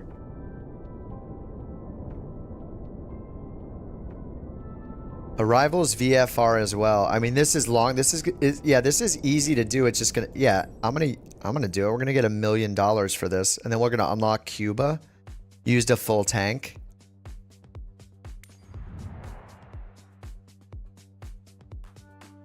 Long hauls on the airliner. I'm guessing there are. I mean, there are 3.5 hour flights for medical missions. So yeah, I would guess once you get up to like doing the private jets, the citations, the Max 8, I'm guessing there are long hauls, but I'm not 100% sure because I've never done them myself. So, but I would be surprised if there weren't.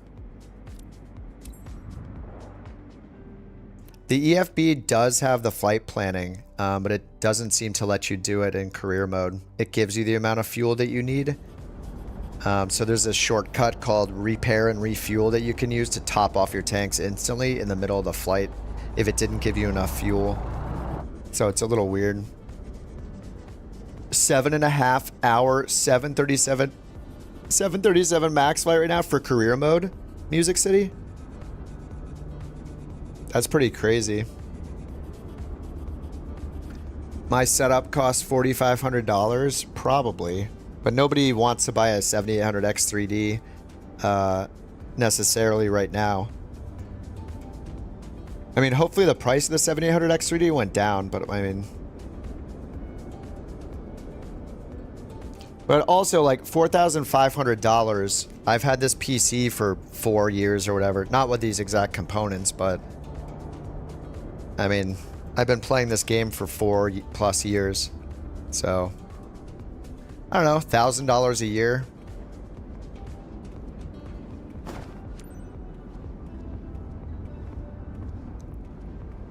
Plus, you'll get like, you know, whenever you upgrade your PC, you sell the parts you had before, you make a little money back.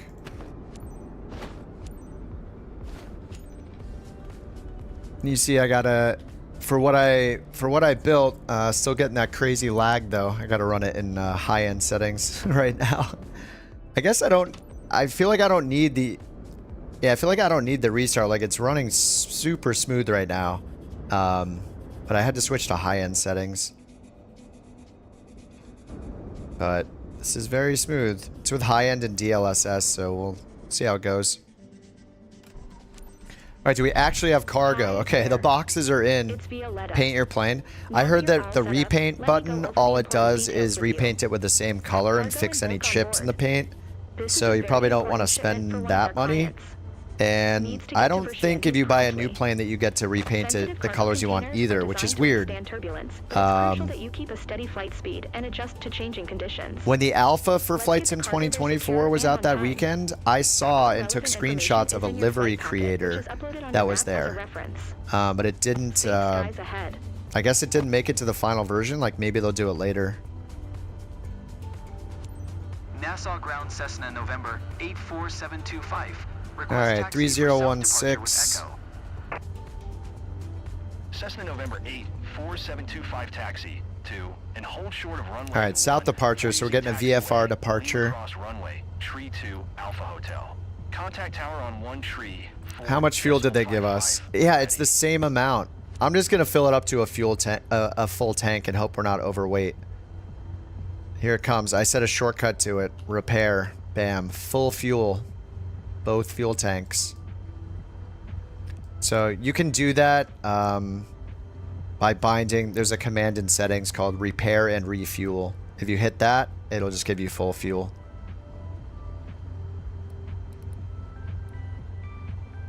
All right, acknowledge the taxi clearance. Taxi 2 and hold short runway 14 via taxiway. See what it put in for our Cross runway flight tree plan over here if we have any Alpha, altitudes. Hotel Cessna 725. All right, there are no procedures, so that means there are no VNAV altitudes in here by default. So we can just fly as high as we want. We're a little westbound. I don't know. We might have some crappy winds. Guess we'll see what happens. Replay mode. I haven't used it yet, but oh, it's in free flight. There's a little replay tool up there. I haven't used it myself yet, though. Favorite plane in the sim? Well, it's in Flight Sim 2024, like, they're only kind of the base planes and, like, the Phoenix available right now. There aren't a ton of planes ported over just yet. Eventually, we'll get all of them in, so... My absolute favorite planes are, like, even from 2020, let's say, is... For airliners, I mean, I like both the Boeing and the Phoenix, so I like the Phoenix A3... Or the Boeing and the Airbus, so I like the Phoenix A319. I think that plane is awesome for... I like the shorter airliners, and then I like the 737 MAX that iFly made is awesome. And then for the GA planes, I like the FS Reborn Meridian the best, the M500. It's like a turboprop with a G1000, and it's got like wear and tear and all that on it, failures and simulated bird strikes. I'm hoping that that plane becomes career mode compatible. I'd be very surprised if it didn't. I don't know about replay mode on... Oh. Did you guys get that too?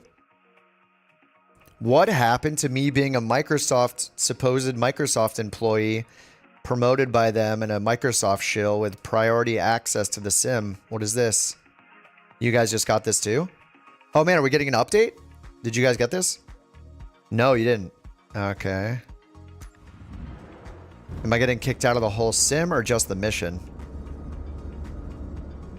You got that? Wait, I just got kicked out of the mission. A ruse. You did not. No. No. You can have a failure at random times? You got that 30 minutes ago? Wait, did it take my money? That happens when you repair and refuel? I did it in flight once and I didn't get a failure. That's exactly what a flight sim shill would say. The Fed sniffed me out. What the heck? You got it a few times today? And I don't think that's because of the repair and refuel. You only get it when you use the repair and refuel? I'm now in debt. DEA stopped the drug running. Yeah. You get it all the time when you tried it? So wait. Okay, wait. It's still here though. So like I can just do the mission again. I got to admit I've been gargling Microsoft. No, I've just seen a video game launch in my lifetime. Many of them. Highly anticipated games. Almost every single one has a rough launch. It happens all the time. I just refuse to cry about it for the first 24 hours. Am I taking the bait? I'm taking the bait, aren't I? Like, I don't know. I don't know if it's just a troll, but yeah, I don't know. I don't know why it's so shocking. Say it again.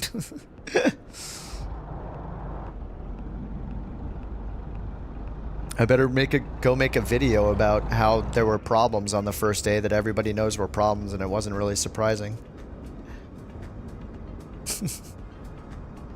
Oh, you got it too, Jaden? Same time as me? I kind of want to try the... whoa. This happens sometimes when you turn on the AI traffic, though. So, excuse me.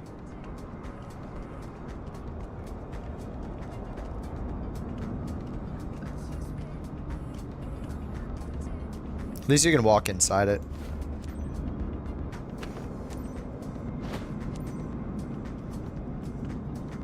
All right, we're good.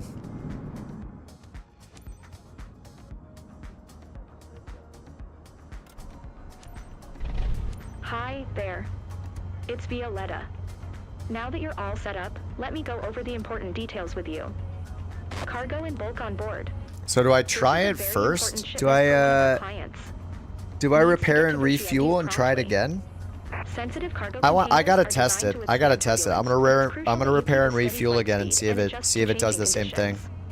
Let's get the cargo there secure and on time. You seen it happen mid-flight? I want to see if that's actually a thing. Which is uploaded on your map as a reference. Safe skies ahead. Nassau Ground Cessna November 84725. Ready to taxi south departure with Echo. Let's see if it happens again. Cessna November 84725 taxi to and hold short of runway 14. Yeah, I did it in mid-flight once because I was gonna run out of fuel as a medevac flight. When ready.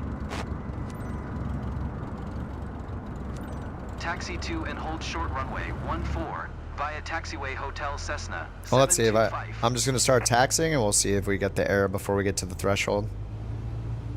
Nassau Ground Beechcraft 66 knot headwinds. with Echo request taxi for takeoff departure to the That could be worse.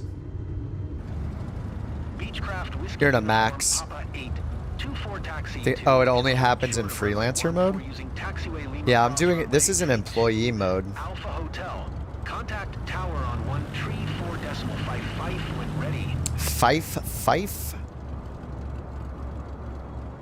Alright, it was around this time that we got it last time.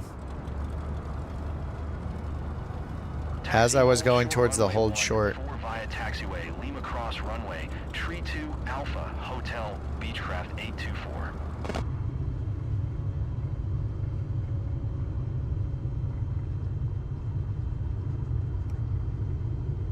Both on the fuel selector. Alright. Now.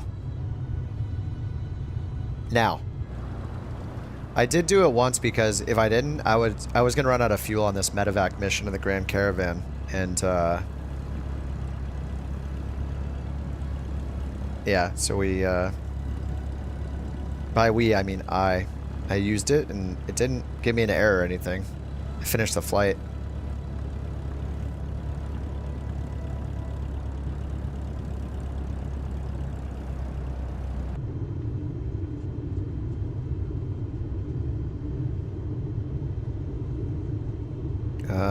So far so good. What if I get it like as I'm landing? That would be wonderful.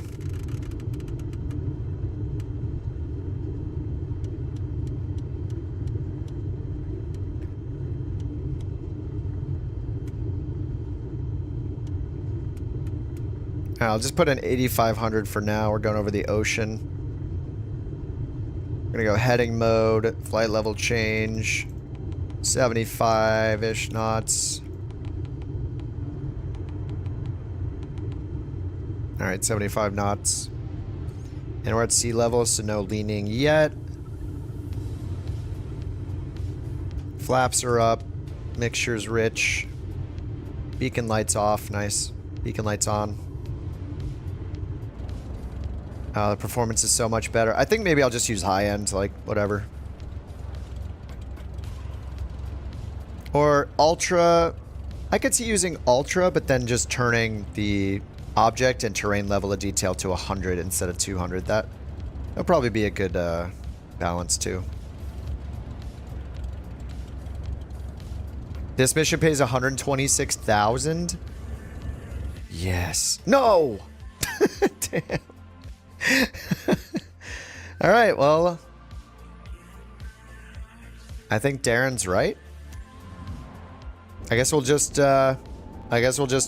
run out of fuel and just land in the water, I guess. So how else are we going to do this? There's no way that's going to be enough fuel. That was the same amount of fuel they gave me to fly from here to here. Or sorry, from here to here. So this is like triple the time. It's going to have worse winds too, I think. I don't know. This is a 3-hour flight. The other one over to here was a 1-hour flight. There's another keybind for add fuel quantity.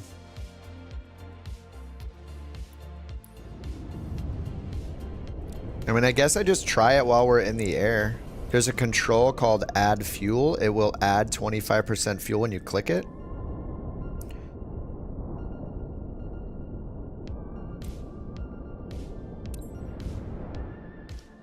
You can add fuel to your own freelance planes. This is an employee mission though. Oh no, this is freelance. Sorry, you're right. Oh, up here, management? Oh, fuel weight management. No. Oh, fuel and payload. Is this where you have to do it? What is that? What the heck?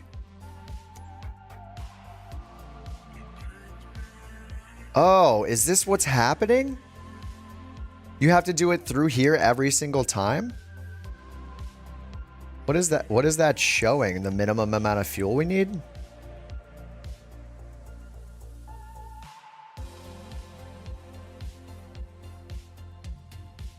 That's how much you need for the trip? So how much did I have? Was it like here? Holy, every time you do. Okay, well, this is a way to do it. That's awesome. All right, so then I can just add a little contingency fuel. I think I saw this on Reddit. Somebody was like, who designed this? Where it says 80 here. So here is 118, but it says 80. What is this? All right, I'll just put a little bit more than we need then. A little reserve fuel. Like 20 pounds. With some, we got some time. Okay, real for your, okay, this is where you have to do it. Okay, hey, thank you. Now I can tell people that over and over again and spread the word. Yeah, and you can see the total weight over here. That's pretty nice, actually. So they just don't expect you to do it in the tablet. All right, you just taught everybody. So hopefully that, oh, that doesn't work. You put in full fuel, pay for it, it never tops it off. Let me see what, okay, this is the bug then. Okay, I've never used that before, so this is the bug you guys are talking about, is even if you use that, it doesn't work? I guess we'll find out in a second.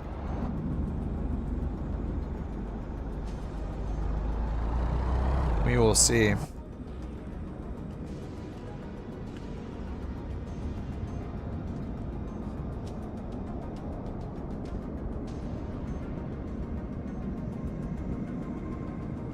This plane is still here.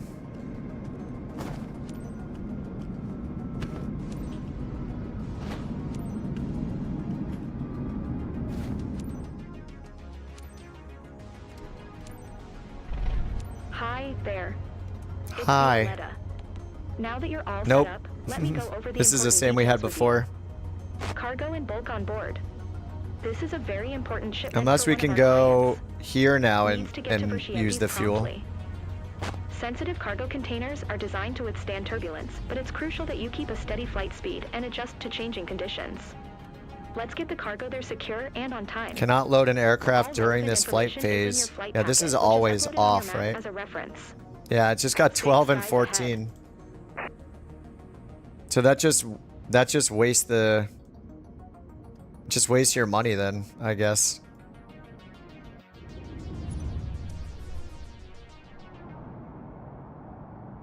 Company mode's cool. Yeah, the company mode's really cool. The wear and tear is like the coolest thing. Oh yeah, call a fuel truck. That's an interesting idea. Let's try that.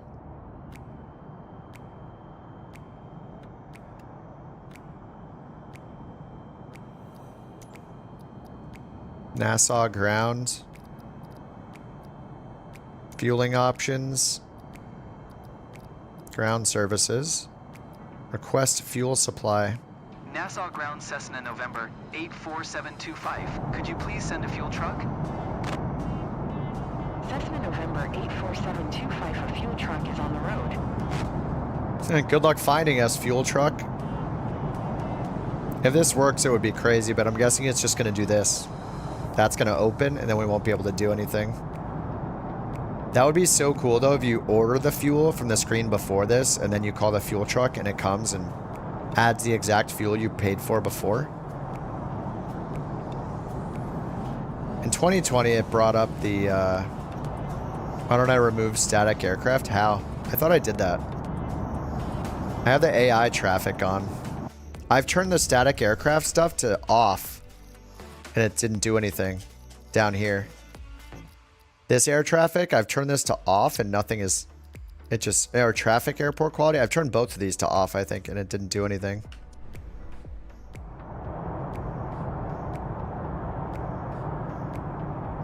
Too much wear and tear? I haven't tested it myself yet, but I'm guessing that components fail. Where's the fuel truck?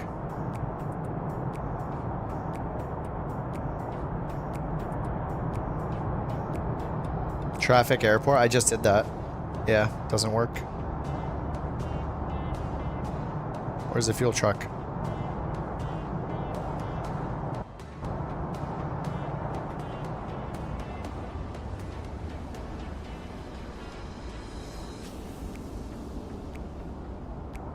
Did I turn the ground traffic off too? Is that why we don't see the fuel truck?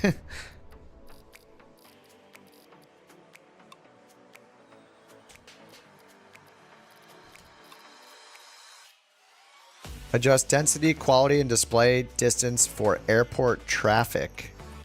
Adjust density, quality, and display distance for air traffic. I don't know. These don't seem to do anything.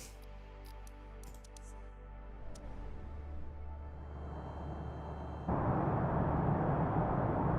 don't see any cars at all. Hey, I don't know if the fuel truck does anything. Nassau Ground Cessna November 84725. Could you please send a fuel truck? Just did a long career mission. It was all good. A fuel truck is on the road.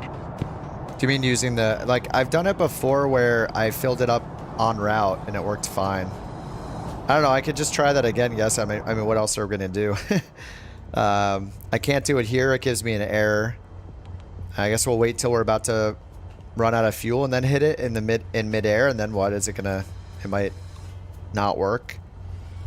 How does it do with the max? Like, if you're flying a huge plane like that, are you able to fuel the max up? Rolling cache? You can't turn rolling cache off. Oh, Brendan says, unexpected error is just happening tonight. I don't know why all of a sudden, but I just got it. Not using the fuel add button. Yeah, maybe they're making some major updates or something. I'm not sure.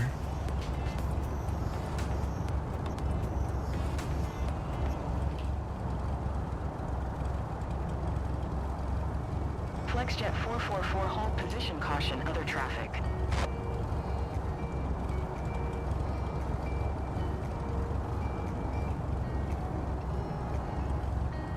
Hold position FlexJet 444. Alrighty, well, let's just get clearance. Let's go. I mean, as I saw, you got it 3 minutes later. Oh, yeah. Well, we'll go again. If I get it a third time, I'll just pick another, mission, I guess. Timo, thanks for the 99 cents. Thanks for the super chat, dude. Or the #1 sticker. I don't know which one it was. I think it was super chat. Yeah, thanks for the super chat, man. All right, acknowledge taxi clearance. Taxi to and hold short runway 14. Yeah, in 2020, yeah, as soon as you pulled up to a fuel pump, yeah, it would bring up the dialogue, the weight and balance menu. And there's one right over there. I could try it.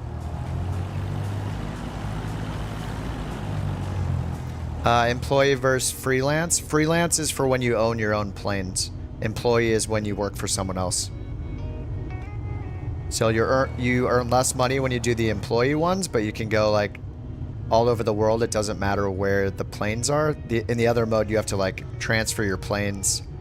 You have to pay to like transfer the planes, and you have to maintain them, but you get paid a lot more.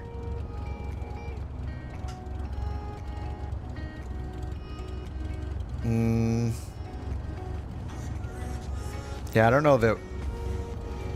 I can turn off the engine again just to see what happens.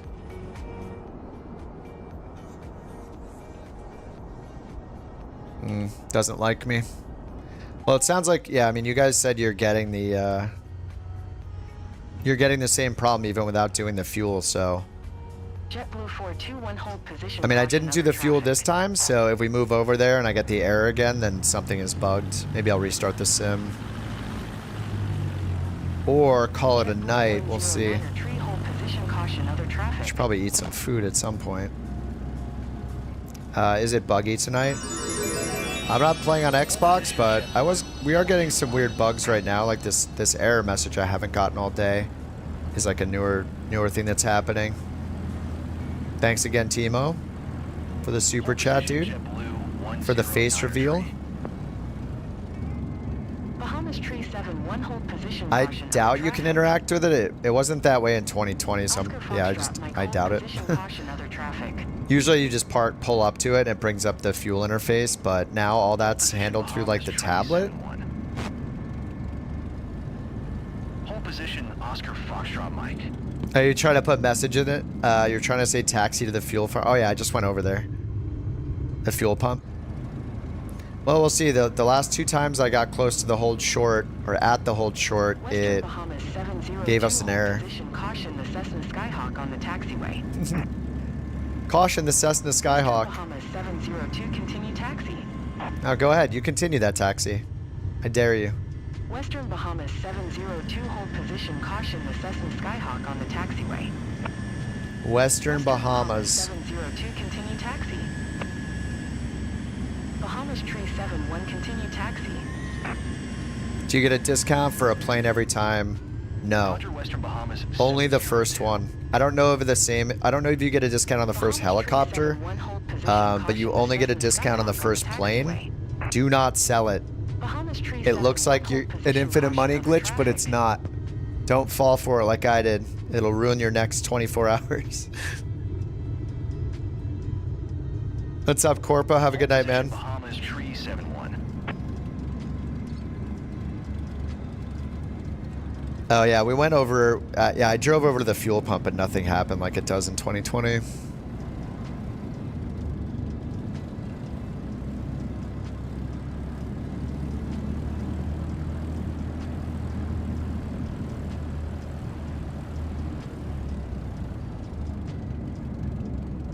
All right, here we go again. Last time I got it at the hold short. How do you know if you're a normal sim rate? You just gotta, you know, you can look at the clock and figure it out, or you can decrease it all the way down as far as possible, so it's super, super, super slow, and then increase it 4 times, and then I'll put you at 1x. How do you update to 2024? It's a separate sim, so just buy it through Xbox Store or through Steam, or if you have Game Pass, it's on Game Pass.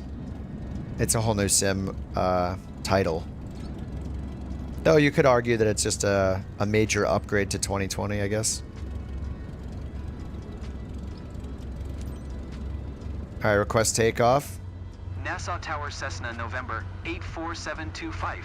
Ready for departure to the south at runway 14. All right, lights. Beacon is on. Cessna November 84725. Altimeter tree 0.16 departure to the south. Approved. All right. 3016. Runway 14. Clear runway 14. Cleared for takeoff runway 14 Cessna 725. Is this sim worth it? I think if you're okay with there potentially being like cloud problems here and there, not having any of your new planes yet, if you're excited at all about career mode and won't be upset that you only have default planes in it so far, then you'll like it. The career mode is awesome. So I would say if you like career mode in small planes, you know, you're willing to like a grind, I would get it right now. It's awesome. If you want to wait for your PMDG or something, I mean, the Phoenix is in the sim already, but if you want to wait for more stability, you want to wait for the marketplace, all that stuff, just don't do it yet. Just stick with Flight Sim 2020 maybe. But if you like the idea of the career mode, like, and a grind, it's a lot of fun. I think they did a good job. But remember, it's not even a week since it came out, so there will be bugs, just like any game, and you know, it just happens. Do you lose points for the company procedures if you take off without landing lights? I don't know. I wish it gave details on exactly what you got wrong. Like, I think all you can do is look at an FAQ. Cessna 725, continue for south departure. All right, continue for south departure. All right, let's reply. Nassau Tower, Cessna, We're gonna follow November this flight plan that they gave us. Continue for south departure. Heading straight ahead. Let's do nav mode. Flight level change up to what, 8,500 feet for now? 8,500. Autopilot on. Flight level change on. Let's do 80 knots. 75 knots.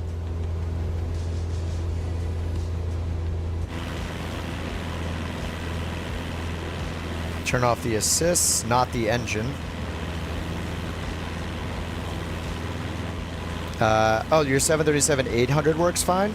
Is it, did PMDG, like, say they're supporting it now, or you just, not run into any major issues?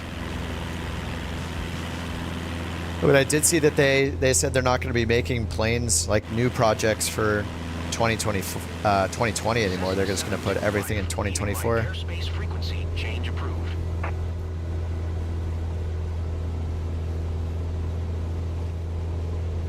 Controls confusing?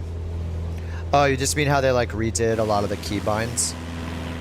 Yeah, I've just been slowly learning the new keybinds. They're not horrible. Yeah, it's just different. Like, you could go through and reset all yours if you want, but it's probably kind of a pain. It's probably easier just to learn the new ones because there's so many keybinds. But I don't mind. I mean, the big ones are like Shift C to get in and out of your plane. How I should respond to them. Yeah, we got a blue plane to fly over the ocean, so nobody can find us if we have an engine failure. It's perfect. I feel like this is probably, like, this and a dark green are probably the worst colored planes you can have, right? You land, nobody sees it. Like blue sky, blue water, and this is more teal, like, so I guess if you're not in the Caribbean, maybe it's spottable. But yeah, it's nice. At least it's not another white one. It says Couch Captains on it if you squint really hard. Oh, it says Couch Cargo on it, sorry. We couldn't afford to even fill the letters. We could only afford to outline them for some reason.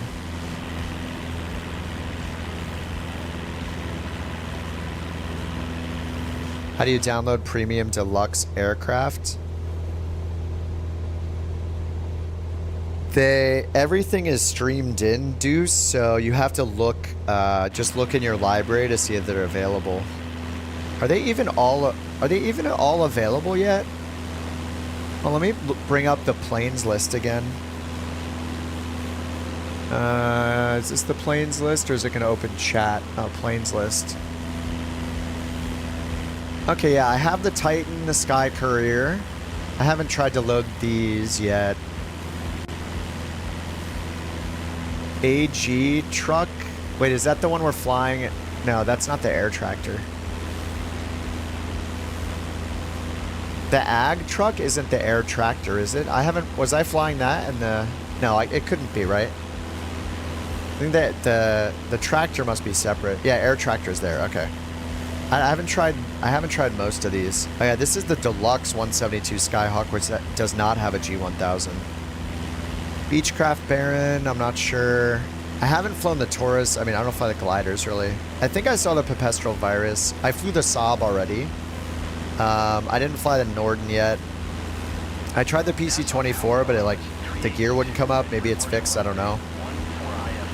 Yeah, I'm pretty sure all of these are available. So you just have to go to your library and see if they're there. But not all planes are in career mode because of the complexity of like the wear and tear and failure system, so.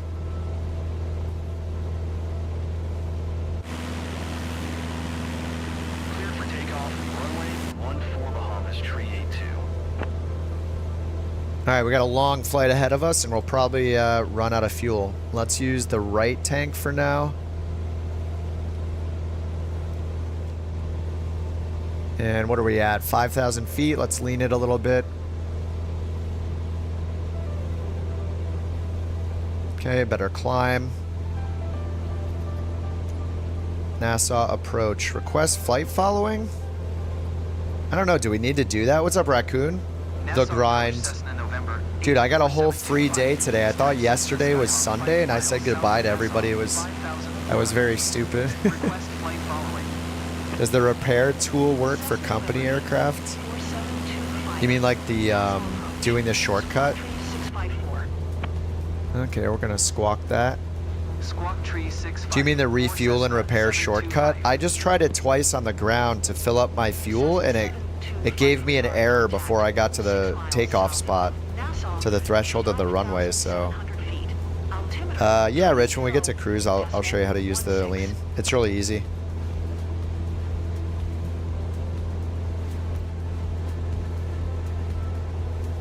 Right now, though, I'm just leaning it to maximize RPMs until we're in cruise, and when we're in cruise, then I'll lean it. Cessna 725, did you copy? Okay, we copy. Do we still have boxes? We do. Wait, it's not copying. Acknowledge radar contact. Avoid repair costs. They probably thought of that one, I would hope. If they didn't, then, you know. Free repairs. Took you 30 minutes to download and install. What, Flight Sim 2024? Created your character, went to free flight, and it crashed. Oh, just restart it. Yeah, that might happen a couple times. During the restart process, if you look at the little tiny text at the bottom when it's playing like the cinematic screen, it'll get to a step. After you get to 20%, the progress bar will move pretty quickly. Look at where it'll say like downloading sim objects or something. I've heard that until you get to the point where you're starting and it says it's downloading about 2,000 objects, that you'll probably have issues. So you could just like restart a few times until it says 2,000 something objects. Somebody said that though. I didn't run into that myself, but that might be a thing. Apparently each time you start it, it's going to like activate more planes during the first 20% where it says activating packages. If you have the patience and the time, if you get to like the 90th percentile, I would give it at least 15 minutes before you decide to close it and restart each time if it gets stuck during that loading screen, the very first loading screen with the cinematic. Do I think the graphics and satellite mapping will get better? Your house is pretty poor quality. Oh, all the buildings, like there are so many buildings that look like crap in the sim. Like they're doing the whole world, right? So yeah, there's a lot of areas that look crappy. Like I live in LA, and if I go to the ground in LA, like all the buildings look like disgusting, for the most part.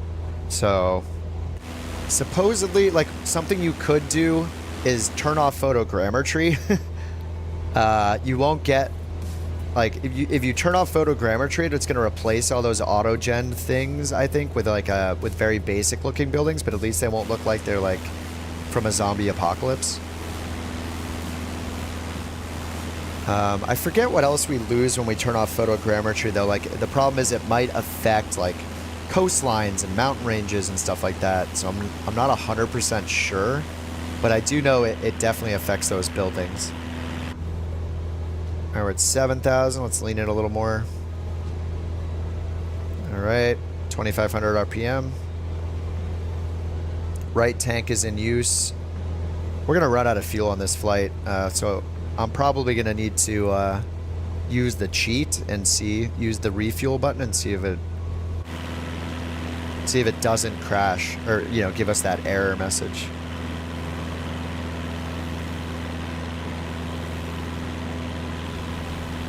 Let's see, did we happen to get any charts?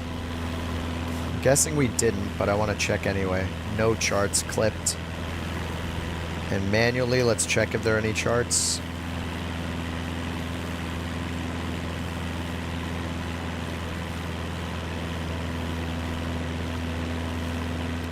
Nothing for there. We checked that one before. Let's check MUVA Amansa.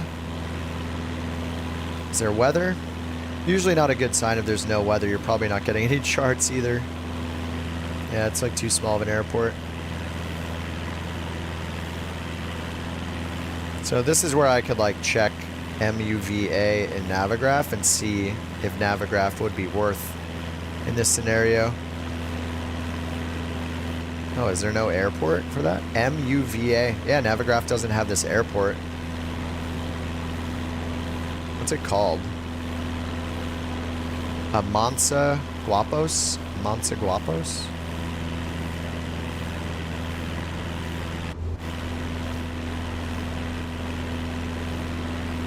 Nope. Alright, nobody has. It's probably just a little tiny private airport. What info do we have? Runways. Okay, hard surface runway, 500 meters. So what's that, like 1,400 feet? That's a short runway. Good thing we're in a 172. Short runway, no weather information.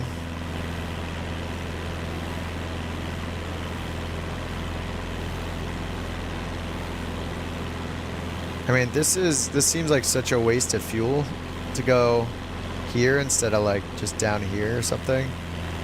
And like, why do we want to get so far away from the coastline? It feels like it would be safer to, as long as there's not any like crazy mountainous terrain here, like go around this way. Looks like we got a plane in front of us to the left. What do we got? It's too far.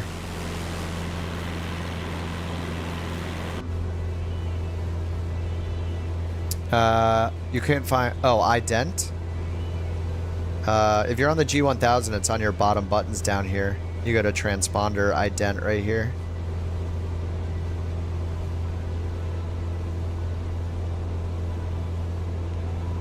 I don't know if the ATC and the sim will ask you to ident though.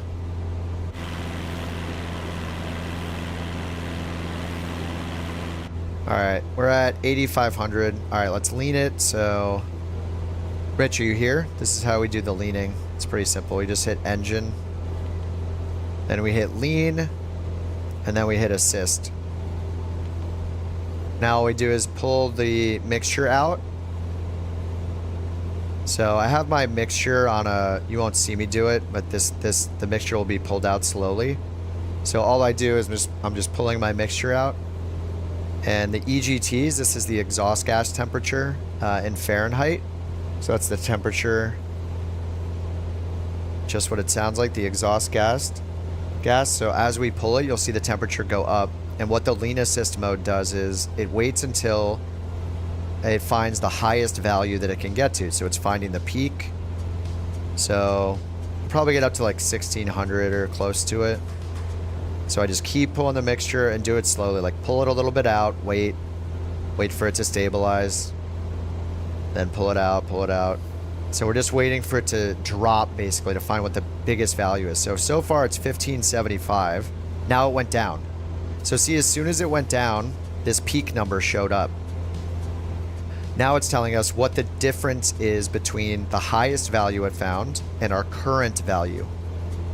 So the highest it found was like 1575. So it's up to you what to do, but I think for this plane, we were talking about it in chat earlier, you now want to add mixture. So I'm pushing the mixture back in. So this is called rich of peak, meaning we get to the peak EGT and then we enrich the mixture. So rich of peak, and then another strategy is lean of peak, which means we keep pulling it out even more. But we're going to enrich it by pushing it in until this gets to like between -30 and -50. So that means it'll be running 30 to 50 degrees cooler than the peak temperature that it found. Now you could do this manually just by keeping your eye on this, right? Or say you just have an EGT gauge somewhere, or you don't have this lean assist. You would look at EGTs and see where it goes, where it gets hottest, and then enrich it so it goes down a little from there, like 30 to 50 degrees Fahrenheit. And that's it. So now it's just set for cruise, and we just leave it there. So if we go back to lean, it looks like I did negative 40, so I would pull it out if I wanted to get like towards negative 30. But some people said negative 30, some said negative 50. You could Google it, see what real pilots do in a 172, or, you know, whichever like piston engine plane you're flying, and see how they do it. But yeah, that's it. If you didn't have the Richa Peak thing, you could do it with like the RPMs. I think you would just like, I don't know how it translates to RPMs, where you pull it out to the max RPMs, and then when you see the RPMs going down again while you're pulling it out, you know you found the peak RPMs, and then enrich it so it's a little lower than peak RPMs. But the EGT is like I think the best way to do it. Or that's kind of like the standard way to do it.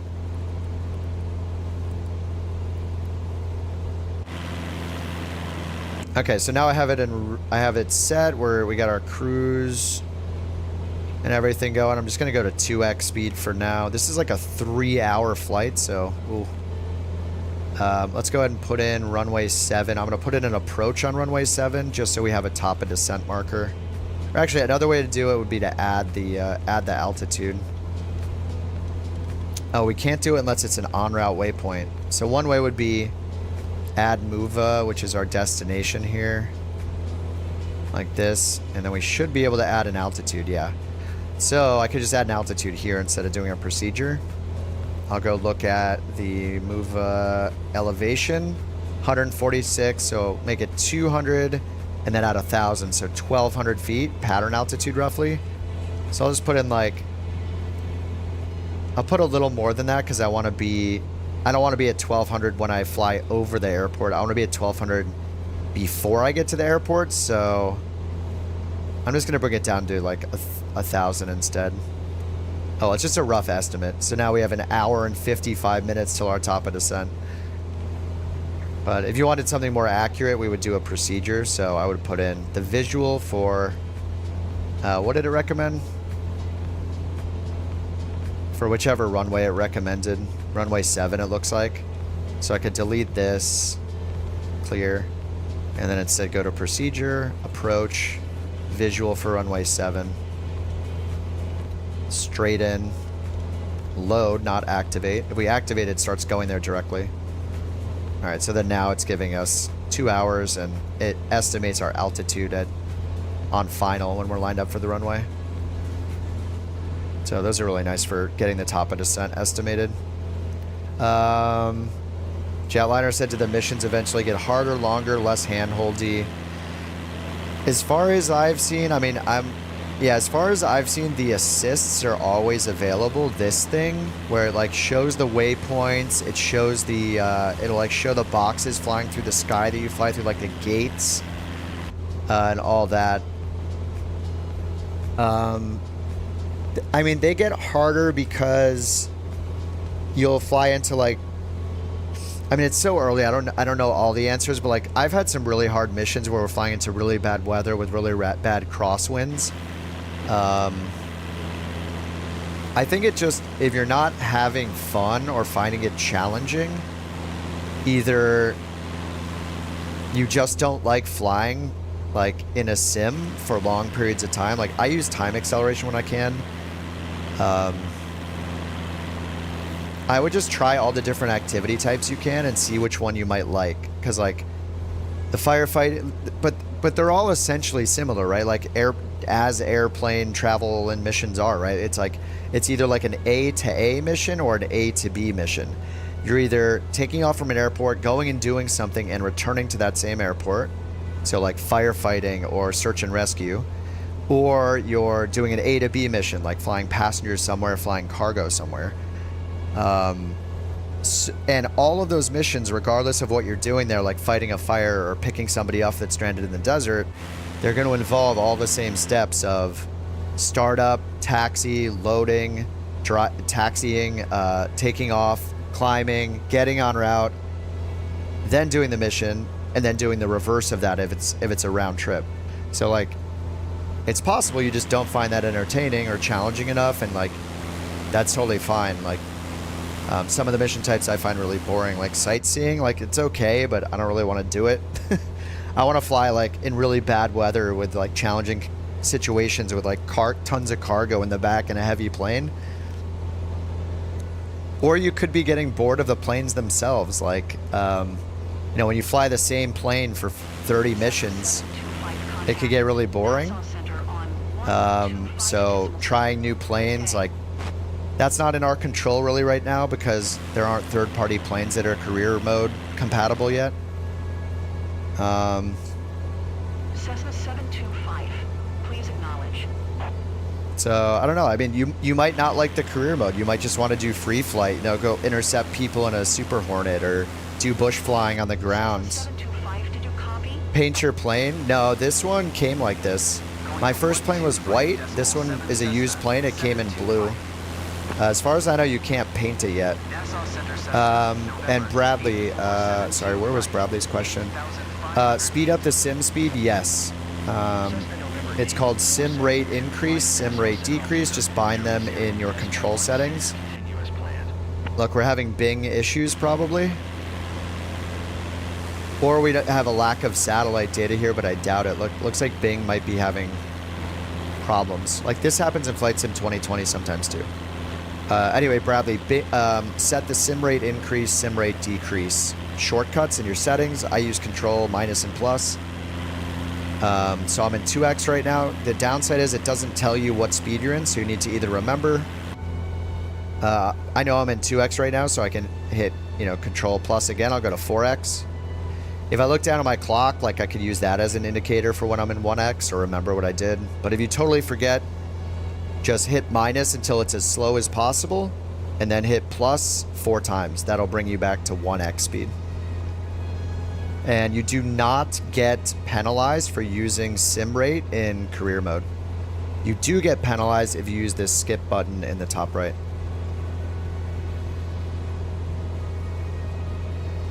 How do you activate the cursor to enter the altitude? Sharon, you push the right knob down here. These FMS knobs down here. So if you're on a PC and you're in the 172 like I am, hit shift 2. That'll move your camera down here and hold it steady. Then you can point at these, and you need to push this inner knob first, like a button. The way to do that is you point at it and right click on it. Then you'll get this flashing cursor. Then you want to use the outer knob, and you can scroll down and highlight things. So I added, if this is an en route waypoint, like, you have to move it with the outer knob. If you get to a blank line, you can then move the inner knob, and that'll let you add a waypoint. And the shortcut here is you can click this and type with your keyboard, and then click again to turn it off. But the easiest way, if you want to get the top of descent, is just click proc and do a select approach. Use the right inner knob, or the big knob down here, FMS. Go to select approach, enter button down here, and then choose a visual. These visual approaches exist at every airport in the whole database. And then choose straight for the transition. So yeah, just play around with the inner and outer knobs, enter and clear buttons. But I do have some tutorials on my channel, like full of like actual concise tutorial videos, if you want to look those up, that teach how to use the G1000 in a bunch of different ways. So you can start with the visual approaches one. You can use the flight planning one. I don't have a ton of tutorials, but I do have a lot on the G1000. Next update, penalties for sim rate. Yeah, maybe. I wouldn't be surprised, but yeah, I'm not sure. We'll see what happens. I still have the boxes so far, so that's good.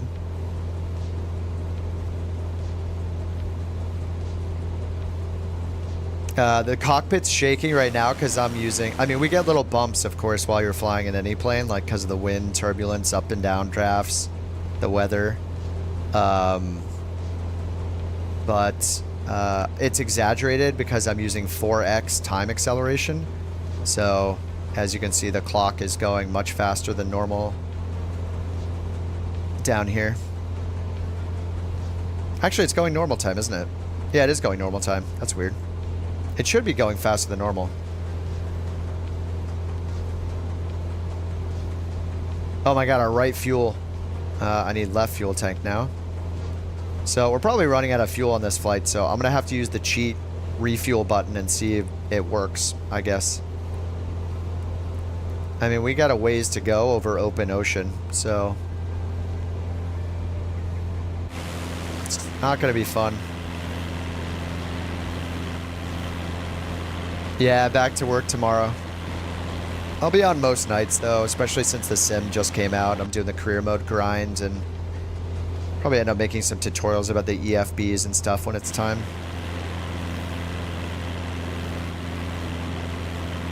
Don't switch. Yeah, it's just imbalanced right now, so I had it on right tank, and now it's imbalanced, so I gotta wait for the left tank to get down. For some reason, it was started in balance. It started with more fuel in right than left, and I don't know. It's kind of weird. Those trips average 1.5 million. Oh, for the Turboprop ATP. Is it, how much is, I think it's, how much is it to rent the Grand Caravan the first time? Is it like 600K or something? Or was it more? What time do I stream? During the week, during the weekend it could be any time, but I just have a 9 to 5. So during the week, I'm in California, so I'm off at like 5.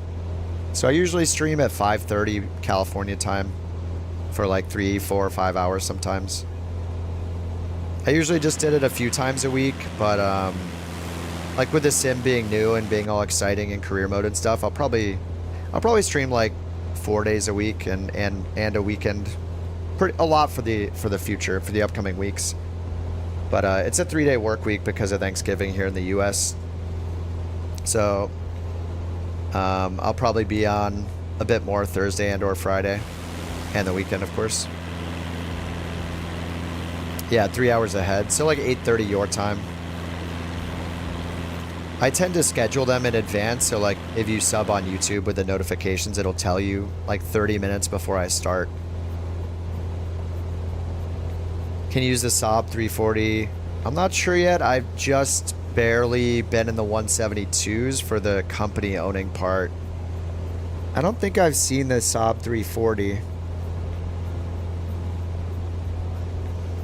Because, is that in the turboprop endorsement? Like it would be, right? It's a 2-engine turboprop. Move around the cabin. Hold down shift. If you just want to use the keyboard, you can use the arrows to look around like this. And then if you hold down shift, you can use WASD like a shooter. You know, WASD. And then if you hold... Oh, whoops. What did I just hit? Oh, no. Oh, no. I hit a button by accident. I hit Q. What did Q do? Oh. Oh, did I have full throttle? I'm not sure. I should pull it back. Oh my god. Okay, so that's the risk. That's the risk using time acceleration. Holy. Alright, we're good. We're good. Everybody chill. Everybody chill. No, Terry, you're fine. You're fine. Not your fault. Oh, Q is the rudder? What? Oh my god, maybe I need to unbind that. Q for rudder? Alright, we're climbing back up to 8,500. We're good. Yeah, you're right, John. I could pull the prop or pull the engine power back a little bit, probably. At least it's in the green on all the fuel flow and the RPMs, though. But yeah, I'm not sure the most efficient. We have unfortunately a little bit of a headwind, like 5 or 7. It looks like 7 knots. Okay, let me try again. Anyway, while holding shift, it's WASD to move around. And then still, while holding shift, don't do what I did and let go of shift. Shift, Q, and E will move you up and down. So just keep shifts held the whole time. And then you can also use I, J, K, L to move this way, or the arrow keys to move that way. It's up to you which one you prefer. So yeah, use shift, WASD. And most of the time you can like move through certain things. Like sometimes you can move through seats. Sometimes you can move through cockpit doors. If you're in a bigger plane, like get back into the cabin. And then the defaults for setting, I've been having some issues with these, but the defaults for setting the cameras, you have 4 preset cameras by default. You could change these like in the settings if you want to redo all the keyboard commands, but Shift F1 through F4 are the 4 cameras you can set, and to set them you use Shift F5 through F8. So F5 sets the position of camera 1, F6 for F2, F7 for F3, and so, you know, F8 for F4. So if I moved here and I wanted to set one, I would hit Shift F5. That should set the F1 camera. So if I go back here, Shift F1, see, it's messing up. This was working yesterday, and now it's not working, so yeah, I don't know what's up with my, maybe it's just my custom cameras, but at least you can move back into the cockpit and pretend you're a box or whatever.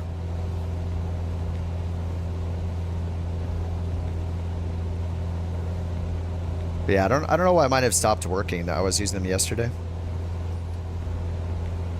And yeah, I guess I could pull back on the RPMs a bit. I don't really know what the target fuel flow is. Maybe just set it in the middle of the green. What does Q do? Apparently it uses like left rudder, max left rudder, pushes the pedal or something. I don't know, I wouldn't hit it. Alright, well this is terrifying. I'm gonna go to 2x speed, 4x speed, and watch my fuel go to 0. Because they're not gonna give me enough fuel. I guess I'll go to both for now. So if we go to engine and then system, we can see 7 gallons per hour. And I have 13 gallons left. And we've gone about this far. Control Q resets rudder. Oh, rudder trim maybe? So we can go an hour, almost 2 hours according to this. So what's our top at ascent? An hour and 38? I don't know. Maybe we'll make it. It's going to be scary though. It definitely isn't including... I did lean it out already. It's definitely including... not including any reserve fuel. Oops. This is the other thing that you can do wrong. You can see because of time Excel, I'm missing all the ATC comms. Yeah, I got it leaned out. We are pretty leaned out. I mean, it seems like the 172 is better to run on one tank. Is it really? Havana Center Cessna, November 84725. We're a little imbalanced anyway. I could use it on left a little longer. Cessna November 8. Dude, I love the both selector. It's the best thing ever. Yeah, I have the fuel button mapped, so if I'm going to run out of fuel, I'm probably going to hit that and hope that it doesn't give me the error. Something was happening where, man, this is insane. You would never do this in real life, right? Like, open water, nowhere near the land in a Cessna. What happened to our map anyway? Like, what happened to Cuba? Oh, the map is frozen. Look, the map's not moving, only the waypoints are. Alright. Interesting. Alright, well, at least we know we're going south.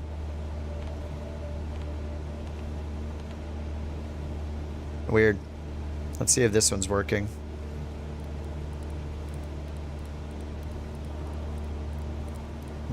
Doesn't look like it.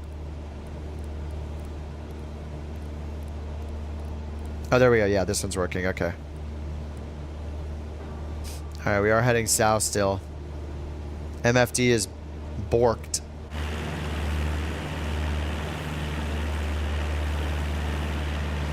Yeah, maybe we should have painted this plane like yellow and orange. Just in case we have to put it down in the water.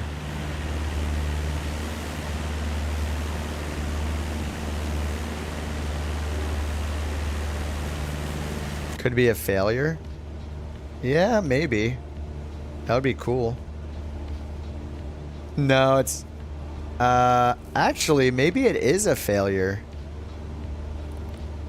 Are we, is it, I wonder if it's even moving. Let's see if it's, is it actually moving? Yeah, it is. Okay, at least it's moving. Yeah, maybe that is a failure. That is possible. I don't know if I fixed it up to 100% on that yet. I hit the button to where it automatically decided what to fix and spent like, what was it, like 20 or 30K, something like that. I like the bow selector because I'm lazy. A button to program to add 25% fuel. There's a somebody in chat was saying that. I only know about the button that's called repair and refuel. How much would it cost for them to salvage it? Hit the repair button, but what if it gives me that error again?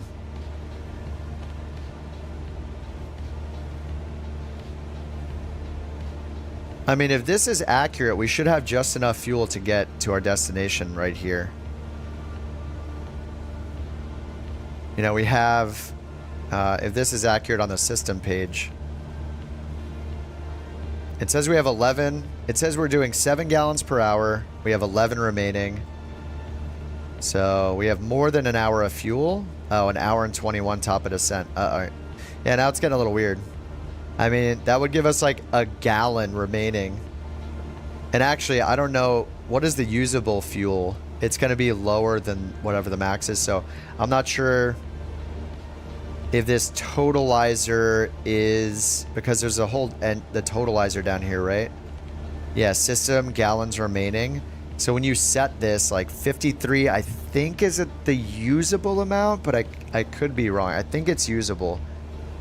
Sometimes when you get to 0, that is 0 usable. And sometimes when you get to 2 or 3 or 1, that's the end of your actual usable fuel. So I don't know which it is in the 172. It's okay. This will be great. I mean, we run out of fuel. I hit the button. Life vest check. Yeah, no life vests in here. We just got, well, who knows what's in the boxes.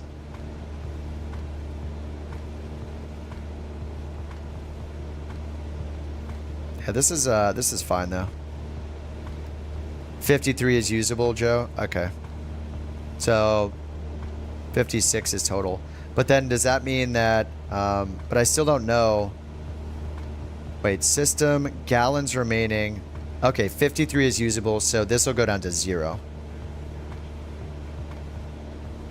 Because it's having us set 53, right? I don't know if you can set it above 53 for gallons remaining. So unless somebody set it to 56 remaining, then 0 should be usable fuel.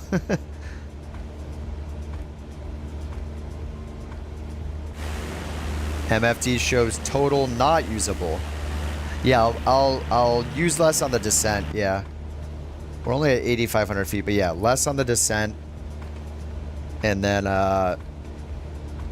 we just have the approach, and hopefully no go around or anything. All right, let me see if I go one more notch.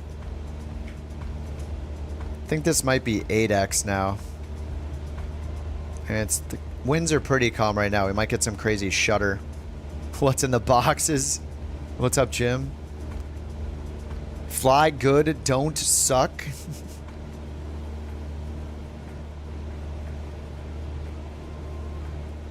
What's up, Steve? Cartel quick paint job. Yeah, this is camo. Yeah, Simrate Bandit. Yeah, I have heard of that. I usually use Flow, but Flow isn't in 24 just yet. They have to update it to be compatible. And Flow has, like, you know, when you use the Simrate buttons in Flow, it has that.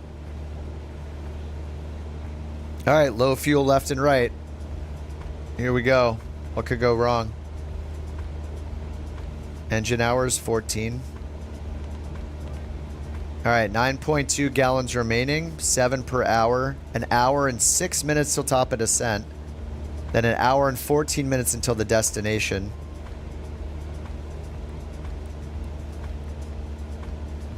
So we have a little more than an hour of fuel, but yeah, once we hit top of descent, it's going to be close.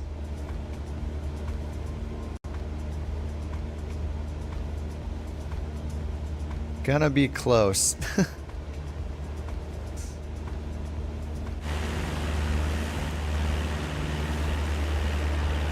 No contingency fuel, no go around, no alternate, no reserve. Just crossed fingers, that's all we got. You just glide her in. What is our glide speed anyway? Looks like it's about 68. Yeah, there's our VG speed right there. Looks like about 68 knots or so. Pitch for 68. Cross your fingers. Alright. 8 gallons remaining. 56 minutes till top of descent. We're doing 7 gallons an hour.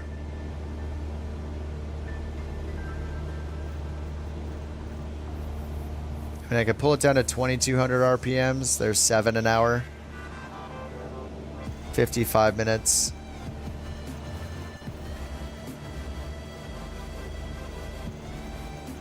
Getting a little bumpier, and we got clouds ahead. It's okay, fixed tricycle gear, handles great in water, good.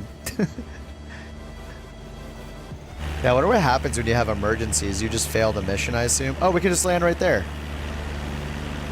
There's something down there. Cessna 725, contact Cessna 725. Did you hear my last transmission? 123.6 for Cessna Missed ATC. 725.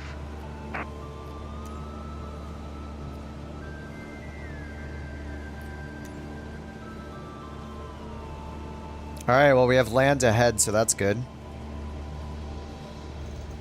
I'm doing another cargo job. This is our second one. We actually have the boxes in the plane still this time. We're going to meet an unnamed person with a black SUV at the airport, just like last time. Alright, top of descent's in 45 minutes. We still have we have less than an hour of fuel left. So 6.6 gallons, 7 an hour.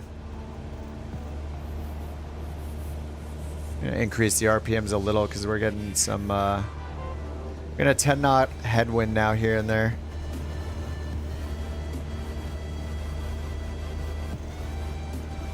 Alright, top of descent still in 40 minutes, so we're time accelerating.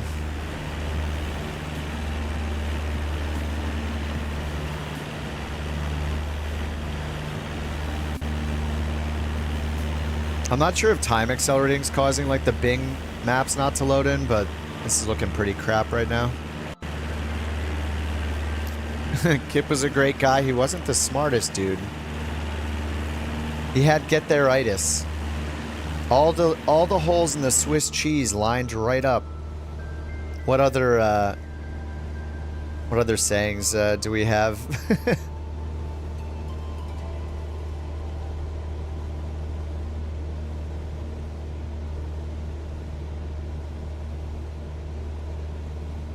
All right, 34 minutes, 5 gallons left.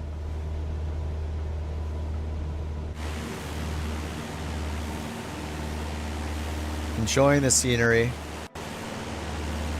Scenery's looking not bad. Could be better. But we are going at accelerated time, so I feel like this stresses your network too. This is trying to load everything in way faster than it normally would, so yeah. Not surprised it's like blurry right now, we'll see.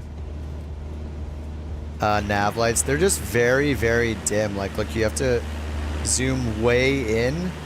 Might not even be able to see them. Yeah, I can see the green barely. And same with the strobe is like barely visible in the daylight.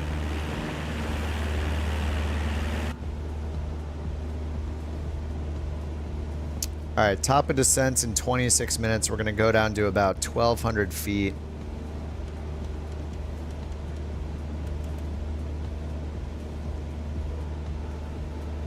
Let's do 1,300 and then arm VNav. Oh man, 4 gallons remaining. Doing 7 an hour, 7.5 an hour. 22 minutes till top of descent. Yeah, we're going to start the top of descent with like 2 gallons. Maybe less.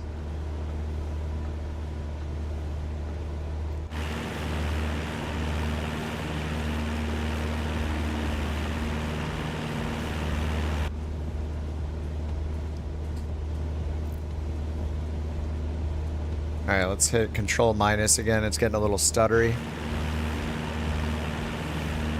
We'll give the scenery time to load in, I guess. It's trying its best. It's probably catching up from back there.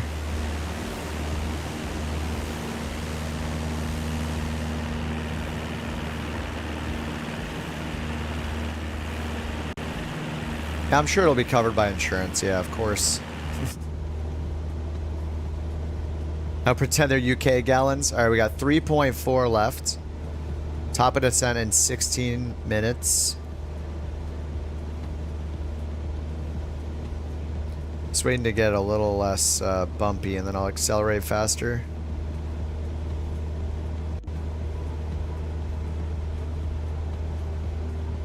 You got no little audio glitches again, too.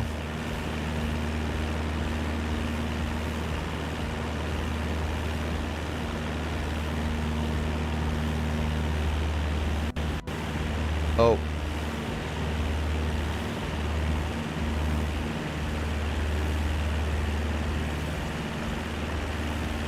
$3080 with 15 frames per second?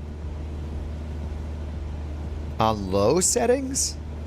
There are people playing on like a 2080 with medium settings, I'm pretty sure.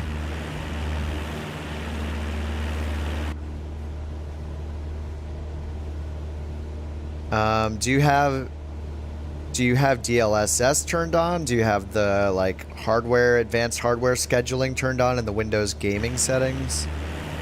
Do you have the latest drivers?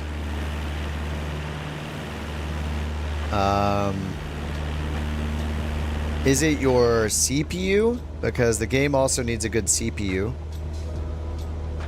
It's not just the video card. Anthony says I'm on a 2070. 3080 with 60 FPS. Yeah, sounds like something's going on with your setup. You should be getting better performance on a 3080. CPU 40%.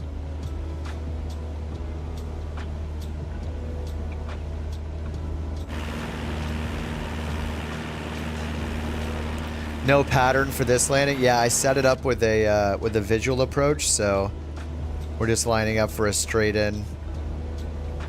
Oh, is there a reversal? Oh, it's got a reversal. I'm gonna have to not do the reversal. 2 gallons of fuel left. Top of descent in 7 minutes. Oh my god, we're gonna have 1 gallon of fuel. I think I have to do the opposite runway. Like, I should just, when we get here.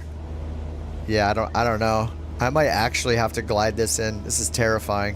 I don't like it. Oh yeah, the map isn't, that map is broken. They gave me a busted plane. I guess we could turn on the HSI map here. That might be a little nicer to use.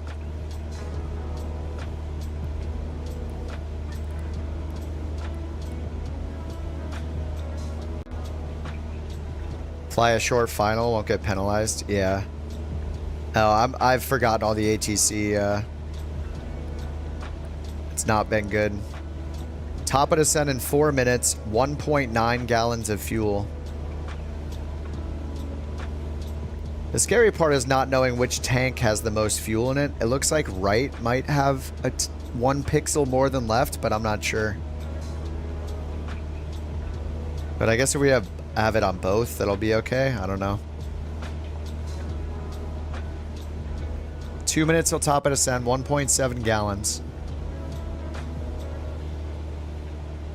Alright, let's go down to 1x speed. Alright, we're now in real-time speed. Update the altimeter.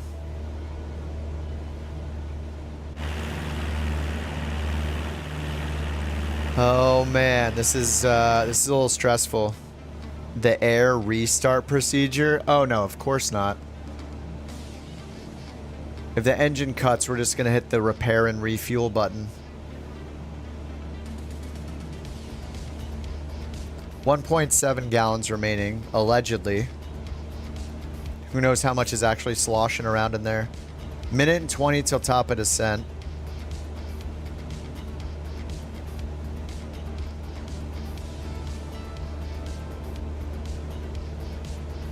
At least we'll increase our ground speed during the descent, so... I don't know if I'm going to pull the throttle back too much more, but we'll get more ground speed.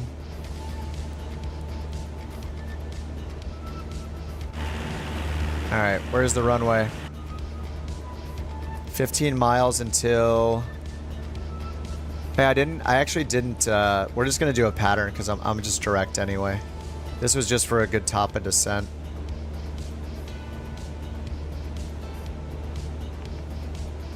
So here we actually want to get to... I'm going to put in like 1,000 feet.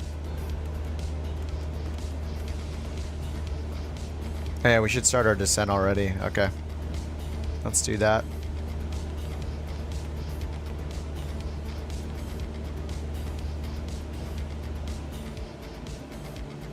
Alright, 1.7 gallons remaining. The visual, we actually... yeah, I had the visual in, but I never activated it, so that's actually good because we should just go direct and do the pattern instead of... The visual is taking into account a reversal over here. So, actually, I tricked myself into thinking we had longer to fly than we did. So that's actually good. Because of my mistake. The top of descent was... Yeah, we're going directly. The rest of... actually, no, because I didn't have it activated, right? Yeah, no, that's true. Yeah, we start the descent earlier. So... Anyway, I think we're going to be fine.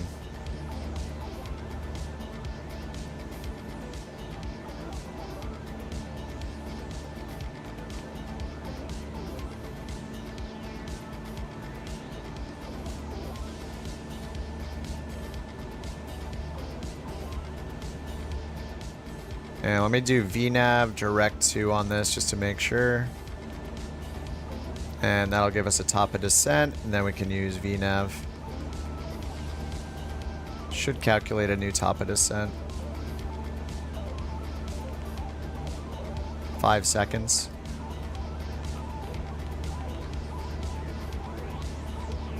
There we go. Alright, now we got VPath. We got the pathways. And it's taking us down at 1,100 feet per minute. Okay.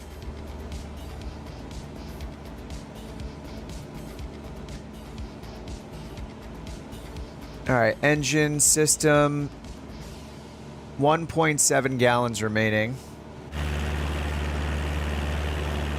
This is stressful.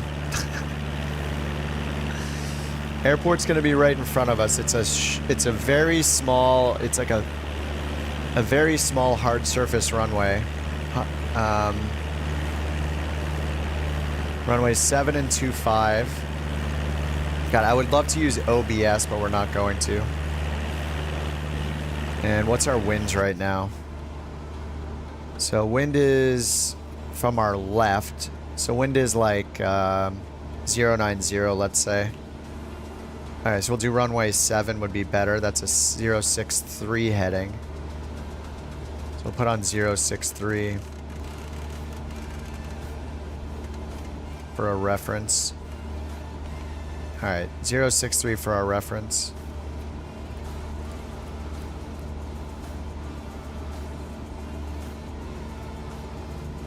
It's like a little, maybe right there, I think. But this VNav profile should get us down to 1,000 feet when we're flying over the field.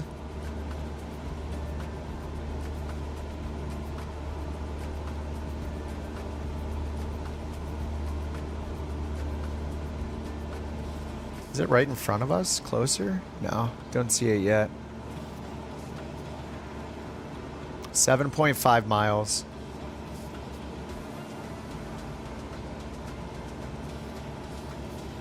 Alright, we're at 1.7 gallons, but we're using like no power. And we need to start adding mixture slowly. We're under 5,000 feet.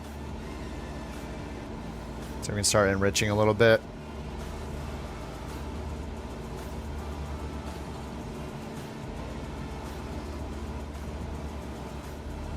Oh, the standby battery. I think usually that's supposed to be armed in the quick start, isn't it? All right, low fuel. It still says 1.7 gallons. Like, I feel like we're good.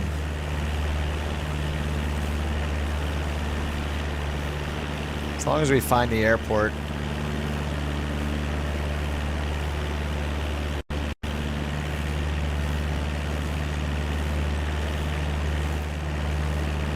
Right in front of us, so we'll want to make right traffic, I guess, for 07. So there's this lake in front of us. It's about the same distance as the lake is to us. So it looks like it's like right over in this area. Maybe like right there.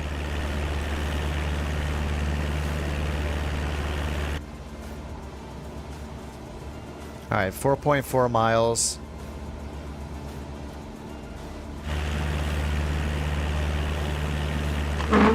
Yeah, other side of the lake. Meatwad, thanks for joining the Couch Captains, dude. And thanks for all those videos on Discord, man. Those were awesome. I watched those this morning when I woke up. Appreciate that, man. Welcome. Pull up a stool. Eventually it turns into a couch. Oh, did I see a beacon just now? Or am I making things up? Is it like a mirage? All 751, you are 2,000 feet above your assigned altitude. Descend and maintain flight level 290. Alright, it's coming up 2.5 miles. Descend Oh, is this it right here? I think this is it, right there. Yeah, I think that's it. Yep, alright, let's turn off autopilot and go out this way. The parking lot is on the right side. I think I'm gonna go this way just so we don't have to taxi as long. We'll end up right where we need to be. Alright, under 110 knots, flaps 1.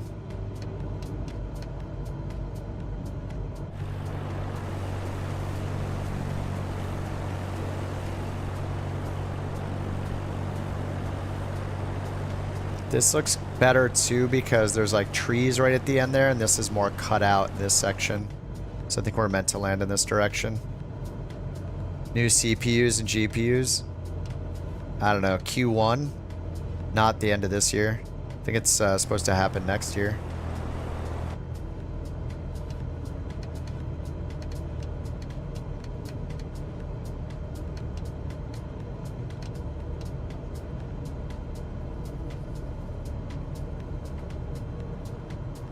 Is that a tree right in the middle of the runway?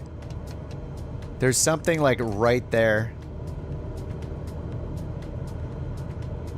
Alright, let's slow down and get our flaps down. There's a tree right in front of the runway. 500. How much? We have 1.7 gallons. I'm gonna do the other side. I'm not hitting that tree. No way. Look at that gigantic tree right there. It's huge. I'm gonna go around for the other one. I'd rather land in the parking lot and then that tree. There's another one on the other side too. I don't like it.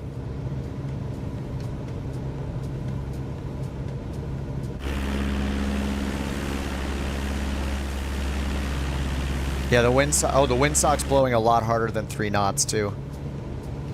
The other way is right. We have a 10 knot tailwind. That would have been a tailwind landing too. This is better. I should have overflew the airport because we don't have any weather information. That would have been smarter to do sooner. Alright, let's try it again.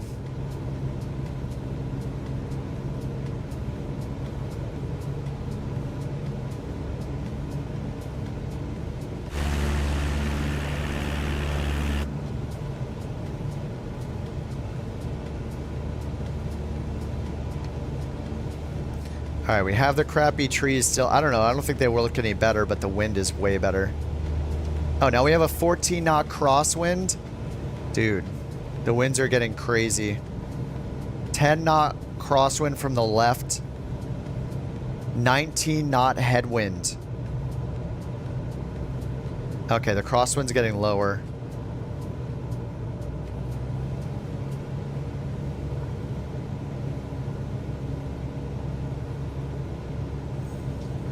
Alright, 12 knot headwind, lower crosswind. The windsock's going a bit crazy.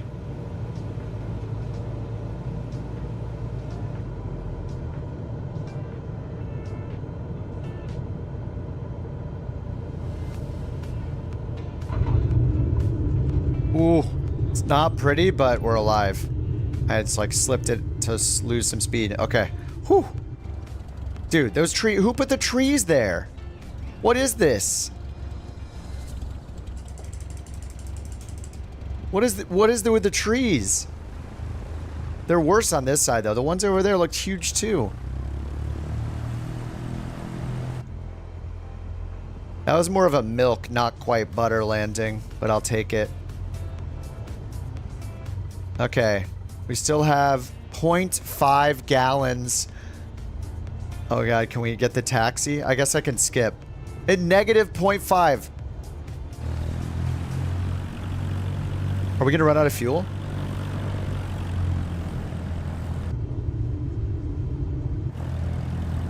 It says negative 0.5.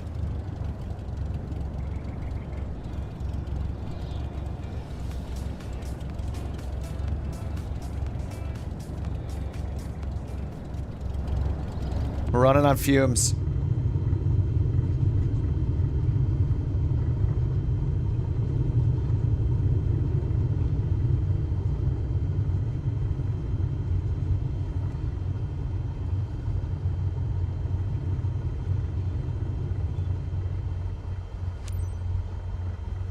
Okay. Now it's taxi to parking. I'm hitting it. Nothing's happening.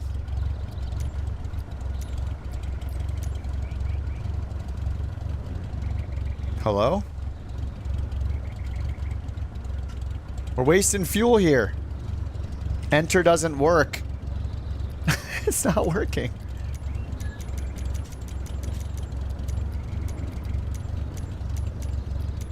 Oh, come on. Yeah, just skip it, I guess. If I just move, I'll get a penalty, right?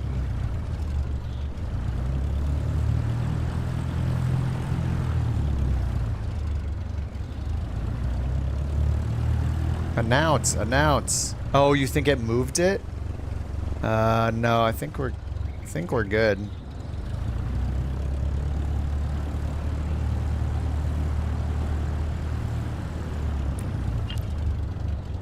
Okay. How'd the TBM make it in there? Yeah. No idea. Good afternoon, Captain. Oh.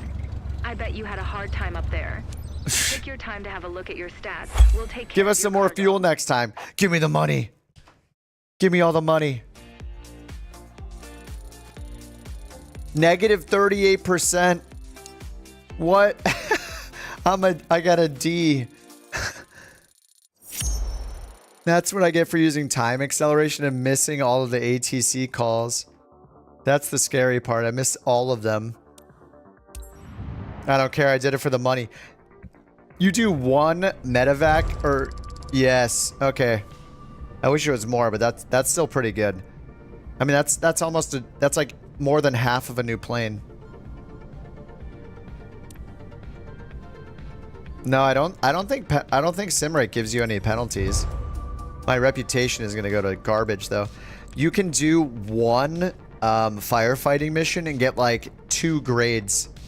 I'll just go to, like, A by doing one firefighting mission. New pair of underwear? Yeah. Yep. Oh, wait. I don't know if somebody in the chat earlier was asking about how to fix the sound. You just need to close the sim, delete some files in your app data folder, and then you restart the sim and it fixes them. So I have a copy paste for that. Here, I'll paste it in the chat right now. The audio fix, there's a MS Store version and then there's a Steam Store version. You just have to find the folder. So you close your sim. Here are the paths. So Microsoft Store is the local app data, packages, limitless, blah, blah, blah. You want to find the streamed packages folder. It's like up a couple and then in roaming Microsoft Flight Sim. It's up a couple from your community folder. So if you have the audio bug on PC, you just close the sim, you delete all of the folders that are inside the streamed packages folder, and then restart the sim and it'll fix it. I had the same problem. I had the Bonanza and the Air Tractor made no sound for me. I deleted those files. They're just like temp files. I deleted them, restarted the sim. It fixed it all. So that's what the fix is for that. Treat LaFonda to a nice date. Yes. What certs? I have everything on the fixed fixed wing side except for the ATP certs. I just didn't grab them yet because I still need the specialization anyway. So I don't think I'm losing anything, and I can't even afford the planes anyway yet. I would like to get I'd like to get the Grand Caravan for like medium cargo transport stuff. To save up for that.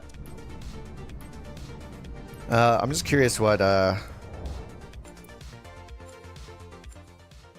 it was you, Terry. I think you were asking about it. Yeah, that's all you have to do is find those. The Steam one, you have to go into like users, whatever, app data. That one can probably use the % app data or % local app data % shortcut to get to it. Sim rate is like, it just makes everything happen at like double or quadruple or 8 times speed when you turn it on. You just bind the sim rate increase, sim rate decrease up here in controls. So type sim rate. I set mine to control minus and equals, or like plus and minus basically. So I use that during cruise usually. Firebombing missions? No, there's no like violent missions. There's firefighting missions. All right, well now we have stuff to do in queue, but none of them. Oh no, they're all. There are no delivery missions here. We'll probably have to pay to transfer our plane somewhere else then, because there are no delivery missions. The other plane can do these tourist missions though. How much is it going to cost to move us here? 3,000 credits. Okay, and then how much do I need? I don't think VATSIM works with 24 yet. I don't know. I don't use VATSIM, so I'm not sure. You could check Reddit or check the VATSIM site or Twitters or whatever. How long am I streaming? I think I'm about to be done. I don't know if I got another one in me. I've been on 8 hours on this, and then I did 4 hours before this stream with the Phoenix. So 12 hours so far, I think, almost. And now I have to go back to work on Monday, so I'll just be doing like 3 to 5 hour streams at the most on weekdays. But it's also Thanksgiving weekend in the US. So I have a 4-day weekend, so I just have 3 days of work. Curious how much my next plane is going to cost, though.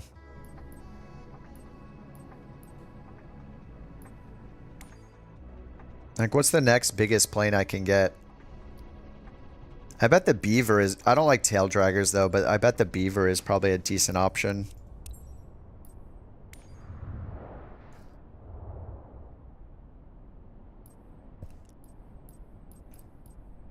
I work in the tech industry. I'm a dork. I'm a computer dork.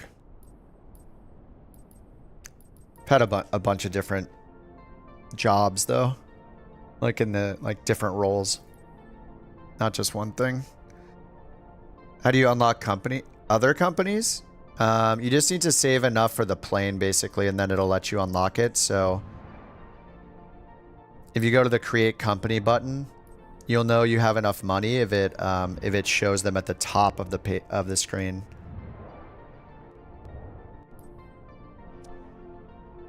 So here, if you go to create companies, you'll probably see nothing up here or just the first one you created.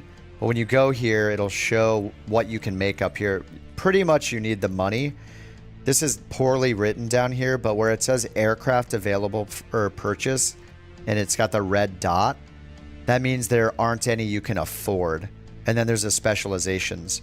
So you need a combination of the specializations and have enough money to buy one of the aircraft. So if you click, it'll like show you examples. So like the lowest and the highest, I think. So here to do passenger transport, I need to have the certification and enough money to at least buy this helicopter, or the certification and enough money to buy this at the highest level. So there should be some stuff in between here, I think. I'm not sure exactly if those are the only two planes. So if I go to say VIP charter service, the cheapest I can do it with is the Cessna.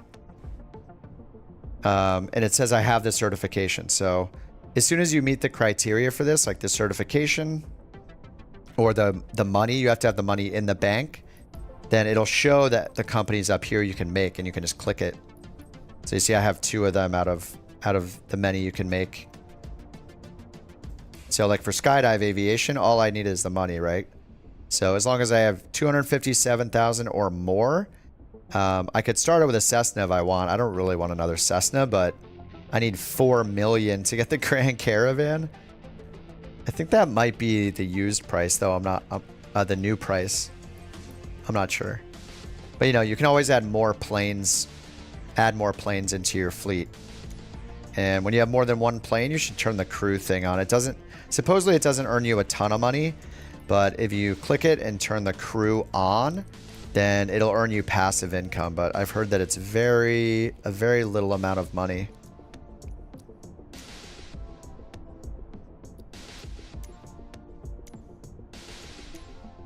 So here's when I bought a plane. This is when I broke a plane. Part of a plane. Yeah, aircraft sale. This is when I sold my first plane because I thought it was an infinite money glitch. I mean, this is kind of useful though. You can see where you've made most of your money. Actually, this isn't updated, right? Because, oh, this is just for my company. This doesn't count the employee missions, only freelance. I guess there's passive. Okay, here's passive incomes right here. Total flight hours, 10 minutes. I don't know how that happened. 10 minutes. Is that like, does it do like a minute, an hour or something? An hour real time? I don't even know. I guess I should probably set the other plane to passive as well. Like, I don't really know how it works when it chooses to use them. I'll just turn it on. I have no idea. And I don't know if it works for you while you sleep or not. Not really sure. Can you add an A330? I think if you go to the used aircraft market, maybe it'll show you all the possibilities. Let's see if we go to buy aircraft, brand new.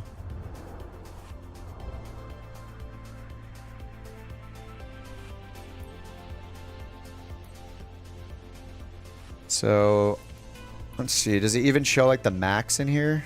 No. I think it's only showing what I have certifications for. Yeah, I should probably get the ATP. I have 150 grand. Maybe I'll just do the turboprop check ride because I'd like to fly those even if it's not for my own freelance companies. Yeah, maybe I'll do the certification real quick.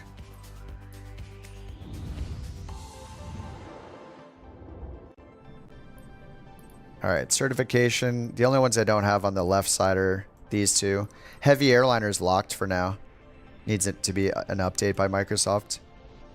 So I think I'd rather have the turboprop ATP.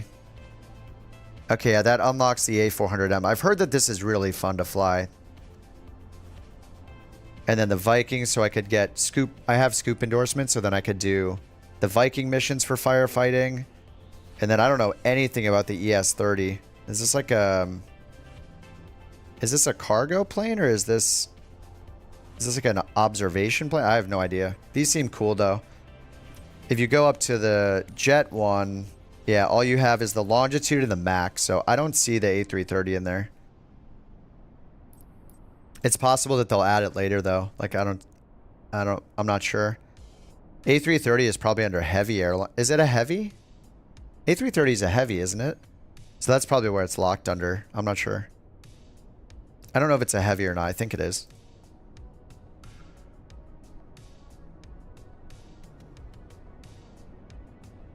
You know, it's probably not, right? Yeah, I have no idea. Oh, it is a heavy? Yeah, I don't know. I'd have to Google it. But John, I think, yeah, I don't know. So maybe it's hiding under there, but it's not available anyway. Either way, it looks like. All right, I'm going to do the turboprop one, 50,000 credits. Let's see what we have to do here. I don't know either of these three planes, so.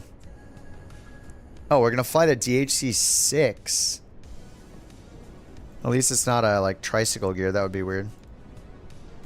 Twin Otter? Do we unlock the Twin Otter? Oh, you have to do a power off stall? Okay. That's cool.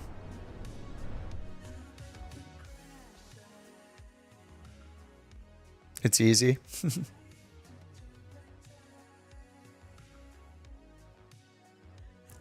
Welcome back, William. A330 is a heavy? Okay. Yeah, A330 is probably under then. Thanks, John and Jonathan. Yeah, it's probably under the locked mission for now then. When are they going to add them to the mark? I have no idea. Nobody knows. No idea. I mean, they're probably like, yeah, I don't know. I don't know if they're waiting for like more planes to be compatible or what exactly. I'm not sure. All right, the Otter split throttle. Let me turn my parking brake switch off. All right, I know nothing about the Twin Otter. Perform one last maneuver before rejoining the last legs of the approach towards Frankfurt Airport's runway 07R. I want you to show me that you can safely recover from a power-off stall. You will be free to start the recovery as soon as you hear the stall warning. Be careful not to overdo it. Oh, okay.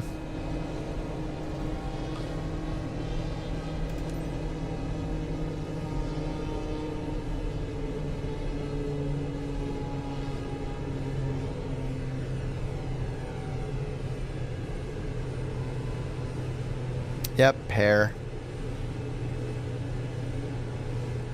Power ailerons, rudder in opposite direction of the spin.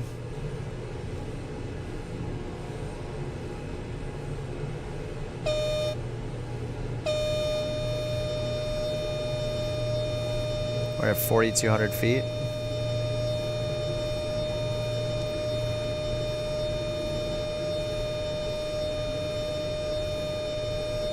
We're not really stalling yet. It just wants me to pitch down to gain speed anyway.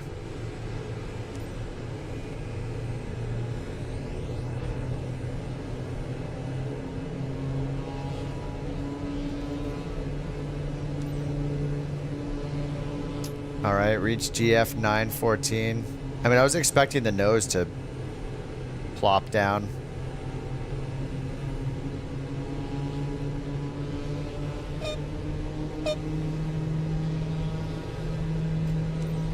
It's weird. Why did I pull it back so far? Okay. DF 914. I see it. We have an airport out there, it looks like. Probably.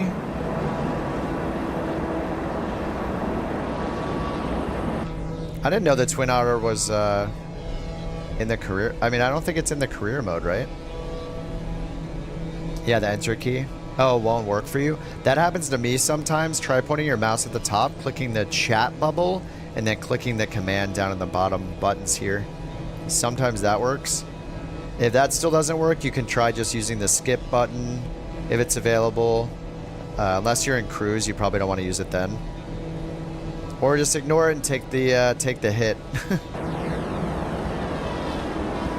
Holy crap.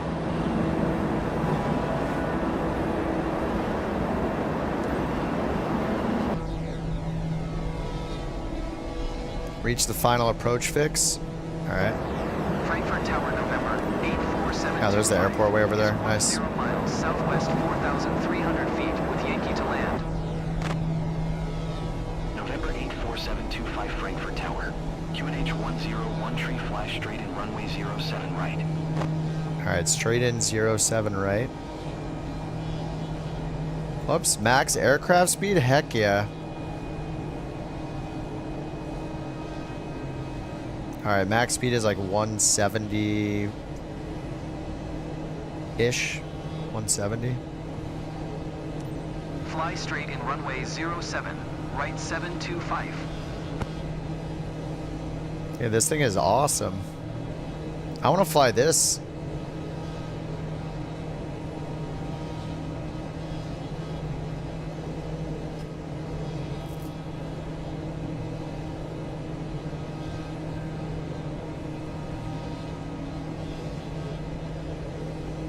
Alright, what they say? Something right, I think.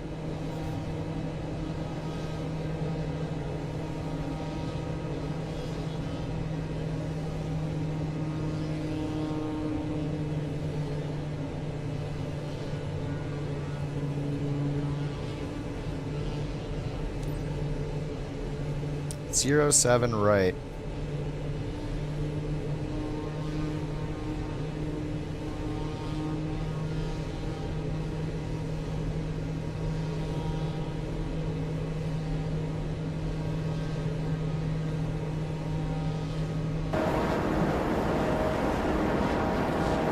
Man, this looks awesome. Looks so good.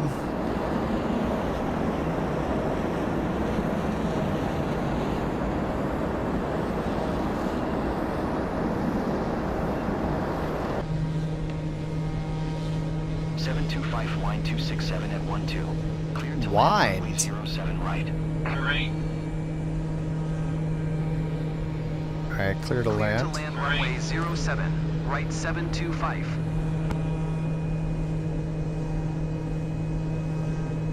Terrain. Terrain. Terrain.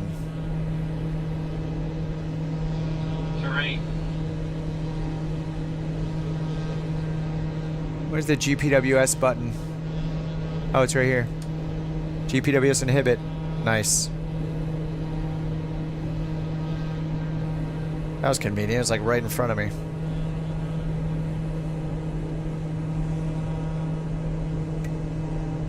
Alright, landing lights are on. No idea about the flap speed, so I guess we'll slow down to... It's like 90 knots or so.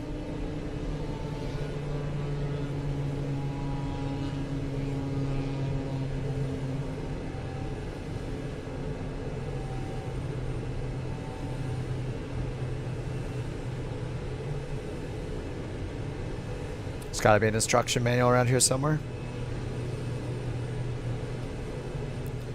Yeah, white arc is full flaps, but like usually we can put them down before that.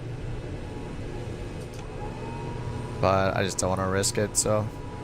Oh yeah, it gave me the error anyway. Okay. Whatever. It's just like the Beaver. The Beaver's the same way. You know, like some planes you can put a notch down before full flap. Like the 172, you can use notch 1 under 110. Which is like above the white arc. I have to just look up each plane or look for the sticker. Is the white arc like, I don't even see it because of how it's positioned. Minimos.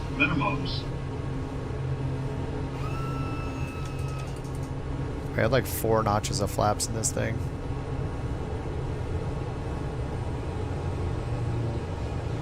$100. 50, 40, 30, 20, 10.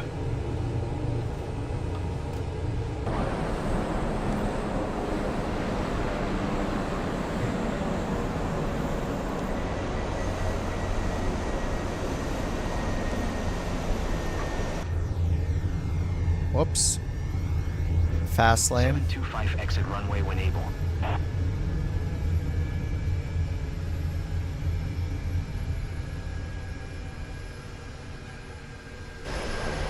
This is such a cool looking plane. I know people love the Twin Otter. I didn't fly it like at all in 2020.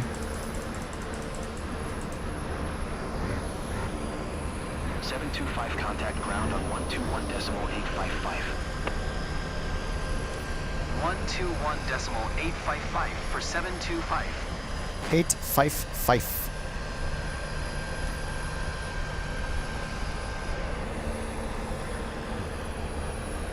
Oh, super powerful Right for beta. ground, November Nice. 84725 taxi to parking. All right. November 84725 taxi to general aviation parking. Lots of traffic down here. Just parked planes, I guess. 07 Center Lima 16 Lima November 11. Wow, that's it? Those instructions. I hit the button, but he's not responding. Acknowledge. Acknowledge. Taxi to fuel 725. What? It says taxi to GA parking. Here we go again. Alright. Yeah, I guess I'll... Should I hit skip? I don't know if you can skip in this or if it's better to take the penalty. I'm just gonna skip, I guess. Is it better to take the penalty or just skip? I have no clue. I have no... Hit me with the flaps again? Come on. Practicing and you'll make for an even better airline pilot. Oh, I thought she... Okay, keep practicing. I was like, oh no. Stall maneuver, 25%. It didn't even stall. Then it kept saying to like pitch down, so I was like waiting for it to like drop a wing or drop the nose. Nothing happened. Okay. I guess I'm just like, used to like a power on stall. Maybe I just never do a power off. Okay, A400M. I've heard that this is fun, and I know nothing about the ES30.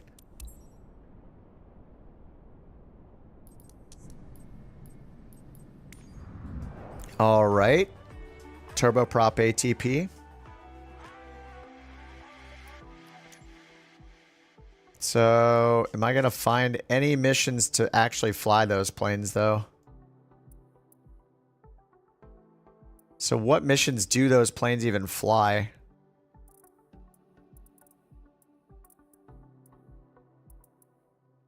Like, are they cargo? Are they passengers?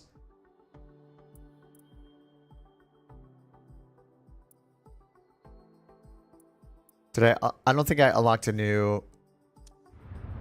It must be like one of the specializations I don't have unlocked then. Oh, saw animals near a runway. Yeah, that happened to me yesterday. There were like a bunch of deer like chilling out near a taxiway or like near a turnoff from a runway, and they were like laying down on the asphalt. It's pretty funny. Oh yeah, I probably need this, right? Yeah, okay. Okay, so I can use the ES30 for this. And then I assume cargo transport. I don't know. Oh, the cargo transport heavy is the A300. So what is the... So this is the ES30 for the Heart Aerospace. Where's the M500 used? Cargo? No. It said I could use the M500.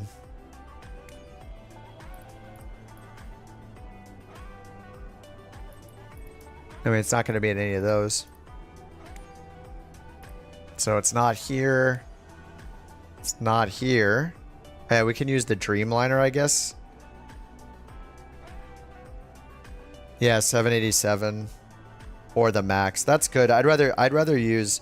I didn't realize you could do the 787. I'd rather do the 787 than the... Well, I shouldn't be like quick to judge, I guess. I've only heard other people say the Max isn't very good, but I'm guessing most of them have flown the iFly version in Flight Sim 2020, which is very, very good. So maybe it's like good enough. I don't know. Okay, and then I can almost do this. I need 7 more firefighting missions to get this one unlocked. And then, yeah, I don't see anything that uses the 400M, even though it just says I unlocked it. So that's just not a thing, I guess. Not yet. Okay, so I guess I'll want to unlock... It'd be fun to get back in the CJ4 as well. Like, I love that plane, but I need to do 8 more charter missions.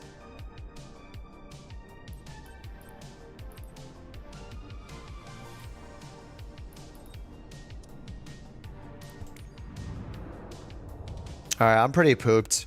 Yeah, I think it's time to call it a night. It's been a long day. It was like 13 hours of streaming or whatever. 12 hours, something like that.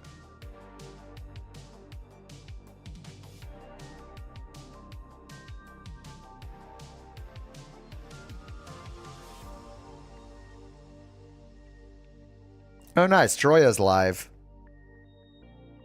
Looks like he might have just started. Copy link address. If you guys want to stick around, I'll send you guys to Droya's channel. And yeah, I'm going to call it a night. I am pretty pooped. Looks like he probably just started streaming. Looks like he's doing Finnair. Okay, he's doing AnyBuild's A330. Oh, he's got it restricted. Oh. Well, I can't send you to his channel, I guess. I can't send you there automatically, but I've seen his videos before and he's got good tutorials, so I can't rate him because he's got it, he probably doesn't know he has it that way, but he has it so nobody can redirect to his content, but which is how you do it on YouTube. But anyway, here's his live stream if you want to keep watching stuff. It looks like he's flying the A330. I threw the link in the chat if you guys want to keep watching some Flight Sim 2020 stuff, 2024 stuff. Yeah, I guess he's flying the AnyBuild's A330, which I touched one time briefly. I'm going to pass out. Yeah, I don't know where the firefighting is, but tomorrow after work, I'll probably start that. I was looking earlier. I couldn't find any more, so... so